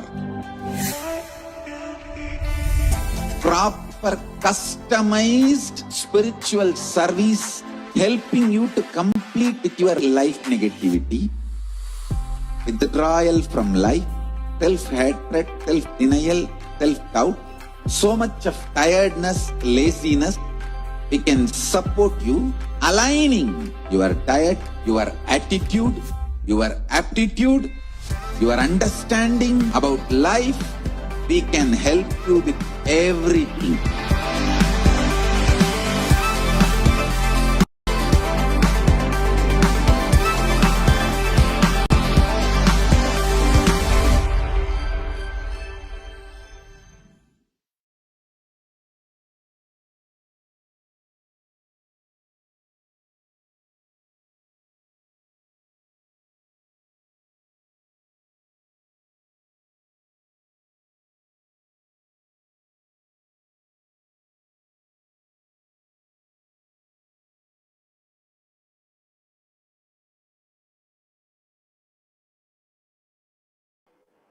Yes. So now in this segment, let us take a view. Swamiji has revealed the Supreme Pontiff of Hinduism, Jagat Guru Mahasannidhanam, His Divine Holiness, Bhagavan Nithyananda Paramashivam, has revealed various different solutions to handle the pralaya, the entire COVID pandemic that is happening. As Devi Parashakti herself revealed so many solutions for all of us in the Akashic readings, manifesting through the Supreme Pontiff of Hinduism. Let us now see some of the solutions that the Supreme Pontiff of Hinduism has revealed to every one of us to handle the pralaya. The first solution we're going to be looking at is the unclutching, which is a very, very important science, a very, very important and most powerful technique to handle the current situation of the COVID pandemic. We saw the statistics of how so many people across the world and the globe are continuously affected, and especially in their mental state, how they are completely broken down and shattered. This technique that Swamiji shared about the unclutching, this great science, was a direct revelation by Swamiji himself from the Akashic readings to protect ourselves from the COVID pandemic. Let's now listen from the Supreme Pontiff of Hinduism about it.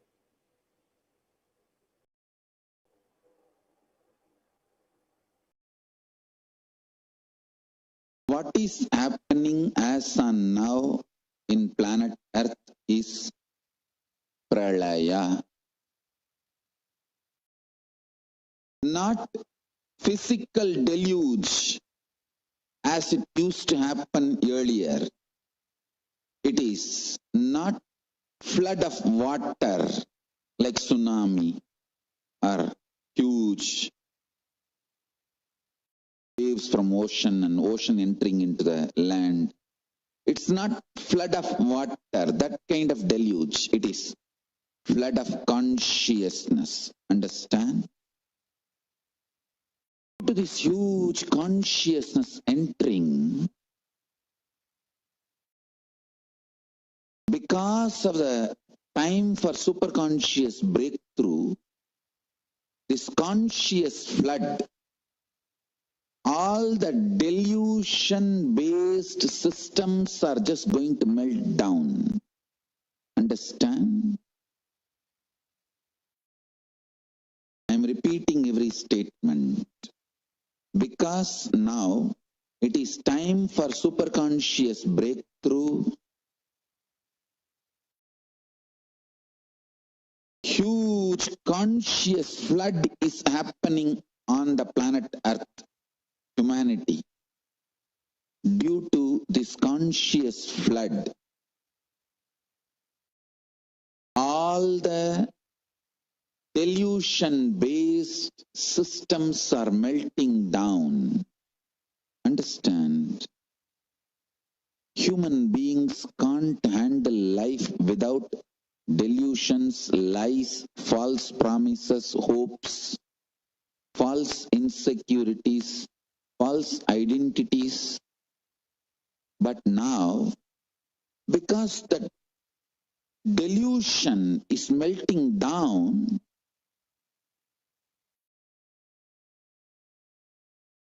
many of your false hopes are melting down. Many of your false security feeling is melting down. Many of your false hopes are melting down.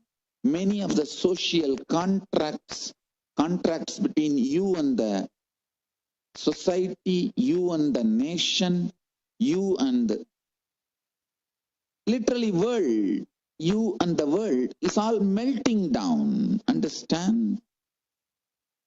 When all your lies are forcibly removed from you, all your falsehoods are forcibly removed from you, all your hopes and false hopes are forcibly removed from you, when all your dreams are forcibly removed from you, when you are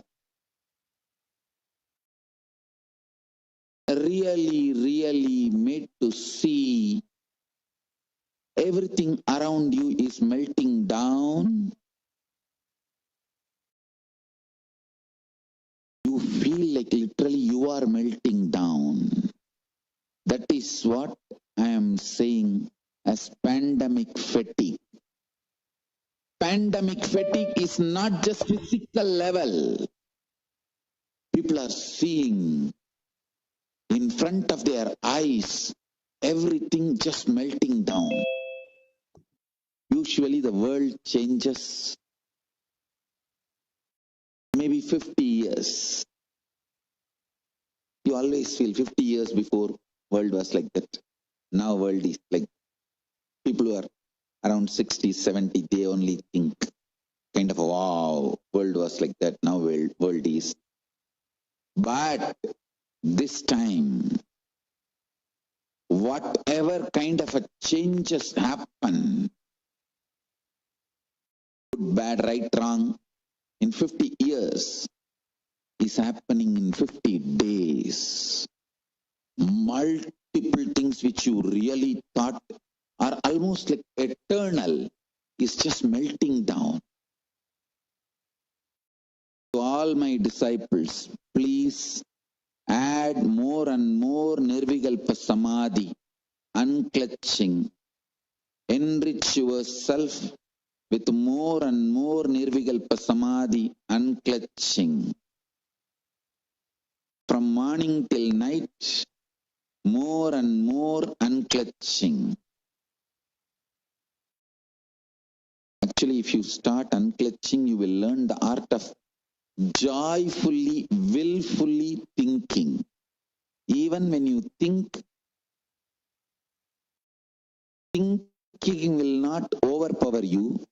You will be unclutched and thinking will happen as per your will and order.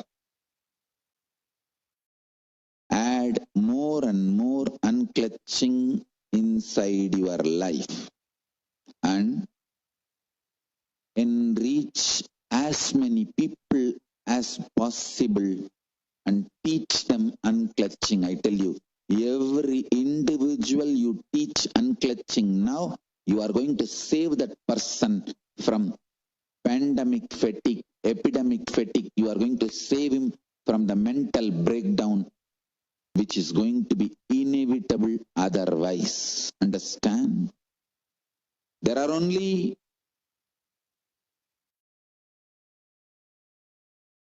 spiritual solutions which is going to save people from this pandemic fatigue. Please understand.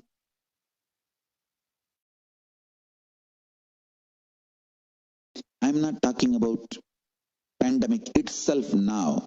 Pandemic itself is not going to kill many people.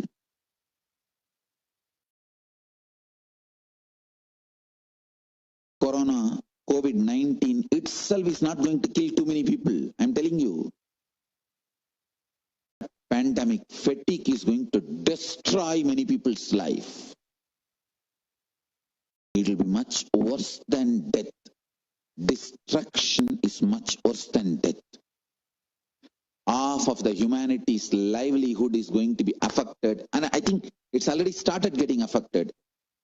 Whole humanity's lifestyle is going to be affected by this pandemic fatigue. The after effects of corona, COVID-19, is going to be too much. Listen. That is why I am saying what is happening now is pralaya. The number of people it is going to kill, the COVID-19, the number of people it is going to kill may be less number, but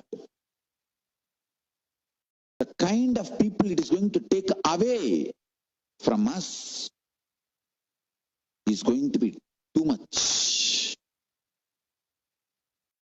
And the kind of impact it is going to leave on humanity is going to be too much. I tell you, every individual who practices this unclutching will be saved from mental breakdown. So I request all my disciples, you practice and sincerely try to reach out every individual who will listen to you. Try. Don't even have the prejudice, he may not listen. Try as much as you can.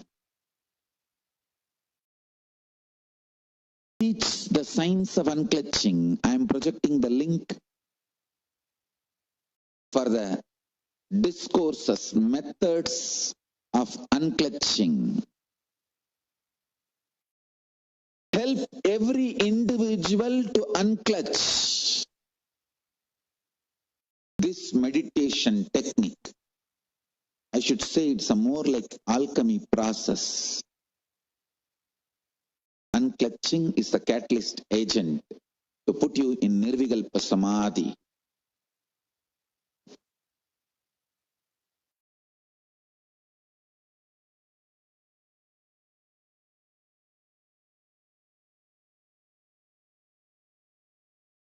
Understand?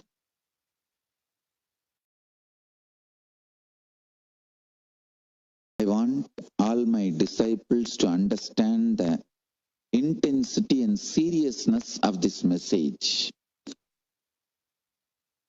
You will save people from mental breakdown, pandemic fatigue, suicide, getting destroyed just by teaching them simple unclutching.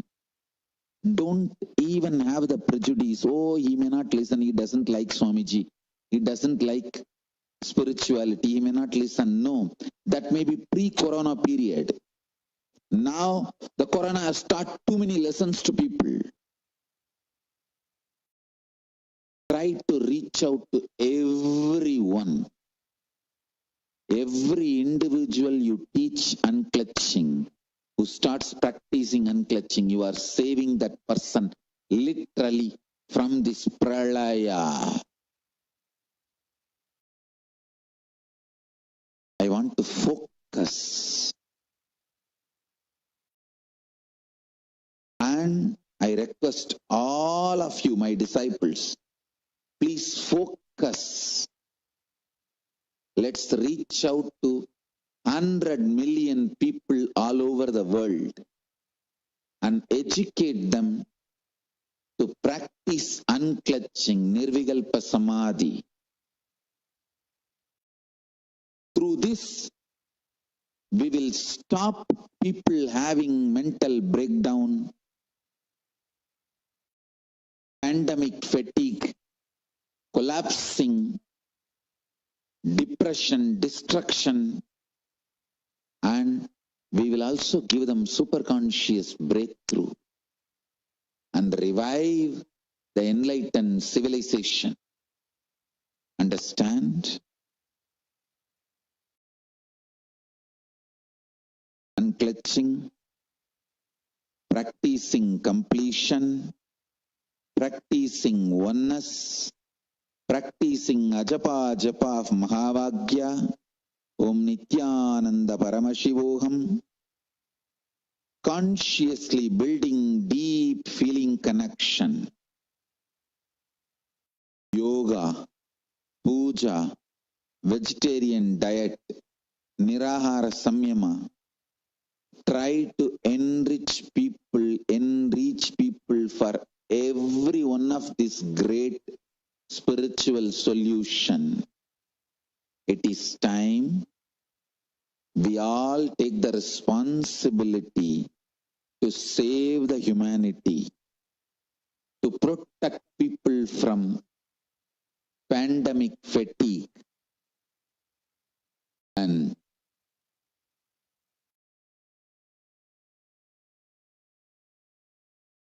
protect people from destruction.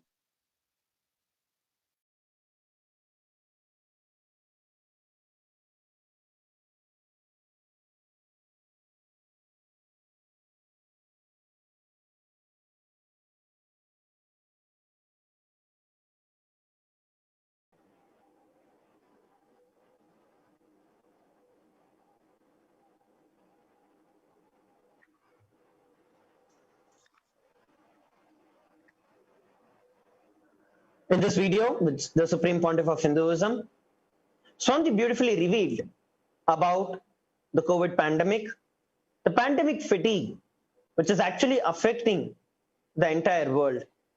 As Swamiji shared, more than even the lives that the COVID is itself going to take, the COVID fatigue, the pandemic fatigue is going to affect a lot more lives. And that's something that every one of us are looking and seeing in this point in time. As Swamiji revealed, this COVID pandemic is to bring about and push us into the science of greater living, the science of enlightenment. And that can happen only when we all experience unclutching. Unclutching is one of the most powerful techniques that has been revealed by the Supreme Pontiff of Hinduism for the enrichment of the entire world. The technique where you can just sit and look at the thoughts that are going on in you. Do not clutch anything. Do not make any meaning out of the thoughts. Do not try to disregard the thought. Do not try to get out of the thought. Do not try to do anything with the thought. Just let the thought just be there. Just witness the entire thoughts that are flowing in you. It may be a very simple technique.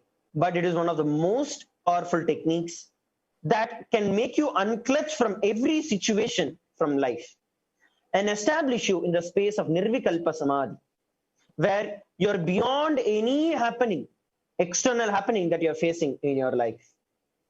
Joining me on this panel, we also have Sri Tejomayananda Swami. We'll also be sharing his inputs. We'll also be sharing his understandings about the revelations from the Supreme Pontiff of Hinduism, especially the video that we just watched now about unclutching. Nithyananda Swami. Nithyananda Maharaj. Yes, and as you have pointed out, in what Swamiji just mentioned, the video that we just watched, the technique, the process of untouching is the single most potent antidote to the current situation. And how the simple technique of untouching is helping us combat the mental disintegration that is possible. How the pandemic fatigue that can happen, and how we can get ourselves into that depression, into that deep mental disintegration that can happen, and how more than just the virus and the effects of the virus physically on the physical body, and because of that, the health deteriorating and then people losing their lives. The physical aspect of it, more than that, the mental and psychological aspect of it, the emotional aspect of it, that is far more greater, the impact. And specifically when we go through the untouching technique, we are totally saved from that. We can liberate ourselves out of that, because then we will not create any shaft, so to speak, connecting of the dots. As we have heard Swamiji explain the untouching process, the thoughts happen in a very unconnected fashion. One thought after another keeps on happening in a very unconnected, disjointed fashion. But the whole problem starts that when we attach those thoughts together, combine those thoughts together, and then we create our own meanings and then our own assumptions. And because of that, all the suffering starts to happen. And especially at a crisis like this, and when we are bombarded with so much of information that creates fear and apprehension in a lot of us, it is very easy to fall into that cycle, to fall into that creating fear psychosis within ourselves, and then falling victim for our own creation. And that is one of the greatest impact, in fact, the greater impact than the actual virus doing what it is doing to the physical body. And exactly. Sorry to interrupt. I just wanted to add another point as you were sharing, right? So it's actually supplementing the pandemic that is going on. Of course, the physical virus itself is at a very, very terrible stage, especially continuously mutating and continuously evolving itself, which is going beyond the vaccines, and where it is able to replicate itself in a much faster pace. And provided not just that pandemic and the actual virus itself, but as you were sharing, it's actually being supplemented by the negative emotions that we carry about it. So it's like before even something affects us, we are mentally down. We are just waiting for the pandemic to affect us, and we are like, yeah, see, I just thought it's going to affect me, and it's affected me. We create this entire vicious cycle that, okay, now I'm affected, what is going to happen next? And then after me, this person will get affected. So we actually mentally are just waiting for the pandemic or for the COVID to affect us. So the moment it catches us, we are already derailed mentally, and physically also, we are completely out of health. Yes, Swami, please go ahead. Sorry for interrupting you. No issues, Maharaj. And yes, and as you rightly pointed out, I'm remembering one more statistic that I read a while ago. This is about snakes. Only about 5% of the snakes are actually poisonous. And this first thing, this came as a huge surprise to me, because when we hear about a snake, immediately the fear psychosis happens. And then the next statistic was about how when people are bitten by snakes, more than the poison actually killing them, it is the fear that actually creates a stroke in them. people who are bit by snakes, they actually do not die because of the poison reaching the body, reaching the brain, but it's more because of the fear. They actually die because of fear. And this is an analogy that I can actually see happening here. More than the actual virus doing what it is doing to the physical body, the fear psychosis, that creates a more of an impact, and people are being more affected by it.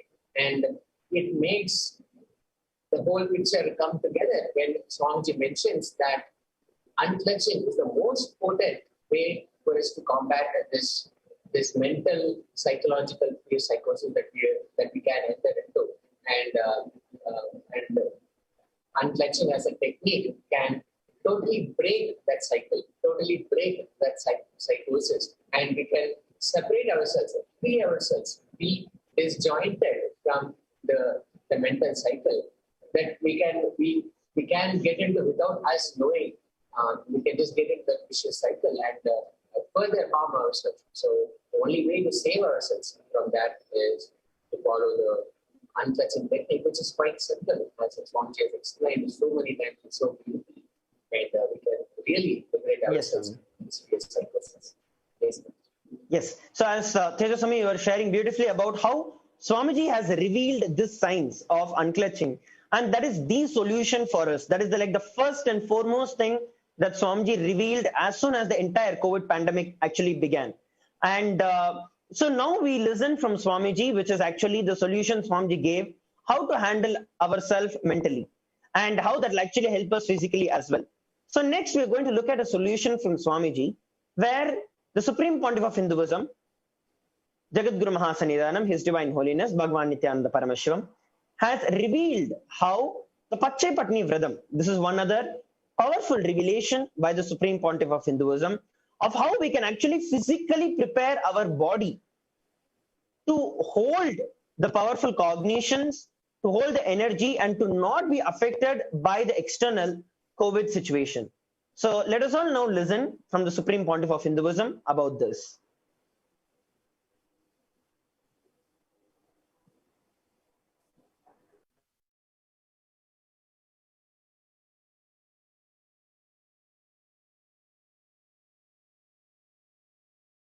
What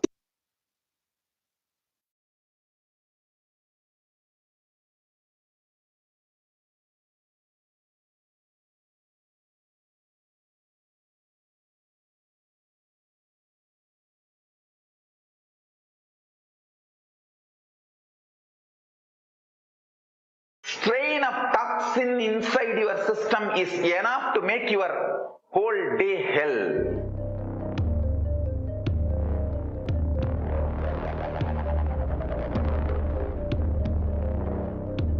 Acidity is the physical reaction which triggers your anger and agitation pattern. You should work on your body.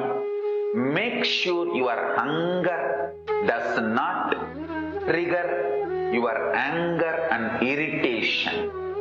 Start learning to enjoy the hunger. Don't be diverted by the patterns triggered by acidity. Learn to see these two separately. Understand? Rain is the self-purification process of nature. Water element from the ocean gets purified by the fire element from sun and becomes cloud, gets showered as rain, and when it showers, it purifies the air space too. All the five purifying itself is rain. Mahamari, Mariamman, is the self-purification process of Prakriti, Parashakti. Fasting is the self-purification process of the system you are carrying. Understand? There are many intangible components in you, what you call as your life. Fasting is the best way to purify all all the tangible and intangible components of your existence. That's the most powerful purification. Just few strains of toxins, poisonous toxins in your system is enough to make your whole day hell. You will be continuously irritated even if you win the lottery. This whole Pachapattini Vratam is just making all of us available to Parashakti for her to manifest through us and heal the whole world. Understand? Your being also starts manifesting all powers of Paramashiva. It's a win, win, win, win, win.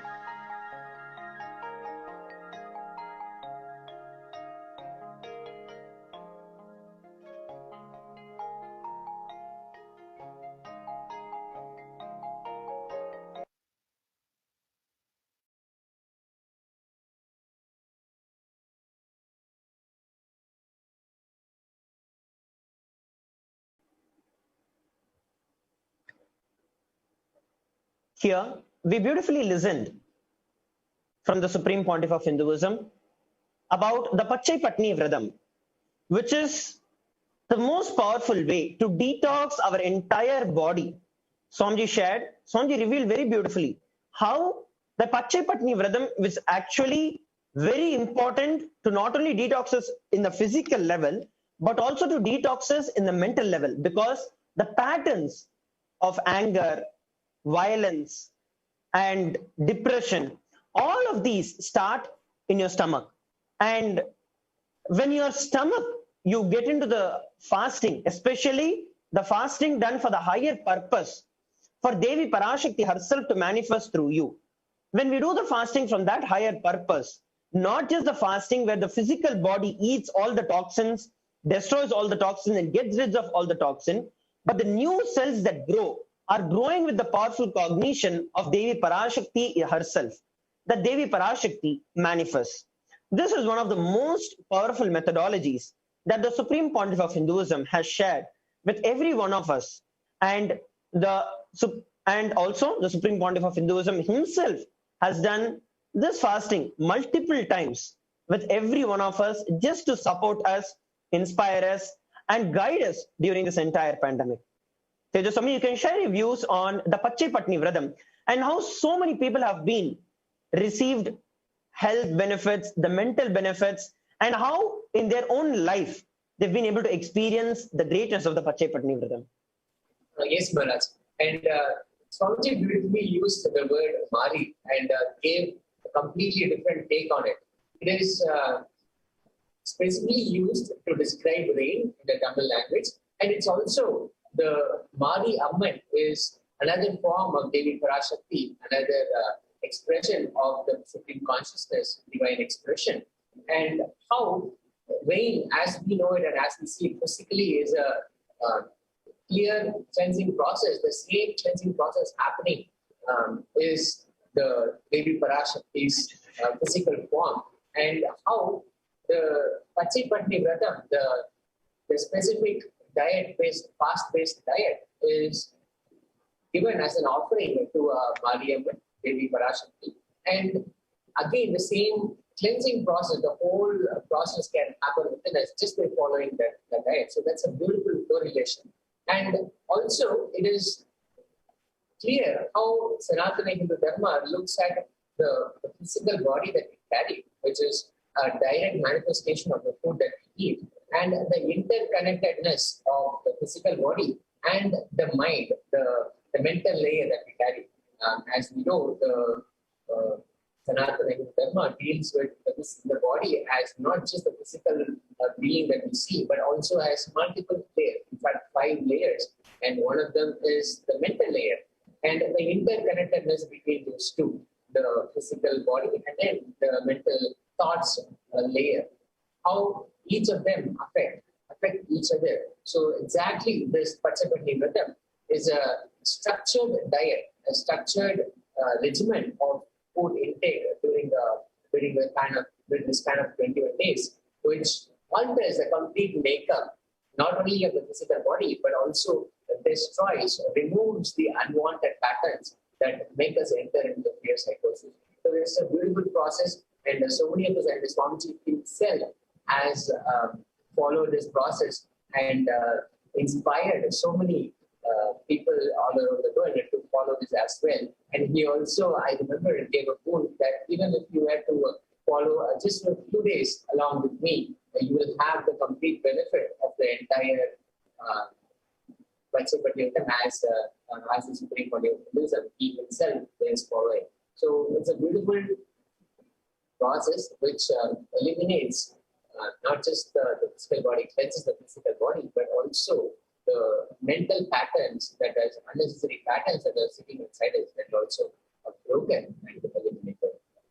Yes, Swami. And also the other thing that I would like to share here is about how Swamiji himself did the Pachepatni Vradam with every one of us. That is something that he leads the entire thing by example, because at this given point in time where it's not about just the physical aspect of it, when Swamiji knew that is the best thing for the entire humanity, he just did not take any second thought even to jump into the whole thing and to lead it by example.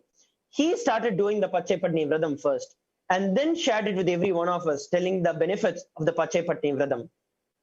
Rather than, if you just compare it to the various different solutions that is being provided by various organizations and other bodies, the test is done on others, the test is actually done on various other beings and everything. But Swamiji always provides the best for us. Everything he does it on himself, experiments it on himself, and provides it for every one of us, shares it with every one of us, inspires every one of us. And is continuously, every single time Swamiji comes up with new solutions for us to experience the breakthrough in our life, for us to experience the completion in our life. I actually wanted to give another example of a person who actually I was speaking with and I was in touch with. And at this point in time, I just would like to share what he said. And he actually was doing the Pachepatni Vradam. So what he was actually sharing was that he actually went through a lot of anger and fear in his life, especially after the COVID pandemic started. He lost his job, and especially living in India, and then the pandemic being very bad, he lost the job.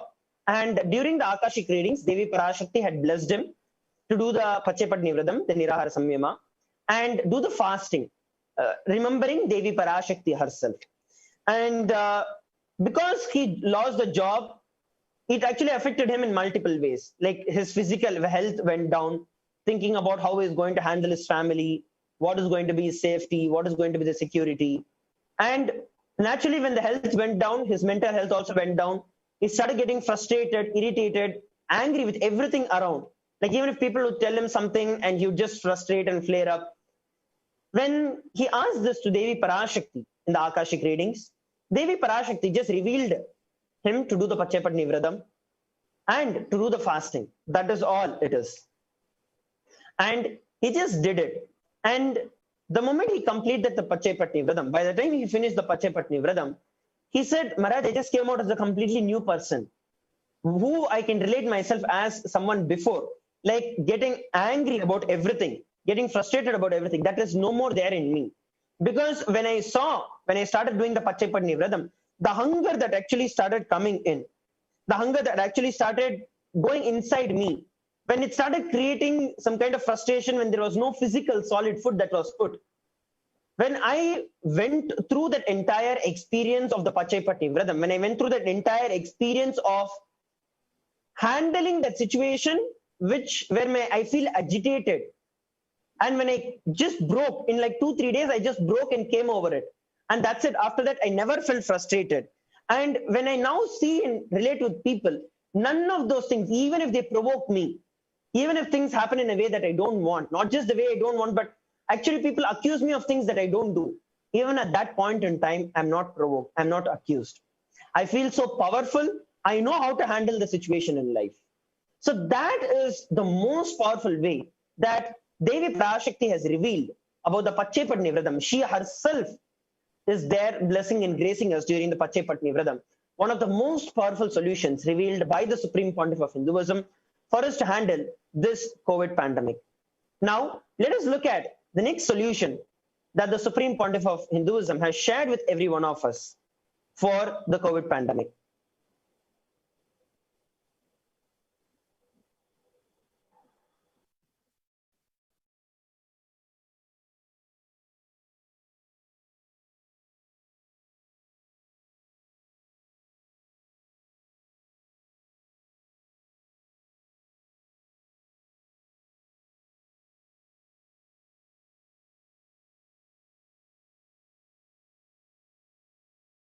So here we're looking at the mutation process for immunity that has been revealed by the Supreme Pontiff of Hinduism.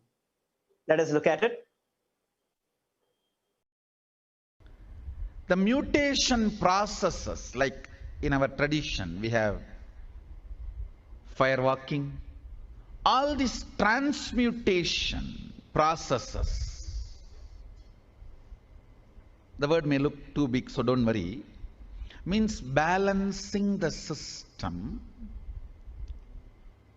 and awakening the whole consciousness to your whole body is what I call transmutation processes. Means some parts of your body becomes insensitive to the existence because of the job it is doing, like a feet. Because of the continuous walking, it becomes insensitive. Your cheeks, how they are sensitive, they don't become, they lose sensitivity to the reality. But for the complete Kundalini awakening, your whole body needs to be alive and experiencing the reality and ability to experience the higher consciousness. That is the reason we have the process of fire walking. Understand, each of these process has a reason. Certain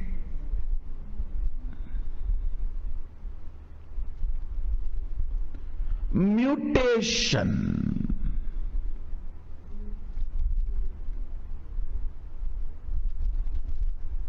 actions need to be done to your body. Let me explain the mutation actions. Fire walking and taking bath in the turmeric water is one of the most powerful mutation. Understand, this season, this month, Adi month, is the usual season for dengue and all types of fevers. Hinduism is so intelligent. Everything is inculcated as a religious and spiritual practice. Do fire walking and take bath in the turmeric water. Keep few neem leaves outside the house. I challenge you will not have dengue.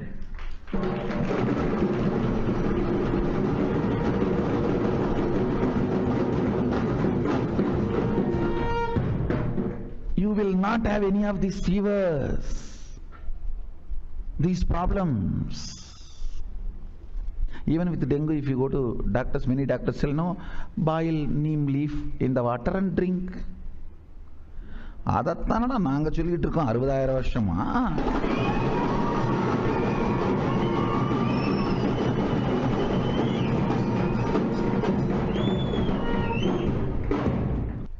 If you walk on fire, the small wounds may not get created. Whether it gets created or not, it is mutation of the body. See, one of the side effects is health. There are other side effects where certain intense energies are awakened and negativities are nullified. See, the depth with which you feel violence and violated with that same depth, if you feel sacrifice and commitment, devotion, that violence in you will be muted. The actions which you will feel violated if you are forced, you are doing it voluntarily in the name of your devotion and commitment and sacrifice to the god or goddess, becomes tapas, mutation of your fundamental instincts. If you are pierced, you will feel violated. If you are put in fire, you will feel violated. You will become violent. That same instinct is kindled. You go through that same instinct, that same action, that same thing with the clarity, dedicated to my Kuladevata, dedicated to my Ishtadevata, my sacrifice to my Ishtadevata, Kuladevata. The same intensity is awakened, but muting your feeling violated. Sacrifice mutes, transmutes the feeling violation. Tapas transmutes the feeling violated, violence. Understand? Certain acts like firewalking, body piercing, all these are the third dimension of Aushadha.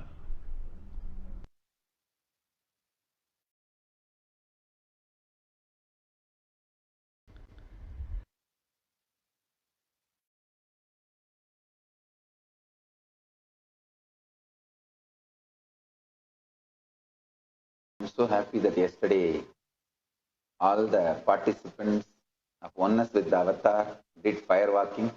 All you guys understand that Thiruvannamalai, all the participants who did firewalking, I guarantee you will not have corona problem. Coronavirus will not affect you at all, because that firewalking time, that small blisters you get, just shoots up your whole immunity, that power to protect yourself from any virus or any problem. It's actually a powerful technique. It's a very powerful technique followed in those days, especially during this season.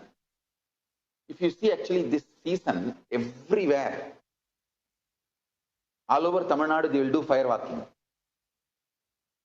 because that protects you completely. And now no virus, nothing will affect you. Every person who did firewalking yesterday in Thiruvannamalai Adinam, especially that is done very traditionally, systematically.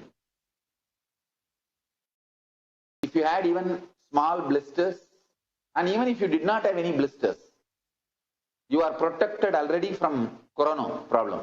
You will not be affected at all. Corona will not work on you. It will not affect you. And don't worry, it is a traditional way of making you immune. Actually, it's a traditional vaccination process. I don't know how many governments will believe me, but any country, if the firewalking is allowed, please have firewalking. I think in India, in some states, we don't have a problem. In Karnataka, it is considered superstition. So Karnataka, they may not allow. But any state, it is allowed.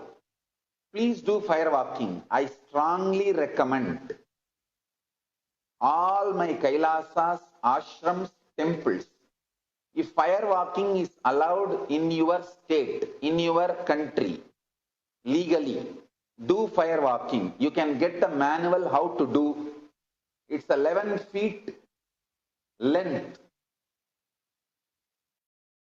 The burning live charcoal on which you are supposed to walk with the traditional powerful music which activates your NIM system, that mugulam we call it, on the back of the neck. This music will feel like it is hitting the back of your neck and your whole detox system will be awakened. In that peak altered state of consciousness, you should walk on fire. Not just like that you will walk. You will first awaken, trigger the detox system. And then walk on the fire. 11 feet fire pit. Anywhere it is allowed in your state and country, if it is allowed, please do fire walking. I sincerely recommend all devotees in India. In India, I think surely in Tamil Nadu it is allowed, because Tamil Nadu, even few days before I saw in Tiruchengodu, they have done fire walking in Ongaliyamman temple in Tiruchengodu, and our devotees went and did Annadhanam.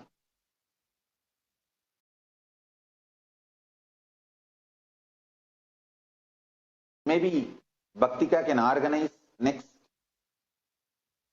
2 or 3 weeks.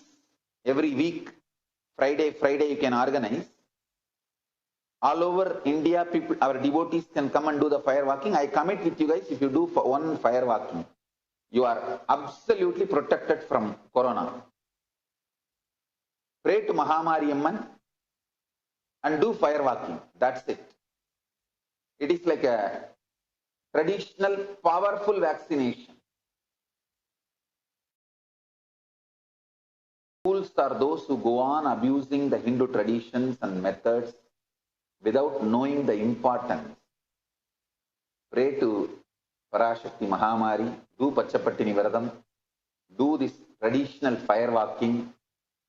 You are absolutely protected from coronavirus. Traditional vaccination. Traditional, natural, organic, no bad side effect vaccination is the Hindu fire walking. So any country where the Hindu ritualistic fire walking is legally allowed, please do it. I'll strongly recommend.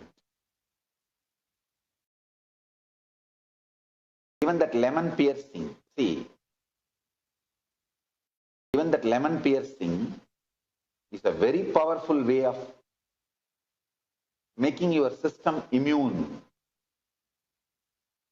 Every time that needle pierces, your system is terrorized and triggered. So the whole system becomes fully alive and active and starts protecting itself. Awakening the immune system ferociously happens by that lemon piercing. Anybody, if you have done more than 11 lemons, be very clear, be assured you are protected. 11 times is the maximum time your system can continue to cheat you. 11 lemon piercing, if you have done, you are protected.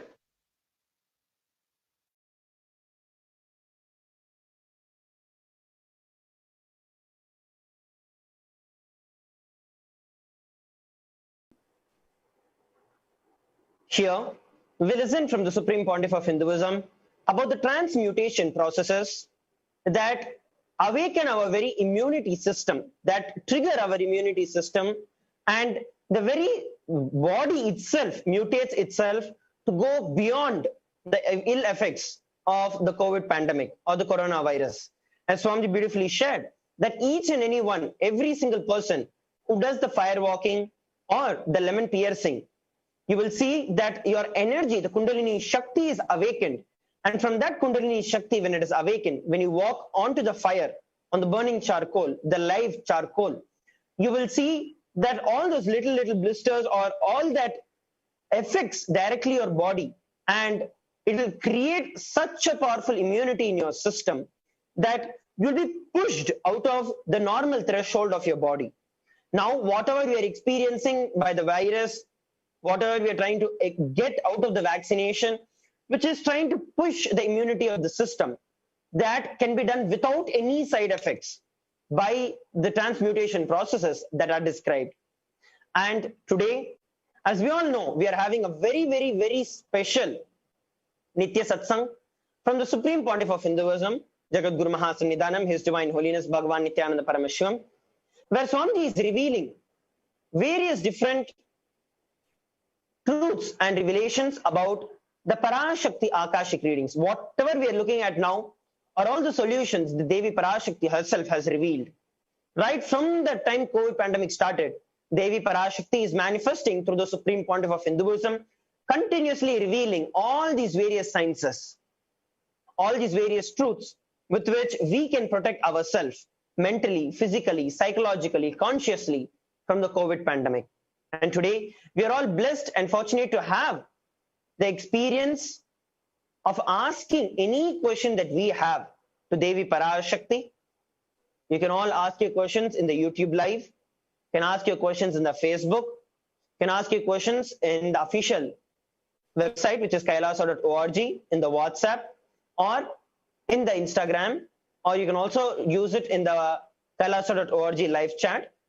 We'll also be showing you shortly as to how you can ask your questions to the Supreme Pontiff of Hinduism, any question related to the Akashic readings by Devi Parashakti. As we are seeing, all of these things are the great truths revealed by Swamiji during the Akashic readings.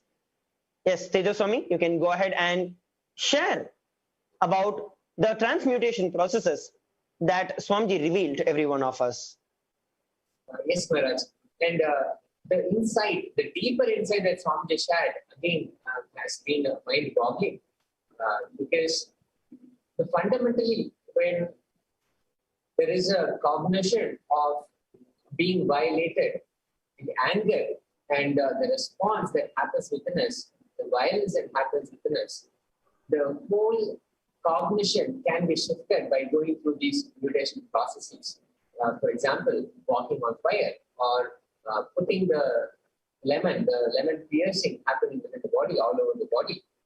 Immediately what happens is the normal response is one of feeling violated, and then the response of anger immediately happens and the violence immediately happens. But here, that whole energy, that whole emotional intensity, because it is being offered as a dedication to your favorite deity of choice, your Kula Devata or your Ishta Devata, then the whole transformation happens beautifully.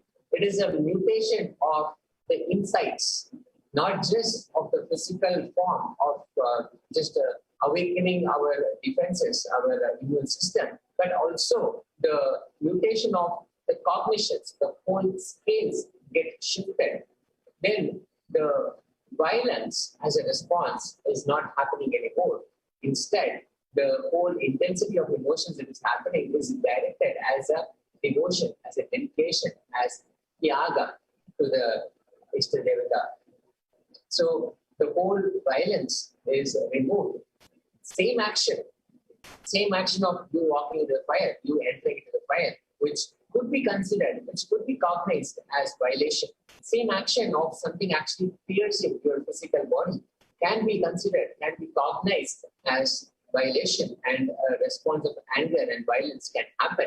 But here, the whole scales are getting shifted, the whole transformation, mutation of insights that happens very beautifully.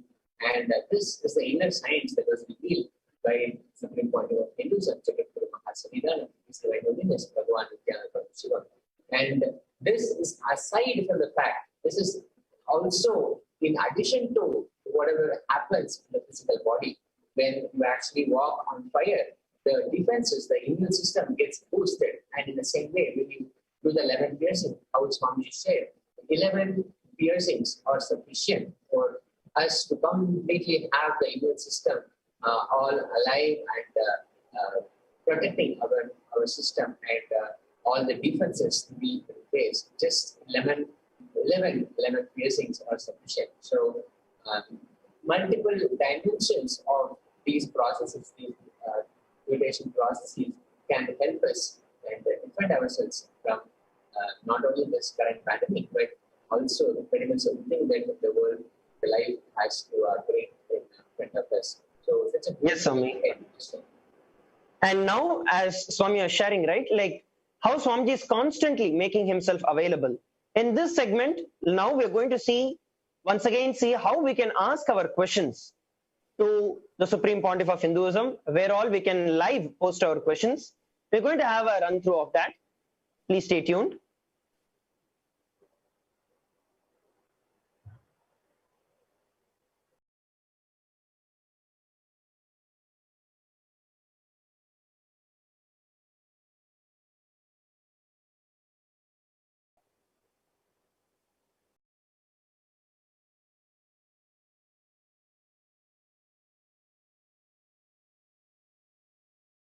So as we're all seeing here, we can ask our questions under the YouTube live video. So if you go over to the official channel of the Supreme Pontiff of Hinduism, Kailasa's HDH Nithyananda in YouTube, you will see that the live video will be going on. You will also have the chat section. So you can ask any question to the Supreme Pontiff of Hinduism about the revelations of Devi Parashakti Akashic readings. So you can ask your question here. First, make sure that you're clicking and joining in, because for membership, only after the membership, you'll be able to ask your questions. So if you have not yet taken, please do it. You can same way, do it on Facebook Live also. You can put your questions. You can do it on Twitter by tweeting and using the hashtag #AskTheAvatar. And on Instagram, you can also ask your questions in the comment section. Now, let us prepare ourselves to receive the Nithyananda Satsang from the Supreme Pontiff of Hinduism. Let us all sit straight with our head, neck and spine in a straight line. And sit in a deep space of unclutching meditation. Chant the Mahavakya, Om Nithyananda Paramashivoham. And enter into the meditation, the Nitya Satsang.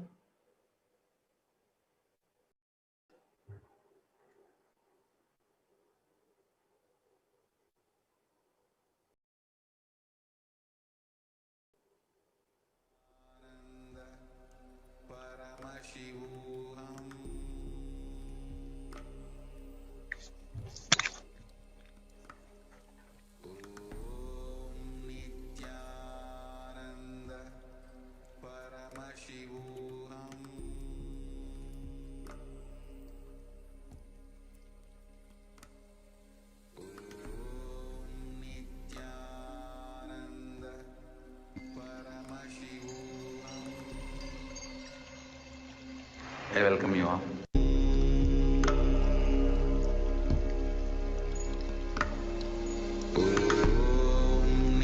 Nithyananda Paramashivoham.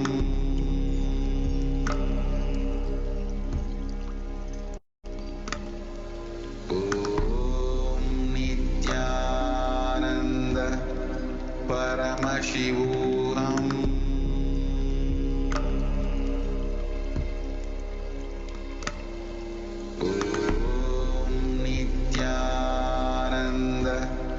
Paramashivoham.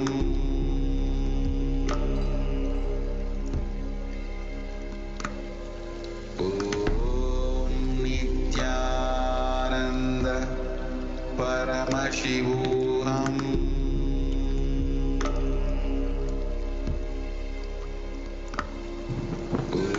Om Nithyananda Paramashivoham.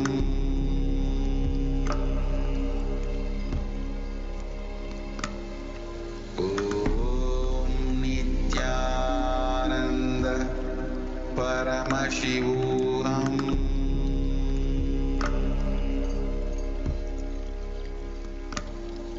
Om Nithyananda Paramashivoham.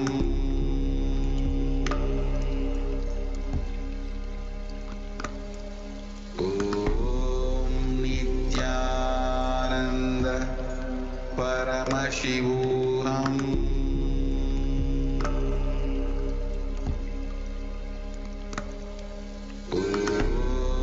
Nithyananda Paramashivoham.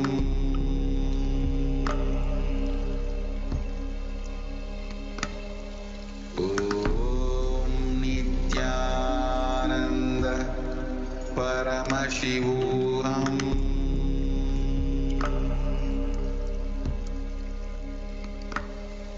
Om Nithyananda Paramashivoham.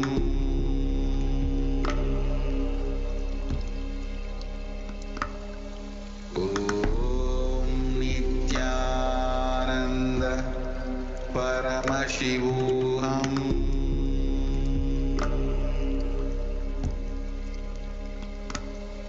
Om Nithyananda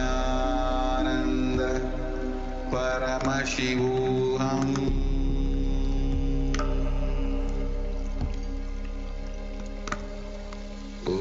Om Nithyananda Paramashivoham.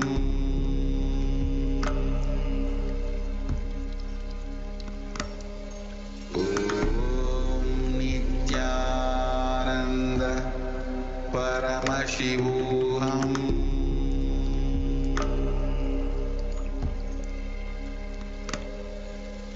Om Nithyananda Paramashivoham.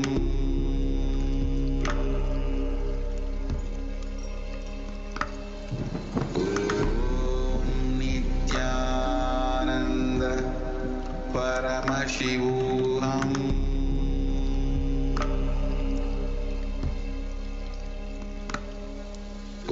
Om Nithyananda Paramashivoham.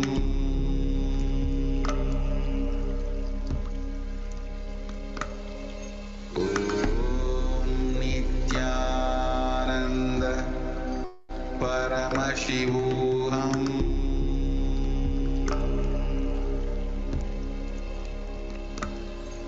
Om Nithyananda Paramashivoham.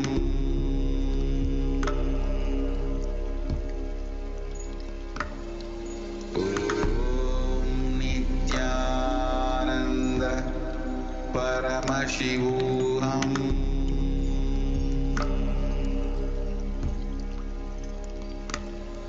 Om Paramashivohananda.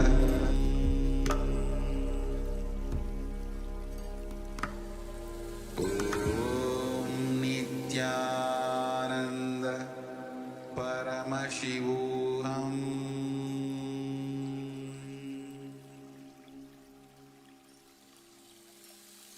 I bless you all.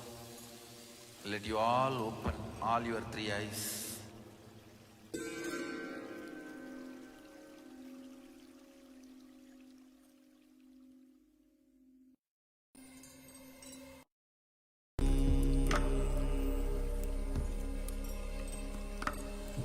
Om Nithyananda Paramashivoham.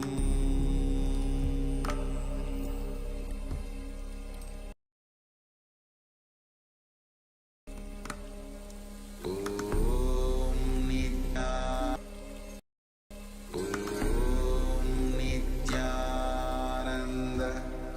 Paramashivoham.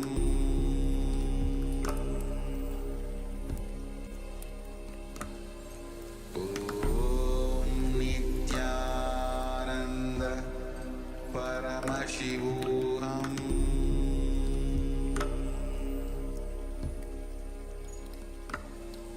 Om Nithyananda Paramashivoham.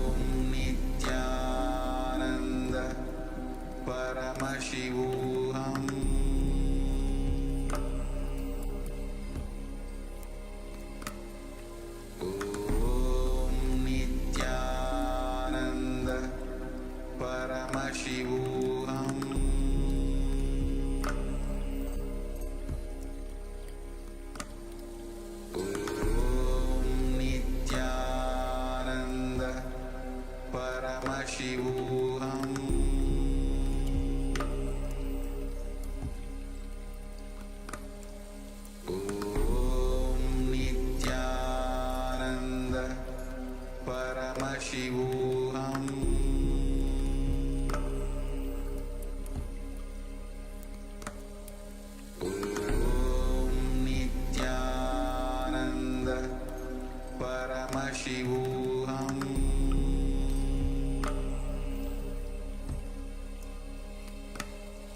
Om Nithyananda Paramashivoham.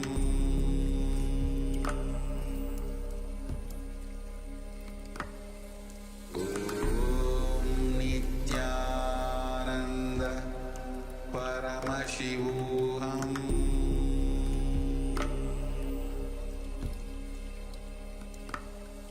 Om Nithyananda Paramashivoham.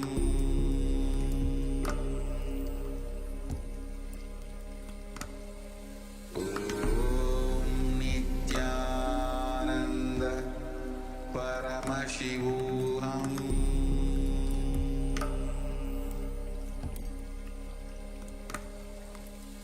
Om Nithyananda Paramashivoham.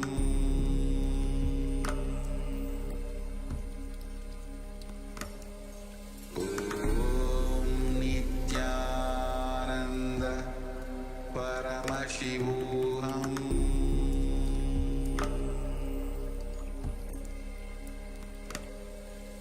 Om Nithyananda Paramashivoham.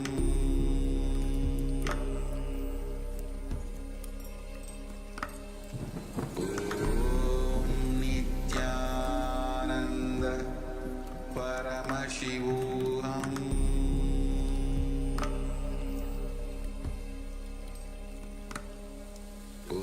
Om Nithyananda Paramashivoham.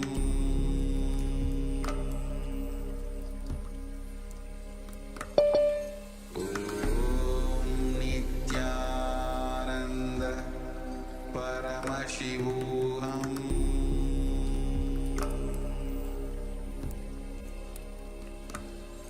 Om Nithyananda Paramashivoham.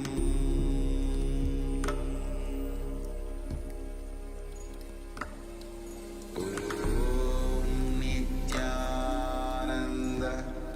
Paramashivoham.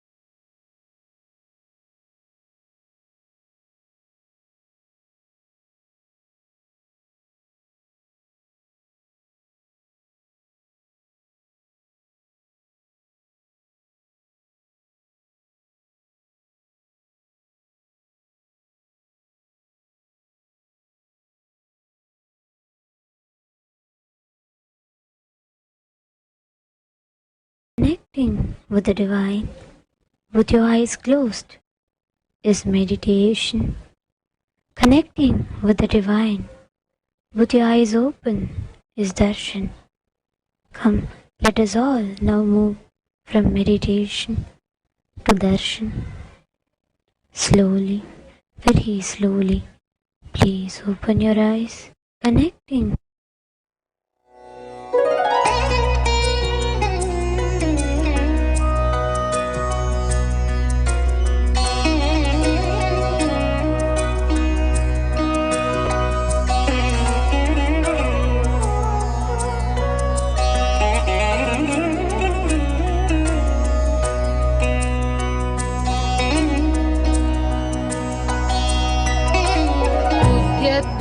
सहस्रकोटिसदृशा केयूरहारोज्ज्वला बिम्बोष्टे स्मितदन्तपङ्क्तिरुचिरा पीताम्बरालङ्कृता विष्णुब्रह्मसुरेन्द्रसेवितपदां तत्त्वस्वरूपां शिवां Meenakshi प्रणतोऽस्मि सन्ततमहं कारुण्यवारां निधिम्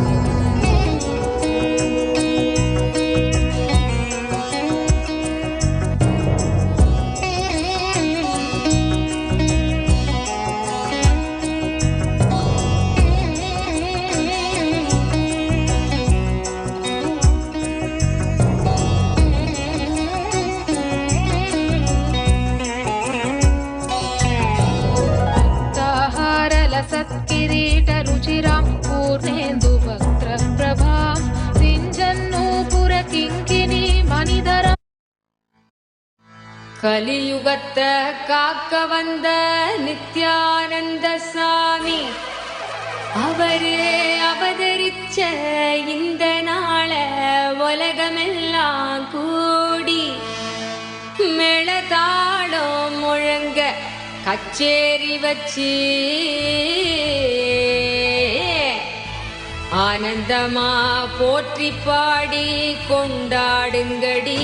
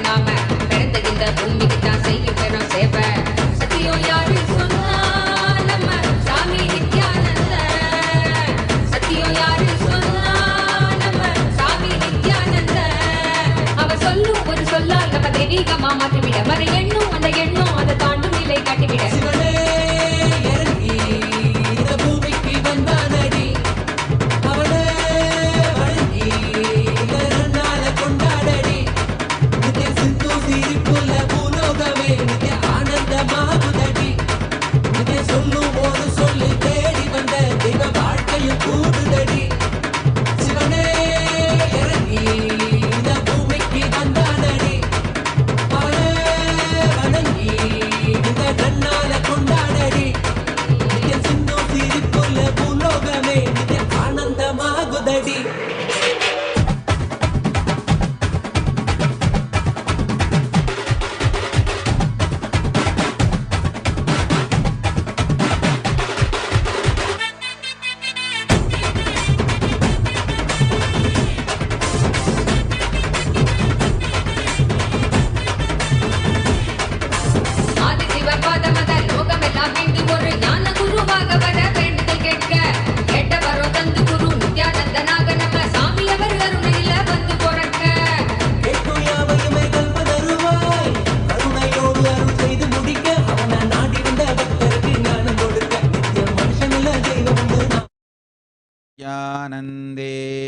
Paramashivoham Nithyanandeshwari Parashakti Madhyamam Asmadacharya Paryantam Vande Guru Paramparam.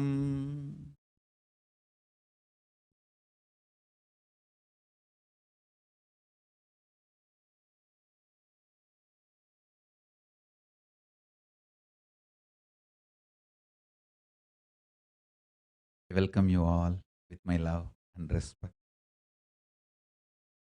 I welcome all the devotees, disciples, Samajis, Satsangis, Srimahans, Mahans, Kotari, Tanedar, visitors, viewers, Sarvanyapita Yajaman, Sarvanyapita Kartas, Sarvanyapita, manifestors, Sarvaparityahis, Srimahans, Mahans, Kotari, Tanedar, visitors, viewers, Kayakalpa Yoga participants, e-Gurukul students, Kailasa's NHU students, Kailasa's ministers, ambassadors, diplomats, e-diplomats, citizens, consulate generals, support, Mantreshwaras, Vidyeshwaras, Ganeshwaras, Lokeshwaras, Astreshwaras, all those watching us live on Kailasa TV, Kailasa's NTV, Kailasa's HNTV, and other social media platforms everywhere.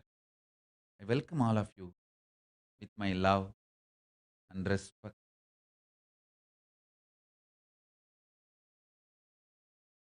So nice to see you all after a long time.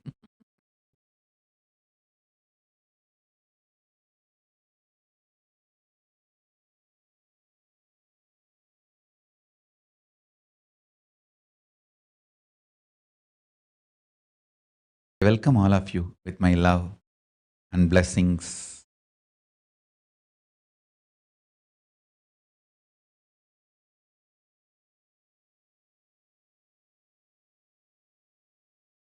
Paramashiva's message directly from Kailasa.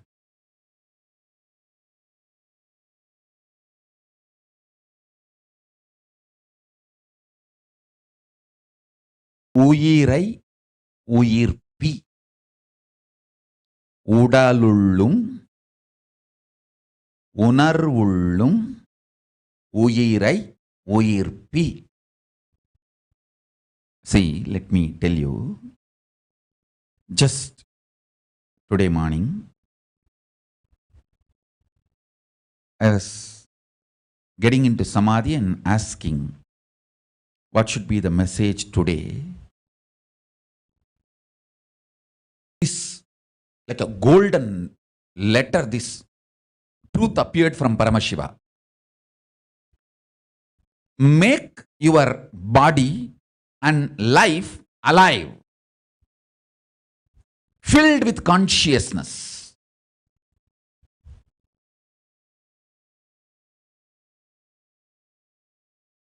With this one truth, the whole understanding which manifested, I will share with you all. Yes, I know this time, all around the world, so much happening, and this should be the apt message. See, Paramashiva is very clear. Focus on making your body alive, life alive.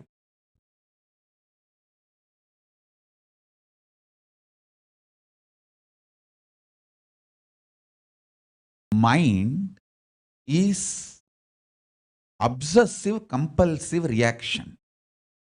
Do not try to sympathize with mind. See, mind is nothing but a bunch of unconscious reactions.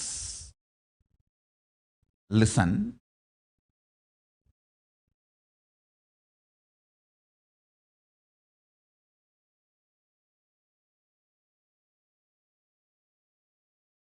Listen carefully. Temple aarti முடிஞ்சிடுச்சா நடந்துட்டு இருக்கு.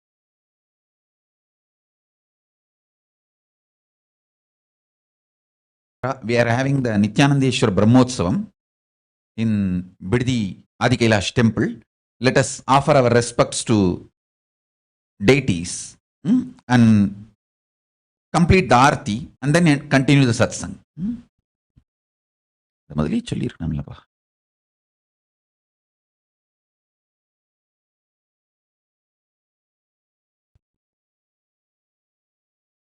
Organized. Deities are first, then me. First deities, then satsang or anything.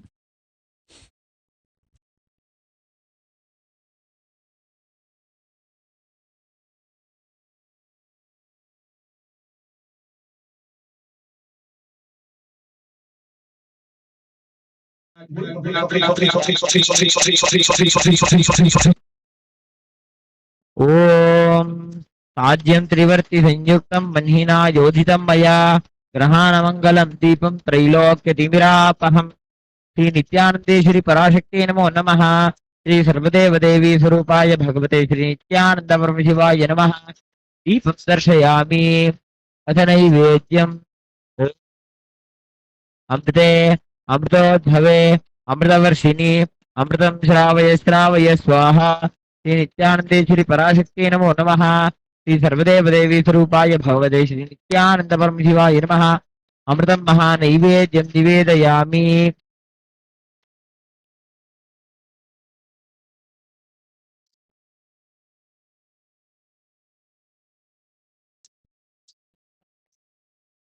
ओ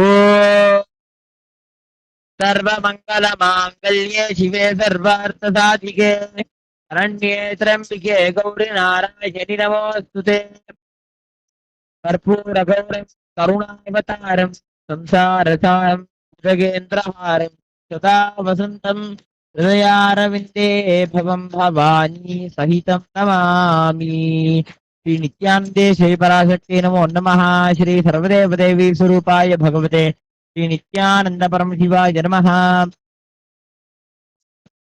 कर्पूरनीराजनं सन्दर्शयामि रक्षां धारयामि बृहत्सामक्षत्रबुद्धदर्शनीयं दृष्टबोधश्वितमुग्रवीरम् इन्द्रस्तोमेन पञ्चदशेन मध्यमितं वातेन सकरेण रक्षां धारयामि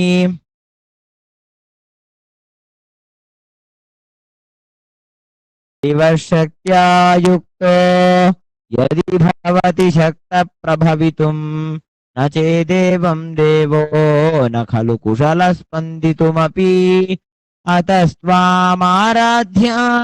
हरिहरविरिञ्चादिभिरपि प्रणन्तुं स्तोतुं वा कथं कृतपुण्यप्रभवति मङ्गलं कल्पवृक्षाय मङ्गलं ज्ञानदायिने सदाशिवाय श्रीनित्यानन्देश्वराय मङ्गलम् मङ्गलं श्रीविद्याम्बायै मङ्गलं कामदायिन्यै सर्वमङ्गलदात्री नित्यानन्दर्यै मङ्गलम् मङ्गलं गुरुदेवाय मोक्षमूलाय मङ्गलम् परावतार नित्यानन्दाय गुरवे मङ्गलम्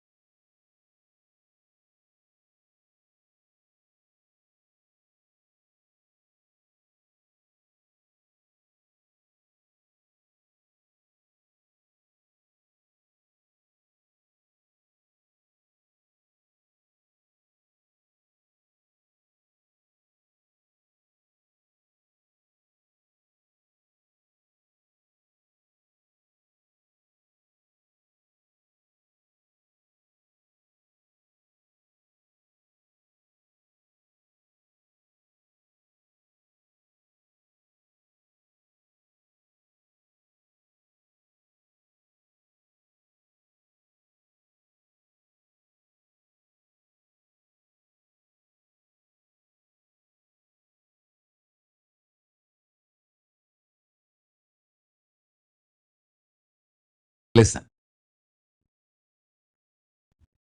I'll expand on this Paramashiva's message.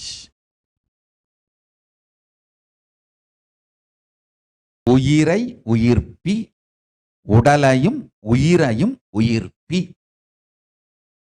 means make your life alive and make your body and life alive.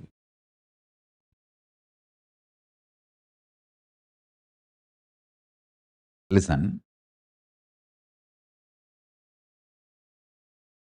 The only priority for all of you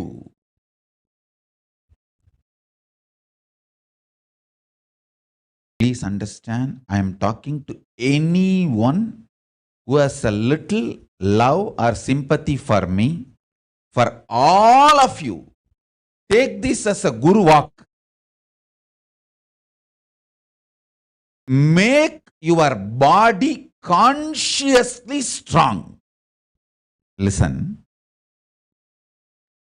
Gym will build muscles, but only yoga and Ayurvedic lifestyle will make your body conscious. See, only yoga will make your internal organs strong. Just see all over the world, especially in India, all these gym bodies are just dropping dead. All these gym body fellows, top, dying. Because gymming builds muscles, makes you look very nice in the outside. Yoga makes your internal organs strong and your ability to manifest consciousness strong. So please understand. Let me give you the solution from Paramashiva to protect yourself from corona. This whole pralaya, see, it is not just corona. The amount of depression, mental suffering, the way the whole world is suffering, the kind of poverty happening, people losing jobs, income, insecurity, comforts being lost, so much. So please understand, make your life extremely strong. Please understand, 3 years before I said, keep yourself alive for next 3 years. Common people making fun of me, trolling, all that is, I don't even bother about that. Even our own Sangha people did not trust me. My own devotees did not take that word seriously. Hey, all of you understand. I cannot reveal who is waging bio war on humanity. I cannot reveal those details. I can only reveal how much I can reveal.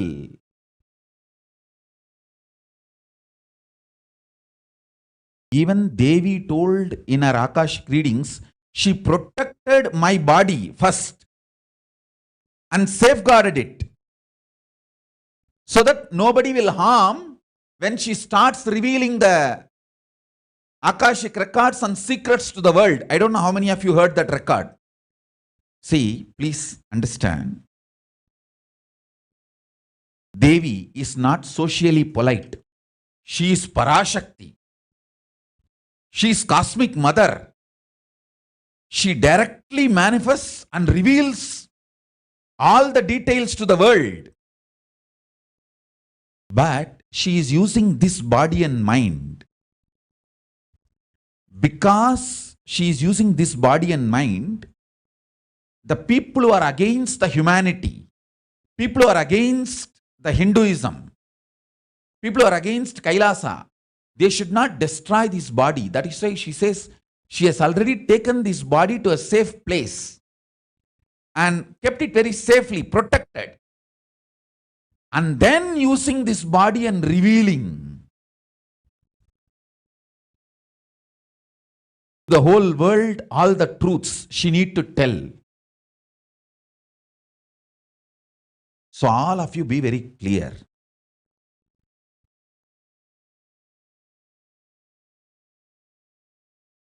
When I was telling all the Adinavasis, learn to the lifestyle of quarantine, being active without getting mentally broken by being inside one place.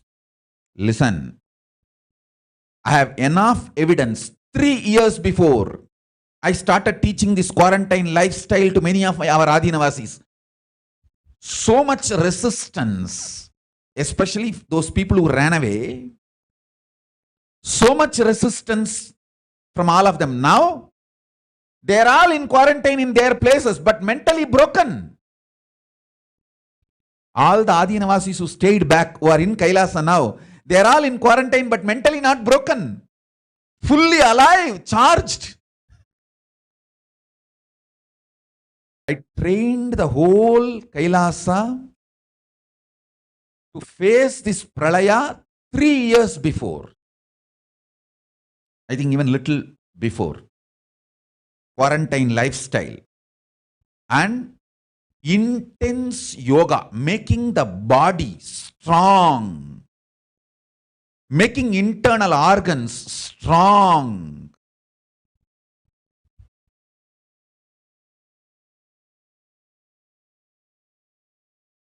Haritaki. Lifestyle of less food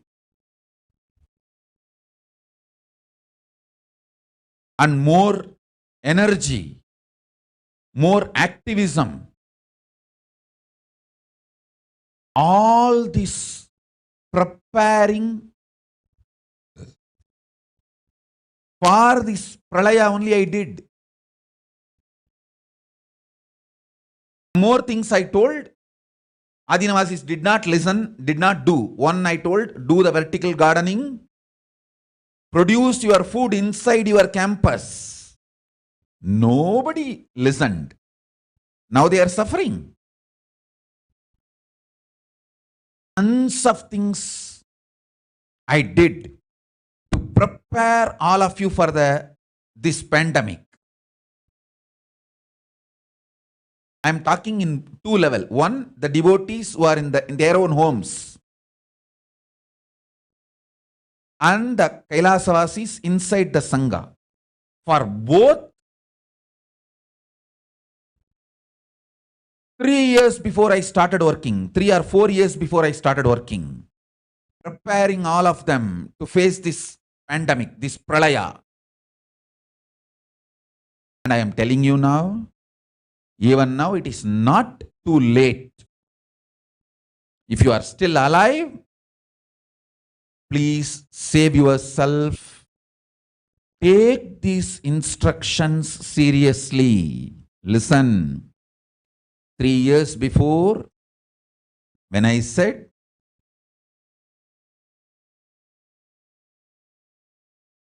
just be alive for next 3 years, nobody took me seriously. I am telling you, even the Adinavasis did not take me seriously. When I told our own campus, Tiruvannamalai Ashram, under lockdown, Bhaktika did not care. Jyotika did not care. All the people whom I put as a head of the ashram did not care. But Bhaktika is my favorite. I can't give up on her. She is the most sweetest, chaste daughter. She has given up her parents. She has given up all her wealth, everything for me. But just stupid, irrational thinking and not taking my words seriously is one of the big problem. And she got corona. Literally For 7 days I did not eat. People who are in Kailasa, they know, because I have to make my replica. And I made my replica stay with Bhaktika 24/7 like my womb. I kept her inside my womb and made sure she doesn't die. She is too sweet and too important for me. I love her too much. I will never tell I love her and all. I will be always screaming only, training her. But my love for her is too much. She is too sweet and too intimate. She is my own. And she is with me for now, I think, 20 years. 2001 or 2, she came to me. From the time she came to me, her absolute chastity. She is one of the Padidanda Patinis. Never stepped out.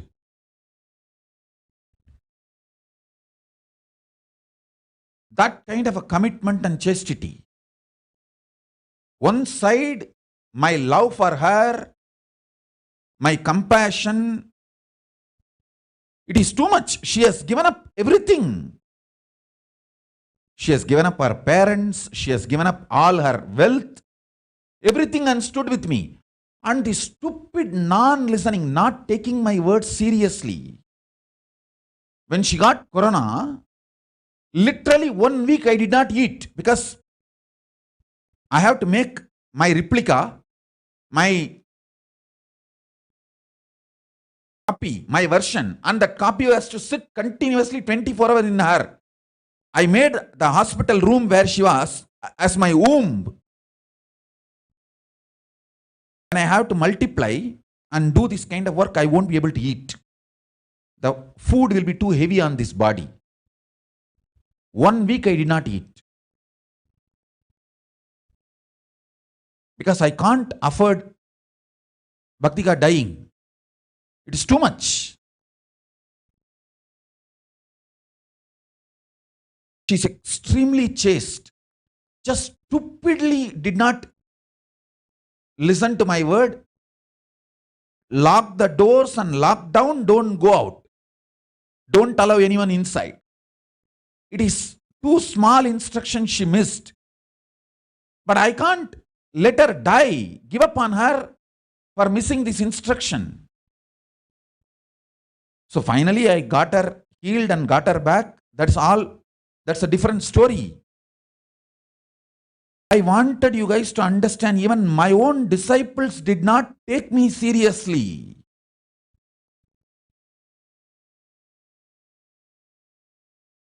My own Adinavasis are not taking my words seriously. Understand, now I am telling, this black fungus which is spreading in India, human beings will die like ants and rats and cats in the streets. Listen, I saw clearly dead bodies floating in large quantity on Ganga, dogs eating those dead bodies. Because dogs ate those dead bodies, they're dying. And then poor human beings who don't have food, eating those dog dead bodies and they're dying. I saw this whole cycle. Please be warned. I saw this happening. In extreme compassion, I am revealing this to all of you, not to frighten you. Please understand. I am not frightening any of you. I am telling you guys the truth. See, Bhaktika is my sannyasi. I can't afford her death. So I just made my replica and kept her in my womb and brought her back. For how many people I can go on be making my replica? Yes, I can. But how many of you are ready, are that committed, strong?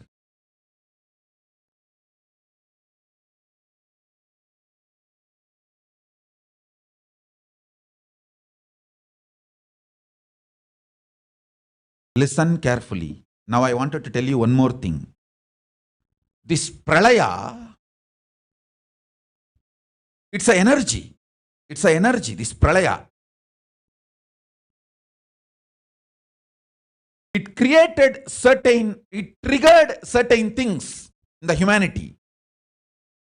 Now, the human beings, demonic qualities have taken over. See, there are many rulers of humanity, decision makers. They have intense demonic qualities inside them. Those demonic qualities are fully awakened now. For their vested interest, they wanted to wipe the planet Earth. They want to reduce the population. So that tendency has taken over. It got triggered. Everywhere, wiping the human beings, drastically reducing the human population is happening. Please wake up. Quarantine yourself. Build your body. Don't bother about your business and any other profit and anything else. I tell you guys, this year, if you are alive, that is the greatest profit. Especially people in India. India, Malaysia, Nepal, Singapore, Sri Lanka, that whole Southeast Asia belt, that whole Asia belt. The other countries, Thailand, I don't know some of the countries' names, Cambodia, that area. The Andaman, I think Andaman is part of India. Andaman is not separate country. There is a Maldives. I don't know whether that Maldives is India or separate country. And there is another one country, Sikkim. Sikkim, I think, is part of India. I don't know the Bhutan. Bhutan is, I don't know whether Bhutan is part of India or separate country. All these, Pakistan, Bangladesh, all these countries. See, I know the astrological flow, how the energy is flowing. Devi announced few days before the water level in the ocean is going to rise. After that, large iceberg broke, which is, I think, some 10-15 times larger than cities. They were telling in the news that 3 times larger. I think I'll get that news link and project it for all you guys. Please understand. Immediately after Devi told, this has happened. World's largest iceberg just broke off an Antarctic ice shelf and it is floating now. This floating mass is bigger than Rhode Islands and 70 times bigger than Manhattan. I'm projecting that news link. Project the news link, let people watch. All of you please understand. Get ready for ocean raising.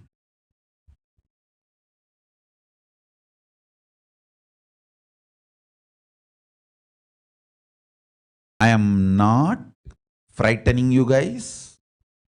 I am not threatening. I am not the guy who adds fear into you all. I am the guy who really loves to protect all of you. Even when you abuse me. All those people who ran away from the Adinam, when I told them not to leave, not to go, not for my sake, for your sake.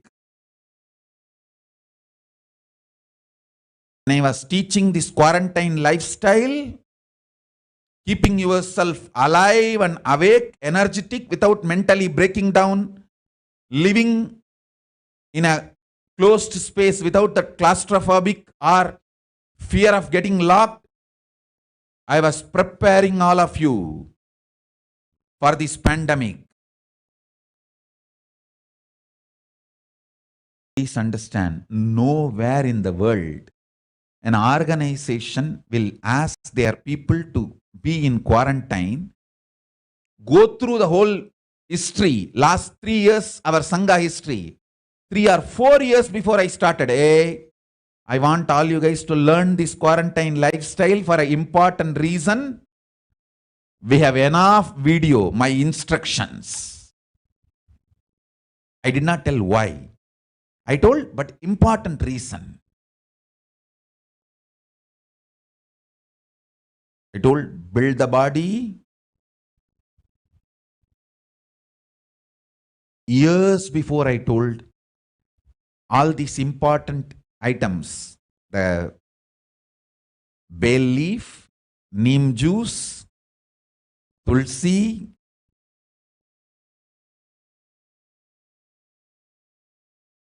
haritaki, tripalachuranam, Ayurvedic lifestyle. So many times I was continuously insisting.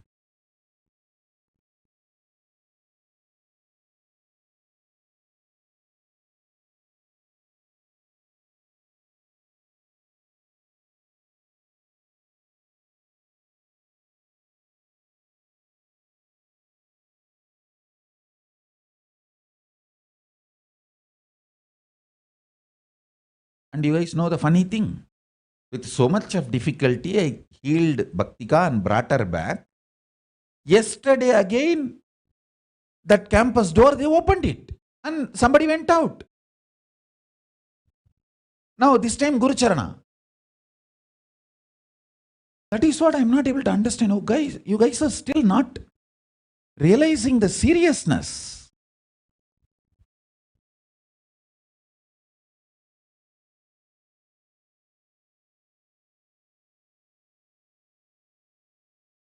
And I have loaded all the groceries and everything needed for all the ashrams for next 3 years.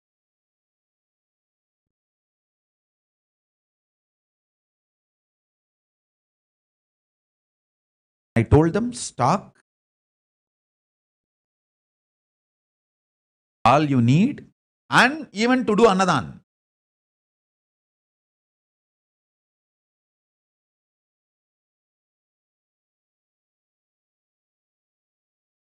Put that news link for everyone to watch.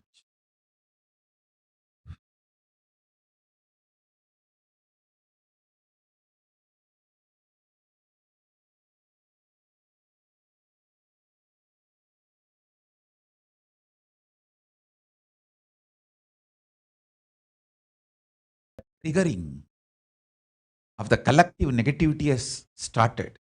Actually, the spiritual pralaya is over with the Shivaratri.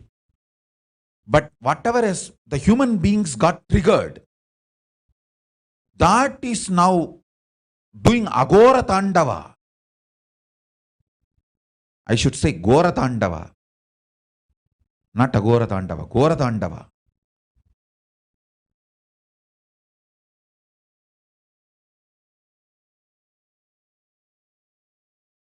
It's not just death, understand?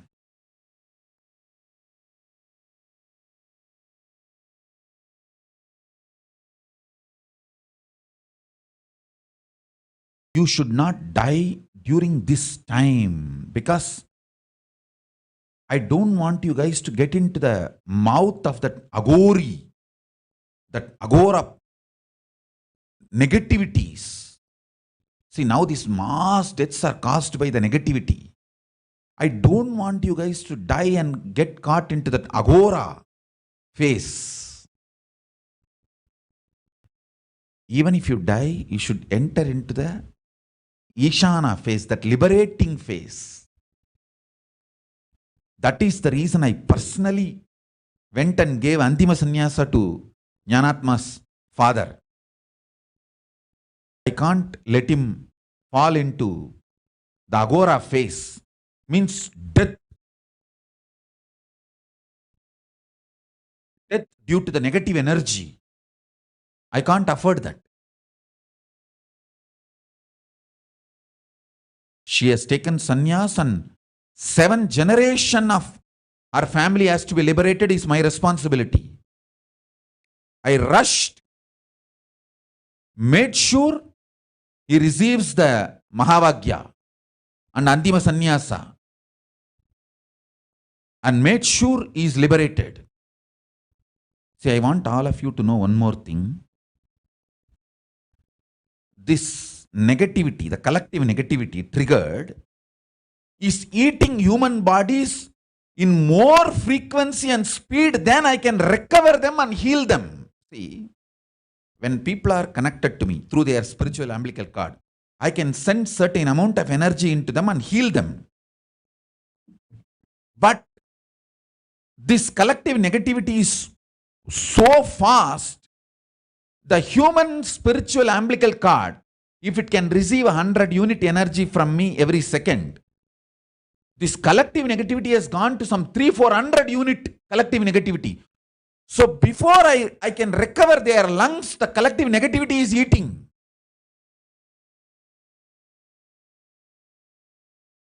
So please understand, safeguard yourself. Safeguard yourself.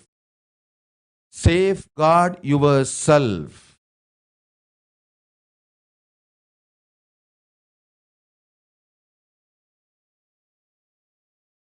I can do whatever I can. Sitting in one corner.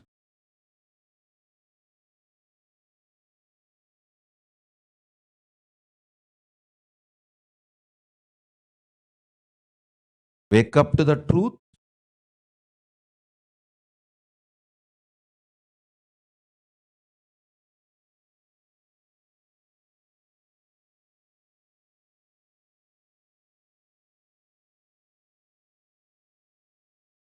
Every day I invoke Devi and ask her to manifest through this body just to bring healing only.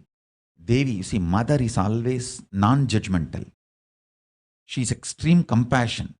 Even if you guys mess up, end of the day, she won't give up. She will pour compassion and do some jadoo. Jadoo, that in India we do na, that old rice, they will somehow make it into upma, and all these jadoos they will do finally, but take care of the kids. Sometimes if the kids throw tantrum, mother will even slap the child and forcibly feed the food and medicine, but protect the child. I want that energy to manifest and protect the humanity.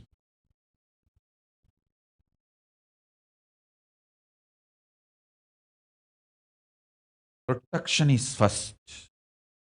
That's the reason I prayed to mother, and she's 24/7 manifesting intensely. Healing, healing, healing.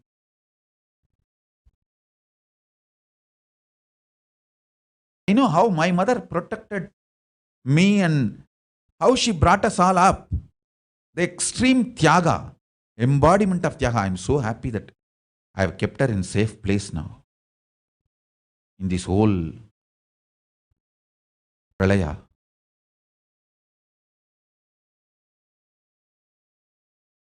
One good thing, she is highly obedient to me. Because she is highly obedient, I am able to protect her.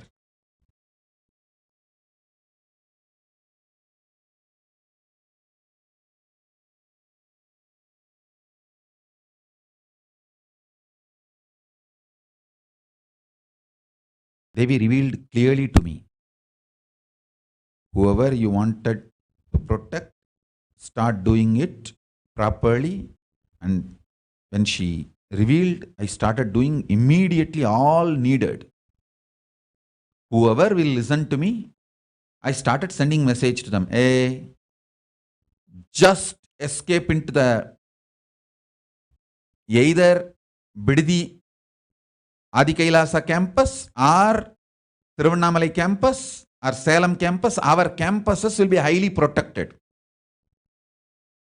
Because I'm going to completely ensure not only the lockdown, and you guys are all healthy with the right food, keeping your body, everything safe, and focus only on being alive. Because that is most important during the pralaya. I tried my best and trying my best One side I am happy, I saved my mother because she obeys me. She is a highly obedient disciple. Whatever I say, simply she will do. Because of that, I protected her. From her, I learnt how a mother will be.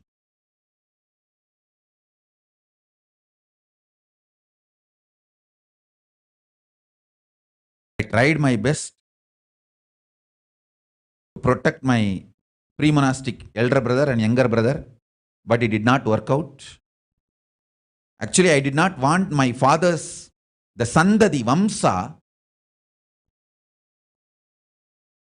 to disappear, to end. That's the reason I told my mother, see, I'm not going to keep the Sandadi Vamsa Karuparampara, that Karuvali, because I'm a sannyasi and no kids and there is no Karuvali after me. After me, it is only my Guruvali. There is no Karuvali, the DNA or that family tree being kept alive. I told my mother, if you want the family tree to be alive, tell your elder son and younger son to save themselves. She was not able to convince them. I said, what can be done? Now I don't know what will happen. Anyhow, I feel that I have done my responsibility. Whoever listens to me, listen. When you don't listen, whether you are a brother or a younger brother or elder brother, whoever you are, what can I do? I am giving you all side stories. Whoever has listened, whoever listens to me, I will do everything to protect.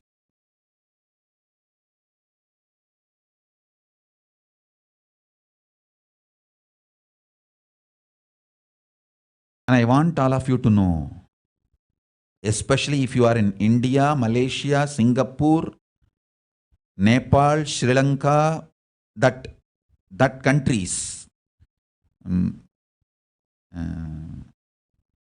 Cambodia, Thailand, Indonesia, Bangladesh, Pakistan, that whole area. And many of the countries' names I don't know. That area, Southeast Asia.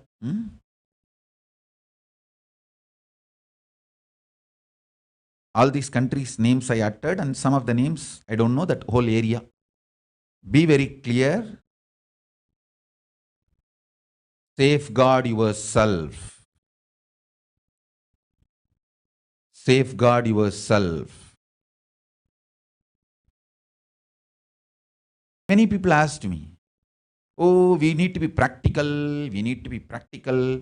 Just because of this fear, how can we come and settle down in the ashram? We need to be practical. Our business is there. Okay, be practical. What can I do? What I am telling is the most practical for this year. End of this year, you guys will understand. What I am talking is the most practical. Keep yourself alive. That is the profit for this year.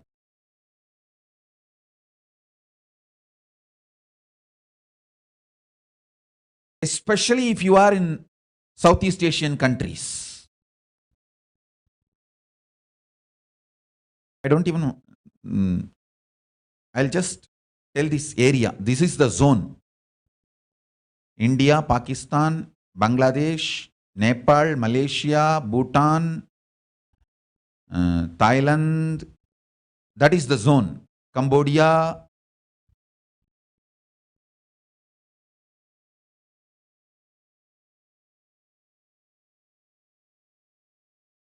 And it is going to get worse and worse. I'm telling you.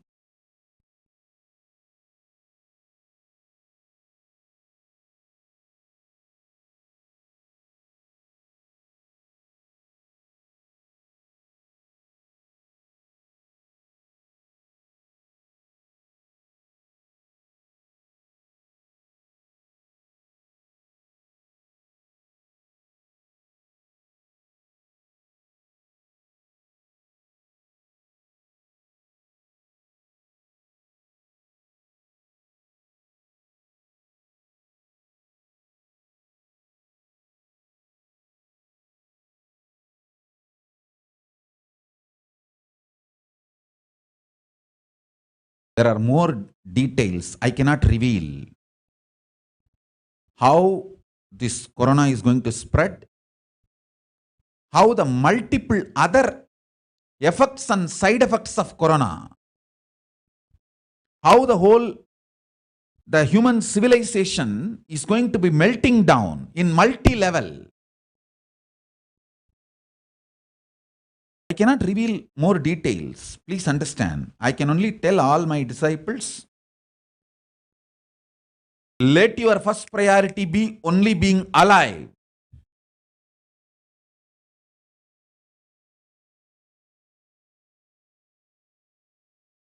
If you can do everything and reach Adi Kailash or Salem Adinam or Tiruvannamalai Adinam or Rajabalayam Adinam and protect yourself, quarantine yourself, because the quarantine is not just keeping you locked under the door, it should be at least a kilometer away from the regular traffic. Even the roadside traffic, from the air it is going. All right, I don't want to reveal more details and frighten you guys. I'm not the kind of a person who spreads fears and who acknowledges all the conspiracy theories. No, I'm an extremely life positive person. Even now when I am warning, I'm absolutely life positive. When I warned my pre-monastic elder brother and younger brother, it is just to keep the Sandadi alive. I don't want my father's name to be over. See, in my passport, I carry my father's name, Annamalai Arunachalam. I don't want that to end just with me. I want at least somebody to carry on that lineage. Just because of my life positivity, I tried to save.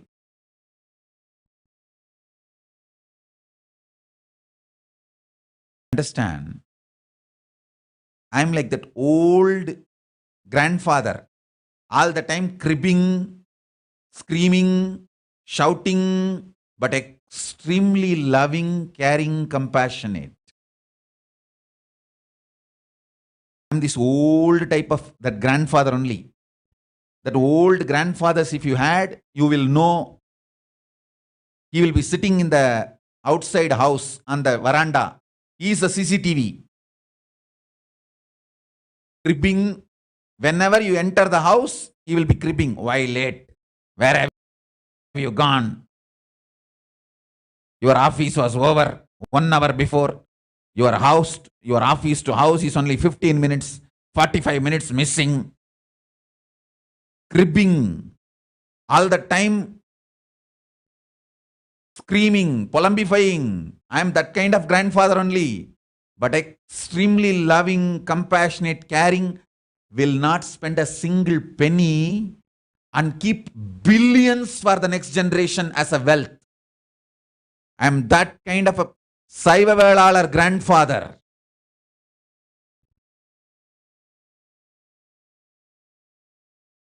I'll scream, but will not spend one betel leaf extra for me.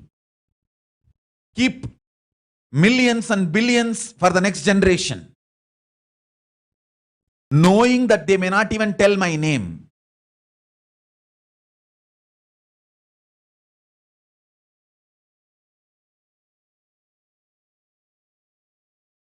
Fools have lost grandfathers like me.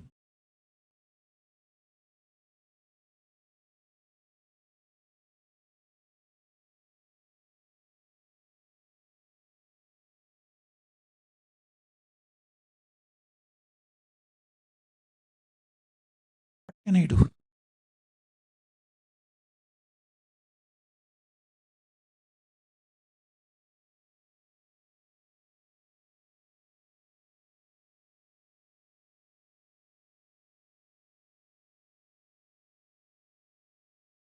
I'm an old Orthodox, the Saivavalalar grandfather. It will feel like a nagging and irritating to live with me. Controlling, possessing. All these words only you will use for me as a tagline. But I am extremely loving, caring, protecting. Visionary. I am a visionary. These kullanaris will be exciting to live with. They will take you to the bar, enjoy, get everything you want. But they will be poisonous naris, visha naris. I am a visionary, means with a person with vision for your future.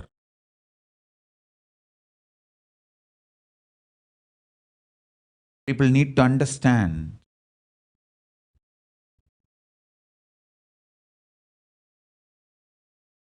Don't do what is pleasant. Do what is right during this pralaya. Do what is right, not what is pleasant.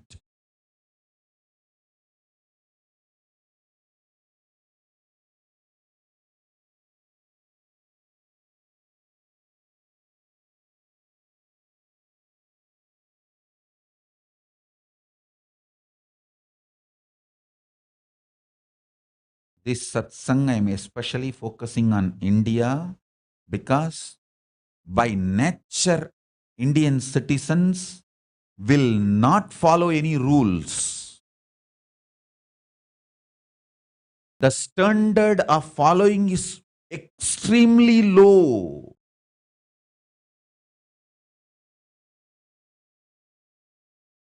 And spreading will be too wild and violent in India because of their population and disobedience of the rules, whether it is a law or social understanding or anything. You can't make Indians follow it. Indians, when they are in US, they will follow all the laws to the letter and spirit. When they step into India, will not follow one rule. One rule. All the NRI fellows, you know what I am talking.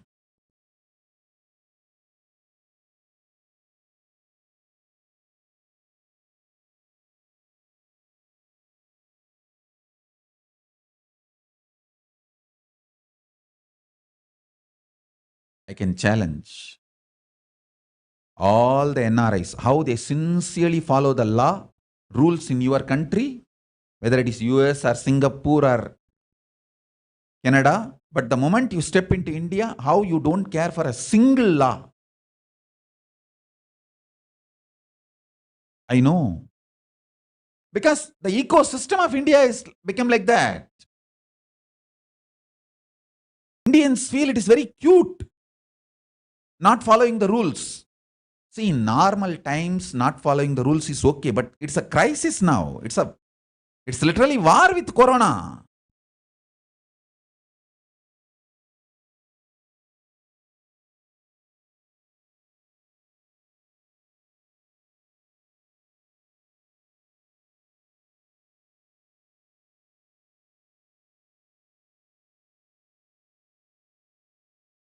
Last 3 years, whatever I have done, if you connect all my decisions and training I did for my Adinavasis, you can see very clearly every inch I was preparing people for this pandemic and epidemic. This pralaya. Whether it is a physical or mental or psychological or conscious, everything. Everything was preparation.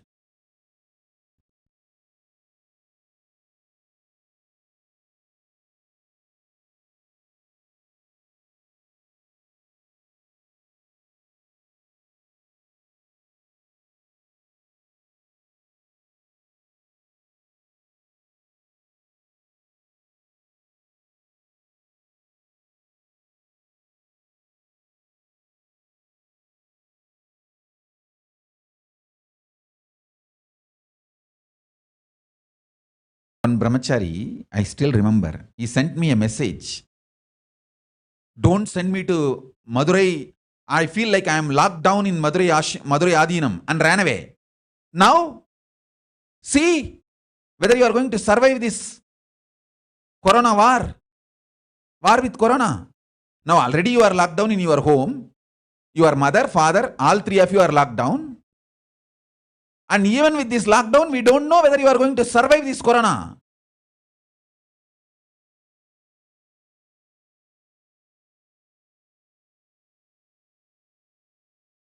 Whether you are going to save yourself from this corona. At least in the ashram, yes, you would have been locked down, but I can guarantee you will survive this corona. You will be alive. But now, in Mumbai, you are locked down. There is no guarantee you will survive this corona.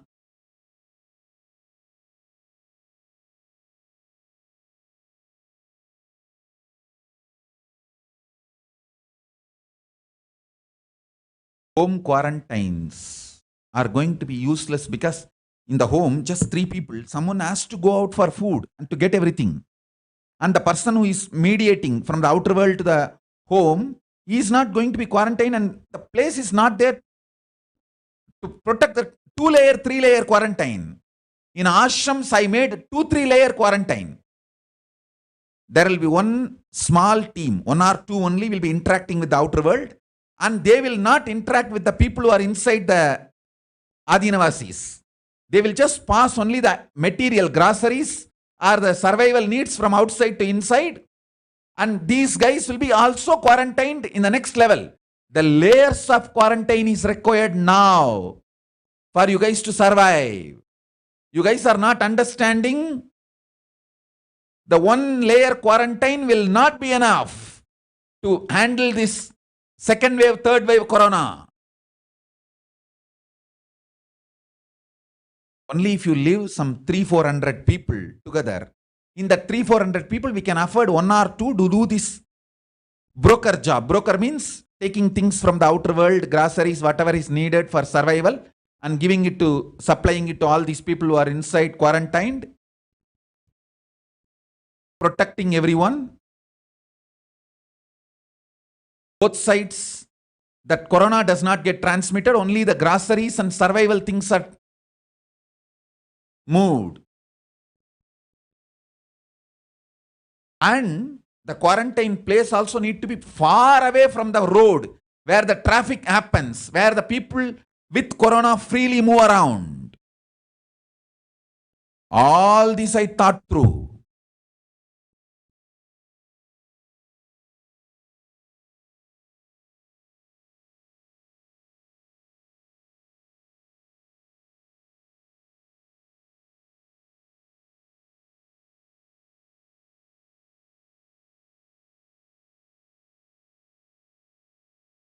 I am telling all of you guys, especially people who are in India, home quarantine will not protect you. Anybody who is my disciple want to be alive, to see the Leela which I am going to do in this whole world through Kailasa and all the wonderful things, run immediately to the camp, our Adinams, Kailasas. Save yourself, because the home quarantine is not foolproof quarantine. Live as large numbers, and only 1 or 2% will be interacting with the outer world to get the survival groceries and food and other basic items.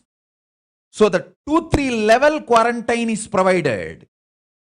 And that persons who are interacting with the outer world also is 1-layer quarantined.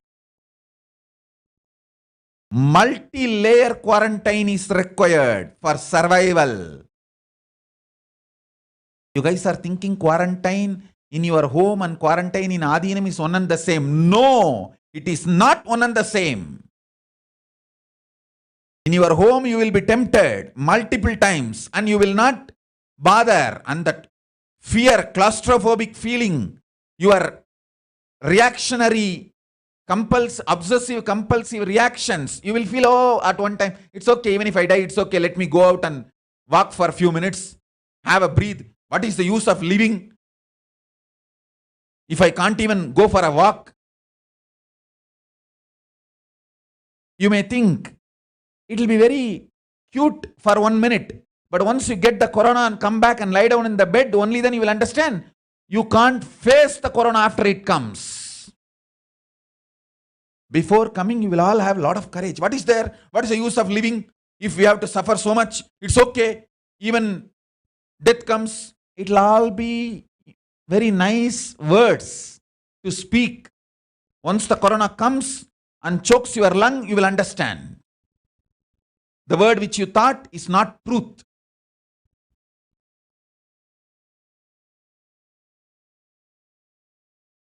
Home quarantine and ashram quarantine is not one and the same. You need multi-level quarantine now, especially with this black fungus and white fungus. I don't know how many of you heard the word white fungus. It's already out. There is some more things out, which I cannot reveal now. Let you guys find out through the media.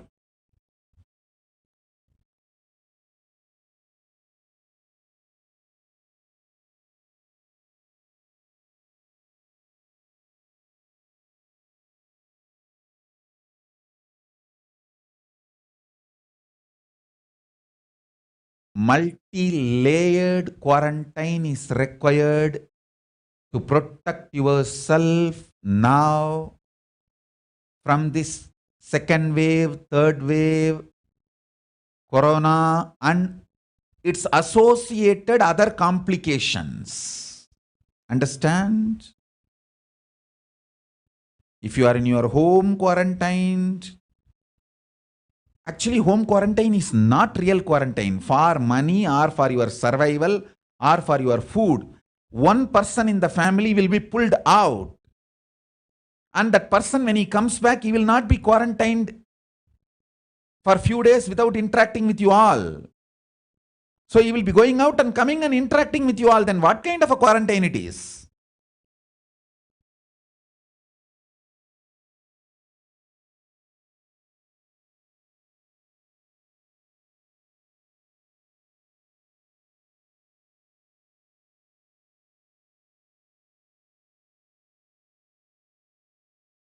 To understand the difference between home quarantine and ashram quarantine, apart from spiritual power, protection, even socially and normally,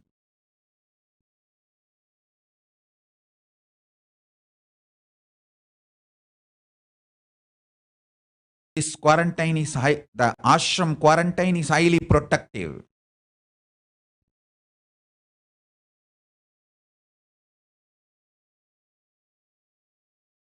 Some of this maybe, some of these few culinary gang may be thinking, oh, Swamiji is trying to get more Adinavasis using this opportunity. Hey, what is the use of you coming into my Sangha? I have no use. You are a dead body. What is the use of dead bodies?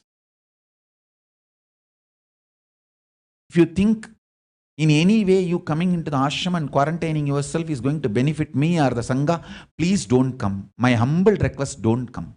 Even if you have one thought, you coming and quarantining yourself in Bididi Adi Kailash campus or Tiruvannamalai campus or Rajabalayam campus or Salem campus, I am opening all my campuses for the devotees, disciples to come and quarantine themselves. All the campuses, Tiruvannamalai, Salem, Rajapalayam, Pattanam, all Indian, Malaysian, Adinams and campuses.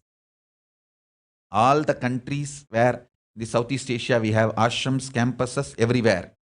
I am opening it for the devotees, disciples for the protective quarantine. Please be very clear. Preventive quarantine, protective quarantine.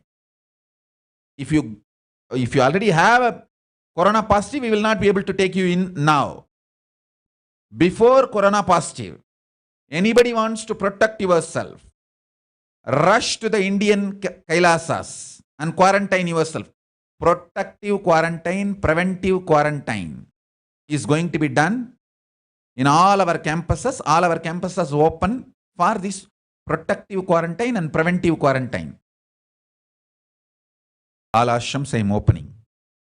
And any of you think by you coming into the ashram for protective quarantine, preventive quarantine, me or Sangha is going to be benefited. That is why we are calling. Please don't come. That's my humble request. Don't corrupt my pure love and compassion. Don't abuse the compassion of the Sangha. You be wherever you want, wherever you are, and face your life. And face this pralaya and its after effects. I have nothing to say after that. It's your life, you decide. But all those who listen to me,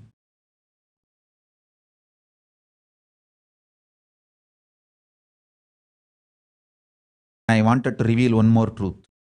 I sincerely tried to heal Jnanatma's father. I really did not want him to die.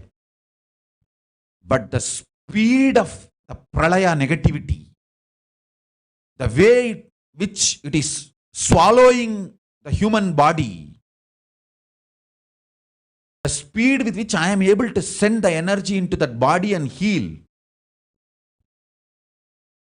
Please understand, it's a science. Me sending the energy into the body of a sick person and healing, recovering, is a science. The speed with which I am able to send this collective negativity it has taken more speed and power. Any human being has certain frequency of connection with me who can receive the energy and recover themselves and heal themselves, heal their body. But this collective negativity has taken stronger flow and it is swallowing the bodies, human bodies, in more speed. Finally, I have to liberate him. See, liberation is great. He is liberated is great. But it's not that I was planning to liberate him. I was really striving to make him stay, survive, heal. But the body got damaged beyond the ability to recover. I am revealing this truth to all of you because if you are already healthy and did not get corona positive, save yourself. Even if you are a devotee, if you get corona positive, the speed with which your body is getting destroyed is extreme. It's much more than the speed with which I am able to recover and heal your body. Please understand. I am repeating it. I am not hiding it or putting it in a very, very decent, sweet words. I am openly telling clearly so that I feel satisfied. I can honestly stand in front of Kalabhairava and fold my hands and say, Mahadeva, I am honest to you. I am sincere to you. I have no karma pending. I am very straight.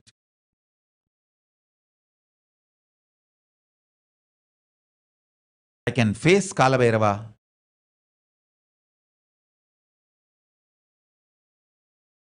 with all my honesty, integrity and sincerity.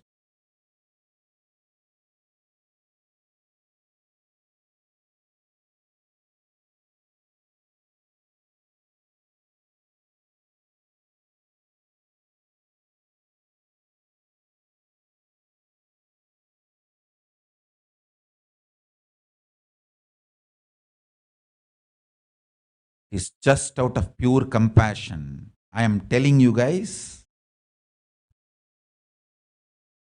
I tried to save Jnanatma's father and failed. Mark my words. I liberated him only as a plan B. My plan A was not liberation. I wanted him to be alive, survive. I was heavily pushing energy into him. But the amount of energy is able to receive and recover the body, and the amount of collective negativity, the speed with which the collective, this pralaya triggered energy is swallowing the human bodies, that speed, the collective negativity speed is more than my speed to recover human bodies and heal the human bodies. So please understand, my real compassion is not just liberating him, telling you all this truth that I failed. I tried and failed. I am revealing it to all of you. This is my real compassion. It's not just my compassion, it's my integrity to Kala Bhairava. That I have to tell this to you guys. I know the anti-Hindu gang, these culnaries, conspirators, they will use this video and make fun of me, troll, but I don't care about it.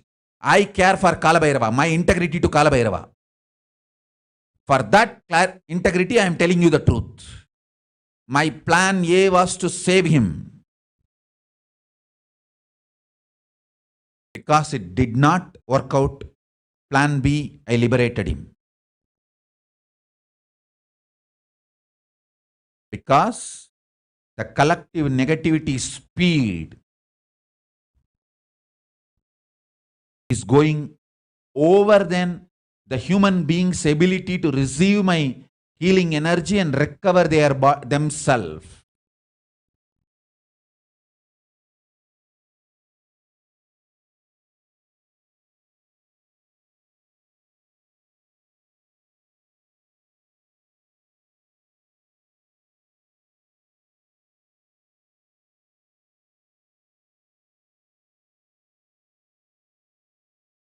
And I also want to tell you guys, I have some energy points, which are literally like my bodies. See, Tiruvannamalai is literally my body. In Tiruvannamalai's breathing space, I can just multiply myself. And same way, Kashi, Vishwanatha and Kala Bhairava, both are literally my bodies. I can just hold Vishwanatha deity and Kala Bhairava deity as myself and multiply myself. And same way, Biddi Banyan tree and that Swayambhalinga, it's my own body literally. I can hold that and multiply myself. So in all those places, healing you, protecting you is much easier for me.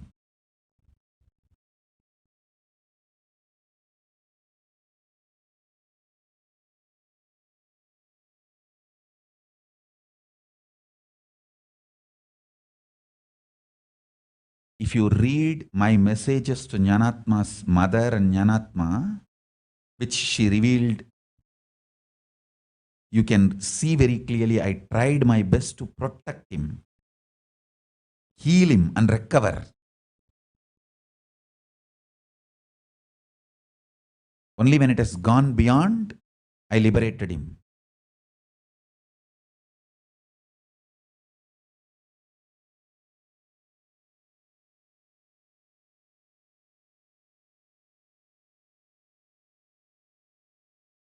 I have some more places created as my extension of my body, like a Kapilaranya, the Los Angeles Kailasa. That deity is also, that all the three deities, main deity, Mahadeva, Nithyanandeshwara Linga, and Venkateshwara, and Devi, all three are my extension. But in Kapilaranyam, in Los Angeles temple, nobody can stay. Legally, it is not permitted. It's not, nobody can stay. Staying is not allowed in that property. So we cannot allow anyone to stay in Los Angeles Kailasa. Only in Indian Kailasas, people are allowed to stay.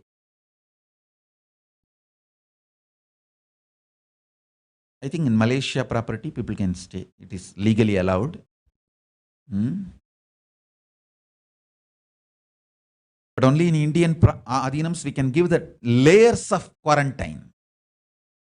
You will be absolutely protected with the 2-3 layer quarantine.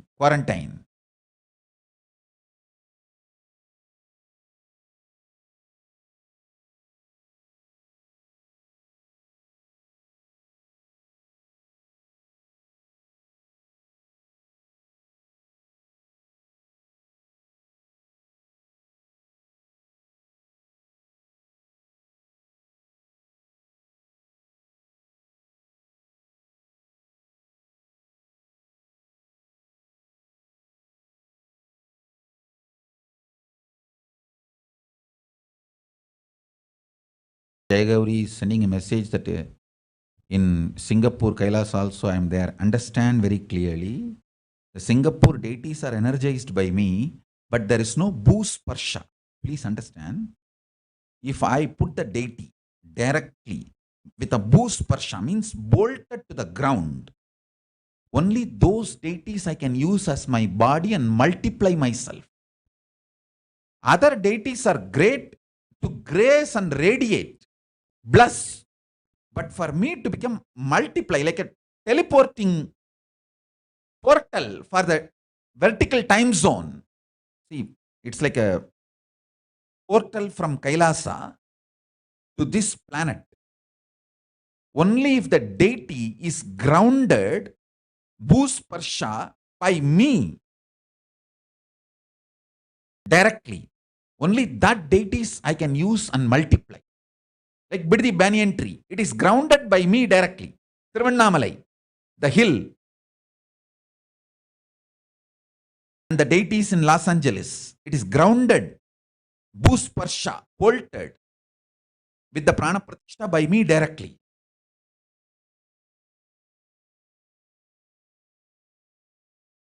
Only those deities I can use and multiply myself.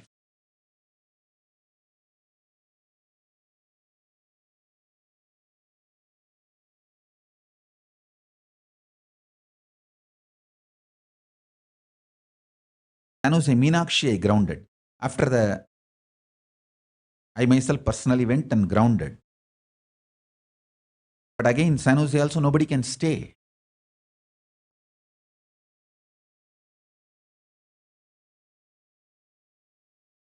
So all of you understand,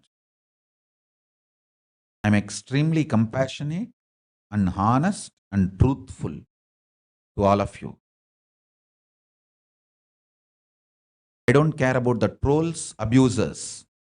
I care about my integrity to Kalabhairava.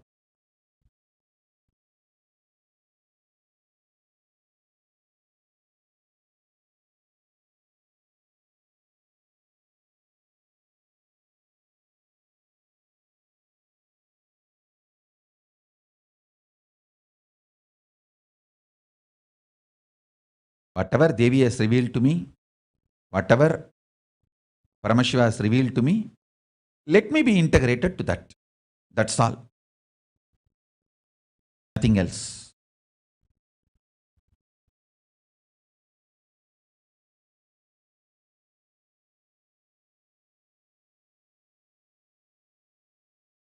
These abusers, trolls may make a big news. Oh, Nithyananda declares he tried and failed. I don't care about it. If I can make you guys aware, alert about the truth and save you guys, at least few of you, from death, from this pralaya, I will feel happy and I will feel, oh God, I am honest and integrated to Kalabhairava. Because of that, I saved these few people, and that punya is enough for me. I don't care about what world thinks. I only care about the dharma and karma. Because I live in Kailasa. I care about the cosmic law. Who cares about your social acceptance, social non-acceptance?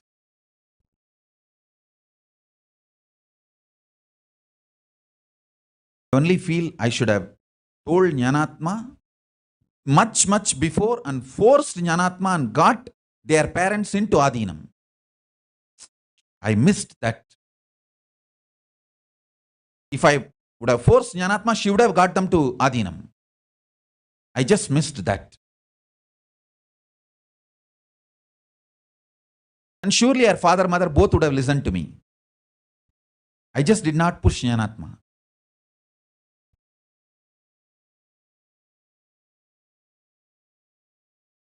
Ohio Adinam Paramashiva is directly installed by me, grounded by me.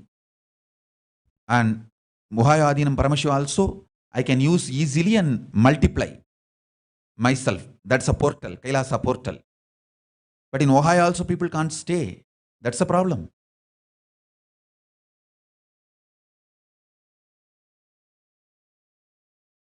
Jai Gauri is telling that please do boost Parsha in Singapore. No, for that physically I have to come. That connection, the portal connection has to be done physically, me coming, not otherwise. It is not possible. It's not possible to do it remote. So be very clear, wherever physically I installed the deity and done the boost Parsha, especially India and all, over, that is the blessing. Now I don't think anymore it is possible. So, Tiruvannamalai banyan tree is physically grounded by me. So, that is there, and Tiruvannamalai itself is there, hill itself is there, and whether you believe or not, in Arunachaleshwara deity itself, he himself is there on Arunagiri Yogeshwara's body. So,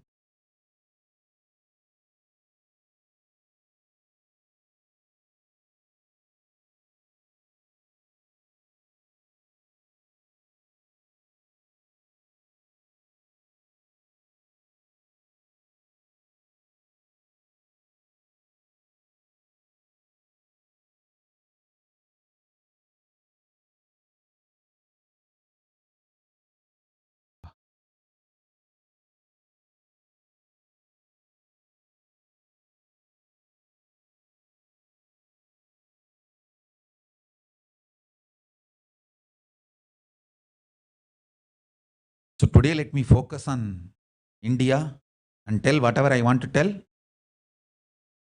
Other countries I'll attend little later.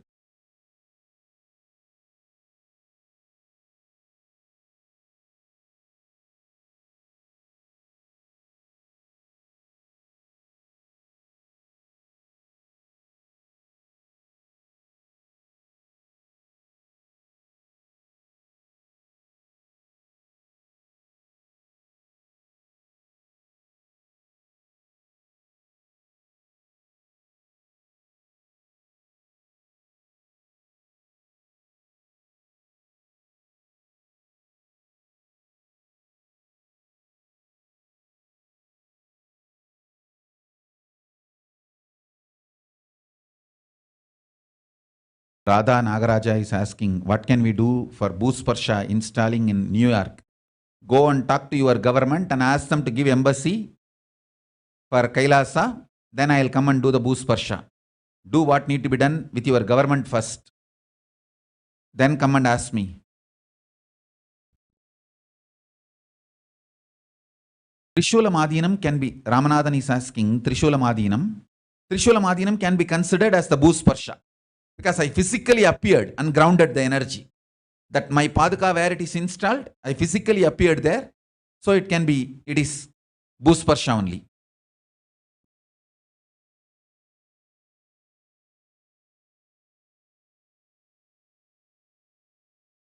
Puduvai Adinam is Boost Parsha.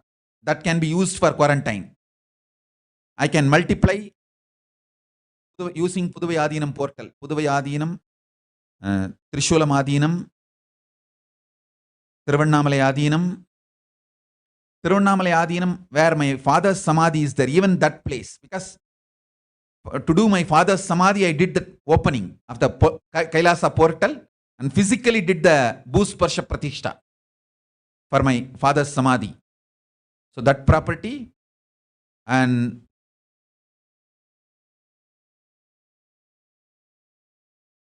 Rajapalayam, I did Boost Parsha.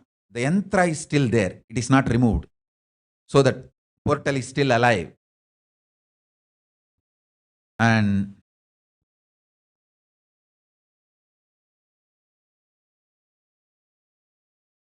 Madurai, our Adinam property.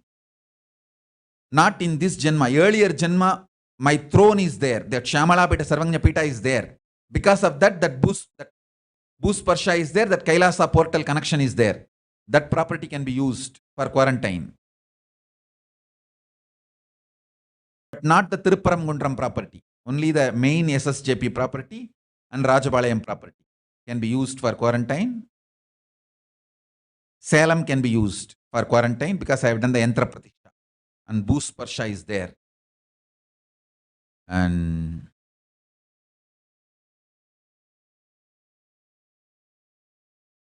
Pattanam and Rasipuram. Sorry, that Siragapadi.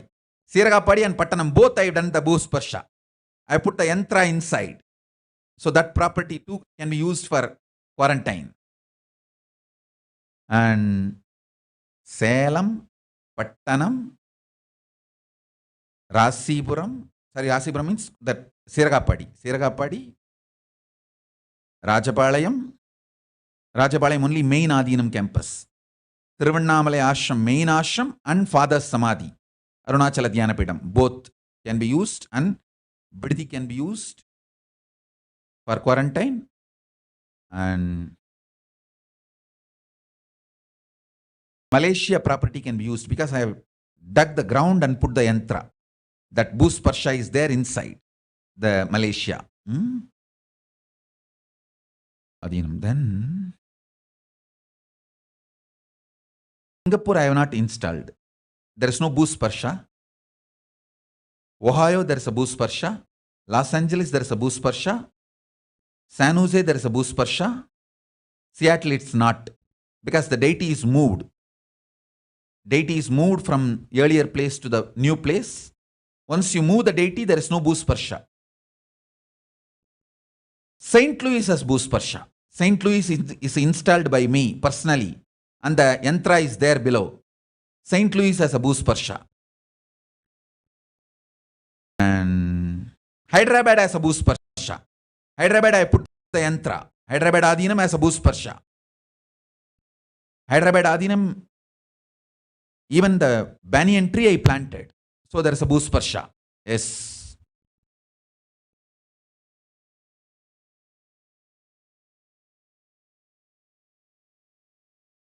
Avattipalayam Adinam can be used because Avattipalayam is too powerful Bhusparsha. I lived there, I installed that linga and there is a multiple yantras in Avattipalayam, Erode Adinam. Erode, there is a Bhusparsha done by me and Kaveri. Kaveri gave me the living bale leaf. From that leaf, one bale tree has come. That is also energy field. And Bhusparsha is there. Kaveri's Bhusparsha, my energy field, both are there in Tiruchengodu Adinam. That can be used. Erode Adinam, Tiruchengodu Adinam can be used. That which is in Avattipalayam. Can be used for quarantine.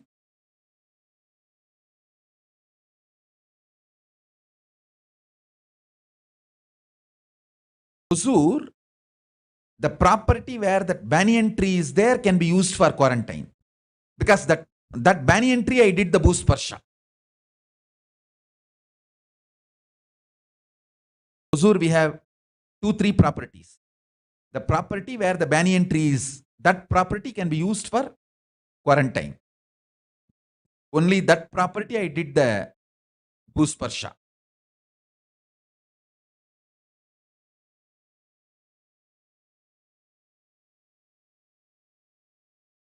Lokanaik is asking about Latin America.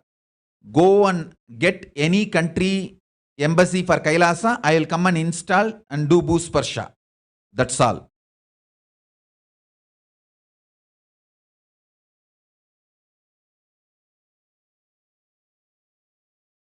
Bhuteshwarananda is asking, he want to build an institute on Kailasa, Uniting Nations for conscious studies and practice. Do all that later on. Now I am talking about survival things. Please don't divert me into anything else. Next few days I wanted to tell everything about survival. Let me repeat this statement again. If you are alive